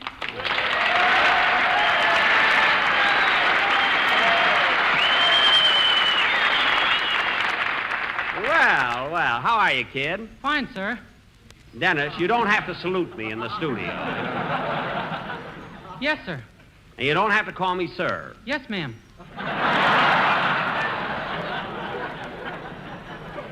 Dennis, look, just act natural, you see, but don't overdo it, Okay. Say, Mr. Benny, you must have a very funny program. As I was coming in, I heard people laughing and screaming. Well, that wasn't the audience, Dennis. That was my writers. Well, they're people, aren't they, Miss Livingston? I'm not so sure about the one that's got his ears tied in a bow. Mary, he has to tie them. There's a bobby pin shortage. Anyway... Say, Mr. Benny, Yeah? Do you think you can get one of your writers to relieve me this evening? Well, relieve you of what, Dennis? I'm on sentry duty in front of Mr. Benny's room every night. Dennis, it's just until... Isn't that awful? Well, listen, kid, you don't have to stand there all night. When Jackson goes to sleep, why don't you beat it? Oh, I don't dare. He's got his bed pushed up to the door, and he keeps peeking at me through the keyhole. Dennis, stop exaggerating, will you? And let's have your song. Okay. Gee, you'd think that... Cracks his knuckles a lot. Funny you didn't hear him.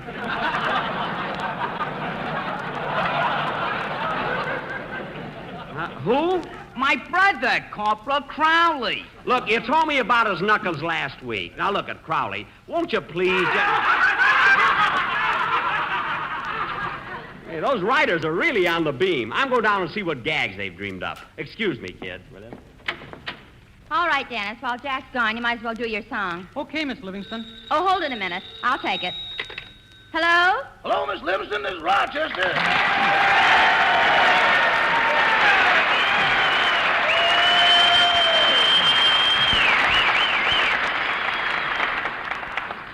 Hello, Rochester. How are you? I'm fine, thanks. How are you, Miss Livingston? Oh, I'm all right. That's good. Can I speak to old Blood and Guts?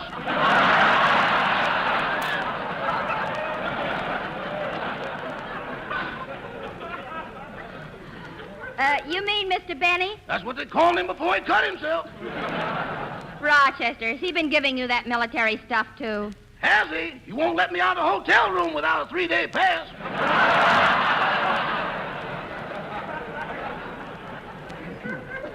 You know what else, Miss Livingston? What? He made me sew 4 stars on his nightgown and a service stripe on his BVDs. Well, that's the silliest thing I ever heard of. So far. Well, Rochester, Mr. Benny just stepped out, but I'll tell him you called. Thanks, Miss Livingston. I'll be right over to pick him up. Goodbye. Goodbye. Now, let's see. Where'd I put my helmet?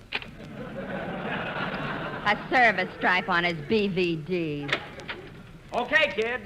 Hey, let's get on with the show. Say, Jack, what were your writers laughing about? Did they think up some good gags for you? No, they were listening to a record of Burns and Allen. Sing, Dennis. A fine bunch of guys I've got. Say, he does look funny with his ears tied in a bow at that, you know? He really does.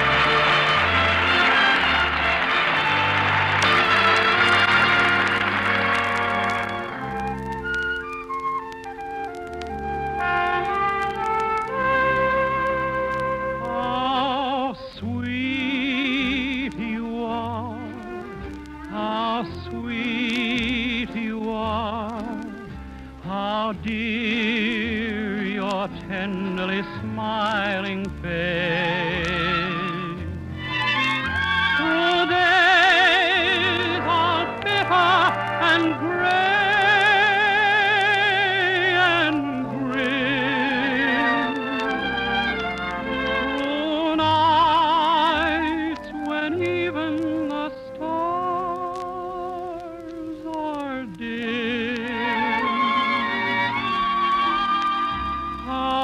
sweet to know my heart can glow from just the warmth of our first embrace. A world so lovely, a world by far. When I remember how sweet you are, how sweet to know my heart can glow from just the warmth of our first embrace. The world so lovely, a world by far. When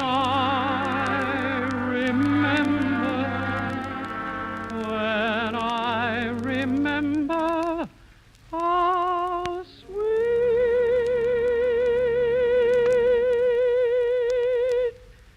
you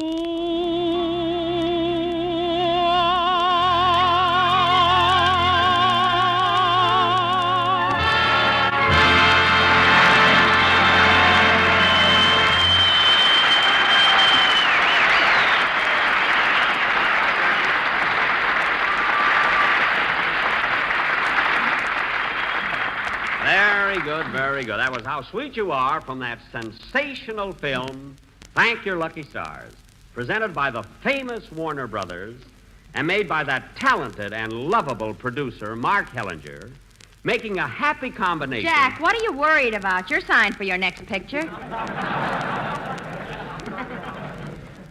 Oh, yes. And sung by Dennis Day.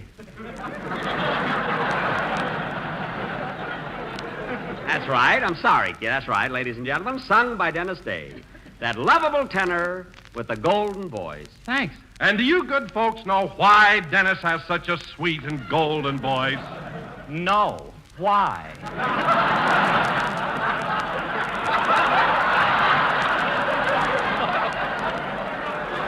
Because he eats grape nuts and grape nuts flakes, thereby enjoying one delicious flavor in two distinctive forms. Isn't that right, Dennis? Yes. Grape nuts are so crunchy, and the flakes, they are so munchy, that I always eat a bunchy for my breakfast and my lunchy.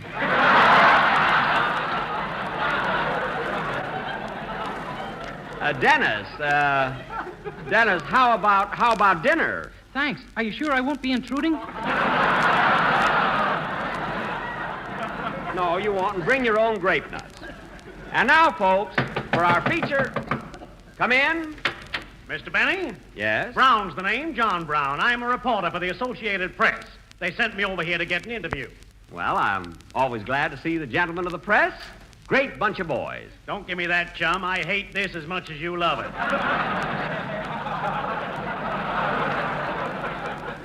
Well, Mr. Brown. I want a story and you need publicity, so start talking. Well, look, Mr. Brown. I got to make a deadline and you want to see your puss in print. Well, Mr. Brown. Now tell me about your trip. Where did you go? What did you do? Well, to tell you the truth, fellow, I don't want to brag. But you will. You will. No, Mr. Brown, I'm not bragging at all. I was in Central Africa, Cairo, the Persian Gulf. Yes.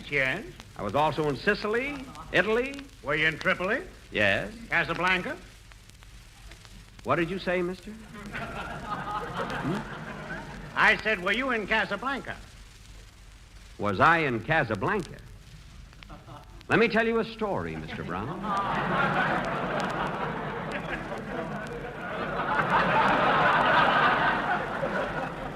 Come closer. This will be interesting. Very interesting.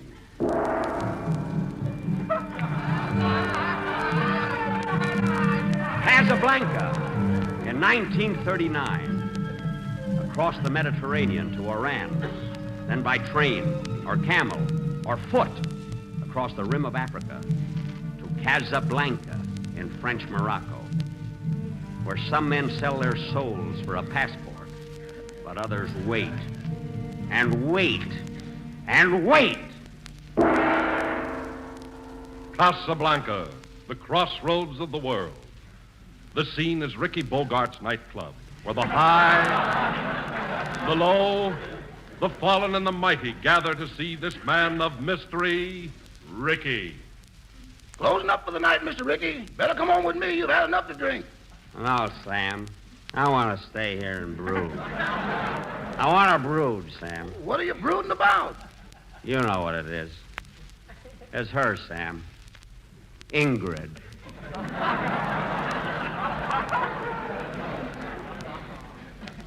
When we split up in Paris, she left me. She left me, Sam. Left me a sad and broken down old man. That's the way she found you, boy.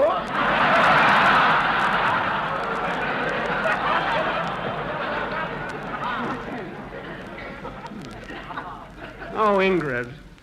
Ingrid. I thought I'd gotten you out of my mind. But you come back like a ghost, haunting me. Haunting me. But I won't take you back, see? I won't do it. If Humphrey Bogart's listening, it doesn't get any better. Sam, play that song for me again, will you? What's the use, Mr. Ricky? It only brings back memories. I don't care. Play it. Say, my brother was in Casablanca.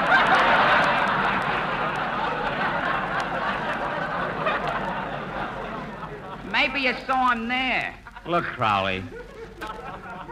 Crowley, not now. I'm having trouble with a girl.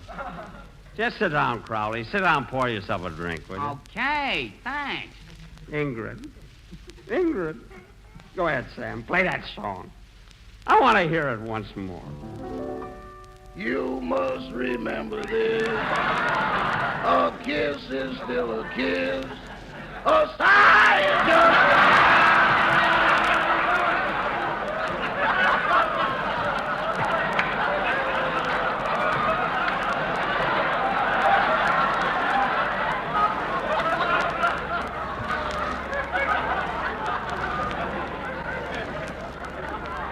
That's it, Sam. Sing it, boy. The fundamental things apply as time goes by. As the time goes by. Sing it, boy. Sing. And when two lovers woo, they still say I love you. Oh, cock-a-doodle-doo. The fundamental things apply as time goes by. As time goes by. What a song. What a song, Sam. It tortures me. It tortures me, but I love it. Here, Crowley. Crowley, have another drink. Sing it, Sam. Sing it. Moonlight and love songs never out of date. Hearts full of passion, jealousy, and hate. Woman needs man, and man must have his mate. That no one can deny. Attaboy, Crowley. Say, Crowley, haven't you got a brother up here in... Haven't you got a brother up here in North Africa? Yeah, how did you know? I met his brother in New York. He's a cab driver. Never heard of him. Me neither. Sing it, Sam. Sing that song that keeps breaking my heart. Sing You must remember this. A kiss is still a... Mr. Ricky! Mr. Ricky, look! What is it, Sam? Look in the doorway. It's her. It's her. Ingrid. My Ingrid. You must remember this.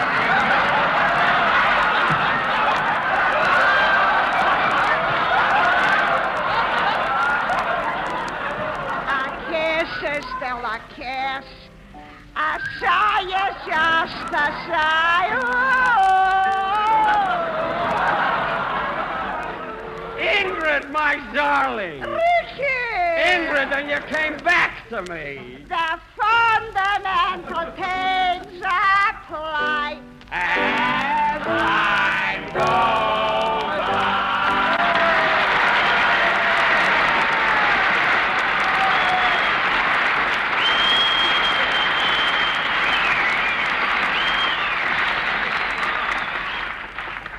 And you, Mr. Brown, you asked me if I was ever in Casablanca. Play, Phil.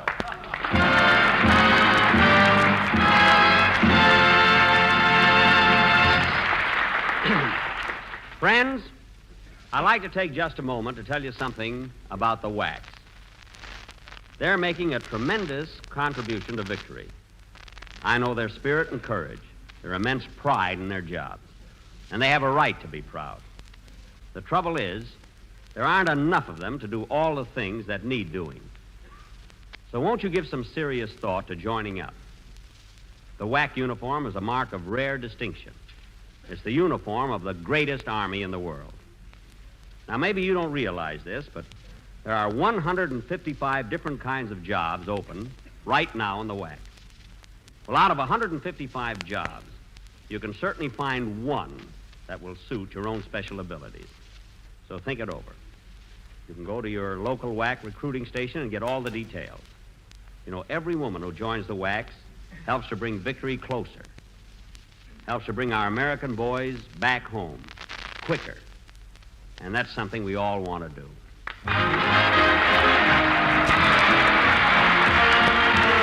Remember the old-fashioned way of learning the alphabet? A is for apple, B is for books. Well, today it's different. A is for adequate, B is for breakfast, and G is for grape nuts and grape nuts flakes. 2 grand cereals for your adequate breakfast. You know, nutrition experts tell us breakfast is the most important meal of the day, and at that time, we should get at least 1/4 of our entire day's nourishment. And what's more, they say a cereal supplying whole grain nourishment is a must in the adequate breakfast. Well, you can't do better than choose grape nuts or grape nuts flakes. They taste so good, moldy, rich, and sweet as a nut. And grape nuts and grape nuts flakes both bring you whole grain food values.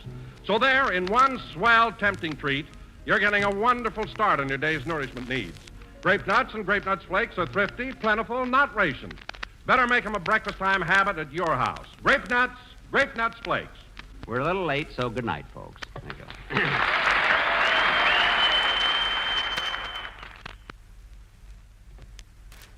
Hot grape nut sweet meal. There's a treat as is a treat. Try a bowl of this rousing, rich, hot brown cereal, and you'll say it's the best ever.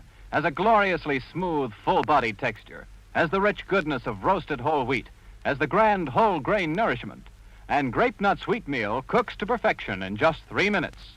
That's hot grape nuts sweet meal. This program came to you from New York. This is the National Broadcasting Company. KFI Los Angeles, Earl C. Anthony Incorporated.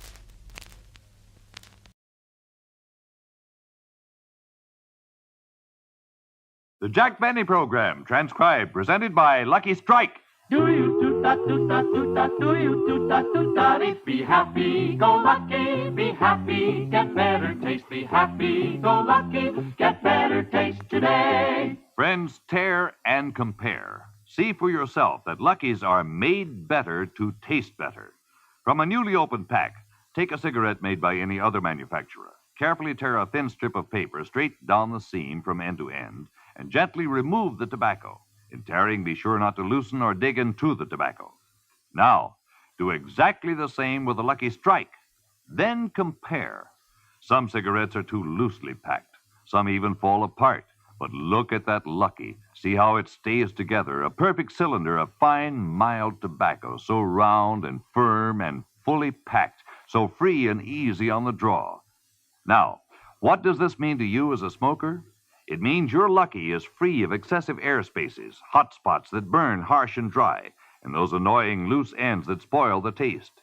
And because your Lucky has long strands of fresh, clean, good-tasting tobacco, it burns evenly, smokes smooth and mild. Yes, tear and compare. Prove to yourself that Lucky's are made better to taste better. Then make your next carton Lucky Strike.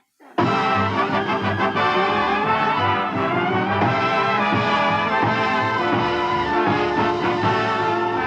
Lucky Strike Strike program starring Jack Benny with Mary Livingston, Phil Harris, Rochester, Dennis Day, the Sportsman Quartet, and yours truly, Don Wilson.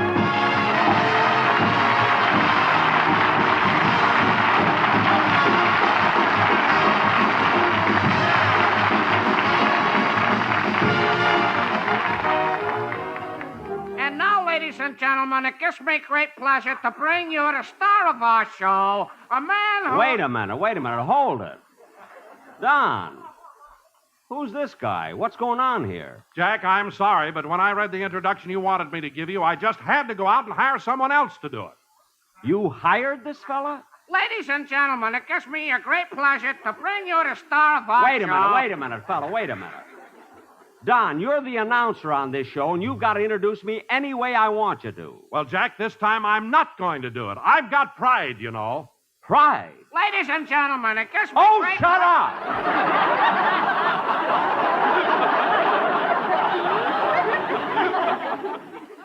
Don, what is this pride you're talking about? I'll tell you what it is. Just because you played a violin duet with Isaac Stern on last week's television show, I'm not going to introduce you as a great concert violinist. You're not? Ladies and gentlemen, it gives Hold me it, will you, Clete? Hold it a minute. Hold it. Phil. Great concert violinist. Dad, you sound like somebody's been spiking your rosin.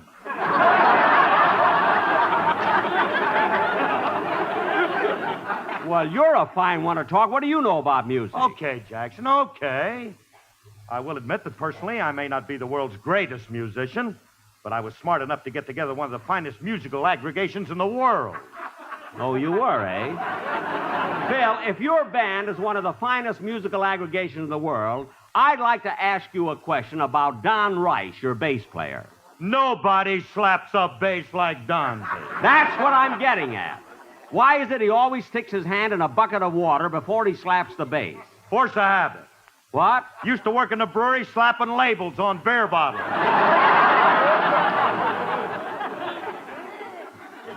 All right, Phil, I'll accept your explanation of Mr. Rice's musical eccentricities. But what about Bagby, your piano player? What about good old Bag? Well, Phil, I won't say anything about the fact that he's on parole. We'll forget that. But he can't read music, he doesn't know the white keys from the black keys, and I never saw such a crazy-looking piano. What's that extra pedal for? That was Bagby's idea. 4 pedals on a piano? What are they? Soft, medium, loud, and gas. Gas pedal? Never knows when he'll have to make a getaway. Oh, then that answers my other question. I was going to ask why the piano has white sidewall tires. Old Bagby thinks of everything. Well, it's too bad he doesn't think a little more about music. What? Phil, you know as well as I do, not only does Bagby play by ear, but if it isn't in the key of C, he can't play at all. Oh, he can't, eh? No. Okay, Jackson, you asked for it. Hey, Charlie. Yeah? Come here a minute.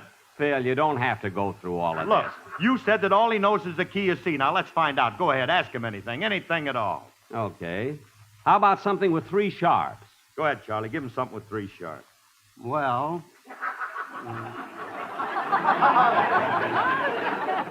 Think hard, Charles. Oh, I know. The Andante movement from The Barber of Seville by Gillette. Wait a minute. The Andante movement from The Barber of Seville by Gillette? 3 sharps? Look sharp, feel sharp, be sharp.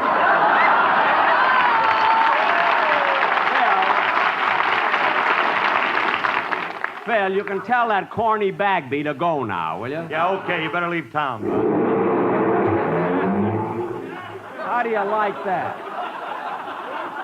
He drove the piano right out of the studio. I don't know why I get into these things. All I wanted was a classy introduction. Ladies and gentlemen... Not from you! I want the introduction from the one who's supposed... Oh, hello, Mary. Hello, Jack. What are you mad about? I'm not mad. Just that I asked Don to do something. When he refused, it hurt my feelings. Don Wilson, you ought to be ashamed of yourself. After all Jack has done for you. In fact, we should be grateful for what he's done for all of us. And when Jack requests any of us to do something, we should make every effort to comply with his wishes. Thanks, Mary. I guess you're right, Mary. Okay, Jack, I'll do it. I'll introduce you as a great concert violinist. Ladies and gentlemen... Wait a minute. Mary. Jack, is that what you asked Don to do? Introduce you as a great concert violinist? Yes, that's all. That's all? He ought to slap your face. Mary, I thought you were on my side. Whatever gave you the idea that you're a great concert violinist? Because on my television show, I played a violin duet with Isaac Stern. That's why. And he wants me to call him Yasha Benny. What are you laughing at, Mary? Last year he killed a grasshopper, and for 2 weeks I had to call him Frank Buck. I didn't kill that grasshopper. I brought him back alive. So don't be so smart. And anyway, I don't know why Don had to go out and hire someone to... Oh, hello, Mr. Benny. Oh, hello, Dennis. I'm glad you're here. It's about time for... Dennis. Dennis, you're limping. Yeah, but I didn't get hurt bad. Hurt? Dennis, you have an accident? Yeah, as I was crossing Sunset Boulevard, I got run over by a piano.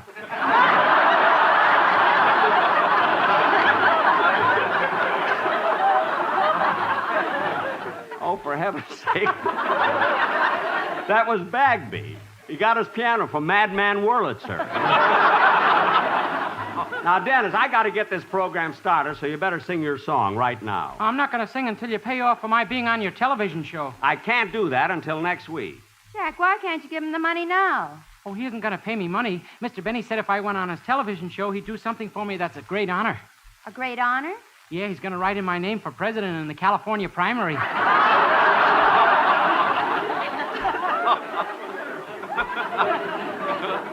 Oh, for heaven's sakes. Imagine writing Dennis's name for president. If I'm elected, I'm going to declare war on Johnny Ray. Dennis! I will now sing my campaign song. Just sing the song you're supposed to. If your sweetheart...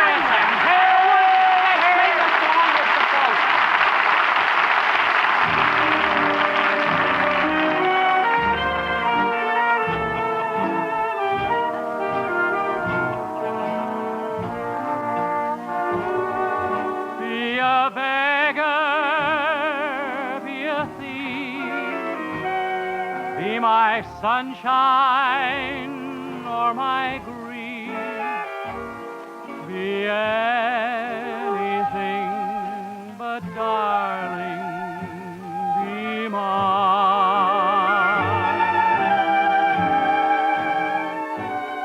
Be a wise one, be a fool, treat me tender or treat me cruel. Be anything but darling, be mine.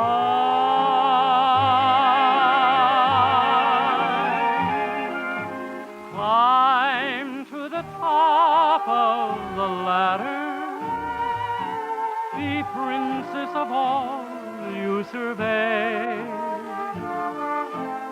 Pale and it still doesn't matter. If you love me, everything is okay. Be the angel of my friend.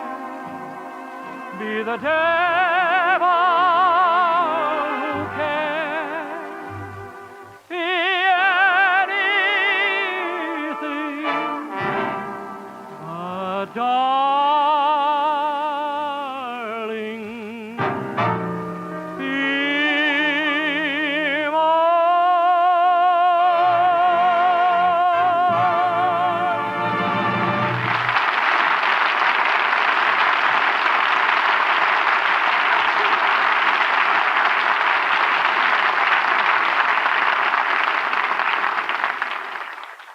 Be anything but But Be Mine, sung by Dennis Day. And very good. Hey, you! Huh? I don't want you to do any announcing on this show. Oh, okay. Hey, Mr. Wilson, if I ain't gonna do no introduction, well, give me my dough so I can go home. You haven't done anything. I'm not going to pay you. Oh, yes, you are, Don. You got yourself into this. Now pay him and get him out of here. Oh, all right. How much do I owe you? $1.25. Okay, here you are. Thanks. So long. Wait a minute, fellow. Come back here. Yeah? You take a job as an announcer on a coast-to-coast program for $1.25? That's my price, $1.25.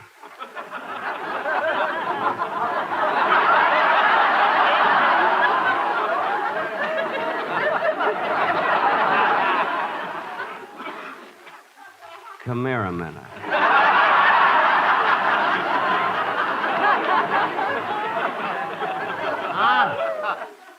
$1.25 for an announcer. Read this, will you? Just try this. Yeah, okay, sure. The Lucky Strike program starring Chuck Benny with Mary Livingstone, Clara, Rochester, Thursday, and yours truly, Bertram Kvetch.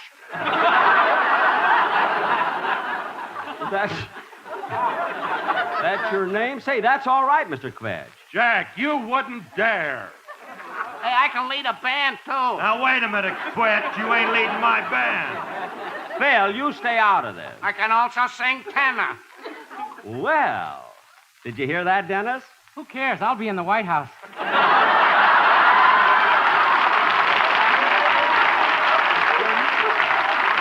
You're not going to be president, forget it. You stick around, Mr. Kvetch, and I'll talk to you after we do our play. Oh, Jack, are we going to do a play? Yes, Mary. Tonight we're going to do our version of that great Universal International picture, Bend of the River. Oh, Jack, isn't that the picture that starred Jimmy Stewart? That's the one. It's a colorful epic of the days of the covered wagon as civilization moved westward into Oregon. So, Don, set the scene. Okay.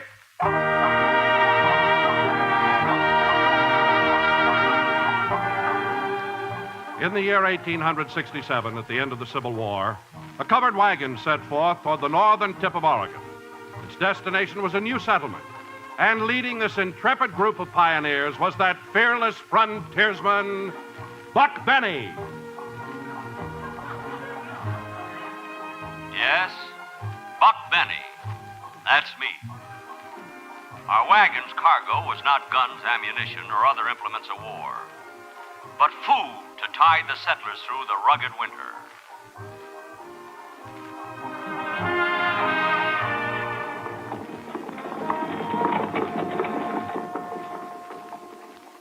Say, Buck, What is it, Kate?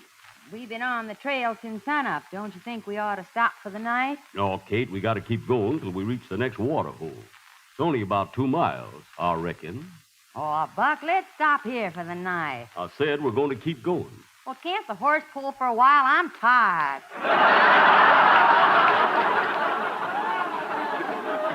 Well, all right. Hey, Dobbin, get out of that wagon. Sure gives you $1.25 worth.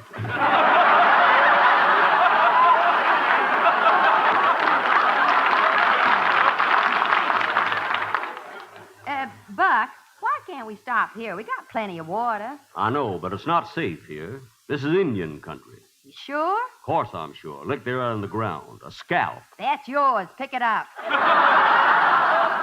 Oh. As we continued towards the hills, we saw signs of Indians everywhere. Though we knew we were surrounded by redskins, we made camp and ate our evening meal. We each ate a can of beans, and they would have been easier to digest if we'd have had a can opener.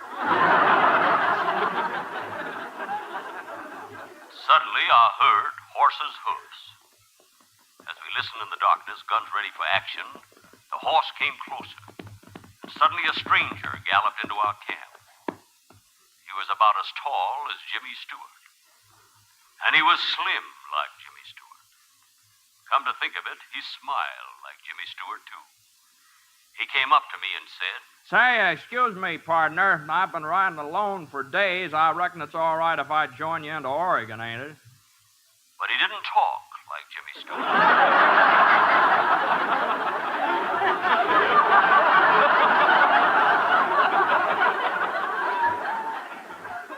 I turned to him and said, What's your name, stranger?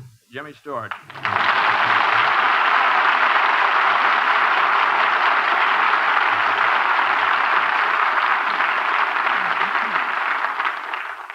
Must have been him, all right. All the Indians applauded.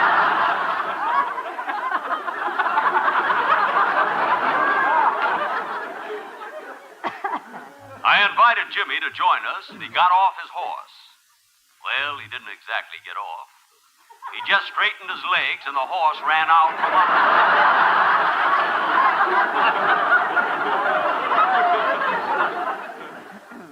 We talked for a while, and then I introduced him to my wife. Oh, Jimmy. Yes, Buck? I'd like you to meet Kate. Hi, Jimmy. Wow. Kiss me, Kate. What? Come here, baby. Hey, hold on there.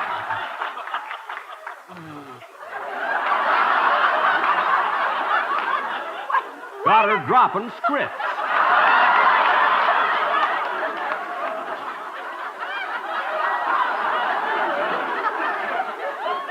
Wait a minute.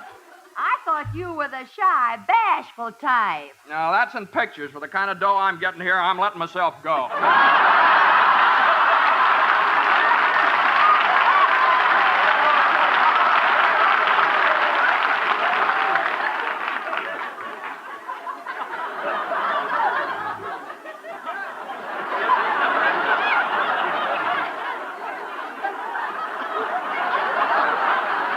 He was not a $1.25 man. It was good to have Jimmy along with us. He knew the country so well. I welcomed him, not as a follower, but as a leader. Yeah? I took over. We were loaded with supplies for the settlers. We had a sack of flour. Kate carried that. A case of canned vegetables. Buck carried that. And one bag full of milk. The cow was carrying that. The only thing we were short of was fresh meat. So one day, Buck and I went hunting. Hey, quiet, Buck. Here, I hear something. Let's take a look. Okay. Hey, say it's a bear. No, Jimmy. It's a buffalo. I thought it was a bear. But I took his word for it. It was a buffalo. I couldn't argue with a man who's been pinching nickels all his life.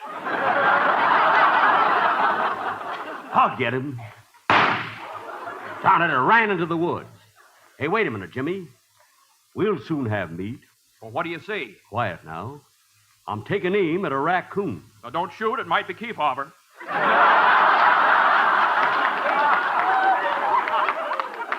Oh, yes. Come on, let's get on with the hunt. Finally, we returned to the camp with plenty of game. This was due to our wonderful hunting dog. This dog wasn't a pointer. He was too well-mannered to point. He'd just nudge you and say, "Over there, stupid." We weren't in camp very long when all of a sudden... Indian! Hey, they're attacking! Come on, let's see if we can pot them all.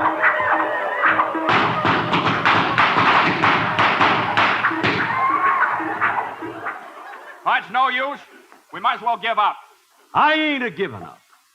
My name is Buck Benny, and I ain't afraid of man, beast, or grasshopper. But I know these Indians. Look, 2 of them are coming up to powwow with us. They sure look savage. How, Indians? How? What tribe you Indians from? Sioux tribe. Me, Big Chief Thunderstorm. Oh. And who you? Me, little white cloud that cried.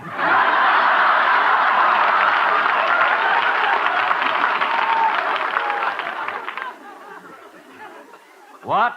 Having faith in all kinds of weather. We bound for Oregon. My name, Buck Benny. Let me speak to them, Buck. I talk their language. Listen, you Indians. Ugh? Coela Monga, Shoshone Tabits, Iroquois Ug, Palebwo TP. Baja Nagula Munga, Diga Muga Muga. Og Nagula Iroquois House Wigwam. Magohu Shoshone Onga Sagano Talena. Sagamore Squaw Tomek Gitchi Gumi. Oiga Nuga Magahu.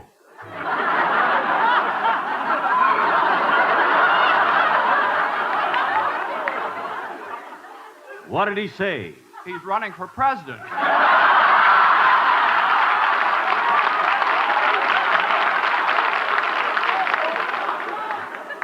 Now, Chief, we're not looking for trouble. We want peace. Only way you can have 'em peace is make you join tribe. You mean make us Indians? Yeah. We decided to be adopted by the tribe. And that night, after adoption ceremonies, we sat around the campfire with the other Indians and sang songs. Like the Seminole, Navajo, Kickapoo, like the Cherokee, I'm an Indian too. Just like Battle Axe, Jesse Block, Manny Sachs, like those Indians, I'm an Indian too. Some Indian summer's day, here's what we'll do. Take some Indian maid for riding Tippecanoe. I'll wear moccasins, a wampum belt, feather hat. We'll go to prove you don't know your song.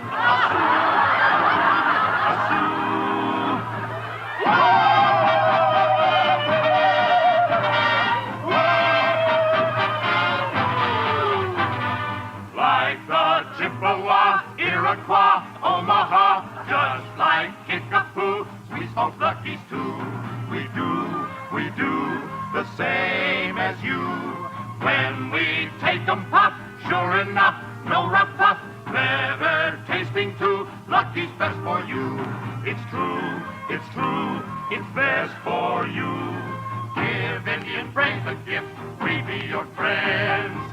Give us Lucky's try, the smoke with no loose ends. Big chief sitting bare, like to tear and compare. He find Lucky's strike, is the smoke he like. The smoke he like is Lucky's strike.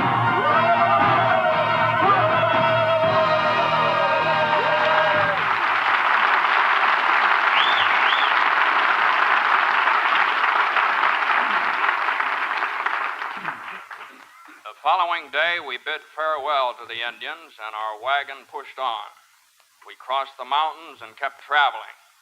We weren't sure of where we were until one day, while on a vast open plain, another wagon crashed into us. It was then we knew we were in California.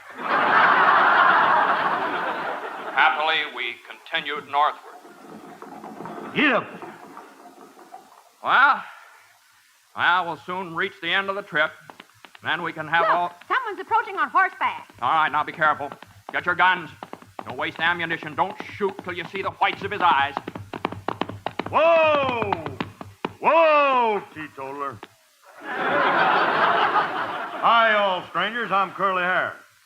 No wonder we didn't see the whites of his eyes. Wait a minute, stranger. What can we do for you? I want to buy your food. I'm working with a bunch of miners. Gold miners? Yep, and we struck it rich. We got tons of gold, but we need food to carry us through the winter. Our food ain't for sale. It's for the settlers in Oregon. But I'll pay you well. I'll give you 10 times what you paid for it. And in gold. He's offering us gold, Jimmy. Gold. Let's sell. Now, Buck, think what you're doing. With the gold, you'll starve to death. But with the food, you'll live. Live to see another spring with its flowers and soft breezes and balmy air scented with orange blossoms. Now, wouldn't you rather have all that than to die with the gold?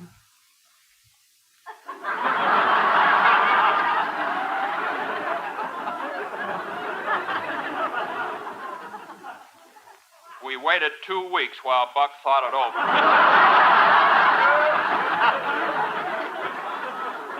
I made up my mind, Jimmy.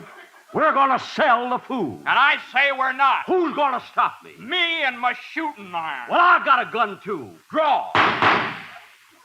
Oh. I hated to do it, Buck, but it was the only way. Oh, that's all right, Jimmy. And I'll forgive you before I die. Oh, now, wait a minute, partner. Don't say die. Huh? We cowboys never die. We just go on to the big corral up yonder and gather around the heavenly campfire where the chuck wagon's always filled, where the deer and the antelope play, and the the wagon wheels sing a happy song, and the little dogies wander around among the purple sage. And there ain't no last roundup because the cowboys... Get through already. This won't sound good on the Amos and Andy show.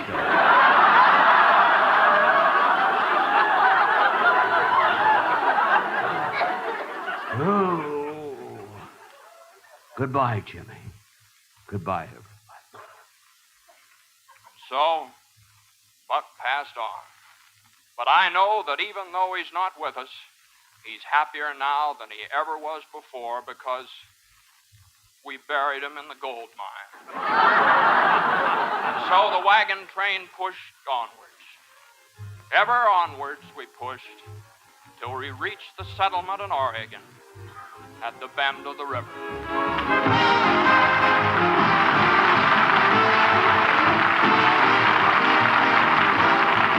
Jack will be back in just a moment, but first. Do you do-da-do-da-do-da-do-da-do-da-dee? Be happy, go lucky, get better taste today. Friends, you can tear and compare and see with your own eyes how Lucky's are made better to taste better. From a newly opened pack, take a cigarette made by any other manufacturer. Carefully tear a thin strip of paper straight down the seam from end to end and gently remove the tobacco. In tearing, be sure not to loosen or dig into the tobacco. Now, do exactly the same with a Lucky Strike. Then compare. You'll see some cigarettes are so loosely packed they fall apart. Others have excessive air spaces, hot spots that burn harsh and dry. But you won't find that in a Lucky. Just look at that perfect cylinder of fine, mild tobacco, so round, so firm, so fully packed, so free and easy on the draw. Notice those long strands of fresh, clean, good-tasting tobacco that smokes smooth and even, that gives you a milder, better-tasting cigarette. Yes, friends, tear and compare.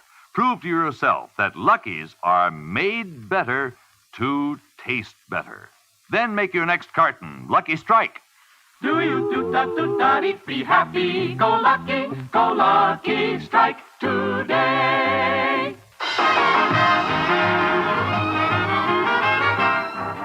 Ladies and gentlemen, I want to thank Jimmy Stewart for being on my program tonight, and be sure to hear him tomorrow night on the Lux Radio Theater when he will do No Highway in the Sky. Good night, folks. The Jack Benny program is brought to you by Lucky Strike, product of the American Tobacco Company, America's leading manufacturer of cigarettes. Jack Benny came to you transcribed. This is the CBS Radio Network.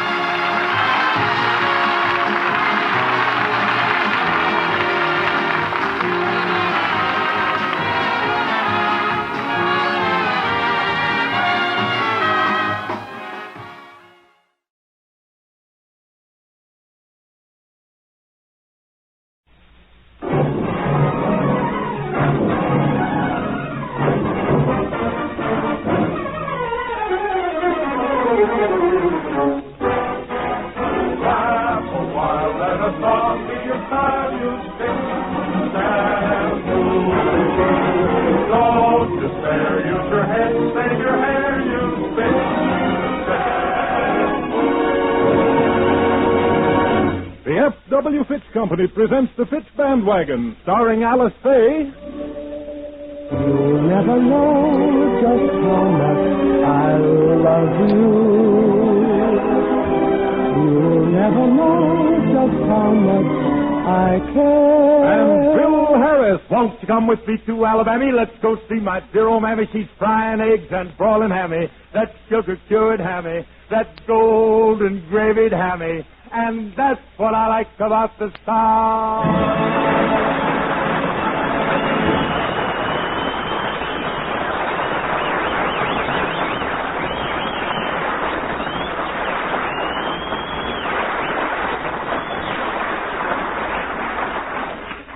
Last week at the University of Southern California, the usual decorum of this venerable institution was somewhat shaken by the enrollment of one Phil Harris. While it's only an adult extension course, Phil is taking it very seriously. Last Monday was his first day in school, a day which began about 9 a.m. as Phil prepared to leave the house. Are you sure you have everything, Phil? Yeah, I think so, Alice. Well, let's check them over again. Books? Books? Fountain pen? Fountain pen. Briefcase? Briefcase. Bubble gum? Yeah, 27 pieces. And then I got a piece all broke in under the desk, too. And here's the putty knife to scrape it off my face. Hey, where's the button USC gave me to wear on my beanie? Oh, here. Say, this is quite a slogan they have on here for next week's game. We'll murder UCLA.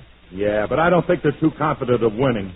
Why? Well, the button's reversible, and on the other side it says, well, weather permitting.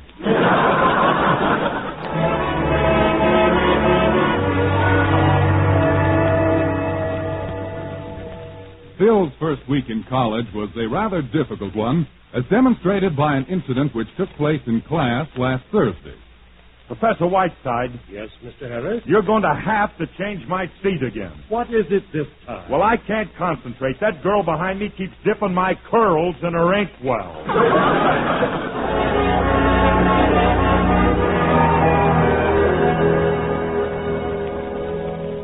A series of such incidents, coupled with an inherent allergy to learning, left our hero by Friday in a somewhat puzzled frame of mind. Phil, it's 9:30. Aren't you due down at USC? Yeah, honey, but I don't think I'll go today. Why not? I thought you were doing so well in your basket weaving class. Yeah, I was, but they gave us a test yesterday. Well, how did you make out? Not so good, honey. After the test, they told me I was still 2 years away from the leather burning group. Well, what kind of a test did they give you in basket weaving? Oh, the professor looked at everybody's work, and then he gave each one a grade. What grade did you get? I didn't get no grade. He didn't give me one. When he came to mine, he just read a little poem. Oh, that's wonderful. What did he say? A tisket, a tasket, who made this lousy basket?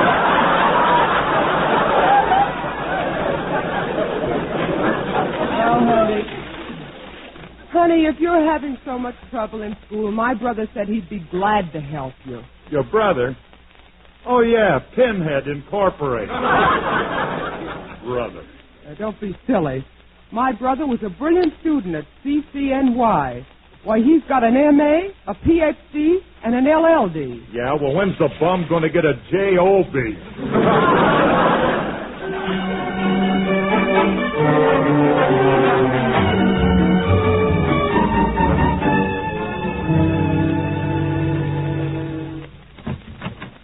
Oh, hello, Mr. Merton. Say, Alice said the children were up here with you. Yes, they were a minute ago. I was giving them a little geography lesson. Oh, you were, huh? Hey, Governor, what's this big ball here? Why, that's the globe, Mr. Harris. A map of the world. Yeah? How come you got a round one? Mr. Harris, the Earth is round. The Earth is round? No kid. Hey, wait till Alice finds out about this. Well, I'd better get my things together. I thought I'd take the children outside for a little nature study this afternoon. Outside? Well, you better be careful. There's still a pretty strong undertow by the sundial. Well, Mr. Harris, I really don't mind your California weather. You know, we English have always been a seafaring people. Oh, Governor, you're really cooking with Barville now. I knew that wasn't going to get nothing. I knew it wasn't. Say, you got a lot of books there, haven't you, Mr. Merton? Yes, I'm quite an avid reader in my spare time. Yeah. Hey, this must be a new novel. Here, this one. Annie's Lit on a Bicycle. Let me see that. Oh, no, Mr. Harris. That's analytical psychology.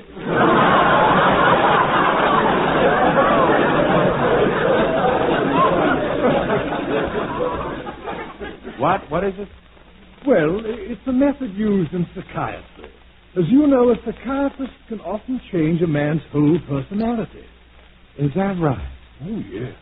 Often they can take a shy, hesitant person and turn him into a strong-willed, domineering individual. Yeah, well, I think they overdid a little with John L. Lewis.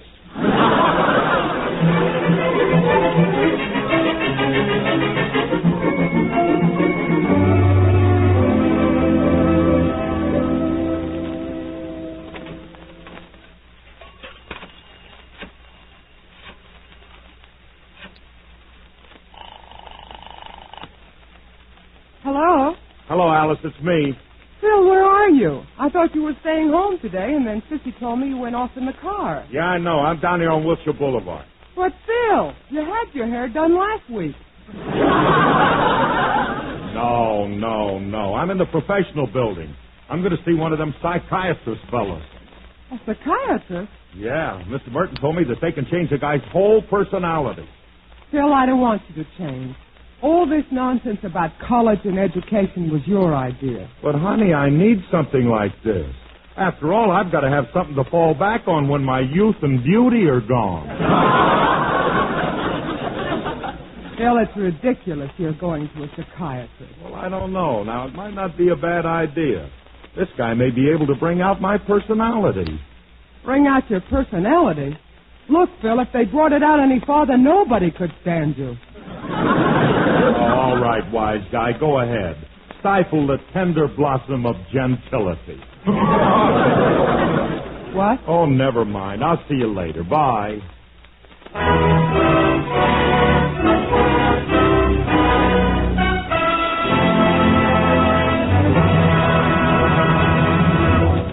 An old proverb says, the beauty of the heavens is the stars. The beauty of women is their hair.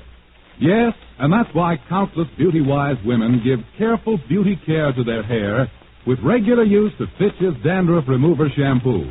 For Fitch Shampoo guards the loveliness of the hair, giving it the shining sparkle of exquisite jewels, leaving it soft and manageable, a real beauty asset. Whether you have blonde, red, brunette, or gray hair, Fitch is the shampoo for you. For Fitch Shampoo is good for all colors and textures of hair. And this shampoo is so gentle, it will not harm even a baby's tender scalp. Discriminating women like Fitch Shampoo because Fitch is completely soluble in water and only an ordinary water rinse is necessary. Fitch Dandruff Remover Shampoo rinses out thoroughly and quickly in either hard or soft water, revealing natural highlights in your hair. It's the shampoo you can depend on for exacting hair beauty care. Fitch is spelled F-I-T-C-H.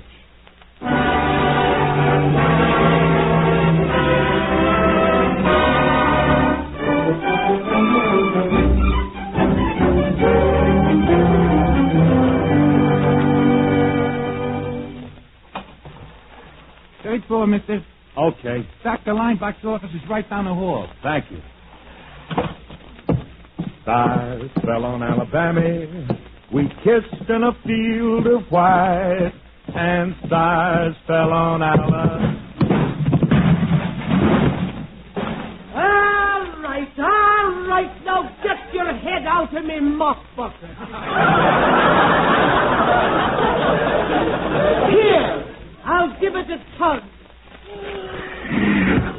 Bammy last night.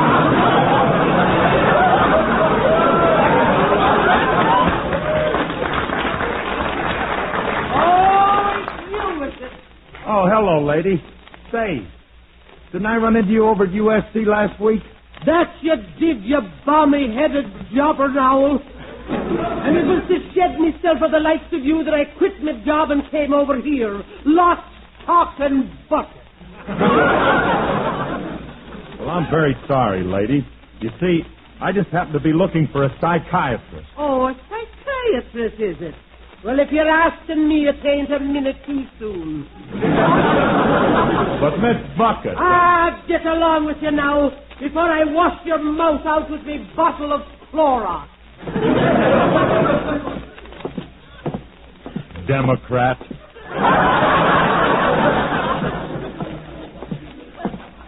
Oh, here's Dr. Leinbach's office right here.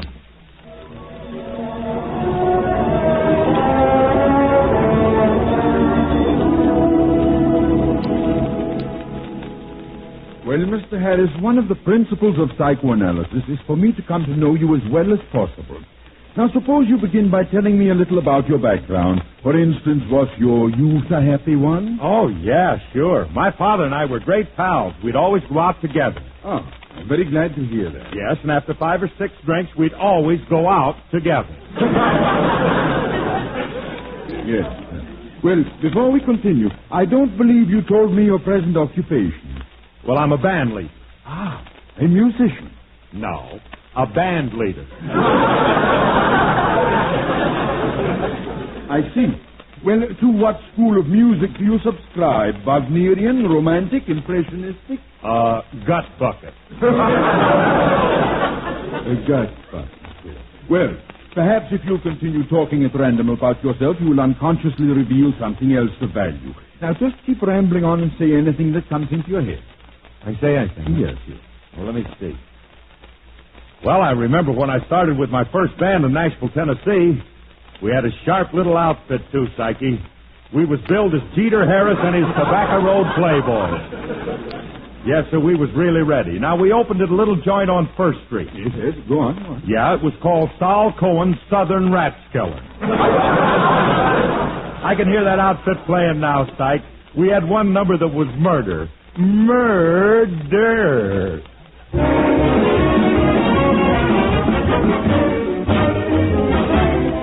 And I sing with delight as I spend most the night neath that billowy ocean with you. Last night I dreamed that I was down in the bottom of the sea, down in that salty water. And I met a maiden fair who had a cottage there. Well, she didn't have it in her own name, but anyway, she had it. And she had a tale of a fish for a train, but whoa, now, whoa, how that gal could entertain. And what a time I had with Minnie, the mermaid, down in the bottom of the sea. I lost all my troubles in amongst the bubbles, why she was just as sweet as she could be. And every night when the starfish came out, I hugged and kissed her so. Whoa, whoa, what a time I had with Minnie, the mermaid, down in her seaweed bungalow. Low, down in her seaweed bungalow. Whoa, what a time I had with Minnie, the mermaid, down in the bottom of the sea. I lost all my troubles in amongst those bubbles, why she was just as cute as she could be. And every night when the starfish came out, I hugged and kissed her so. Oh, what a time I had with Minnie, the mermaid, down in her seaweed bungalow. Low, down in her seaweed bungalow. Many brave hearts are asleep in the deep, so beware. Beware.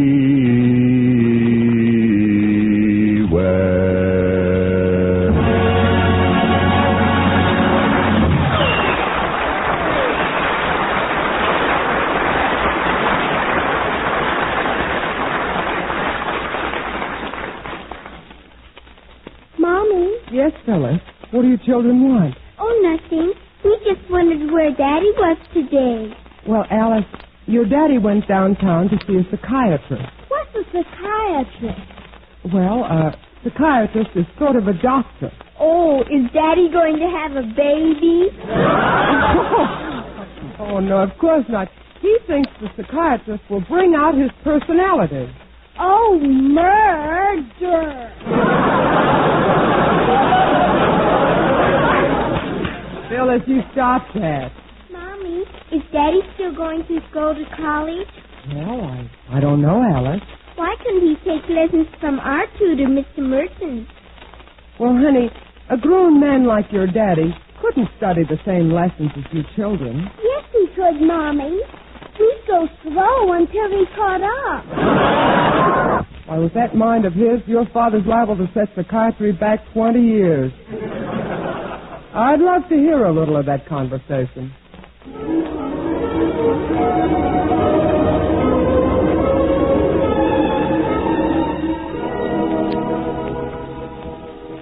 Well, Mr. Harris, listening to you talk about your past life and delving into your subconscious have made this a most, shall I say, unusual half hour.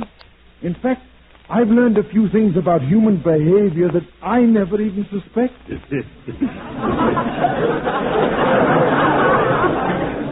Yeah, Doc, I was a dog, wasn't I? That's not exactly the psychological term, but it will suffice. Now, about this Frankie person you mentioned, your guitar player. I take it he's an old friend? Oh, yeah, Frankie. Why, me and him been cutting up touches for 100 years. You know, I'll never forget the first time I ran into Frankie. He was singing and playing his guitar down on Rampart Street in New Orleans, and I happened to be walking by, and the guy, he was really... You are my sunshine, sunshine, you make me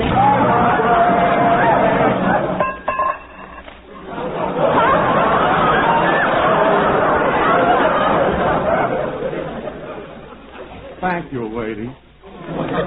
You'll never know how much I... Bless you, sir. Love you. Please don't take my sunshine away. You are my sunshine, my only... Here, bud. Thank you, sir. Oh, that's all right. That's all right, buddy. You know, you play a pretty good guitar there. How come a guy like you is playing in the streets for nickels? I was desperate, pal. It was either this or Lombardo.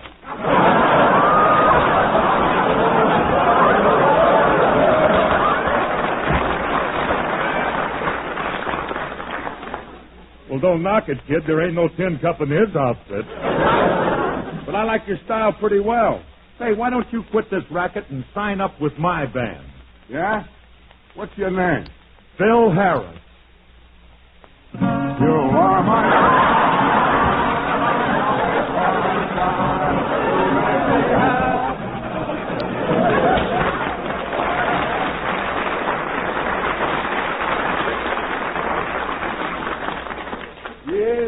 Yes, Mr. Harris, a most significant episode. Now, I understand you are married. Suppose you tell me something about your wife. For instance, how did you meet her? Well, she was in the great big show in New York. And I thought she was the most beautiful girl that I'd ever seen. And for 3 weeks, I stood outside the stage door every night just to watch her come out. I see. And finally, I prepared a beautiful speech to say to her. Then one night, my dreams come true. She spoke to me. Excuse me, Sonny.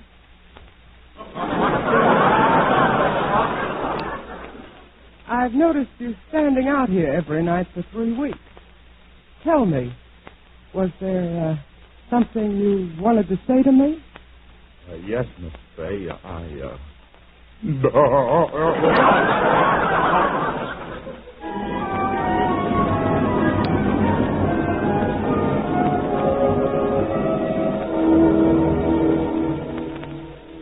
Well, this is all very interesting, Mr. Harris.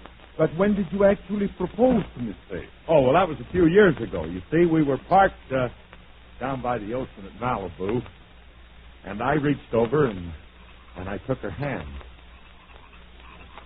Oh, it's a lovely night, isn't it, Phil? Yeah, sure is, gorgeous. Phil, have you ever parked out here with any other girl? No.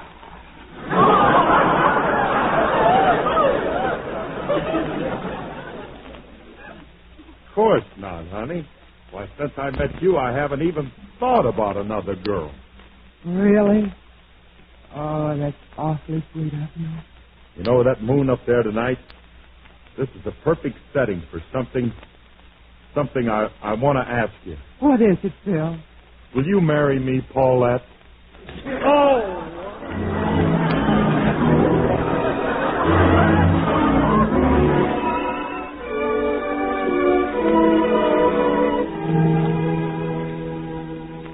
This has all been very helpful, Mr. Harris. Now, as you know, we psychiatrists attach great importance to dreams. Do you ever have any unusual dreams? Yes, sir. Yes, I do, Doctor.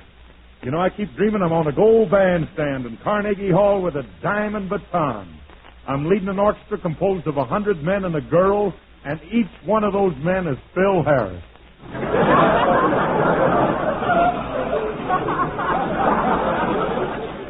I see. A nightmare. Now tell me, when they play, do you enjoy the music? I don't know. It's always so loud, see, it wakes me up. That's very interesting. But tell me, in your dream, who is this girl? That's the awful part of it. She's Petrillo. Well, Mr. Harris, you've been very helpful in this little interview. Of course, I shall consult my colleagues on your case, but offhand, I'd say that your mental processes reveal to me what is known as a magnolia.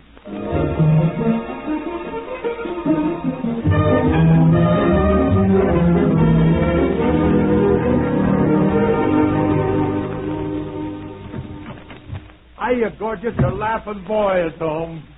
Hello, honey. What are you so happy about? Oh, nail me down, kid. I'm riding high. I'm happier than Tom Brennan with an old lady from Peoria.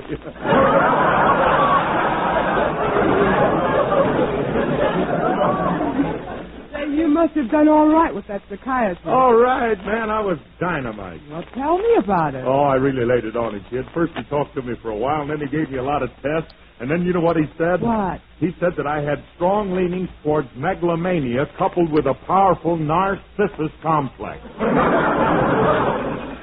The psychiatrist said that? Yeah, that alone was worth the $200. Don't forget you got 100 of it. Now, the doctor was so excited he called in 6 of his buddies to look at me, and they said they'd never seen anything like it. I can imagine. Then another one of them psychics measured my head with a pair of ice cones.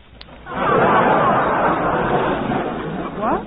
Sure, he said he wished some guy named Darwin was alive, or Darwin. He kept asking for a guy named Darwin. Oh, Phil, they didn't actually measure your head. They did, too. And you want to know something? It's grown 5 inches since I had my own show. Only 5 inches? Sure. Hey, get your mother on the phone, will you? I can't wait to tell her all about what them guys said. Well, wait a minute, honey. Now, this isn't exactly the sort of thing to tell my mother. Anyway, she's not home. Sure she's home. She always gets through at the roundhouse by 3. Phil!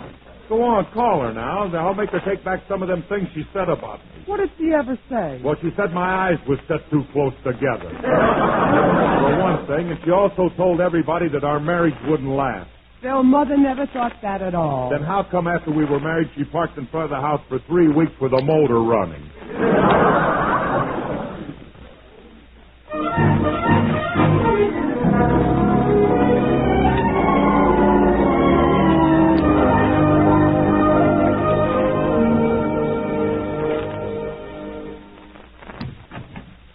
Phil, what are you doing in here by yourself with the lights out? Oh, honey, leave me alone, will you? What's the matter? Mr. Merton just translated what all them psychiatrists said about me. Phil, stop banging your head against the wall. Well, I can't help it. He told me all that stuff the psychiatrist said means that I'm conceited. Now, you know that ain't true. Well, you'll have to admit you are rather fond of yourself. No more than any other beautiful creature. Now, look, you don't have to carry on so about all this. Well, I can't help it. Them doctors were saying mean things about me. Well, I don't care what they say, Phil.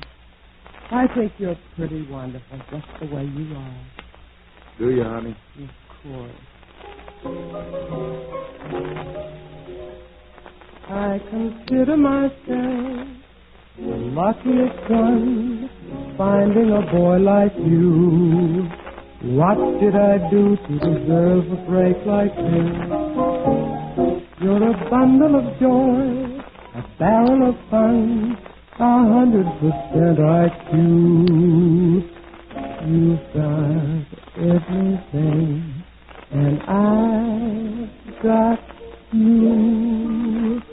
Like a duck takes to water, like the flowers take to dew, like a Latin takes to a Latin quarter, I take to you. Like a fish takes to swimming, like the Irish take to stew, like a Scotsman takes to his pipe and slippers, I take to you. Like sweet and low, yes and no, like garlic, gosh, and they all go together, and honey, so do we. Like a shop takes to trading, like the French to parlez-vous, like a southerner takes to a few mint juleps, I take to you. baby, I take to you.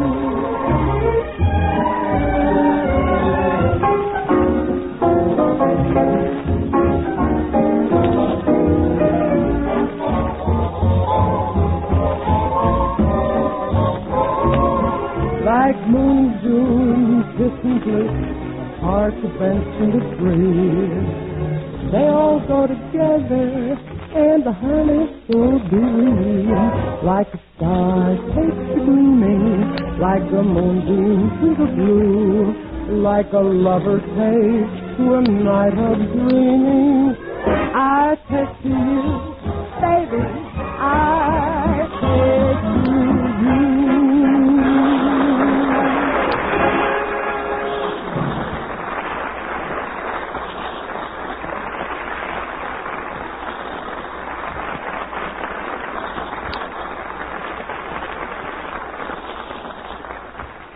Alice and Phil will be back in just a moment.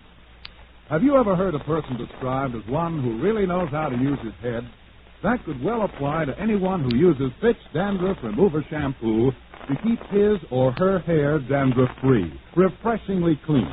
If you use your head and use Fitch Shampoo, you'll be sure your appearance is not marred by embarrassing dandruff. For Fitch Shampoo actually removes dandruff the very first time you use it. Fitch is the only shampoo made whose guarantee to remove dandruff is backed by one of the world's largest insurance firms. This famous shampoo has a special dissolving action that reconditions your hair as it penetrates and cleanses the thousands of tiny hair openings on the scalp. All traces of dandruff on the hair and scalp are dissolved by this special action. Then, when you add water gradually, a wonderfully rich lather forms to carry away the dissolved dandruff. So use your head. Buy an economical bottle of Fitch Dandruff Remover Shampoo at your drug or toilet goods counter, or have professional applications at your beauty or barber shop.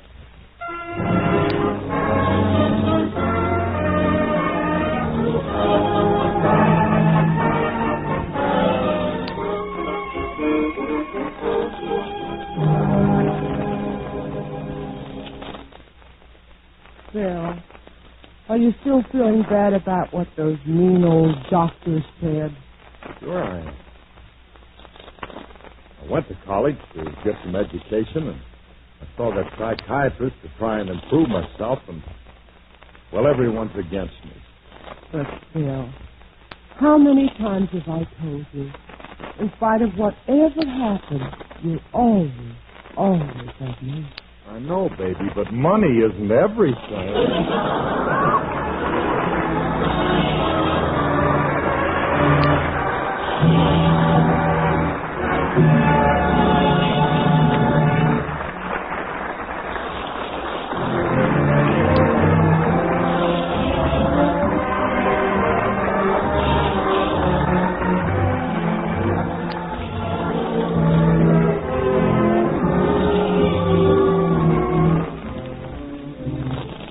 Tune in next week when the F.W. Fitch Company again brings you the Fitch Bandwagon with Alice Faye and Phil Harris. This program is written by Joe Connolly and Bob Mosier, directed by Paul Phillips, with original music composed and conducted by Walter Sharp. Included in the cast were Janine Roos, Ann Whitfield, and Elliot Lewis. Alice Faye appears to the courtesy of 20th Century Fox.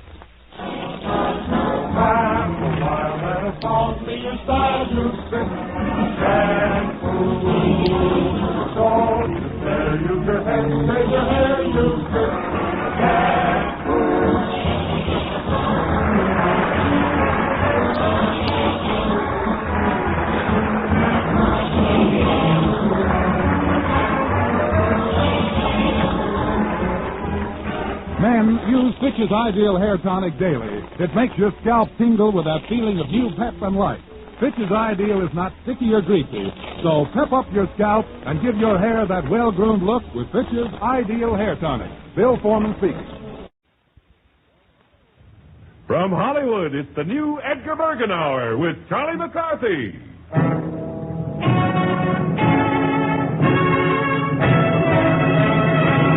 Now, if you say help me, I'll mow you down.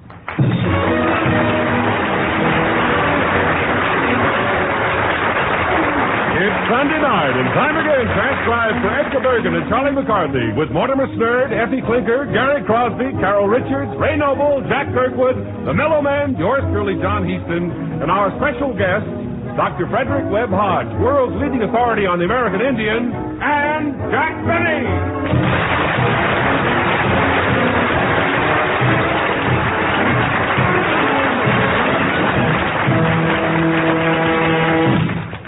Ladies and gentlemen, this past weekend, Edgar Bergen attached his trailer to the back of his car, and he and Charlie were off to Palm Springs for a glorious and inexpensive vacation in the sun. As it turned out, it wasn't as inexpensive as they thought, but to see what happened, let's look in on Edgar and Charlie as they approach Palm Springs with Edgar behind the wheel.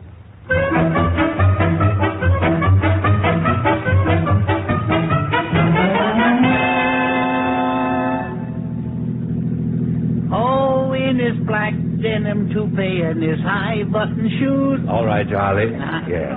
Say, are you enjoying this ride? It's okay. Can't you go a little faster in this thing? Well, we're moving right along as it is. After all, we just passed 3 cars.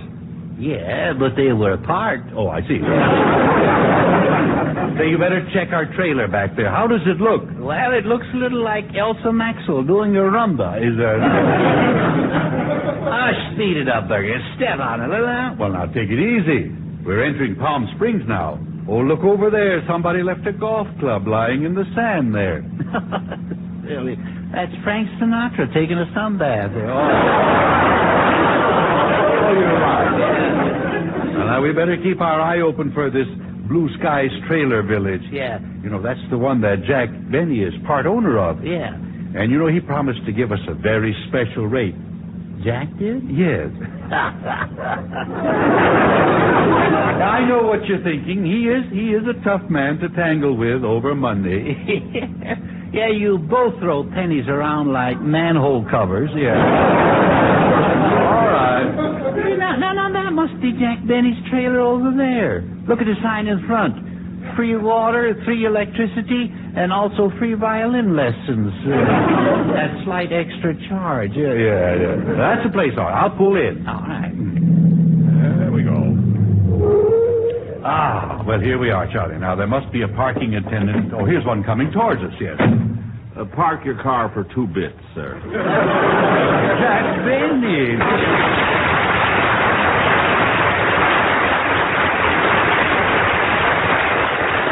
Jack, how come that you're parking cars? Oh, I'll do anything to make a buck. I see. Gentlemen, welcome to the Blue Skies Trailer Village, surrounded by swaying palm trees, and you're welcome to pick all the dates you can eat. Oh, well, that's really swell. For 69 cents a pound. Oh. Here, Edgar, have a date. I hope you don't mind if I take it out of your first pound. No. We'd save money by getting out of here now. No. Now, don't knock my little business, Charlie. A man my age has to start thinking about his future. Yeah. Jack, what is your age? Now, there's been a lot of kidding. Now, how about settling it once and all? Just how old are you, Jack? 39. 39. Going on 38. Go on. Let's face it, Buster, the only way you'll ever see 50 again is on a speedometer. That's a nice line for a guest star. I'm sorry, Jack, but our trailer wasn't big enough to bring any riders along, you see. Well, this is quite a trailer park you've got here. Very nice. Well, I'm just running it as a sideline. After all, who knows, as a comedian, I may not be able to go on forever. Well, haven't you already?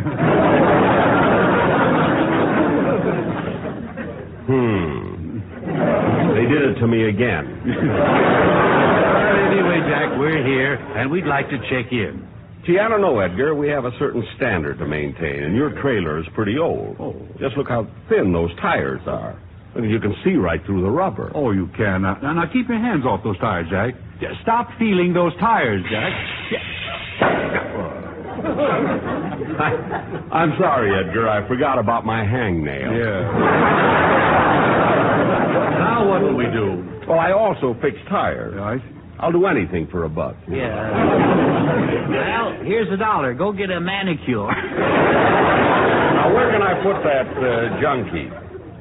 Edgar, tell you what I'll do. I'll put you way down at the end, right next to the road. Well, why down there next to the road? Yeah, your trailer will be all right. There, people will think it's just an accident. Oh. Oh, come on, Bergie. Let's take the spot here and check in. Come on. Well, now, okay. Now, where's the desk clerk? Desk clerk? Care to register, sir?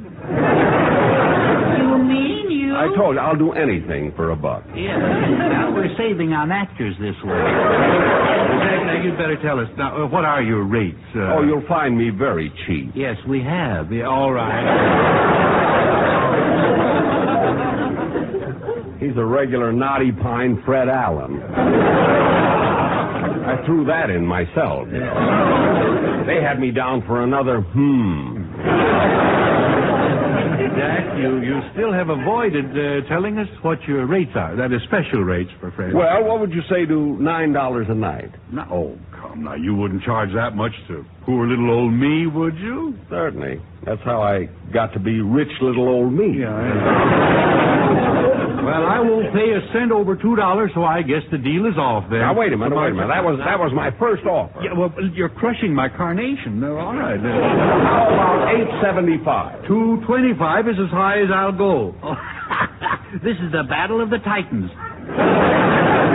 Two tighter Titans I've never seen either. Oh. Now, $8.50, not a penny lower. Ridiculous. $3.50. $8.25. $3.75. That's $8. $4. $7.75. Oh, Jack, what are we arguing about? Blood. That's what you're arguing. I'll tell you what, Edgar. I don't want to quibble over a few bucks. Let's settle for $5. Oh, okay, that's a deal, Jack. Yeah. Ladies and gentlemen, the preceding scene, starring Edgar Bergen and Jack Benny, was from the picture "Money is a Many Splendid Thing." I'll trade you that for the Yeah. You did better with Well, we're all set then, aren't we? Yeah, it ought to be fun staying here at the Blue Skies Trailer Village, especially with you, one of the owners, Mr. Benny. You know, you're such a popular celebrity and such a good comedian. Oh, you're just saying that. No. If I was saying it, you wouldn't come out so good. I wonder what Don Wilson would charge to sit on him. Yeah. Jack, how about showing us around the place a little bit? Sure, I'll be glad to. All right. Now, over here is our swimming pool. Oh, of course, yeah. you know there's a 25-cent service charge per person if you use the swimming pool. Well, that's fair enough. It's reasonable. When there's water in it, it's $1.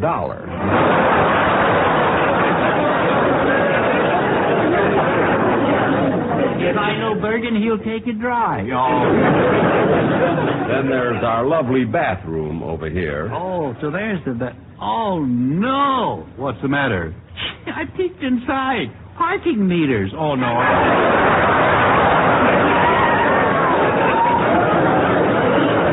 That time they didn't even give me Oh, gentlemen, before I forget, we have another special service here at the Blue Skies Trailer Village. For a very slight extra charge, you're furnished with entertainment. What kind of entertainment, Jack? Oh, it's the best. Really outstanding. I go from trailer to trailer playing requests on my violin.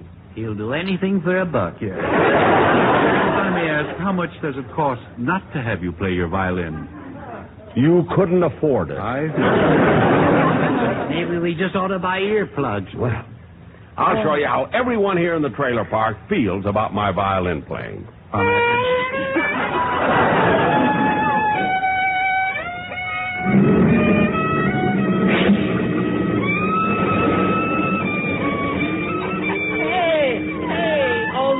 All the trailers are pulling out. Hey, stop! Wait a minute!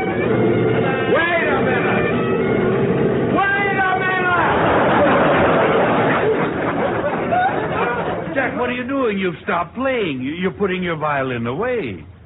I'll do anything, even that for $1. All right. Okay, come on back, folks. Park your car for a quarter, 2 bits, right this way.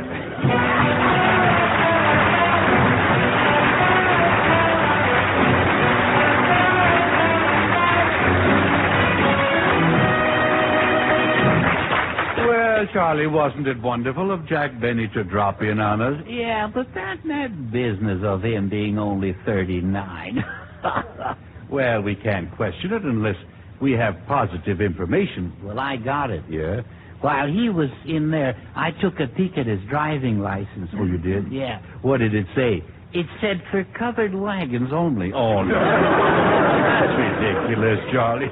Hello, Edgar. Hiya, Charlie. Well, it's Gary Crosby.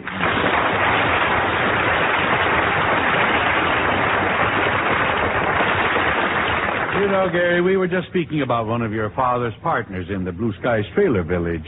Tell me, Gary, how do you feel about trailer living? It's really a great life, Edgar, but, as he said, recognizing a song cue when he hears one, but not for me.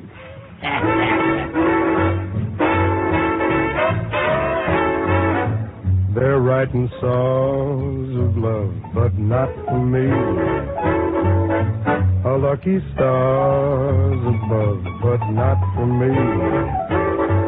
With love to lead the way, I found more clouds of gray than any old Russian play could guarantee. Well, I was a fool to fall and get that way. Hi-ho, alas, and also lack a day. Although I can't dismiss the memory of her kiss, I know it's not for me.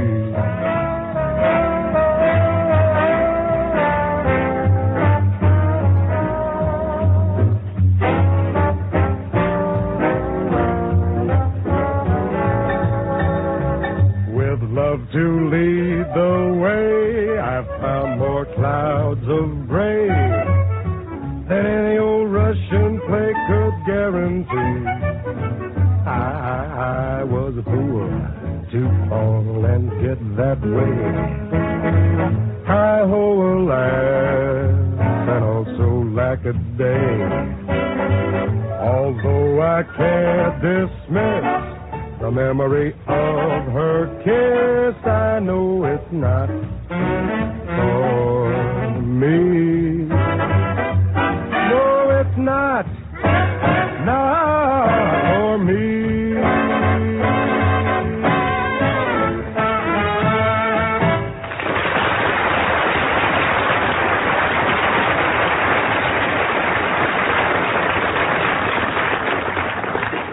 And now, ladies and gentlemen, here is where we take care of you do-it-yourself fans as we proudly present our genius of all trades, Professor Kirkwood and his do-it-yourself department.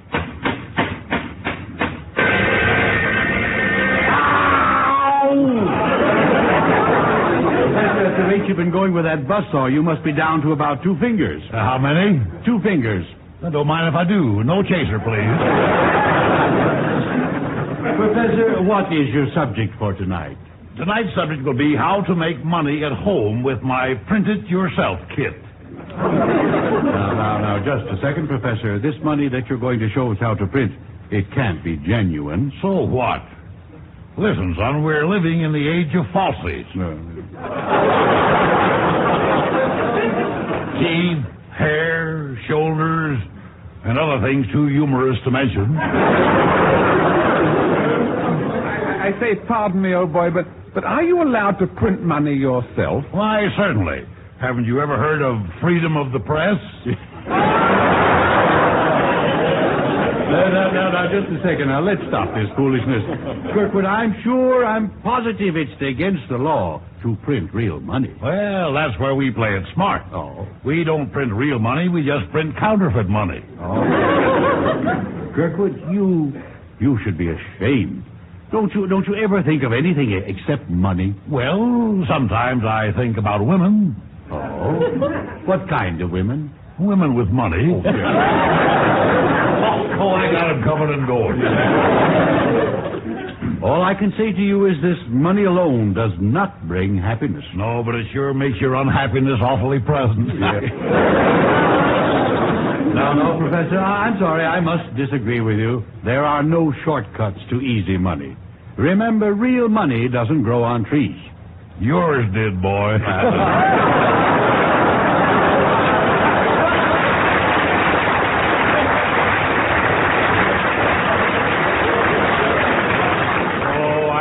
that dummy out of him then. I say, Kirkwood, old chap, look, is this money you print any good? Well, let's put it this way. Uh-huh. It's like the Hollywood freeway. Dangerous, but passable. Which reminds me, Ray, I could use you. Do you think you could pass a $20 bill? Oh, certainly, old boy, if it'll pull over to the right.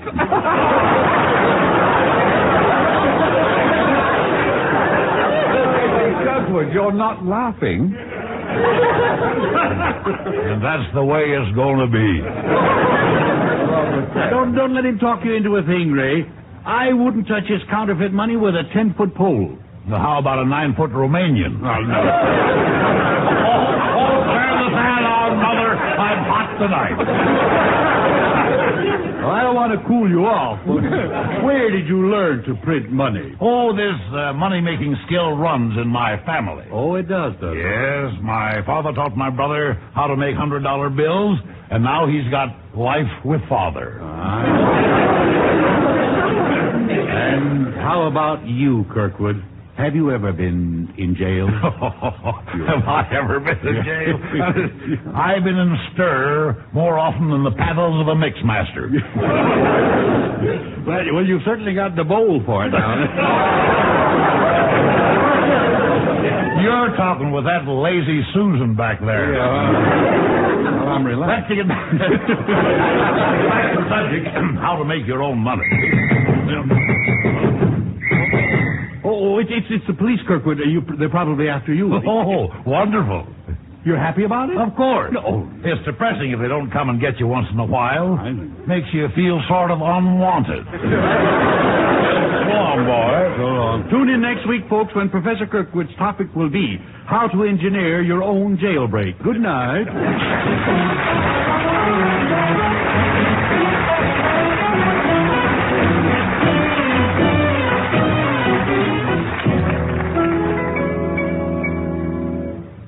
Ladies and gentlemen, I'm extremely happy to be able to introduce to you once again our outstanding vocal group, the Mellow Men. What are you going to sing tonight, fellows? Gilly Gilly Austin fair for Katzen Ellenbogen by the sea. Yes, but what are you going to sing? Gilly Gilly Austin fair for... Never mind, just do it. Ach, ja. There's a tiny house. There's a tiny house By a tiny stream. by a tiny stream Where a lovely lass. where a lovely lass Had a lovely dream. had a lovely dream. And the dream came true. And the dream came true quite unexpectedly. In Gilly Gilly, Austin, Pepper, Katzen, Ellenbogen by the sea. She went out one day. She went out one day Where the tulips grow. where the tulips grow. When a handsome lad. When a handsome lad Stopped to say hello. stopped to say hello. And before she knew. He kissed her tenderly. In Gilly Gilly, Austin, Pepper, Katzen, Ellenbogen by the sea. The happy pair were married one Sunday afternoon. They left the church and ran away to spend their honeymoon. In a tiny house. In a tiny house By a tiny stream. by a tiny stream Where the lovely lass. where the lovely lass Had a lovely dream. had a lovely dream. And the last I heard. And the last I heard, they still live happily. In Gilly Gilly, Austin, Pepper, Katzen, Ellenbogen by the sea. In Gilly Gilly, Austin, Pepper, Gilly Gilly, Austin, Pepper, Katzen, Ellenbogen by the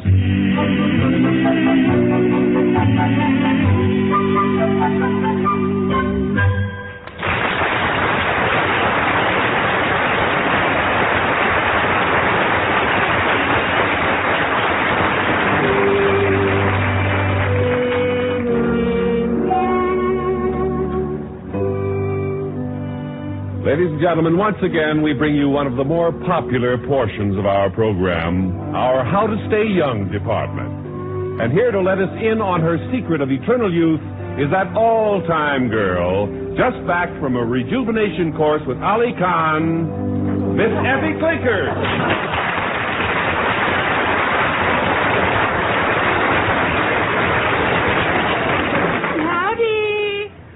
Oh, I may be falling apart, but I'm young at heart. Well, you look lovely tonight, Miss Clinker. Oh, yes, I believe in growing old gracefully. Yes.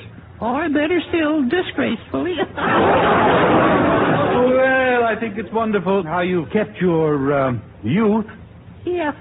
How did you know about George? No, I didn't.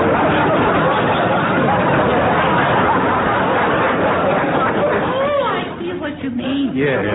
Now tell me, Miss Clinker, nowadays they give shots for almost everything. Are there any shots that you can recommend that make you feel younger? Oh, yes, indeed there are. Yes.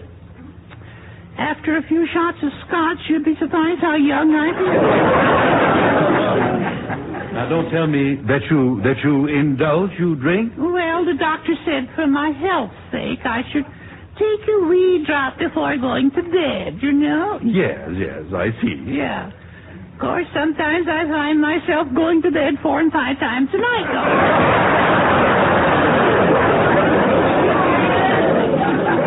Yes, indeed, I really sleep tight. Yes.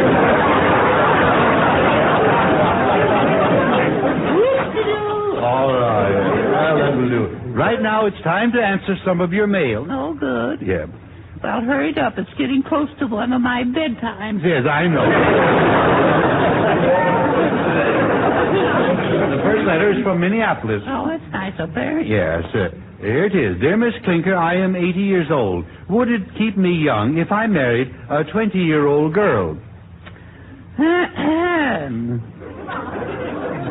Sonny, it would probably kill you. It's like buying a steak when you haven't got any teeth. All right, next letter. Here's one from a listener in Cleveland. My dear Miss Clinker, I am 35, and I'm going with a used car salesman. Should I marry him? Why, if you love him, what if he is used? No.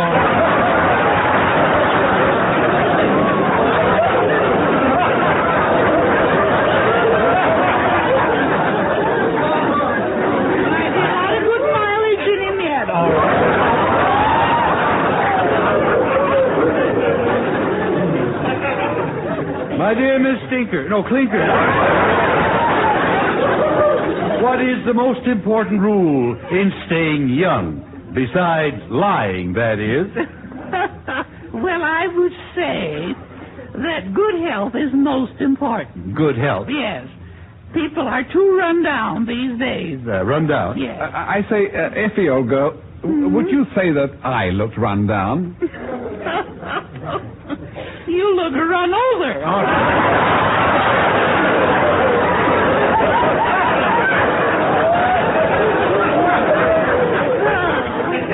Please, Effie, you've still got one more letter to answer. Dear Miss Clinker, do you ever wear a sweater to attract men? Me wear a sweater with my figure? Oh, silly boy. Well, that would be like trying to flag down the super chief with an empty can of Sterno. Well, thank you, Miss Clinker. Our time is up. But before we go, do you have any last message? Sounds like your last one. No, I'm...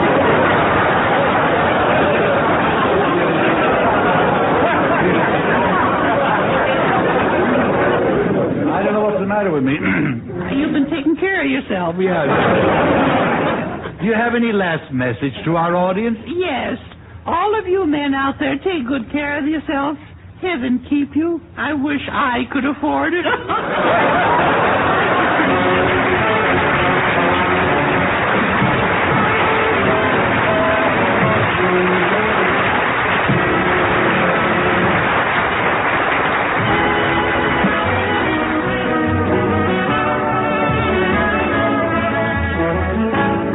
The Edgar Edgar Bergen Hour, transcribed with Charlie McCarthy, Mortimer Snerd, Gary Crosby, Carol Richards, Jack Kirkwood, the Mellow Man, and Ray Noble will be back after station identification.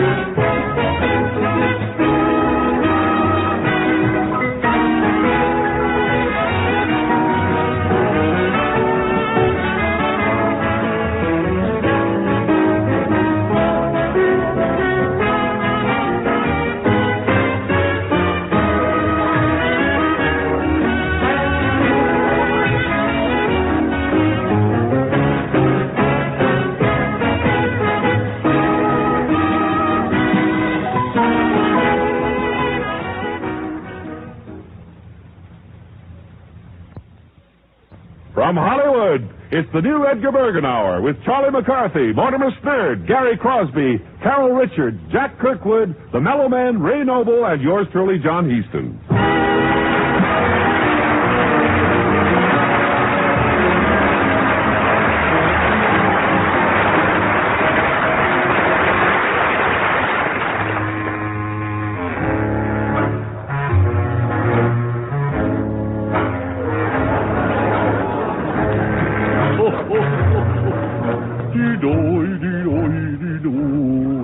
I'll never smile again.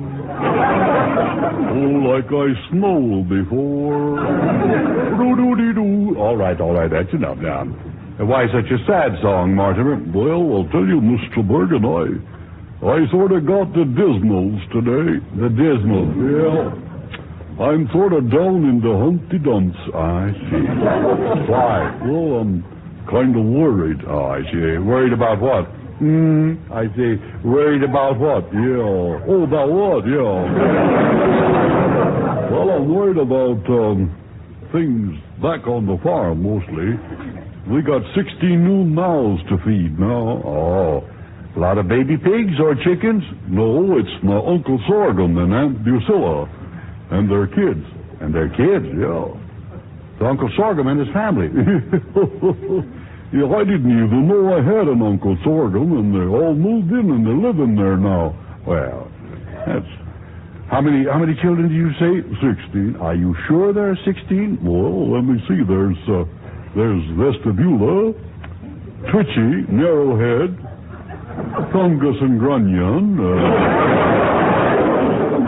Quagmire, Putrid and Slurp, and then there's the triplets. Triplets? Yeah. Them that has gets, yeah. What are the triplets' names? Oh, they're Nert, Bert, and Squirt. I see. And then there's, there's the oldest sister, you know, Groucho. The sister's name is Groucho. Yeah, they call her that because she has a mustache and smokes cigars.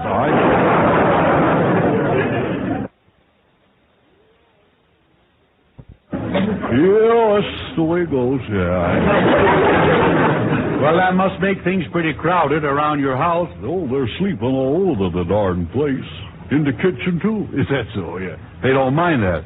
No, all except Cousin Twitchy. He ain't used to sleeping in a strange sink. Oh, I ain't. Well, they made themselves at home, didn't they? Oh, they did that. They're even wearing my clothes. Is that so? Yeah, Herkimer, or Jerkimer, I call it. He got up this morning and got right into my best suit.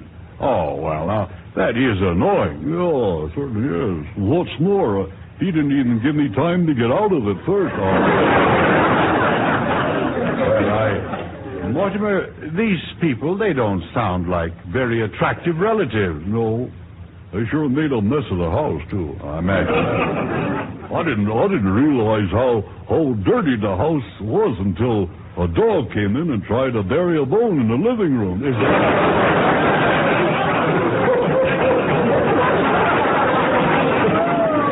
Tried to bury a bone in the living room. Yeah. We got wall-to-wall dirt now. How could they drag so much dirt into the house? No, I don't know. Well, you know, when those little kids, when they go to sleep, you know what they play? They play that game, This Little Piggy Went to Market. Well, that's very nice. Yeah. Yeah, but they do it with real pigs all around. Well, I know it must annoy you, but remember, Mortimer, blood is thicker than water.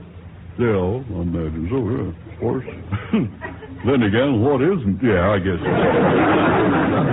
Yeah, that's the way it goes. Yeah.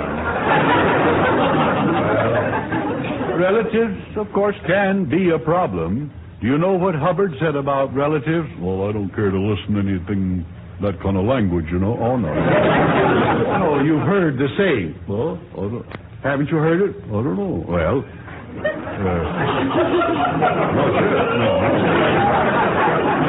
it was Albert Hubbard. Oh, yeah. That's pretty good. Well, I haven't said it yet. Oh. The devil gives us our relatives. Thank God we can choose our friends. Now, what do you think of that? Well, how does it go? He just went. Oh. I must have been looking the other way. Yeah. Now, Mortimer, how on earth are you going to get rid of that mob at your house? Well, I don't know. I don't think they're going to leave. Why do you say that? Well, I overheard Uncle Sorghum say, we'll stay until he gets wise. Oh, I see. Well, I'm beginning to see the light. You are? Yes. Would you mind turning it up a little so I can see it, too? I don't think he's your uncle. No? No. And I don't think they're your relatives at all. I think they're a bunch of imposters. Yeah? I do. You may be right at that. Yes. How can you be so stupid? Well, it comes easy after you reach the first plateau, I imagine.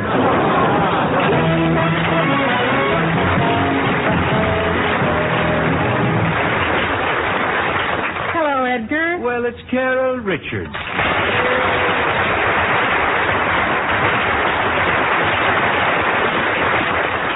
I hope you'll excuse my coming out early, Edgar, but I've been so anxious to meet Mortimer.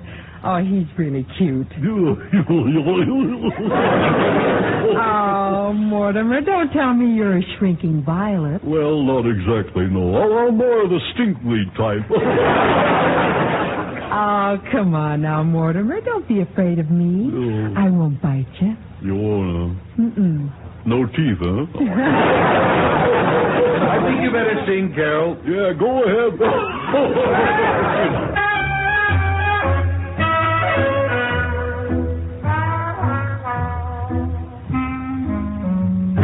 You see a pair of laughing eyes, and suddenly you're sighing sighs.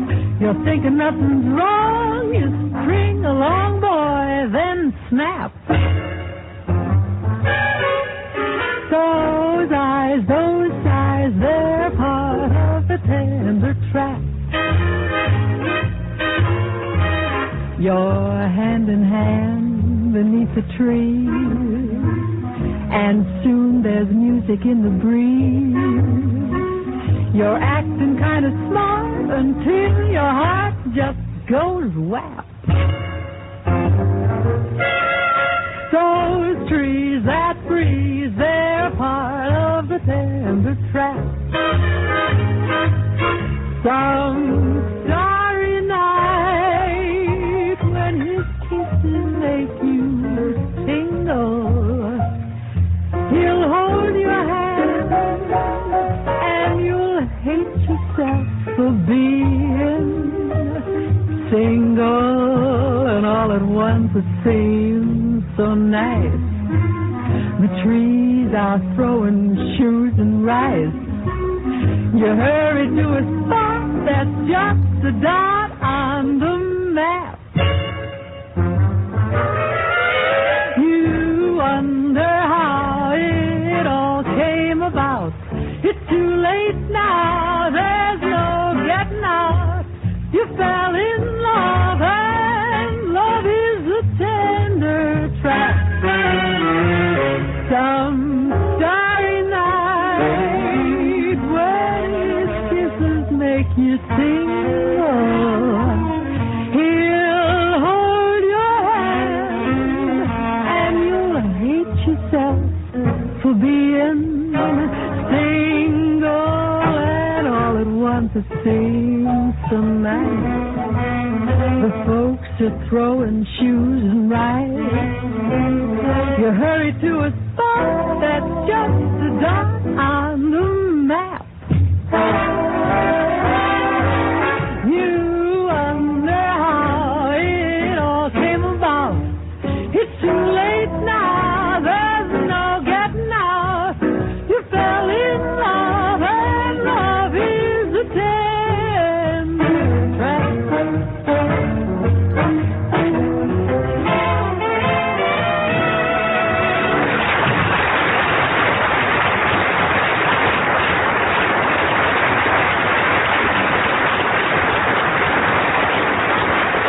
Now it is time for our Meet the People department. Our guest tonight is one of the foremost ethnologists in the United States, and his name is known the world over as one of the outstanding authorities on the American Indian. He holds the position of director of the Southwest Museum in Los Angeles. Here he is, Dr. Frederick Webb Hodge.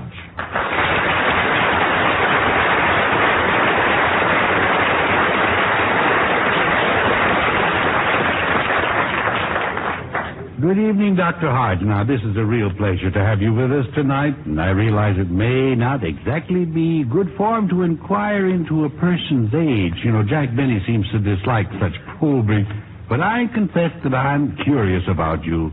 Is your age a secret, Doctor? No, I'm 39. Oh, no. Not you, too, huh? This is contagious. No, seriously, Dr. Hodge, about how old are you? Mr. Bergen, to tell the truth, I was 91 the 28th of last month. Well.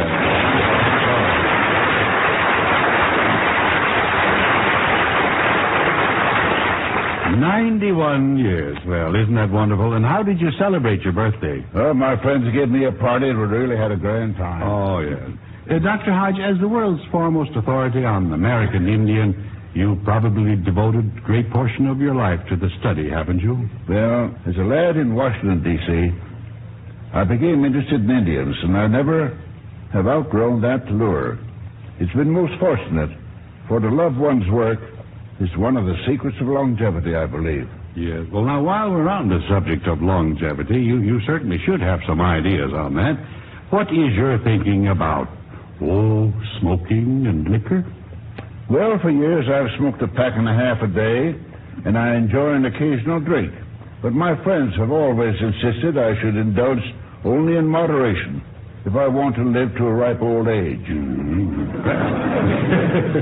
And are your friends as chipper as you? Oh, most of them have passed on. They probably didn't take their own advice. Well, so you've given up alcoholic beverages then, haven't you? Not altogether. I still like a nightcap before retiring. I hope you're not like Effie Clinker. You don't find yourself retiring 2 or 3 times a night. Oh, no. One old-fashioned is quite enough for me. And undoubtedly you subscribe to getting 10 hours of sleep per night?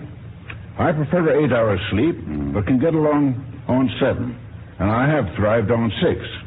When I was preparing the Handbook of the American Indian, it was not unusual for me to sit up doing research, writing, reading proof, until 2 or 3 o'clock every morning. This lasted for 11 years. Well, you certainly do contradict all the rules I've ever heard laid down for longevity. Yes. Well, maybe so. But my opinion, there's nothing more important than leading a normal life. If I have a formula, it can probably be summed up as happy work, happy friends, happy family. I'm most fortunate being married to a charming, wonderful woman. I have good friends, and my life's work has been one I love. Mm-hmm. And you mentioned that you you've been interested in Indians since you were a boy. Now, how did you happen to make it your profession? Well, I became field secretary of the Hemingway expedition in 1886. That was the first organized archaeological expedition into the Southwest. And on the way, did you happen to pass Jack Benny in a covered wagon? No, but the expedition was a great success. And after my return to Washington, D.C. in 1889, I joined the Bureau of American Ethnology of the Smithsonian Institution. Well, now, what about the famous Hawaiku expedition that you organized? Well, under the auspices of the Museum of the American Indian in New York, we made expeditions to excavate the Hawaiku ruin in New Mexico, which was identified as one of the so-called 7 cities of Cibola. That is the Zuni Indians of old. I see. Now, in conducting these excavations, just what do you look for? What is the index of the culture of the people? Is it the things they've left behind, I suppose? Well, primarily, in most instances, yes. However, the real test of the Indians' culture is not always discernible in the material things they leave. The Iroquois, for instance, left very little, yet they had reached perhaps the highest degree of culture than any other Indian tribes of North America, north of Mexico. Well, in what way would you say did the Iroquois exceed that of other Indians? Well, in a great variety of ways, one of which was the freedom enjoyed by their women. They had women's suffrage, and bear in mind that was many, many years before our own women were so privileged. Now, that is really surprising. Now, did the Iroquois women ever exercise their, what shall we call it, voting rights? Yes, indeed. Yeah. The men could not even go to war without permission of the women. That'd be a good way to eliminate war. By the time the women get through talking it over, the crisis would be over. Or they could just send the women. Dr. Hodge, you are now director of the Southwest Museum here in our city, isn't that right? Not exactly. I have been director of the museum for 23 years, but at the close of January, I took a sabbatical leave. I see. To sort of rest up a little bit, huh? Well, of course not. I took the leave in order to devote my full time to research for the Department of Justice Indian Claims Commission. In other words, as my mother used to say, it's like stopping work to haul timber. In other words, you're busier than ever now. Oh, yes. We are endeavoring to settle the Apache Indians' suit against the United States government for land said to have been taken from them, thus involving large parts of the Southwest and to run into many millions of dollars. Sounds like a very important job. Well, Dr. Hodge, I want to thank you for being our guest tonight. A man like you who is 91 years young is certainly an inspiration to the rest of us. Thank you, Mr. Bergen. And it's getting a little late, so if you'd like, I'll drive you home after the show. Oh, there's no hurry to get home. Let's have a nightcap. Yeah. Well, let's live it up. And thank you again, Dr. Hodge. Thank you.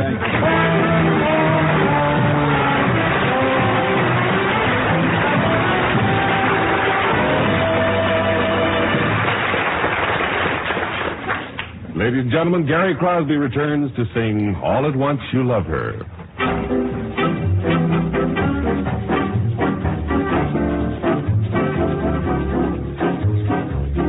You start to light her cigarette, and all at once you love her. You scarcely talk, you scarcely know, but all at once you love her. You like her eyes, you tell her so. She thinks you're wise and clever.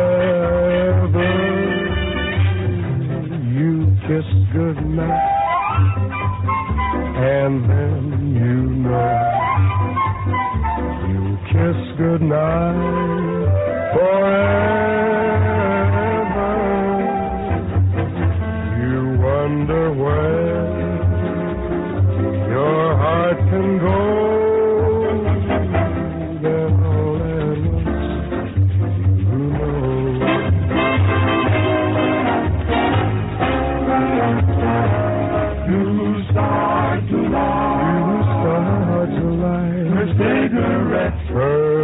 cigarettes. And all at once you love her. You scarcely talk. You have scarcely talked. You scarcely met. Yes, you scarcely met. And all at once you love her. You like her eyes, you tell her so. She thinks you're wise and clever. You kiss goodnight. You kiss goodnight. And then you know. You kiss goodnight forever. You wonder where your heart can go.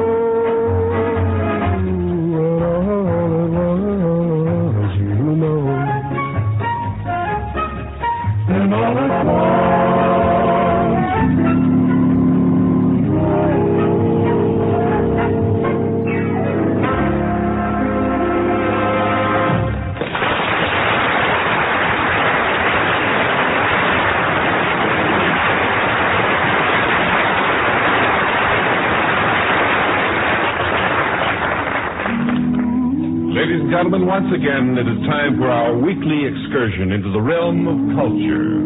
Tonight, our forum of intellectual titans bring their great wisdom and perception to bear on the ever-continuing scholastic debate, whither literature. Here they are, Edgar Bergen and his end table.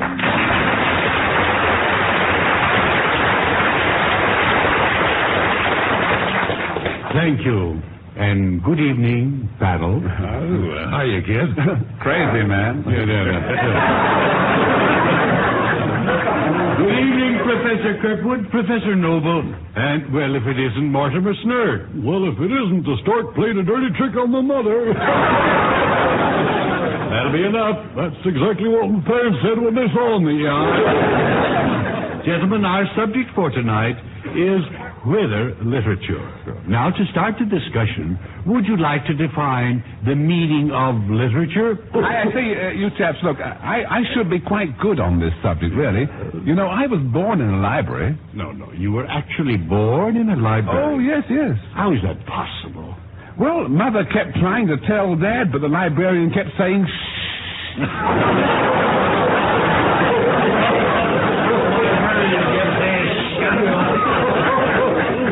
Your parents were smart, they'd have brought you back after 2 weeks. You know, boy, after all, I did have to be renewed, you know. Ray, there's a North American van leaving for the Grand Canyon. Yes? Why don't you get on it? Or better yet, get under it. Now, please, that will do. Professor Kirkwood, what would you say is your favorite book? Well, it used to be Louis over on 3rd Street, but the cops grabbed him. No. Oh, too bad. Yeah, he was on his way to being Bookie of the Month. No. Yes, Bookie of the Month. That was a loser. Professor Kirkwood, your education is sadly lacking. Oh, you hurt me, boy. I'll have you know I went to school, and I really enjoyed that day. You mean you only went to school one day? You're supposed to go back? Let's continue. Now, Professor Snurd, who is your favorite author? Well, I think, I'd say offhand, I noticed I was an unknown name. It's, no, that is my name. No, he's dead, too. Let's see. When they begin, Come on. I asked you, who is your favorite author? Arthur Godfrey. No.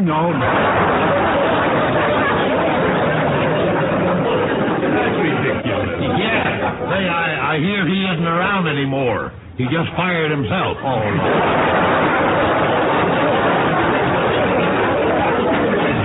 Will do, gentlemen. Now, I'd like to get one sensible answer from this panel, if I'm not being too optimistic. Professor Noble, do you know Dickens' works? No, but I'm glad he got the job. No.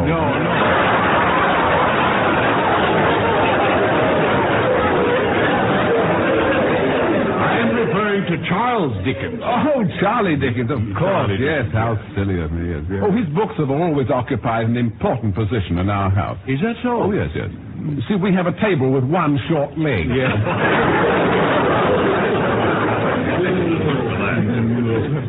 This is hard to believe. Haven't you read any of Dickens' famous classics?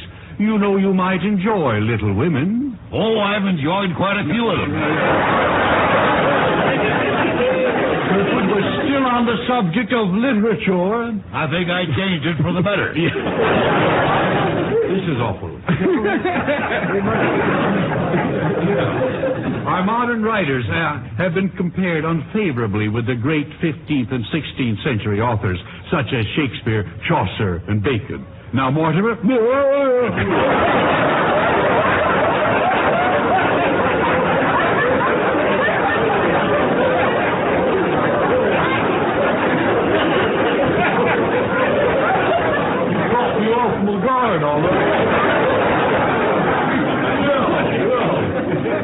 Well, what do you think? I wasn't thinking. No. How would you compare the modern ones with Shakespeare, Chaucer, and Bacon? Well, I'll have some. You'll have some. Have some what? Some of that bacon. No. I'm speaking of Francis Bacon. Oh, the mule. No, not...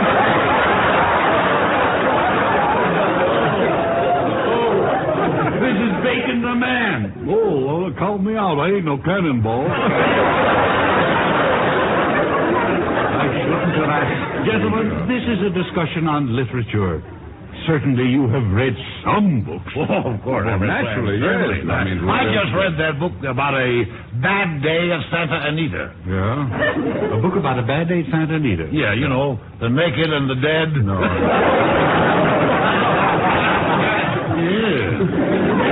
Another loser. Yes. I say, did any of you chaps read that new English bestseller? The typewriter murder mystery? No. Or Who Shifted Lady Cholmondeley's Carriage?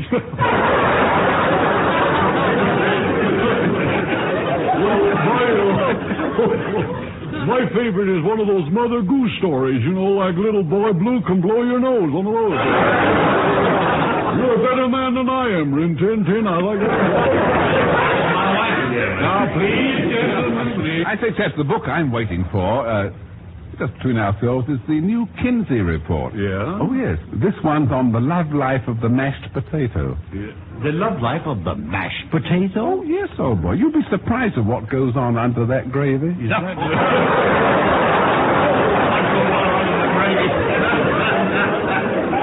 I gotta take a look sometime. Gentlemen, we are here, I repeat again, to discuss the basic difference between modern and classical literature. And there are many of them. Mortimer, would you like to illustrate? I say, would you like to illustrate? Oh, no, I feel all right. No.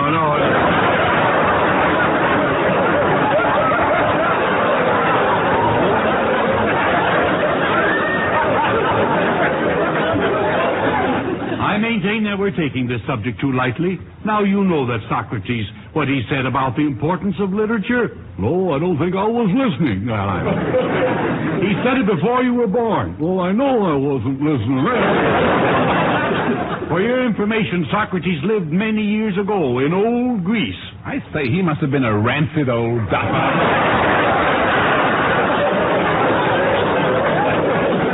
You're not trying to keep this on a level keel at all. I just can't cope with this abysmal ignorance being shown here tonight. This monumental illiteracy, the crass superficiality, the utter incompetency. Shut up.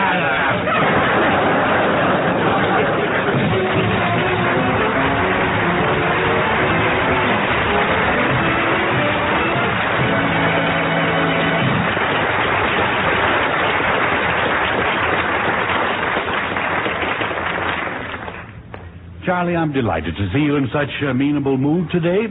Whichable mood? Well, you know, easygoing, easy to get along with, likable, gentle. Well, it's this way, Bergen. A gentle act, a gentle word makes life pleasanter.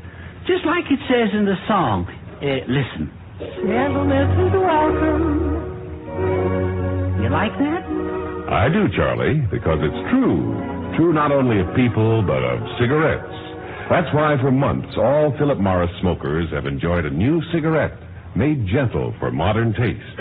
Born gentle, then refined to special gentleness in the making, this new cigarette comes as a wonderful surprise to veteran smokers, gives today's young smokers just what they require in a cigarette. Enjoy the gentle pleasure, the fresh, unfiltered flavor of new Philip Morris. You'll find it in a smart new red, white, and gold package. Have a gentle Philip Morris, made gentle for you. Enjoy new Philip Morris, the gentle cigarette. And now, here is Edgar Bergen. And now it's time for another bit of sage advice from our rural philosopher, Mortimer. And here he is with Snurd's words for the birds.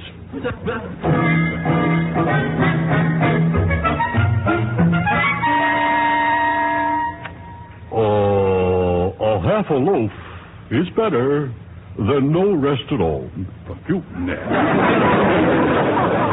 Sunday. Good night, everyone.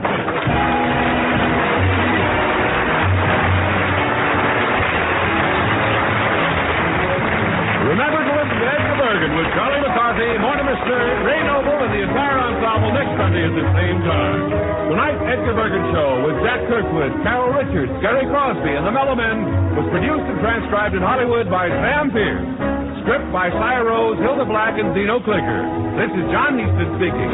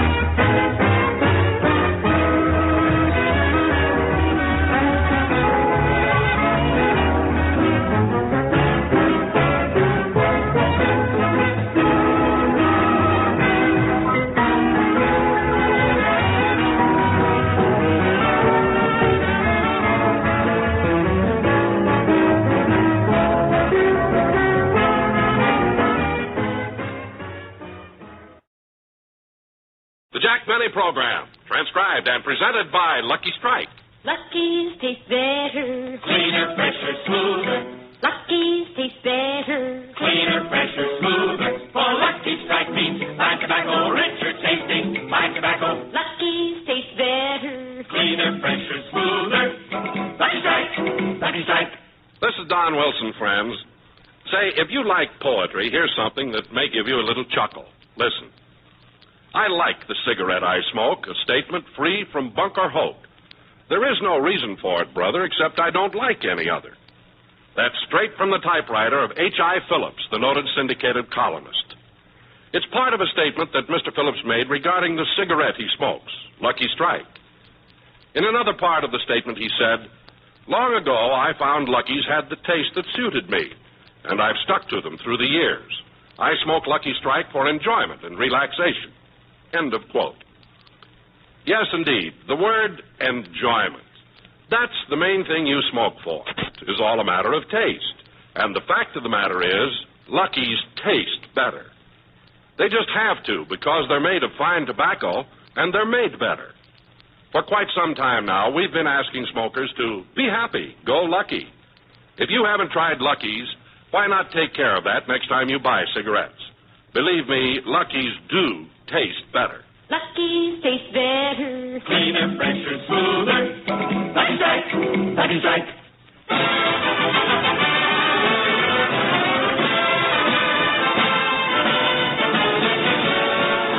The Lucky Strike program starring Jack Benny with Mary Livingston, Rochester, Dennis Day, Bob Crosby, and yours truly, Don Wilson.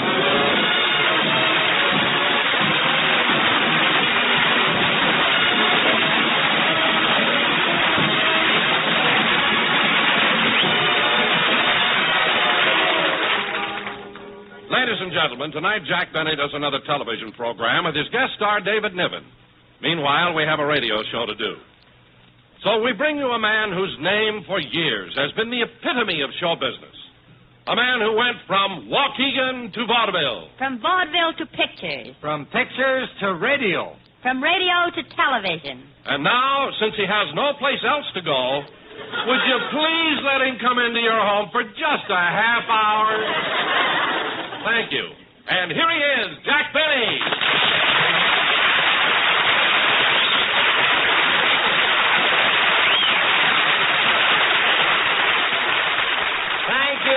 Thank you. Hello again. This is Jack Benny talking, and kids, you're absolutely right. I have been in show business a long time. That's right. There aren't many performers who've been in the public eye as long as Jack. Certainly. Let's face it, I'm a popular star. I mean, everybody knows me. Oh, sure. A couple of months ago, you were on What's My Line, and nobody guessed who you were. Oh, was Jack the mystery guest? No, they were looking right at him.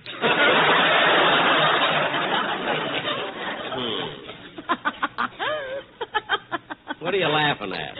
When you walked past the panel, they thought you were Hildegard. Well, anyway, we've got a show to do, so let's get on. Oh, for goodness sake, what's all that racket?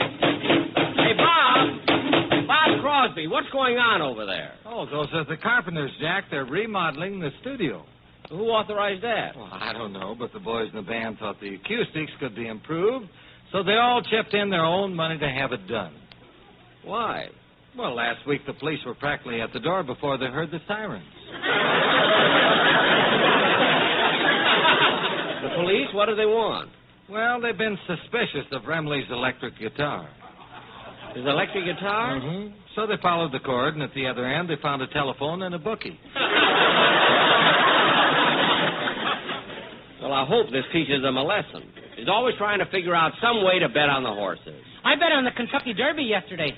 You did, Dennis? Yeah, and then I went home and watched it on television. When'd your horse come in? On the 10 o'clock news. Boy, was he late. Oh, fine. The horse I like came in second. How did you have it figured, Jack? Well, I didn't bet on the Derby, and I didn't watch it. Oh, but, Jack, the Kentucky Derby's the biggest race of the year. Look, Don, you can have your Derby and your Preakness and your Gold Cup and all the rest of them. Horse racing happens to leave me cold.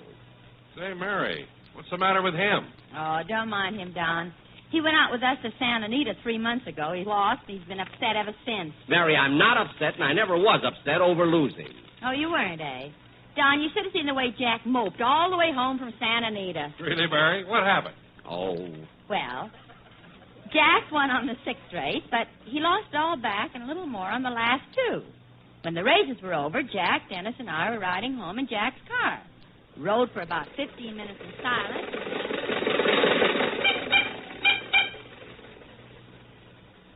Gee, it's fun going to races once in a while. Yeah, I had a wonderful time. How much did you lose, Mr. Benny? Oh, only $4.75. It was nothing. Well, Jack, I'm glad to see you taking it like such a good sport. Of course, Mary. What's $4.75? It's just the deposits on 237 Coca-Cola bottles.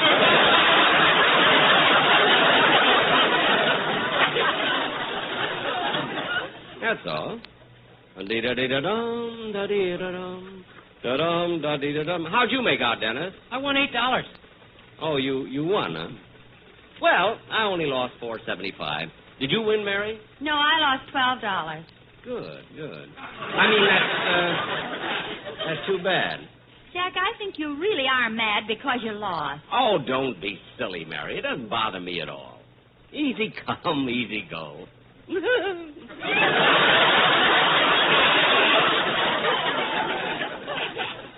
let's forget it. Da-da-dee-da-dum, da-dee-da-dum, da-dee-da-da-da-dum. Rochester, did you lose much? No, boss, I won $29. Look, Rochester, you have no business betting on the races because you can't afford to lose. But, boss, I told you I won. I won. All right. Just watch your driving. Look, Jack, if losing bothers you so much, we won't discuss the races anymore. Mary, I've completely forgotten about that $4.75 till you brought it up. Now, let's not mention it again. Da-da-da-da-dum, da-da. Da-dee-da-da-dum. Da-dum, da-dee-da-da-dum. Da-da-da-dum. The only thing on my mind now is that I want to get home for dinner by 6 o'clock. What time is it now? 4:75. I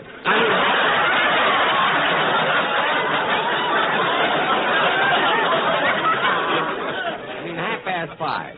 Now, look, once and for all, let's drop the subject. You know, Jack, it was nice running into Benita and Ronald Coleman at the races. Yeah, Ronnie won money, too, and he had the most peculiar system. You know, he'd only bet on the English horses. Rochester, can you drive a little faster? I'll try. Say, Mr. Benny, can I have tonight off? I guess so. Why? Well, I won $29 at the track, and I feel lucky. I thought I might go to the lodge and get into a poker game with some fellas. Uh-huh.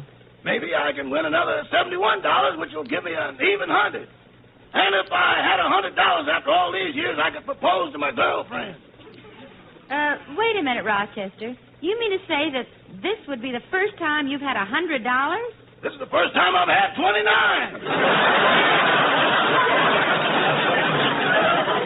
Well, you should be a little more thrifty. Are you going with the same girl, Rochester? Yes, ma'am, Susie. Gosh, you've been going with her for so many years. Tell me, Rochester, what does she look like? Well, every time I look at her, I think of Lena Horne. Oh, is she that beautiful? No, I just like to think of Lena Horne. Rochester, please pay attention to your driving, will you? I'm tired and I'm anxious to get home. Yes, sir. That's better.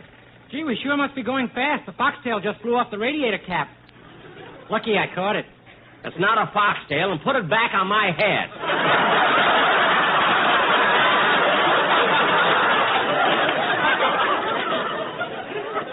Oh, Rochester, there's a man standing there motioning for us to stop. Pull over the curb. Okay. Yes? Mister, do you know how to get to the public library? No, I don't. Well, you go back 2 blocks, turn left, and you can't miss it.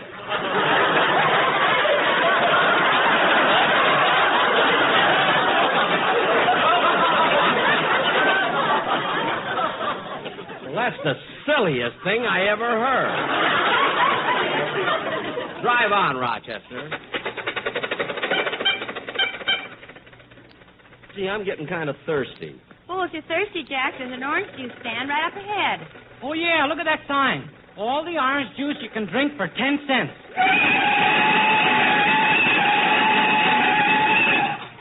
Rochester! Don't look at me, Mr. Benny stepped on the brakes. From the back seat yet. Well, all right, I'm thirsty. Say, Jack, isn't that Bob Crosby and Charlie Bagby, our piano player over there? Yeah. Say, Charlie, how'd you make out at the races today? Great. I won $90. Won $90. Big show off. Hey, what's eating him, Mary? What's wrong with Bagby winning $90? Oh, nothing, Bob. Jack's just upset because he lost $4.75. He even got mad at the horse. I was not mad at the horse. Then why did you shove your hand down his throat to get your lump of sugar back? Oh, stop. I was cold. Now, look, kid.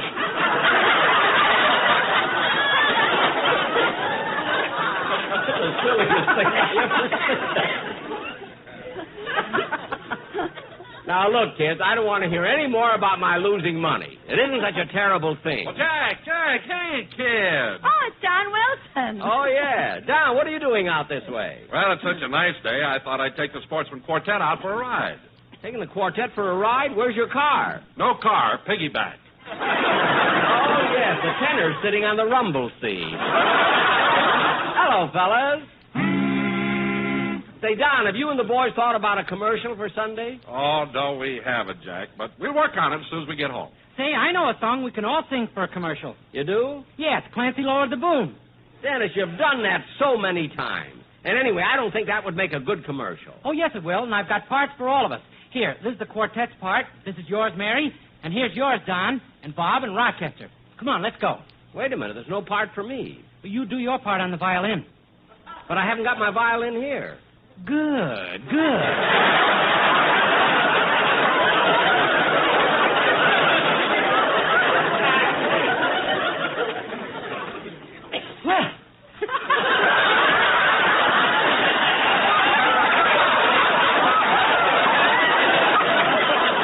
You'll take over my whole show pretty soon. That's all I need. Come on, let's sing it. Okay. Oh, Clancy was a peaceful man, if you know what I mean. The cops picked up the pieces after Clancy left the scene. He never looked for trouble, that's a fact you can assume. Nevertheless, when trouble would press, Clancy lowered the boom. Oh, the Clancy! Oh, the Clancy! Whenever they got his Irish up, Clancy lowered the boom, boom, boom, boom, boom, boom, boom, boom. Now, Mr. Bentley's very good at telling jokes and such. In fact, he's good at everything except perhaps a touch. One day I asked to borrow 10, 'twas then I sealed my doom. I reached for the cash, and quick as a flash, Bentley lowered the boom. If ever you look in his pocket book, then he will lower the boom, boom, boom, boom, boom, boom, boom, boom. Now they can kid him all they please by saying that he's tight, but they should see him when he buys his dinner every night. He gives the girl $1, though you may think it strange, although the taste $95 tells her to keep the change. Oh, the penny. If ever he spends $1.50, we'll know we're in for a boom, boom, boom, boom, boom, boom. I went to Mr. Benny's house and walked in through the door. There at my feet, $1 bill was lying on the floor. I looked around but couldn't see nobody in the room. So trusting my luck, I reached for the buck, and someone lowered the boom. That's the Benny, that's the Benny. He scratches the middle of some poor fiddle and calls it love and bloom, bloom, bloom, bloom, bloom, bloom, bloom, bloom. Now, when you want a cigarette, here's something I suggest. Why don't you light a Lucky Strike? You know you want the best. They're made of fine and light tobacco, that you will agree.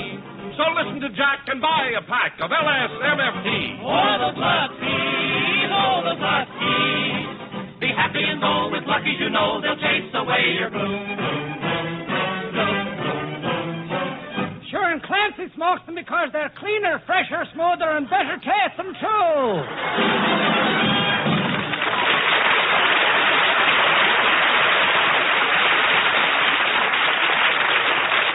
That was very, very cute. I love those special lyrics. Now, come on, kids. Let's all have some orange juice. Well, I've got to run along, Jack. I'll see you later. Okay. Hey, Bob. Bob, wait a minute. Say, Mary, watch me catch him. Oh, Bob. Yeah, Jack? Do you know how to get to the public library? Well, sure. You go back 2 blocks, turn left, and you can't miss it. I ran into the same guy. Oh, go on home.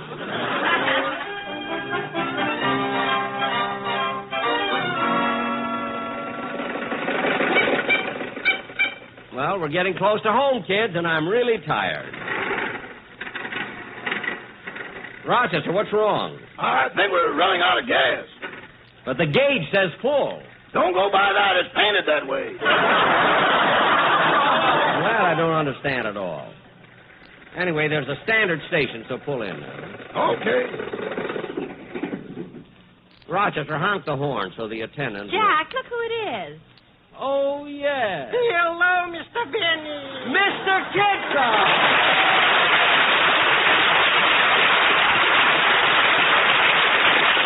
Mr. Kitzel, I didn't know you worked in a gas station. It belongs to my brother-in-law. I'm only helping out. This is my first time. Oh, the first time you ever worked in a gas station. Yeah. How do you like it? Ooh. Sometimes you meet such silly people. You do? Yeah, this morning a gentleman drove in with a brand new Cadillac and said, fill her up. Uh-huh. So I put in 582 gallons. 582 582 gallons? I could have put in even more, but one window was open a little.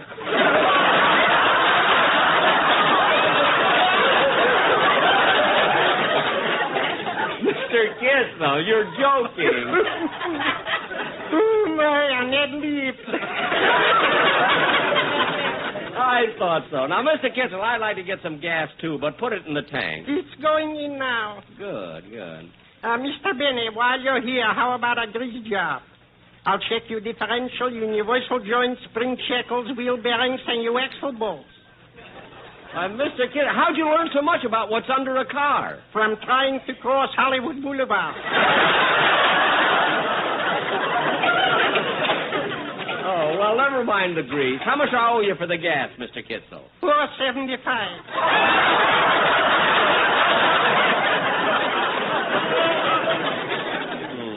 Here you are. Goodbye, Mr. Kissel. Thank you. Goodbye, Mr. Benny.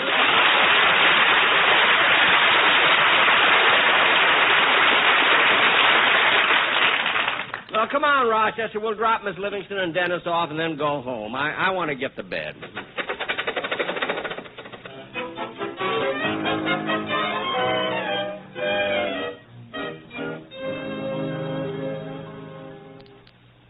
Ah, that bed looks good. Gosh, what a relief to get this high-starch collar off. I only wore it one day and almost drove me nuts. I wonder how Hoover stood it all these years.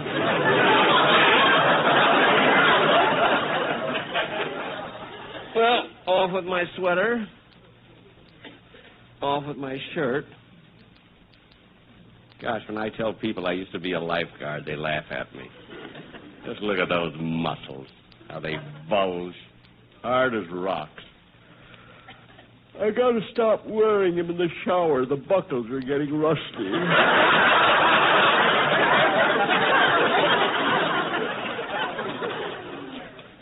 It'll feel good to get my shoes off. Going to the track sure tires you out. Burns me up the way everybody thinks I'm mad because I lost $4.75. $4.75. I'll make that up in no time. One more guest appearance with Bob Hope, and I'm all set. Gee, it's good to get in bed. Yes, sir. I'm tired.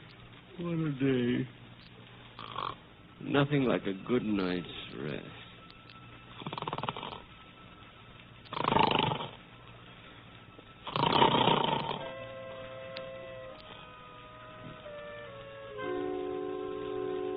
$4.75. $4.75. $4.75. $4.75. $4.75. $4.75. $4.75.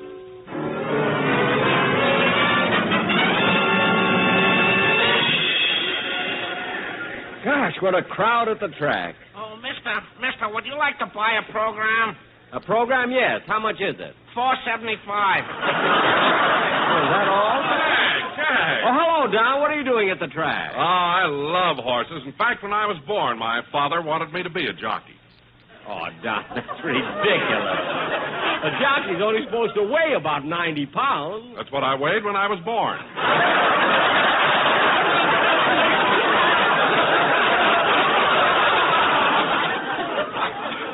Oh, well, what do you weigh now? 475.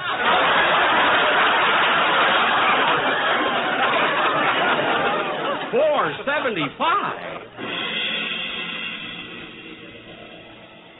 I gotta win today. I've gotta win. I gotta win today. The horses are coming out on the track for the next race. Johnny Longden looks nervous on Correspondent. Eddie R. Carroll looks anxious on Rejected. Ralph Neves looks calm on Ambrose. Jack Benny looks crummy on Television.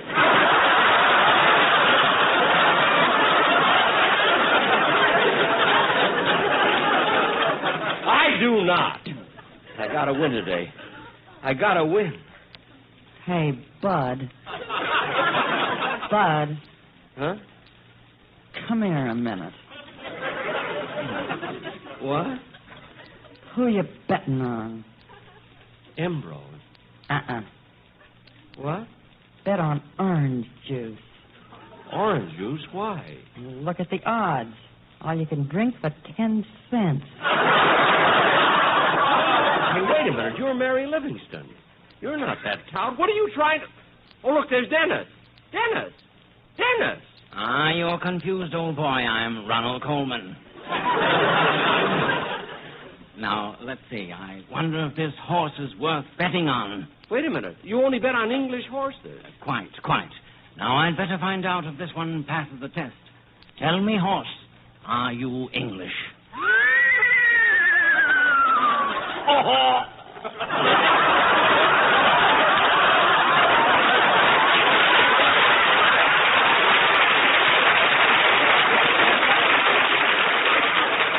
Well, I'll be darned. See, that gives me an idea. I'm going down to the paddock and talk to the horses. Here's a horse I'm going to bet on. Hello, horsey. You know, I bet a lot of money on you. Are you going to win today?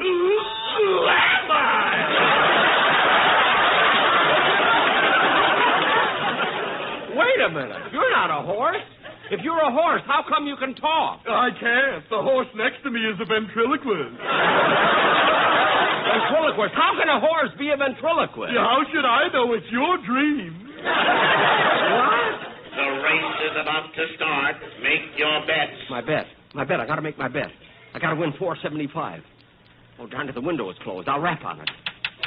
Open the window. Open the window. What happened? When you opened the window, the gasoline ran out. Oh, here's the betting window. Mister, here's $10. Give me a ticket on library. You got the wrong window. Go back 2 blocks and turn left. Thank you. Attention, please. There is only 1 minute in which to make your bets. You people who can't get to the window, follow the electric cord. It will lead you to a guitar player.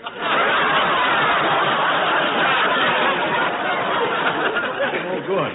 I'll get my bet down. And there they go. Ambrose is in front. Rejected is second. Library is third. And Don Wilson is fourth, fifth, and sixth. Fourth, fifth, and sixth?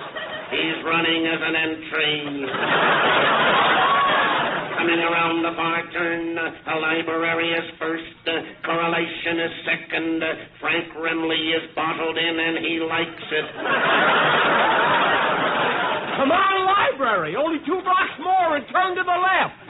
And now coming into the stretch, wait a minute, correlation is having trouble.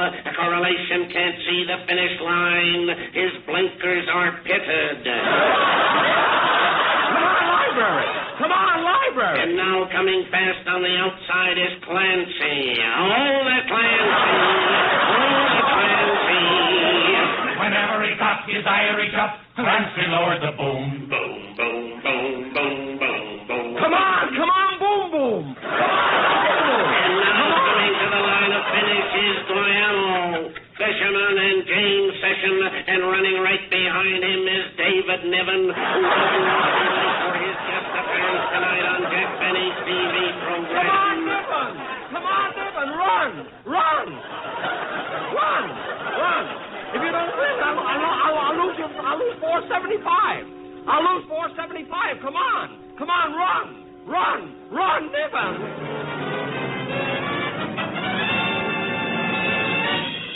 Boss! Run! Boss! Huh? Boss, you must have been dreaming about horses. How do you know? You're riding the bedpost. Gee, Rochester, I just had the most exciting dream. Gosh, I won't be able to go back to sleep now. Get me some Ovaltine. Yes, sir. By the way, Mr. Benny, after you went to bed, a special delivery came for you. Special delivery? What was it?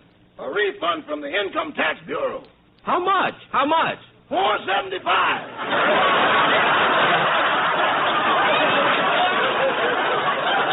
Oh, good. Never mind the Ovaltine. I can sleep now. Good night, Rochester. Good night, boss.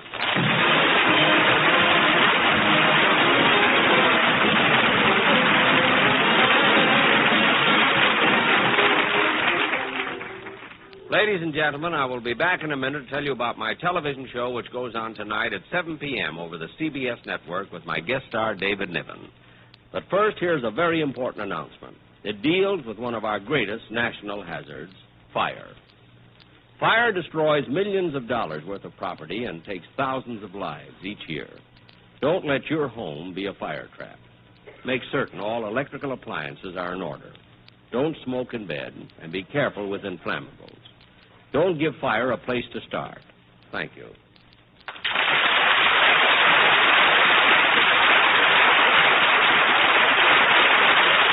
I'll be back in just a minute, but first here's a word from the sweetheart of Lucky Strike. This is Dorothy Collins. Hi, everybody. You know, smoking enjoyment is all a matter of taste. And, friends, the fact of the matter is, Lucky's taste better. One important reason for this is LS-MFT. Lucky Strike means fine tobacco. Fine, naturally mild, good-tasting tobacco. And second, Lucky's are made better. They're made round and firm and fully packed to draw freely and smoke evenly. Golly, that's the whole thing in a nutshell. Truly fine tobacco in a better-made cigarette. That's the whole Lucky Strike story. That's why you can be sure every time you open a pack of Luckies, that you'll enjoy a better-tasting smoke. For smoking enjoyment is all a matter of taste. And the fact of the matter is, Luckies taste better. They're cleaner, fresher, smoother. Pick up a pack or two next time you buy cigarettes. Be happy. Go Lucky. You'll agree. Lucky's taste better. Lucky's taste better. Cleaner, fresher, smoother. Lucky's taste better. Cleaner, fresher, smoother. For Lucky Strike means fine tobacco, richer tasting. Fine tobacco. Lucky's taste better. Cleaner, fresher, smoother. Lucky Strike. Lucky Strike. Ladies and gentlemen, tonight I'm doing my television program, and as I said before, my guest star will be... Here he comes, David Niven. I'll be jolly well seeing you soon. Good night, folks.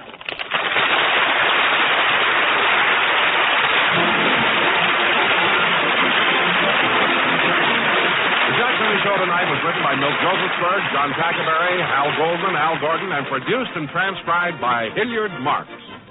The Jack Benny program is brought to you by Lucky Strike, product of the American Tobacco Company, America's leading manufacturer of cigarettes. This is the CBS Radio Network. And KNX AM and FM Los Angeles. K-E-L-L. The Jell-O program, starring Jack Benny with Mary Livingston and Phil Harris and his orchestra. The orchestra opens the program with Life Begins When You're in Love.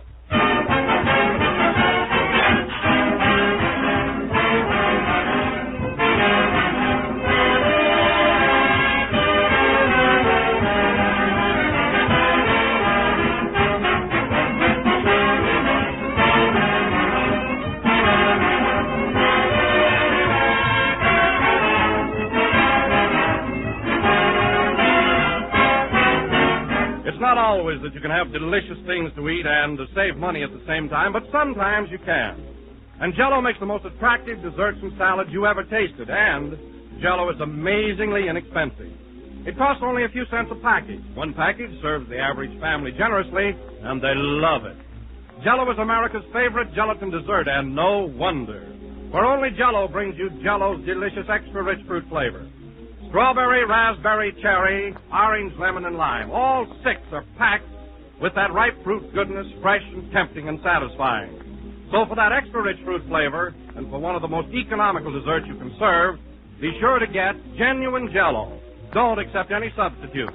Look for the big red letters on the box. They spell Jell-O.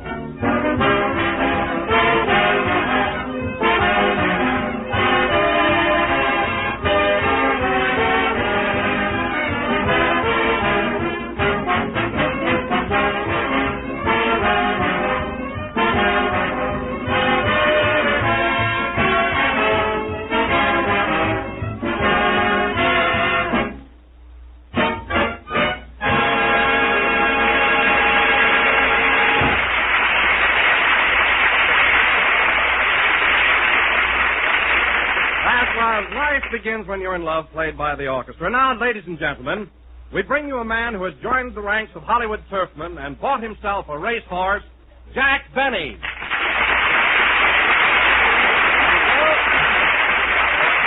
Thank you. Hello again. This is Jack Benny talking. And, Don, I don't know where you pick up all this information about me. Now, how did you find out that I bought a racehorse? Well, Jack, I was talking to Bing Crosby the other day, and he just happened to mention it. Oh, yes, Bing knows about it. As a matter of fact, I've been trying to put my horse in Crosby's stable, but it's too crowded. Crosby has an enormous stable. There's plenty of room there for your horse. All right, then he wanted too much money. I wouldn't pay him $80 a week to board my horse if he sang it to sleep every night. Oh, I'll find another place for him, all right. Oh, I'm sure you will. Oh, and Jack, you know I'm a pretty good rider, so if you ever need a jockey, think of me. I've got a horse, Don, not a 20-mule team. Why, your shadow alone would break his back. Say, Jack, how'd you happen to buy a racehorse? You don't know anything about horses? I don't, eh? Well, it might interest you to know, Phil, that I was kicked in the face at the age of 10. By a horse? Yes. How did that happen? Well, my father sent me out to feed him, and it was dark in the barn.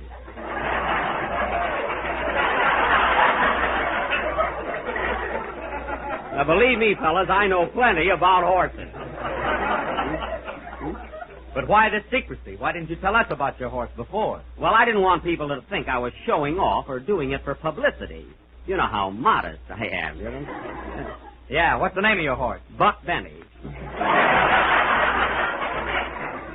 And you're going to hear from that baby. If I'm any judge of thoroughbreds, he's going places. Well, tell us more about it, Jack. Is it a yearling? What's that, Don? Is it a yearling? Well, it's a sort of a back bay color with a black spot on his nose. Oh, you don't understand, Jack. Is it a yearling? In other words, how old is it? It was 2 years old in January. So I wish you'd talk a little plainer, Don. I didn't quite get you there, you know. But it's a real thoroughbred, and I know. By the way, Jack, who's your horse's sire? What is that, Phil? I said, who's the sire? The sire? Yes. Oh, I am. I paid for the horse.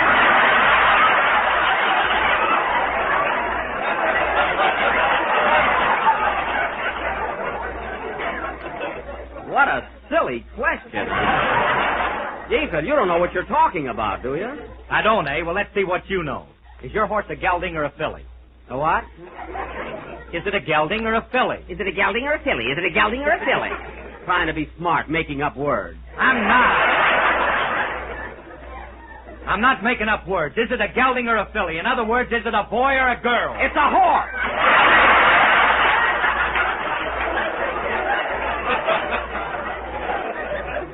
My goodness, you're just a dodo if there ever was one.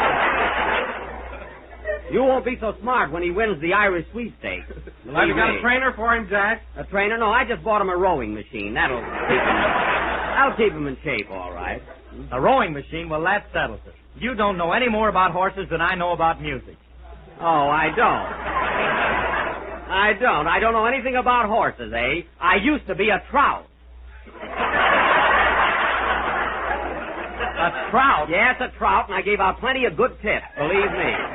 You're a fine turf man. Yeah. How many legs has your horse got? My horse has 4 legs, Smarty. How do you know? I bought him a blanket with 2 pair of pants and shut up. Believe me, I'm sorry the whole thing came up. Hello, Jack. For heaven's sake, what's the matter now? Well, what would it be? Phil and Don found out that I bought a racehorse, and you can guess the rest. Have you boys been picking on Jack again? Oh, don't interfere, Mary. I can fight my own battles. Well, you fellas ought to be ashamed of yourselves. Jack knows more about horses than both of you put together. Yeah. He even tried to get Lady Godiva for a jockey. I did not. And why did you put blinkers on the horse? Oh, you're just making things up, that's all. So you've seen that nag of Jack's, huh, Mary? Oh, sure, a couple of times. Well, is it a good horse? What does it look like? Looks like any minute 2 men are going to step out of it.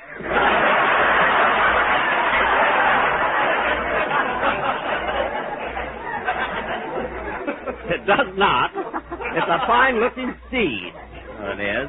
Hey, gee, fellas, you ought to see the way Jack pampers that horse. Pampers him? What do you mean, Mary? Jack bought him shoes with arch supporters. Now, look, fellas, Mary's giving you the wrong impression. Here's a picture of him, Don. He's a pretty good-looking animal, isn't he? Say, he is at that. Yeah. Hey, Jack, let me see that picture, will you? Here you are, Kenny. What do you think of him? Oh, boy, he's a beauty. Looks pretty fast, doesn't he? I'll say he does. Well, why is he laying on his back? Kenny, turn the picture around like this. There. Well, I'll be darned. He got up. He does all kinds of tricks like that. Now go ahead and sing your song, Kenny, and give me back that picture. Say, wait a minute. Let me have a look at that. Here you are, Phil. Well, is that a real horse or isn't it? Good-looking animal, all right. But wait a minute. What's this stamped on the back of the picture? Where? Right there. It says Man o' War. Man o' War? Well, that's the name of the photographer, Joe Man o' War. He's a Greek fella. Oh. Sing, Kenny. I must have picked up the wrong picture.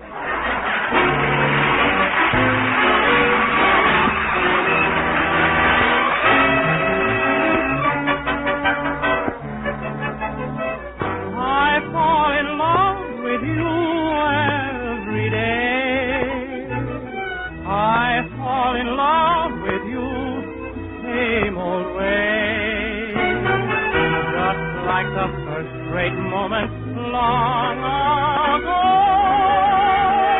I fall in love with you.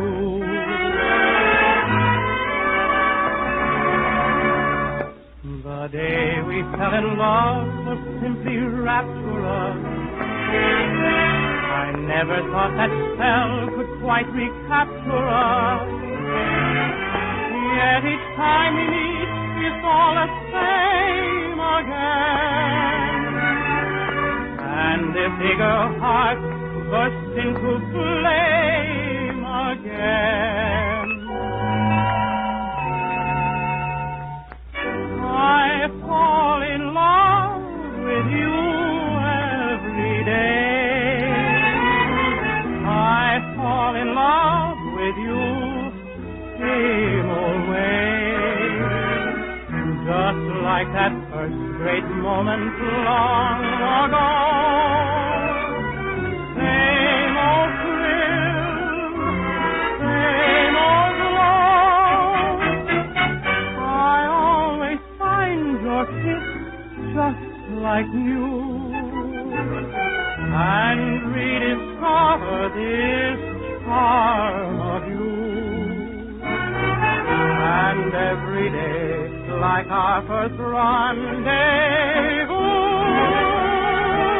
I fall in love with you.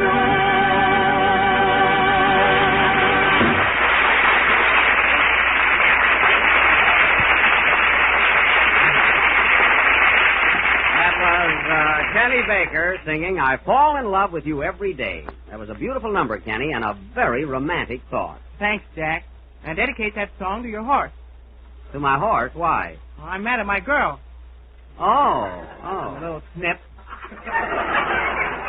Kenny, gee, I never saw a kid like you, always getting a new girlfriend, then picking a fight with her. What's the matter with you? Oh, I don't know. I guess I'm just a gorilla. Kenny, you're a simian, but not quite a gorilla. Well, he's young yet. Yeah. And now, ladies and gentlemen, going from the zoo to our plays, tonight we are going to present what we think is an... Jack, pardon me for interrupting, but I just noticed that your shoelace is untied. My shoelace? Oh, so it is. Thanks, Don. Excuse me a minute, folks. Ladies and gentlemen, while Jack is bending down to tie his shoelace, why don't you skip out and buy yourself a package of Jell-O? Oh, so that's your little trick, huh? It comes in 6 delicious flavors: strawberry, raspberry, cherry, orange, lemon, and lime. Hurry back now. Ah, folks, what other program starts on a shoestring and ends up with a plug? Don, that was a very clever ruse. Now, as I was saying, ladies and gentlemen, tonight, for the first time this year, we are going to offer our annual murder mystery. We feel that this will be a high spot in the career of the Benny Federal Theater Project. So now we will present a deep, dark mystery entitled Murder in the Library, or Book March the Spot. Gee, isn't that clever, folks? And I thought of that all by myself. You laughed all by yourself, too. Now, wait a minute, Mary. That was a very funny title. I can't help it if our studio audience didn't get it. But I'll bet our listening audience liked it. We did not. Now, in our little drama, which will go on immediately after the next number, the cast of characters will... pardon me, folks. Come in. Hiya, Buck. Hello, Sandra.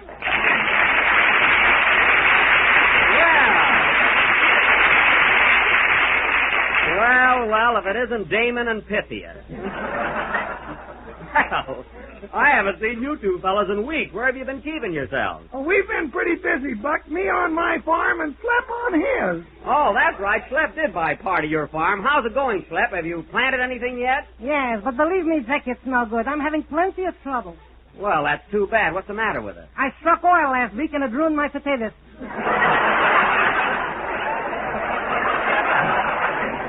Oil? Why, that's great, isn't it? What kind of oil is it? Banana oil. He's trying to sell that property back to me. Oh, well, I don't blame him if it isn't good land. Well, he shouldn't complain. I gave him a rock-bottom price on it. Yes, that's all I got was rocks. Our cactus wouldn't grow there. Well, naturally, Slep, you got to clear the land first. You know, break up the rocks and cart them off. Say, what am I, a chain gang? Well, you just don't know anything about farming, that's all. Is that so? I'm a good farmer. A fine farmer. He bends over in front of goats.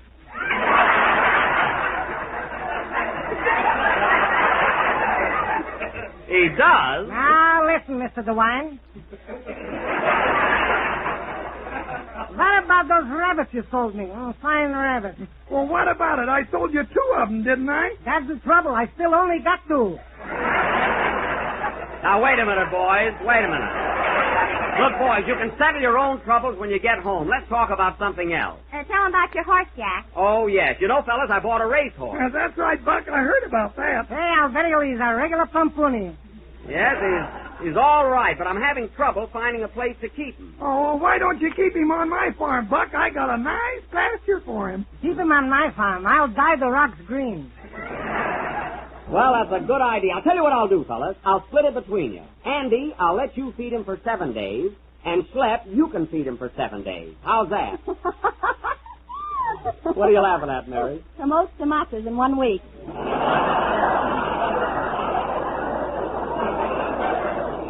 Never mind. How does that strike you, boys? Now, wait a minute, Buck. If I were you, I wouldn't let Schlepperman have that horse. Why not? He'll put rockers on it and give it to his kid. Well, I'll take a chance. Now, you each get him for 1 week, and I want you to take good care of him. He's a very delicate animal. Well, leave it to me, Buck. I'll take him first. Now, wait a minute, Henry. I want him for the first week. No, sir. I got to have him right now. I got a lot of plowing to do. Oh, that's fine for my racehorse. Say, how much are you guys going to charge me? Don't worry about it, Zeki boy. If he wins the Kentucky Derby, you'll break even. I thought so. Now, come over here a minute, boys. We'll talk this little deal over and down. Play something, Phil, while I do a little dickering. Now, look, boys. My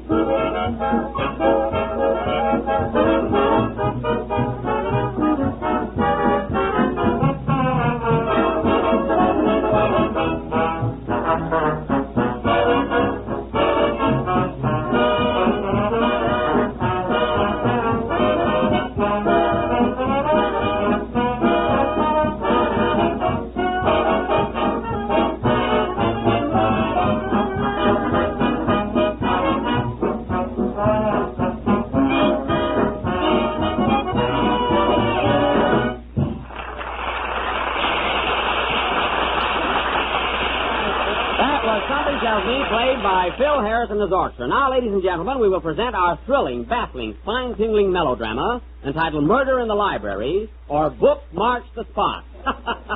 See, I love that. Boy, are you corny. Go away, Mary. Now, I will play the part of Police Captain O'Benny, as brave a bluecoat as ever wore bulletproof undies. Phil Harris and Kenny Baker will be my brave, loyal, and stupid assistants. Here's your badge, Phil. Okay, Chief. Here, Kenny, here's your badge, your uniform, and your club.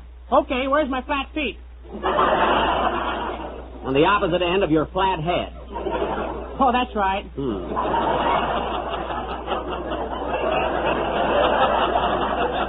Now, Mary Livingston will play the part of Mrs. Sugar Clunkenbush, a much-married society woman who makes a hobby of collecting husbands, guns, and life insurance. Gee, do I have to kill all my husbands? You've already killed 7 of them, Mary, and there's just one left. Oh, one little husband sitting on a fence. Boom, boom, boom. I shot him in the fence.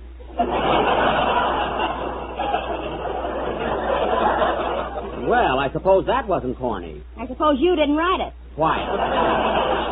Now, the part of the butler will be played by Don Wilson, who has been in the service of Mrs. Clunkenbush for about... Don, how long have you been with Mrs. Clunkenbush? It'll be 6 husbands in October. I see. And now for our play, folks. The scene opens at police headquarters, where we find Cap O'Benny very busy playing solitaire.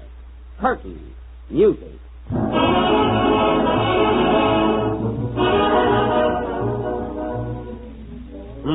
Now let's see. There's a jack of clubs. Here's a 7 of hearts. I'll put that on the jack. No, I won't do that. That would be cheating. Or should I?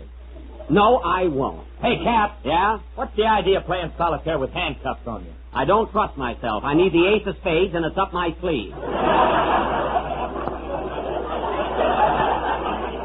I'll get it for you. Oh, no, you won't. Why, you dirty crook, I ought to put you in jail. Now, let's see. Is that the phone, Cap? It ain't a Swiss vaudeville act.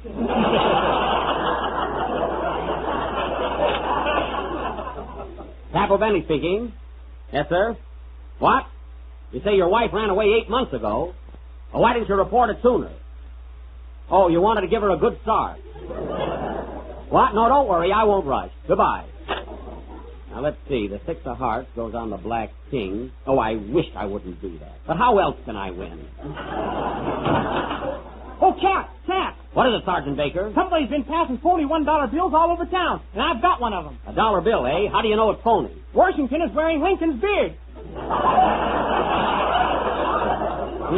Let me see that. You're right, and he's wearing Lincoln's hat, too. You think that's something? Turn the bill over. Good heavens, Carol Lombard is sitting on the eagle.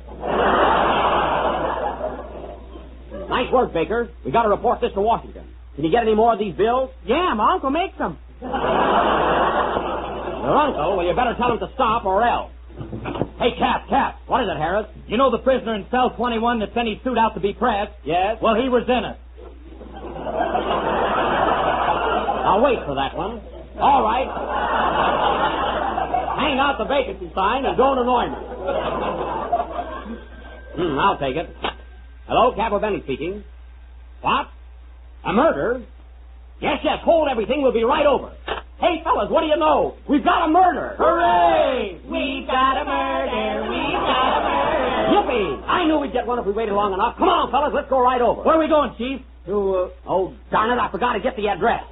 Gee, I hope they call back. That's a fine how do you do. We wait around all year for a murder, we get one, and you lose it. Wait, I know. It must be Mrs. Clunkenbush on Park Avenue. She married her 8th husband 2 months ago, and he's about due for his lead anniversary. Come on, boys. Let's go.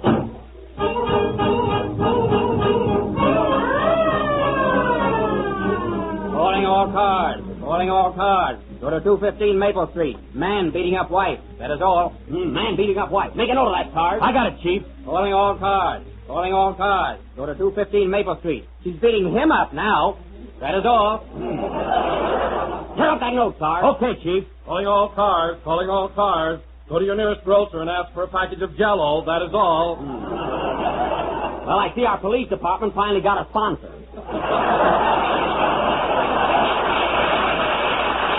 Come on, faster, Sarge.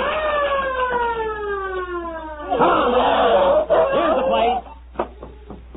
This is the house right here. Baker, you break down the door. Okay, hold my banana. I told you 1,000 times not to eat on the job. Now break down the door. Let's give him a hand, Harris. Ready, set, go. Well, we've got that down. Here comes somebody now. Did you ring, gentlemen? Ring? No, we didn't. We're the police. Who are you? I'm Blimp, the butler. Blimp, the butler, eh? Yes, and I didn't do it. You didn't do what? Goodness, haven't you heard? We think Mr. Cluckenbush has been murdered. What makes you think so? Well, he's in the library reading a book, and he hasn't turned a page in 3 days. Make a note of that, Sarge. Gotcha, Chief. Can I make a note, too? Quiet. Now tell me, Blimp, where's Mrs. Cluckenbush? Right this way, gentlemen. She's out in the garden burying the gun. Oh, burying the gun, eh? Her husband is murdered, and she's out in the garden burying the gun. What do you make of that, Baker? She doesn't need it anymore. Now you're clicking, you cluck. Come on, Blimp, take us to Mrs. Cluckenbush. Right this way, you bums. Come on, then. Aha! We got you this time, Mrs. Cluckenbush. Oh, how do you do, Captain? I've been rather expecting you. Oh, you have. Now there's no use calling, Clunky. Your butler, Blimp, broke down and confessed. Flint broke down, eh? Yes. I knew I should have filled him with helium. Now listen, you just buried a gun in this garden, didn't you? I buried a dagger, too. Oh, so you not only shot your husband, but you stabbed him, too. Yep, I got the daily double. Well, you've gone too far, Mr. Cluckenbush. You've had 8 husbands in 4 years, haven't you? What about her? And they all met untimely death. Take your first husband, the big game hunter. You went on a hunting trip with him, and he's the first thing you shot. Well, he looked like a gazelle. That's no excuse. And your second husband. You mean Pasquale? Yes, Pasquale. You no sooner fell in love with him than we found him laying on the floor with an arrow in his back. You did that. Could have been Cupid, you know. That's what you told the jury. And your third husband was killed, too. What happened to him? All I did was slap him on the back. Yes, but he was leaning out of a penthouse window at the time.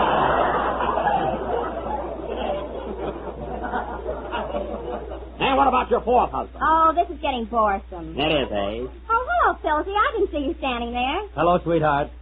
Sergeant Harris, do you know this woman? Yes, we're engaged to be married. I'm going to be her next husband. Well, congratulations and rest in peace. Now, let's go in and look at the body. Hey, Cap. What is it, Baker? I was in the library just now, and I don't think Mr. Cluckenbush is dead yet. How do you know? I went to reach for his pulse, and he shook hands with me. Well, let's hurry up in there. Imagine a man shot and stabbed and still alive. There he is, Cap. Mr. Cluckenbush, how do you feel? A little drafty. Well, I shouldn't wonder. Now tell me, can you name the person or persons who tried to kill you? Why, of course I can. I was here at the time. Then tell me exactly what happened. Make notes on this, Harris. Okay, Chief. Now go ahead. Well, I was sitting here in the library reading a book, when all of a sudden the door behind me opened, so I turned around and started reading to see the boarding station. Of course, I couldn't tell the racing station what I said in rain dog, and I figured my own estate was in the great boarding station. And right at the time we were going to see the big beat, oh, Senate, oh, it was ghastly. The man must be hysterical. Now, Mr. Cluckenbush, say that again and slower. This is important. All right. I was sitting in the library reading a book, and I was seeing the Mormon Senate station. Oh, she came in. No, let me say this time. Oh, she didn't come in. No, I was in a set. Oh, she came in. Oh, he's delirious now. He's getting weaker. Quick, get him a glass of water. Here you are, Captain. Thanks. Now drink this, quick. How do you feel now? Oh. Good heavens, he's dead. Mrs. Cluckenbush, what was in that glass of water? Well, I only put in a capsule of Chesterton, then I lost a capsule of Smockmatic, and then Chesterton, and that's the truth. Move over, Cluckenbush. I'm tired. Play, Phil.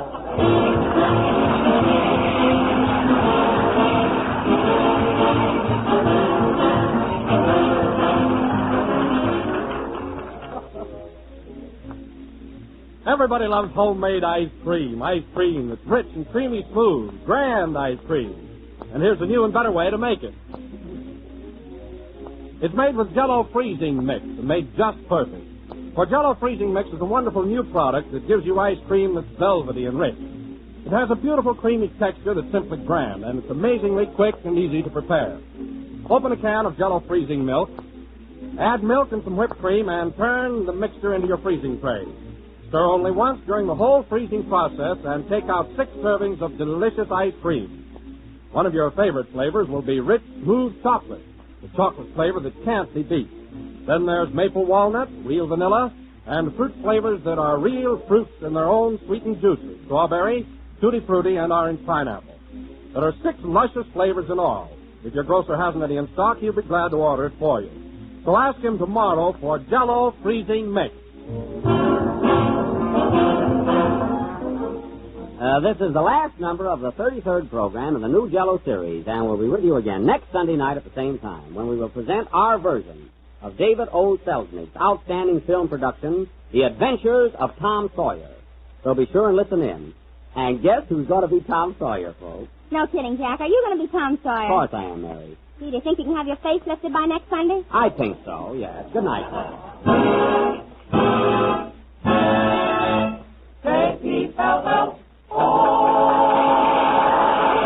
This is the National Broadcasting Company.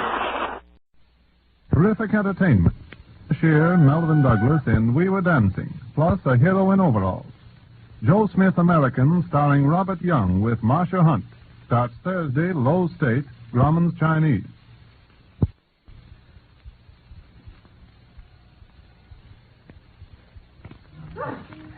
J-E-L-L-O. The Jell-O program, coming to you from the new NBC studios in San Francisco, starring Jack Benny, with Mary Livingston, Phil Harris, Dennis Day, Rochester, and yours truly, Don Wilson. The orchestra opens the program with We Did It Before.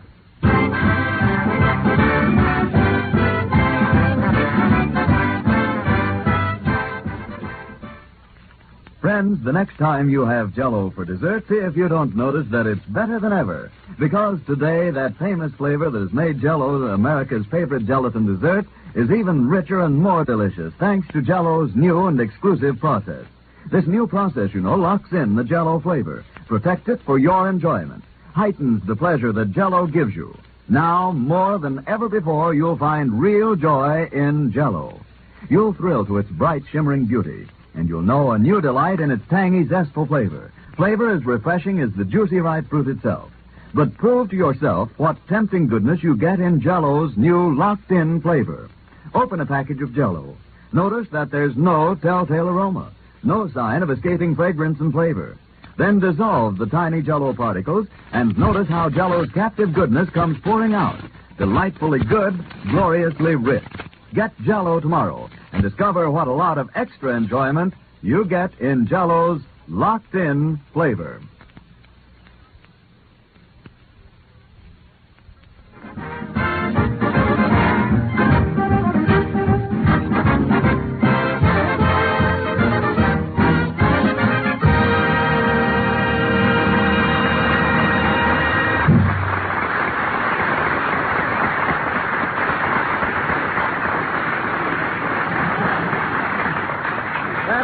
We Did It Before, played by the orchestra. And now, ladies and gentlemen, as you all know, we are assembled here today to dedicate the new NBC building in San Francisco.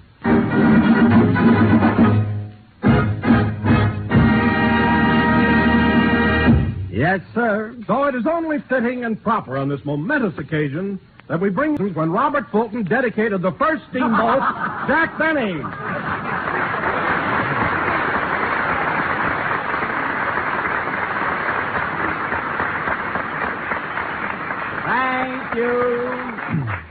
Thank you. Hello again.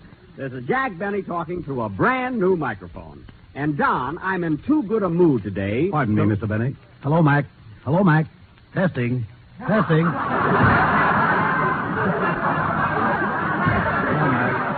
Testing. Okay, go ahead.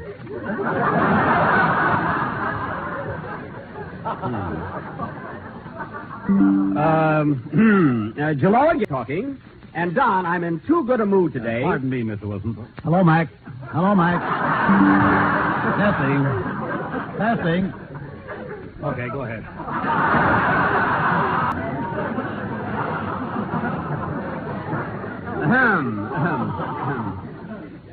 Jello again. This is Jack Benny talking. And, Don, I'm in too good a mood today. Hello, Steve. Wait a minute. What happened to Mac? He just got drafted. Oh, I was wondering. Anyway, really in a marvelous mood today. Here we are in this beautiful building, and it sure is a thrill being here for the opening of these new studios, isn't it? Yes, Jack, I've never seen such a I took up like a darn fool. Imagine, huh? But seriously, Jack, this building represents the last word in scientific advancement. It certainly does. It's a testimonial to the ingenuity of 20th century communications. That's right. It's a tribute to modern engineering and a milestone in the progress of radio. Yes, Don. And in a couple of hours, Fred Allen will be on the air and prove that all this was in vain.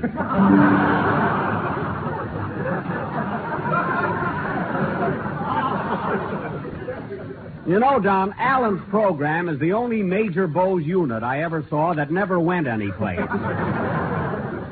But getting back to the dedication of this building, I think that... Right this way, folks. Follow me, everybody. This is Studio A. A sightseeing tour right in the middle of the program. Now, folks, let me call your attention to this beautiful auditorium. Note the apple green walls, the vivid orange drapes, and the big blue eyes of our master of ceremonies.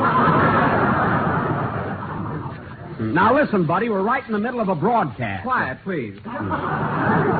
This room can seat 325 people, or 650 if they want to cuddle. Now look, buddy. Are there any questions, please? Yes, what time does the bus leave for Petaluma? Mary, come here, will you?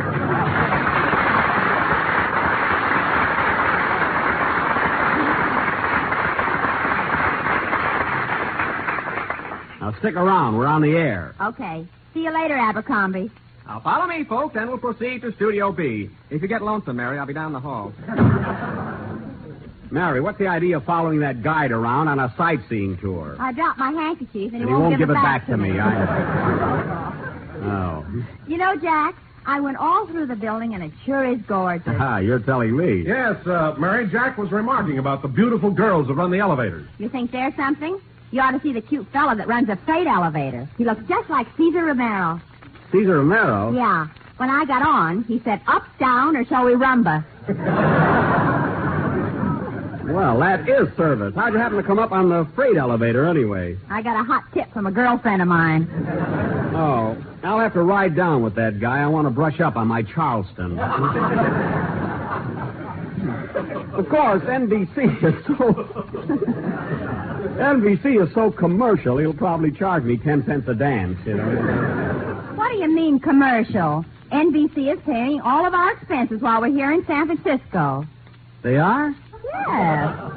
They're paying for all our food, taxis, and entertainment. They are? And they're even paying our hotel bills. Well, that settles it. I'm going to get a room tonight.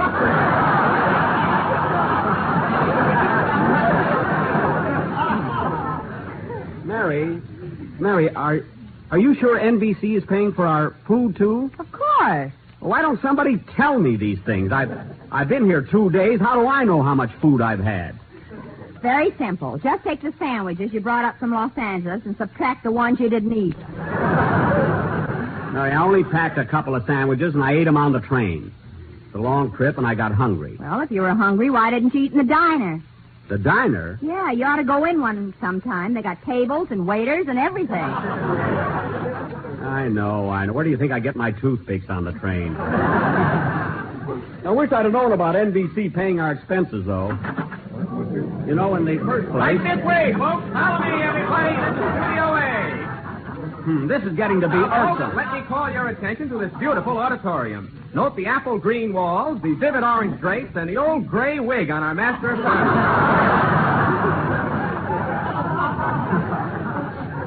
Now, just a minute, buddy. Buddy's my brother. I'm Abercrombie. I don't care who you are. I don't want you interrupting in the middle of a broadcast. Quiet, please. There are 300 people now seated in the studio, folks. 25 walked out since I was here last. That's a lie. Now beat it, will you? Are there any questions, please? Yes, when do we get to Chinatown? Oh, Dennis. Oh, hello, Mr. Benny.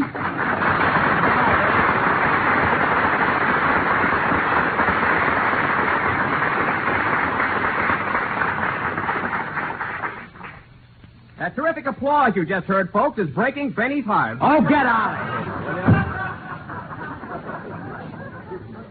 here. Fresh guy. Say, Mr. Benny, I was out in front of the building just now, and you know that... Oh, hello. Hello, Dennis. Having a good time up here? Well, but I'm a little lonely. Lonely? That's too bad. Say, Mr. Benny, I was out in front of the building just now, and you know that big... What do you, What? What do you mean lonely? Didn't you call that telephone number I gave you? Yeah, but a girl answered, so I hung up.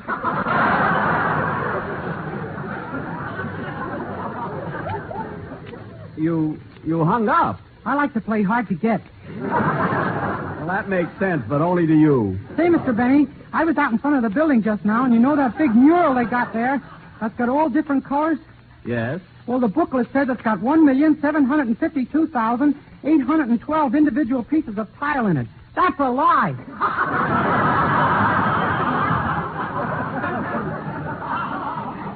How do you know? I counted them. You counted them? I never saw anyone so suspicious. Well, it's your own fault, Jack. Dennis wasn't the least bit cynical till he came to work for you. What do you mean? Every payday, you make him guess which walnut shell his salary's under. Well, certainly. I just make a game out of it. I hope I win pretty soon. I gotta have a toothpick. Oh, has a tooth been bothering you, Dennis? Let's have a look at it. You can't fix it here. Wait till after the program. I wasn't fixing. I was looking. Oh, Jenny, dear. Well, Dennis... Dennis! Oh, we're nuts. It's the end of the season, you know. Dennis, I think we're about ready for a musical salute to this new building, so let's have your number. Okay. Wait a minute. I better test that new microphone before you sing, see if it's all right. Hello, Mac. Hello, Steve. Testing. Hello, Mac. Hello, Steve. Hello, Dirk.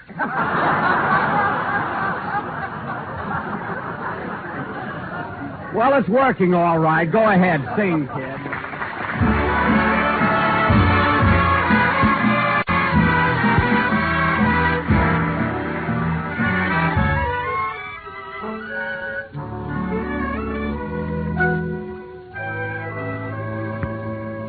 You are always in my heart, even though you're far away. I can hear the music of the song of love I sang with you. You are always in my heart, and when skies above are gray, I remember that you care, and then and there the sun breaks through. Just before I go to sleep, there's a rendezvous I keep, and the dream I always meet helps me forget we're far apart. I don't know exactly when, dear, but I'm sure we'll meet again, dear, and my darling, till we do, you are always in my heart. Just before I go to sleep, there's a rendezvous I keep, and the dream I always meet helps me forget we're far apart. I don't know exactly when, but I'm sure we'll meet again. And my darling, till we do, you are always in my heart.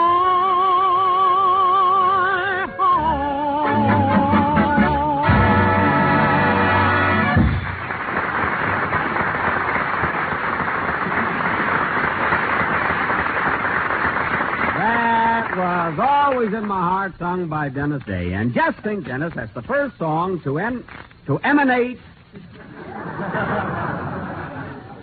A bad word to monkey with there, too. And just think, Dennis, that's the first song to emanate from this new building. Huh? Emanate? That's a hot one. What? What do you mean that's a hot one? How that got by the censors, I'll never know.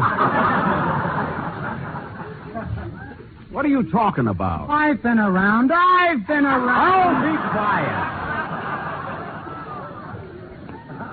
Silly guy. No use postponing it. I got to have a talk with that kid.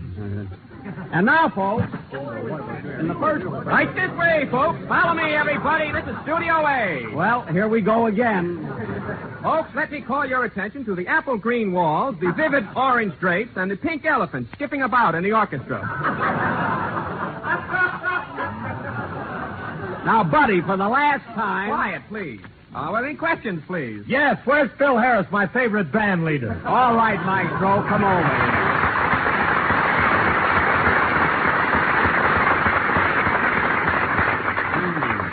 Gee, what a reception. Thank heavens I'm not egotistical. We had to rehearse him on that word egotistical, you know. Not Come on, much. Phil, we're waiting for you. He's got a program to do, now beat it. Okay, follow me, folks. Nothing's going to happen here anyway. I'm going to report that guy. Well, expectant.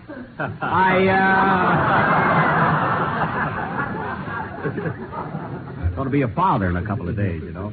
Well, I've been trying to get hold of you all day. Where are you stopping? Well, Frankie, my guitar player, and me checked in at the Fairmont. We got the bridal suite. The bridal suite, eh?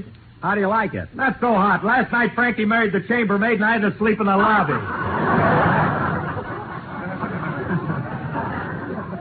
Well, I'm glad to hear that Frankie has finally settled down.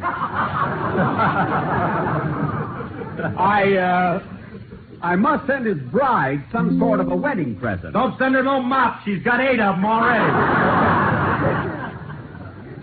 Oh, well, maybe I'll send her a nice galvanized pail or something. I'll have it monogrammed. What's her name, Phil? I don't know. Hey, Frankie, what's her name? I don't know. Hey, Phil! Never mind. Forget it.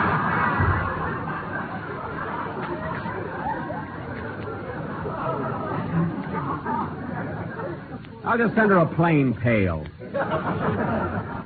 And incidentally, Phil, just because NBC is paying your expenses in San Francisco, you don't have to splurge on a suite. Gee, is NBC paying Mr. Harris's expenses up here? Yes, Dennis.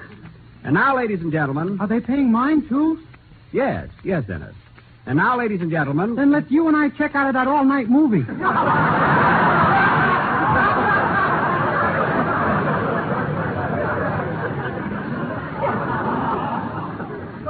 Don't worry, Dennis. We're moving over to the Palace Hotel. Can we get a bridal suite, too? Well, yes, if the hotel is crowded. I wish I had my hope chest here. My silk pajamas are in it.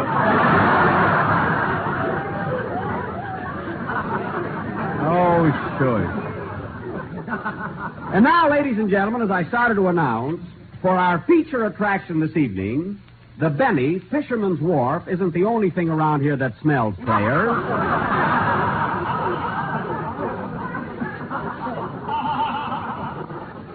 Will present an original drama in honor of this new NBC building. Now, it isn't common knowledge, but approximately 100 years ago, on the very spot where this great edifice now stands, there was a little gambling house and dance hall known as the Happy Hour Tea Room. Yes, sir. The Happy Hour Tea Room? Well, how'd they get that name? A guy ordered tea there once, and the bouncer slapped him till he was happy. So for our play this evening, ladies and gentlemen, we are going to reenact a scene that took place on this very spot over 90 years ago. Now, I will be the proprietor of the Happy Hour, that famous gambler, Jack Ace Pocket. You're going to be a gambler. Yes, sure. Why not? You wouldn't bet $4 that Oakland Bridge goes to Oakland. I'll take that bet, sister. Not a gambler, eh? Anyway, Mary, in our play, you're going to be Lulu Davenport, my sweetheart. Oh, fine. Who is madly in love with a handsome young bartender. Oh, fine. Looks like. The part of the bartender will be played by Phil Harris, Phil, here's a book on how to mix drinks. Are you kidding? Definitely. Now, Dennis, you're going to be an old prospector. You think you can do it? I'm starving, I tell you, starving. That was last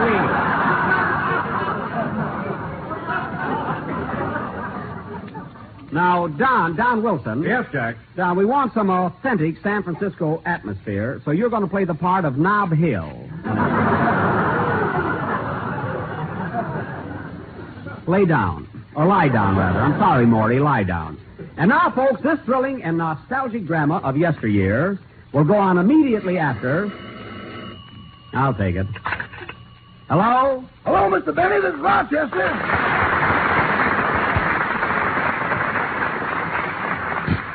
Oh, hello, Rochester. Where are you? I'm calling from Oakland, boss. I'm stopping with friends here. Well, it's about time you called.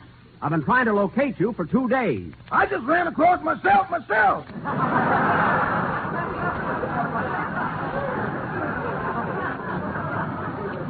What? What are you talking about? Well, you see, I was born in Oakland, boss. Uh-huh. And ever since I got here Friday, things have been delightfully out of focus.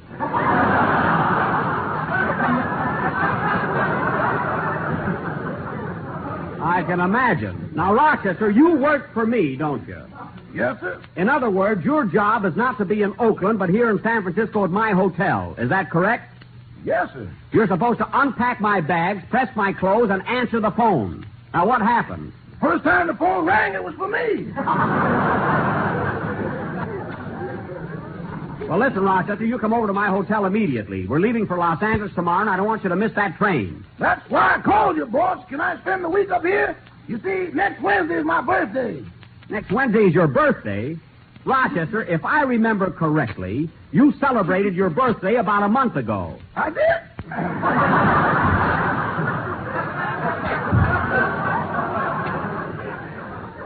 Yes, you did. Well, you can take my word for this, boss. I'm blushing. You better blush. And I'll watch you on that train tomorrow afternoon. Goodbye. Goodbye. Oh, say, boss. Now what? Does Miss Livingston need a new maid or something? A new maid? No, not that I know of. Okay, so long. I'll think of something, honey. Rochester! Rochester, who are you talking to? Every time I take that guy somewhere, I can never find him. Play, Phil.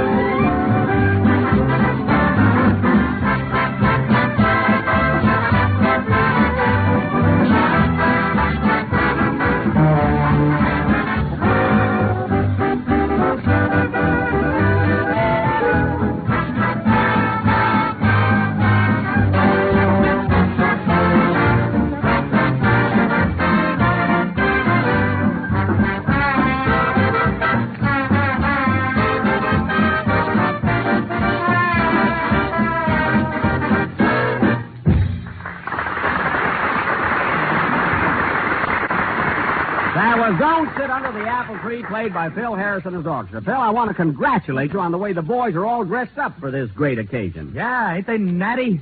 Natty is right.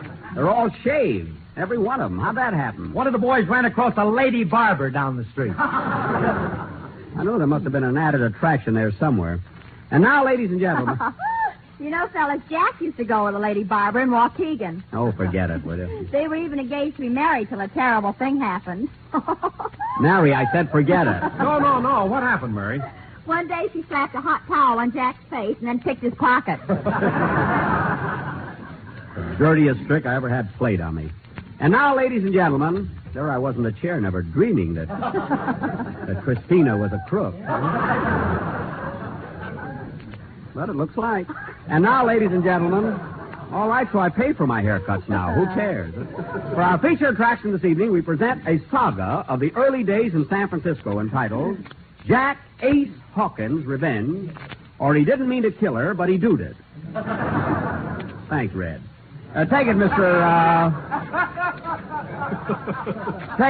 Wilson. The time, ladies and gentlemen, is April in the year of 1849.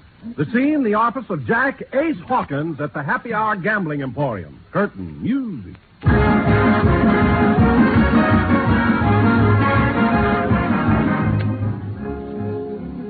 I had enough of this.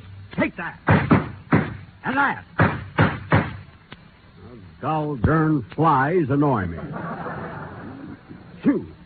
Another killing. You're the meanest man in these parts, Jack Ace.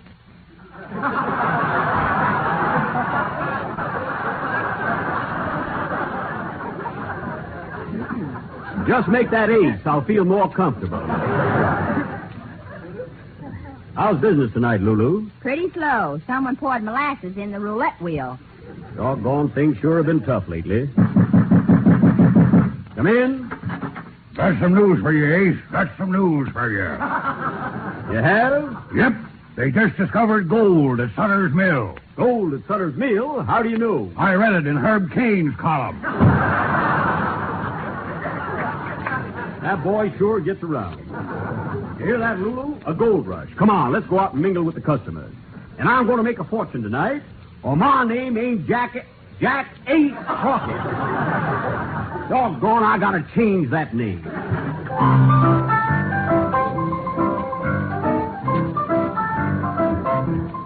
What am I? We lose more darn piano players. Look at that crowd of prospectors. They all got gold.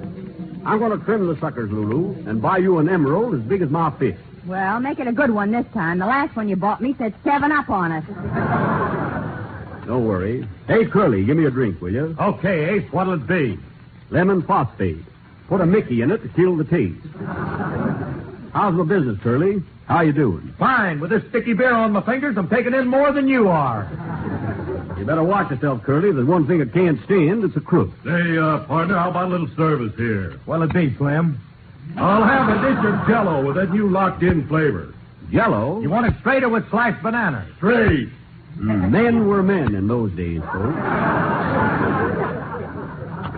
Hey, stranger, I see you got a big bag of gold dust there. How'd you like to play a little stud poker with me? Oh, thanks. I'd rather dance with Lulu. Well, either way, we can't lose.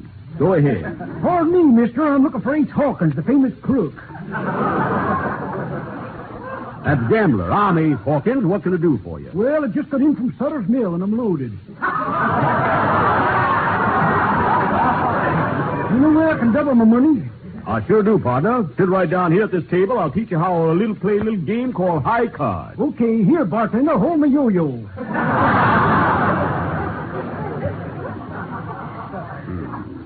Now, this is for $100. We both cut and a high card wins. Go ahead. What's your card? 7 of diamonds. What's yours?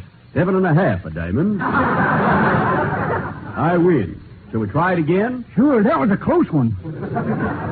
Okay, this for another 100. Go ahead. Take a card. What is it? Sally Kendall, Greystone 8700. How did that get in there? Take another one. Okay. What do you got? Holy smoke! Well, what is it? The 0 of hearts. You win again. That's 200. Now, I'll tell you what, stranger. Let's cut the cards just once more for all the gold you got. What do you say? Okay, but I want to keep my yo-yo. Fair enough. This time I'll take a card first. I got the Jack club. What's yours, stranger? Well, what's your card? There's something wrong here. I got an ace. An ace? Why, you're nothing but a low-down thieving thief. I'm a-taking your gold, stranger, and I'm a-taking it right now. Oh, no, you don't. Watch out, partner. He's got a gun. Yes, and I'm going to use it. Now, give me that gold, stranger. Right this way, folks. This is Studio A.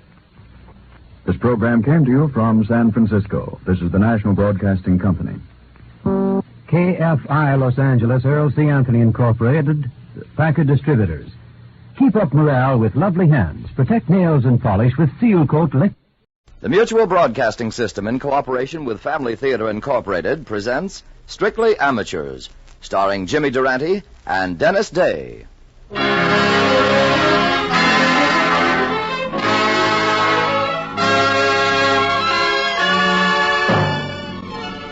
More things are wrought by prayer than this world dreams of.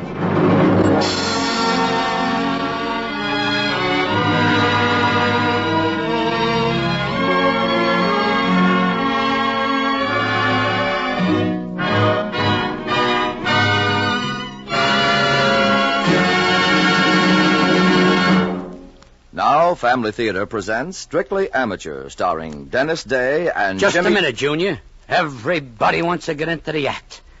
Here's the thing, folks. I'm walking around Hollywood, minding my own business, just commuting with nature. And I'm telling myself I'm a busy guy, and what happens? I hear about this family theater. There's a lot of people talking about it, so I says it's time interesting inquiries were made as to what it's all about. So that's the way it happens. When I find out they got something to sell, then I'm on my way out. Because I'm not in a buying mood until I hear they have something to sell that's free, for nothing, and gratuitous. The inquiries are more interesting.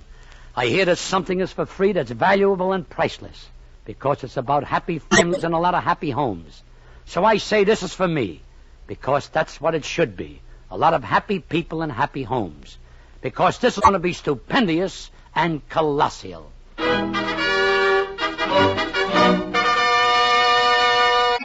Now get the picture. You sit down, you turn on the radio, you listen for 10 minutes. The suspense is terrible. You're on the edge of your chair. You listen for 15 minutes, 20 minutes, 29 minutes, and what happens? The guy finally says to the girl, I love you. The girl finally says to the guy, I love you too. It takes them 29 minutes on a network to come to the point. But not with me. My stories are different. I commence where the other guy concludes. For example, when Madeline McGroggerty was 19, she falls in love with a fellow by the name of Tommy Keneally. Madeline says to Tommy, to wit, I love you, Tommy. To which Tommy rejoins, And I love you too, Madeline. See what I mean? Bang! Right off the bat, we know where we stand. The guy loves the girl and vice versa. So what happens next? Let's say it with flowers and music. You've guessed it. They were married. It was a real wedding ceremony. And the old pastor tells Tommy and Madeline something like this. May you have children as numerous as the sands of the sea. And may you live to see your children's children to the second, third, and fourth generations. Which is a very nice sentiment. Because I myself personally believe in kids. To resume the course of my remarks, I shall herewith continue. Tommy Keneally is a nice guy. He's a songwriter and also a singer. He says to his wife, Madeline, one day, If I could sell some of my songs, we'd have enough money to get a house on Long Island. To which Madeline retorts, Well, go ahead, Tommy. Try and sell them. But in the meantime, why don't you keep trying for the cops? So Tommy keeps trying for the cops and writes songs in between. Among some of the gems which he wrote was Gitchery Gommity Stump, Serenade to a Slap-Happy Sultan, The Slooch, and If Thou Was But a Lily Pad, and I Was a Gay Moonbeam. May I add that none of these lyrics, collectively or exclusively, were ever sold or published? Why? Because those are the conditions which prevail. Nonetheless, Tommy and Madeline were happy. For example, on a winter's night, this is how they talk. To wit. Tommy, isn't it nice to sit here in the kitchen and listen to the coal singing in the stove? Yeah, that's about the nicest coal we ever got. It sputters and whistles so sweetly, Tommy. It should sputter and whistle. $14 a ton, Madeline. See what I mean, folks? Just simple talk. Coal in the stove. They were tickled with it. Also concerning sunsets, which take place over the Palisades, they had this to say, to wit. I'm wild about sunsets, Tommy. All full of pink and red and clouds that just ooze with purple greenish gold. It's the dust particles in the air that does it, Madeline. I read it in a book. But don't you just love sunsets, Tommy? Yeah, they're okay. Sunsets have that certain something about them that only sunsets have. That's exactly how I feel, too, Tommy. You see, folks, they lived a simple life. And need I add at this point that they were very, very happy, exceedingly happy? To advance my remarks, Tommy says to Madeline one day, "Oh, I'm washed up. I can't get to first base. What's the matter, Tommy? Nobody's interested in my lyrics." But why? You write the nicest lyrics, Tommy. I thought the last one was the best thing you ever... You mean the one about the Higgly Wiggly Walrus? Yes, that was the sweetest lyric you ever wrote.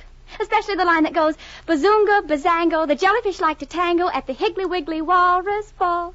Oh, it's simply beautiful, Tommy. Oh, they give you the same old story. Brzezinski says they want something original, something peppy. Oh, I see. Well, Tommy, I have a surprise for you. In fact, 2 surprises. Yeah? First of all, I wrote a lyric myself. You wrote a lyric? It took me 7.5 hours. Here, read it. If you write the music for it, Tommy, maybe Mr. Brzezinski will buy it. Say, what's this first word you got written here? The word is thanks. Oh, let's see now. Thanks be to God for a house that is warm. For trundle beds that... Madeline, why did you go and write stuff like this for? Well, you see... Oh, you'll never guess what, Tommy. What? I went to the doctor today and he said, yes, definitely. You mean? We're going to have a baby. Wow! And when I came back to the house, I was so happy. I just sat in the chair, cried, and...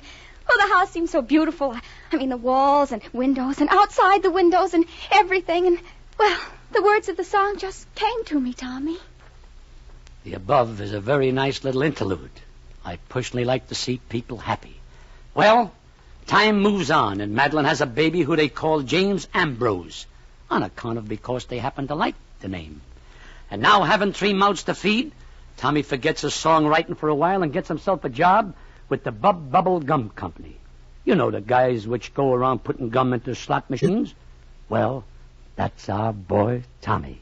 And when he ain't working, he's spending most of his time leaning over James Ambrose, going... A-goo, a-boo, a-moo. Don't laugh, folks. Your old man must likely done the same with you. Well, to advance my story, one day Madeline says to Tommy... Tommy, did you ever write music for that lyric I gave you? Honey, I told you before, it's very nice and all that, but it's just not commercial. It's like a hymn, and you can't sell hymns to Tin Pan Alley. I bet Mr. Brzezinski would buy it if he saw the words. I couldn't take a lyric like that to Brzezinski. He'd laugh at me. Oh, come on, Tommy, let's go down and see him. No, Madeline, I can't. Just for me, Tommy? I said no, and that's final. So they went down to see Mr. Brzezinski. That's a woman still. Thanks be to God for the song.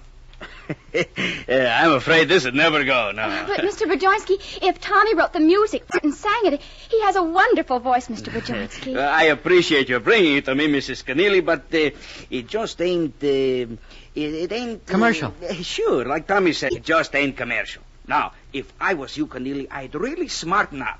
Why, what do you mean? You want my advice? I think you ought to forget songwriting and singing and start a one-man agency around your wife. My wife? Sure. Hollywood's been looking for a face like that for years. I mean it, on the level. Mrs. Keneally, if you can read a single line of script, I'd be willing to guarantee that inside 6 months... Well, it's like I personally say, truth is stranger than friction. And this is where I come to the picture myself. You see, I'm one of the gods out here in Interstellar Pictures Incorporated.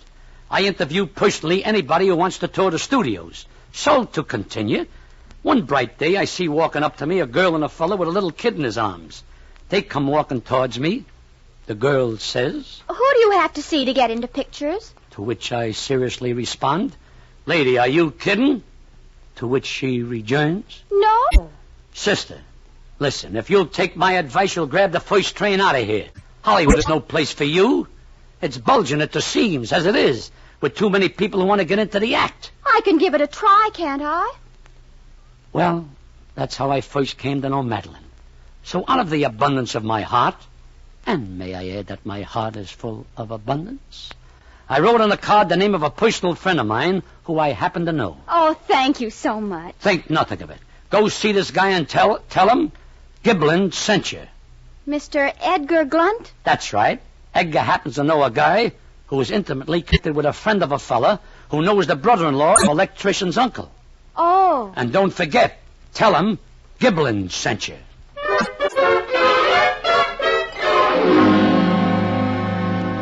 So what happens next? You'd be surprised at what happens next. Listen. We've been out here 8 months, Madeline, and I'm getting fed up with it. But I've been in 4 pictures already, Tommy. Sure, but why do they keep putting you in pictures with gorillas? My last picture wasn't with a gorilla. We had tigers. Well, anyway, they're mixing you up with too many animals. It's not that I have anything against tigers, Madeline, or gorillas either, but they never give you the leading part. Do you ever shoot a gorilla? Do you ever kill a tiger? No. But I got to work my way up, Tommy. And don't forget, in my last picture, I was in it for 6 minutes. Yeah, 6 minutes. The tiger had to mangle somebody. But it was dramatic, Tommy. When that tiger mangled me, that was the climax. Oh, Madeline. I don't know. It's... What's the matter? Well, I'm not jealous, Madeline, but I do think you're on the go too much. Well, I've got to keep appointments. My agent insists. I know all about your agent, but you're married to me and not him. Sometimes I wish I was back in the Bronx with nothing to worry about except putting bubble gum in slot machines. Give me 6 more months, Tommy. We'll settle down then. And another thing, Madeline. Now, don't get mad. I won't. Well, don't keep going to dinner with that big shot. You mean Mr. Hudson? Whatever his name is. Why, that's nothing but publicity. Mr. Hudson has a lot of influence, Tom. He's going to introduce me to Walter Morgan, one of the biggest producers in Hollywood. All right, maybe he is. But you don't have to go to the Hudge and Fudge with him so often. The Hudge and Fudge is a very pleasant restaurant, Tommy. And besides, Mr. Hudson won't eat spinach anywhere else. The olive oil at the Hudge and Fudge Okay. Where are you going now? It's another one of those dinner dates. Don't bother waiting up, Tommy. No, Madeline! Oh, I forgot to tell you I'm dining with the friendly daughters of Azusa. Oh, the friendly daughters of... You were going to say something? Oh, no, I mean, yes. I mean, well, good night, Madeline. Have a nice spinach salad. I mean, have a nice tea with the friendly daughters. It's a dinner, Tommy. Good. Swell. Eat up, Madeline. Eat up.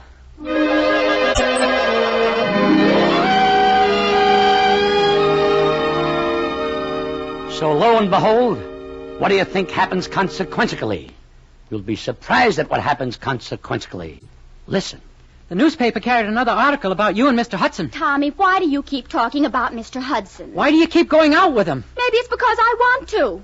Now, are you satisfied? I see. And in the meantime, what am I supposed to do? Sit up with little James Ambrose every night while you and Mr. Hudson eat spinach? That also might not be a bad idea. Madeline, you're beginning to get me exasperated. I don't know why you're making all this fuss. I'm only trying to get a contract. Sure, and if you eat enough spinach with Mr. Hudson, he'll introduce you to Mr. Walter Morgan, and then What's wrong with that? You don't have to stay out till 11 o'clock at night eating spinach with him. Spinach again. You said he liked spinach. You've got spinach on the brain. I'm not talking about spinach. All right, what are you talking about? About you, that's who.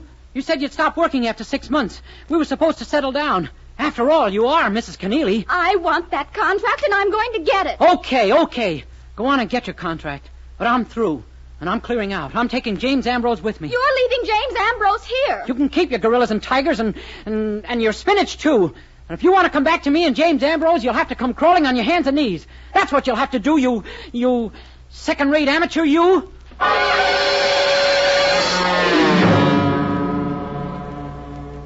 So that's the situation, huh, Tommy? Yes, Mr. Giblin. I told her off this morning. And she won't let you have James Ambrose? Oh, I should care. You know what I'm becoming? What? Reckless. Oh, you're just a little perturbed.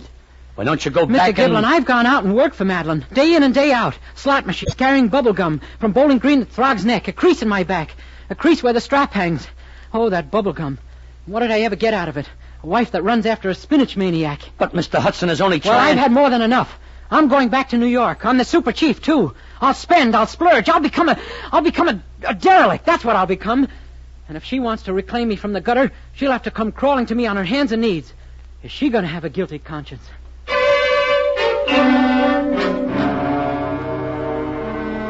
There's a storm brewing on the home front tonight, folks. What was once a state of happy bliss has deteriorated to a state of consternation. Accusation, alienation, and embarkation by the way of super chief, and back again to consternation. It's a vicious cycle. So what happens next? A buzz happens. A gentle buzzing at my door. Oh, it's you, Madeline. And little James Ambrose with his lemon and lime lollipop. Oh, Mr. Giblin, I just had to come and see you. This past week has been just... Restrain yourself, Madeline. Relax. I know the whole story. About me and Tommy? Yes, as a matter of fact, Tommy phoned me from New York this morning, person to person, long distance. Oh, I'm so glad he's safe. I didn't know where... So that's where he went. From the sound of his voice, I'd say he was not only frantic and distraught, he was even upset. I'll never go back to him. Those are harsh words, Madeline. He thinks I'm no good. He called me an amateur. But I've got a career. Mr. Hudson told me. He's going to introduce me to Walter Morgan, and... Listen, Madeline. You're a sweet and lovely girl. You got a lot of talent. I mean it. But confidentially, I think your place is back in the Bronx with geraniums on your windowsill and dandelion in your hair. Why, if I was you, I'd grab the first train and... What's the matter, kid? You don't think I'm any good either. Madeline, I didn't say that... How have you know I won a medal for oratory back in junior high? But my dear Mrs. T... I'm not saying I'm the world's best actress. Madeline! But I'll show him. I'll show everybody.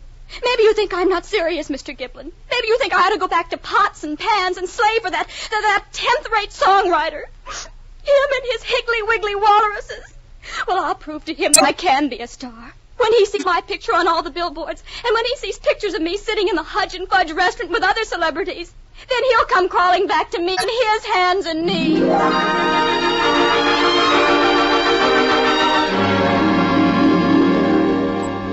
The situation, folks, is becoming incredibly worse. It's a problem. I paced my floor Monday. It's still a problem. I paced my floor Tuesday. Still a problem. I'm flustered. I'm distorted. Then all of a sudden... Bang! Like a sledgehammer, it hits me. I get an idea. And, folks, when Giblin gets an idea, Giblin gets an idea.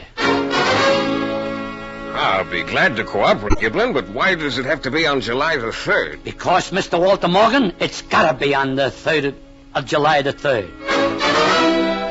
Sure, I'll cooperate, Giblin, but why must it be on July the 3rd? Because, Mr. Gladfly, it's got to be on July the 3rd.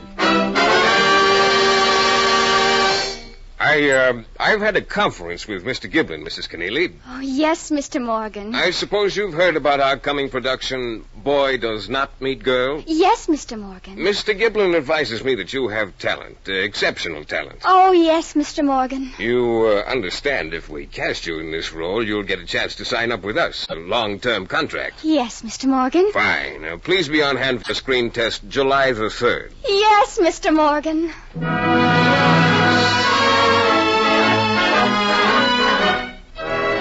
Are you getting the drift of my story, folks? Why, it's got everything. Suspense, conflict, confusion. But to advance the action, let us proceed with the next interlude. What happens? A buzz happens. A gentle buzzing at my door. Come in. Oh, it's you, Madeline. With James Ambrose and his lemon and lime lollipop. Oh, I'm so excited about tomorrow. Oh, you're gonna knock 'em dead. I've got my lines memorized. You've got some corking lines there, Madeline. Just give them with the right inflections and conjunctions, inflecting where you're supposed to inflect and conjuncting where you're supposed to conjunct, and that contract is indubitably yours. But what I came to see you about, Mr. Giblin, is...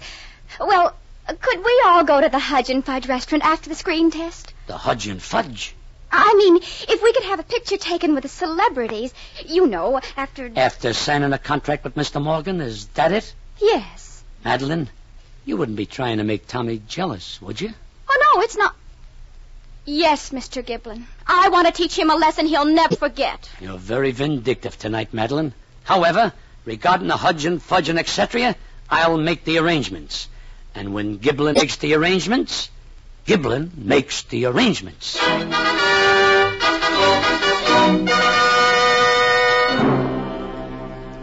July the 3rd, the screen test. Everybody is there. Morgan is there. Madeline is there. I'm there. But all this is neither here nor there. Quiet. The camera is focused. The lights are up. Madeline speaks. I have suffered. I have suffered much. I have suffered overmuch. Exceedingly too much suffered. And now I die. I pass away. I die.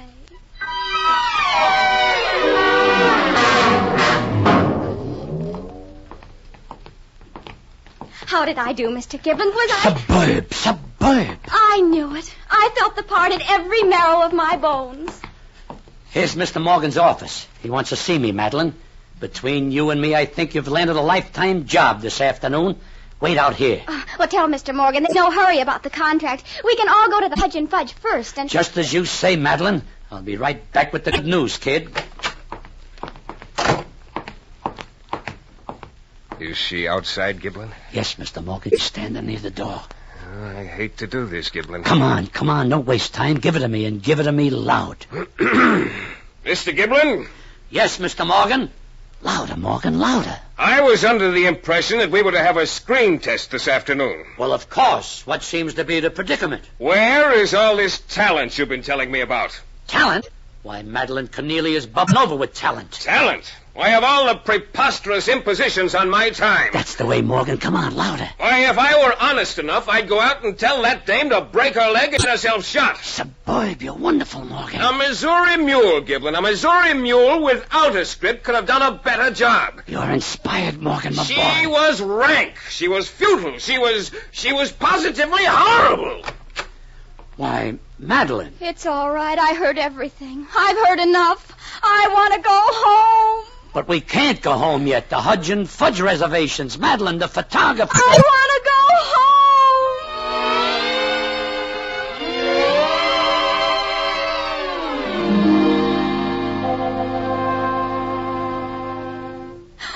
I don't know what I'll do now, Mr. Giblin. I'll never be able to face Tommy again. Oh, forget this afternoon. I'm through. I'm finished. If at first you don't succeed, Madeline... No, I don't have talent. I never had talent. Madeline, it's about time I let you in on a secret. Sure, I told Morgan you had talent, and I meant it. It's a fact, but I didn't tell him what kind of talent you got. The way I see you, kid, with those 3 freckles on your nose and your nice clean eyes, you're just bubbling over with talent. Talent to make somebody happy, your husband, your family. You got talent for being a wife, talent for picking a morning glory off a backyard fence, for throwing a lamb stew together, for singing a sweet and simple song for a guy who comes home tired at the end of the day. You're like millions of other kids, amateurs, strictly amateurs. But boy, what class. And speaking of amateurs, Madeline, this is still July the 3rd. Why, what do you mean? Major Gladfly's Amateur Hour. It's on right now. Listen to the amateurs, Madeline. All right. That was Jack Preventatus trombone, ladies and gentlemen. And now our next contender. Your name, please. Thomas Keneally. Mr. Giblin. Shh, quiet, Madeline. You're going to sing an original song, I believe. That right, Mr. Keneally? Well, it's not exactly original, sir. My wife wrote the words and I wrote the music. Well, now, that's a very nice combination. Is your wife listening? I don't know. I hope she is. And if she is listening, I hope the song makes her hit parade.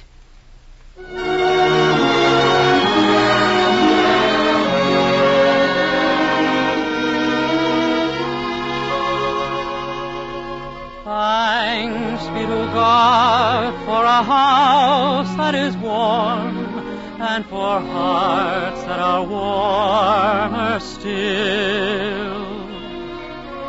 Thanks be to God for the song of a bird and the sunset over the hill. Thanks be to God for the rain in the night, for trundle beds and candlelight. Thanks be to God when the storm is through. Thanks be to God when the sky smiles blue. And thanks be to God for you, dear. Yes, thanks especially for you.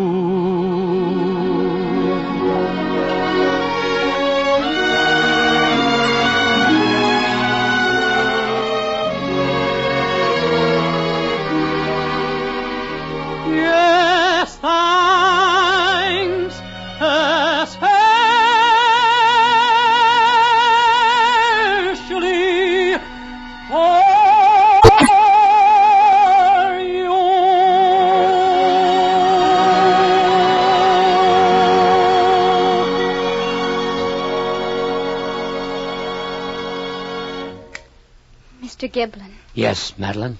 Tommy's music was beautiful. Sure, but only because you wrote the words. Tommy and I, we go well together, don't we? That's right, Madeline. Matter of fact, it's one of the nicest combinations I know of. Husband and wife, together. They make sweet music, Madeline. Colossal, stupendous music. Together.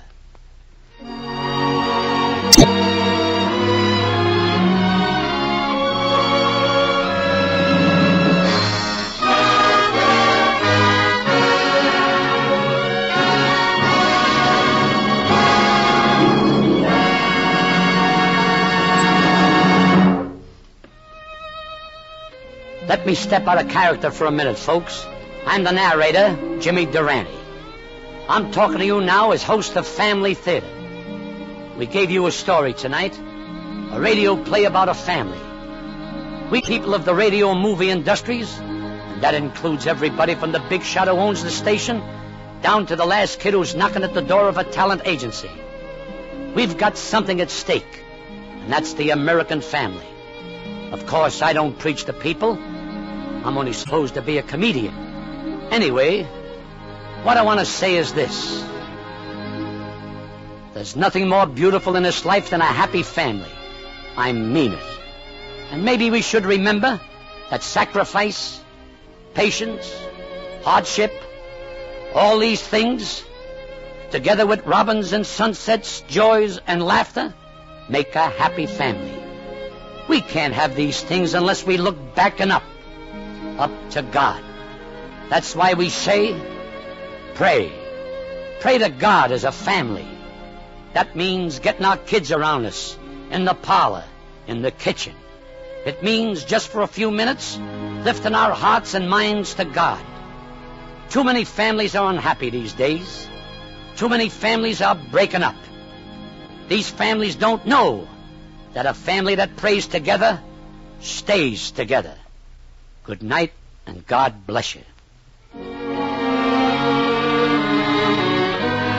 Our thanks to Jimmy Durante for his performance as Giblin, to Dennis Day for his portrayal of Tommy, and Barbara Eiler, who played Madeline. Others who appeared in tonight's play were Jack Crucian and Ira Grossell. A special word of thanks also to Timothy Mulvey for writing tonight's play, and to Max Terr for his music. The program was directed by David Young. Next week, our Family Theater star will be Lionel Barrymore in Blue Memorandum. Your host will be Ricardo Montalban. This series of the Family Theater broadcast is made possible by the thousands of you who felt the need for this kind of program, by the Mutual Broadcasting System, which has responded to this need, and by a friend of the New York Foundling Hospital, which cares for homeless and motherless babies without distinction of race, creed, or color. This is the Mutual Broadcasting System.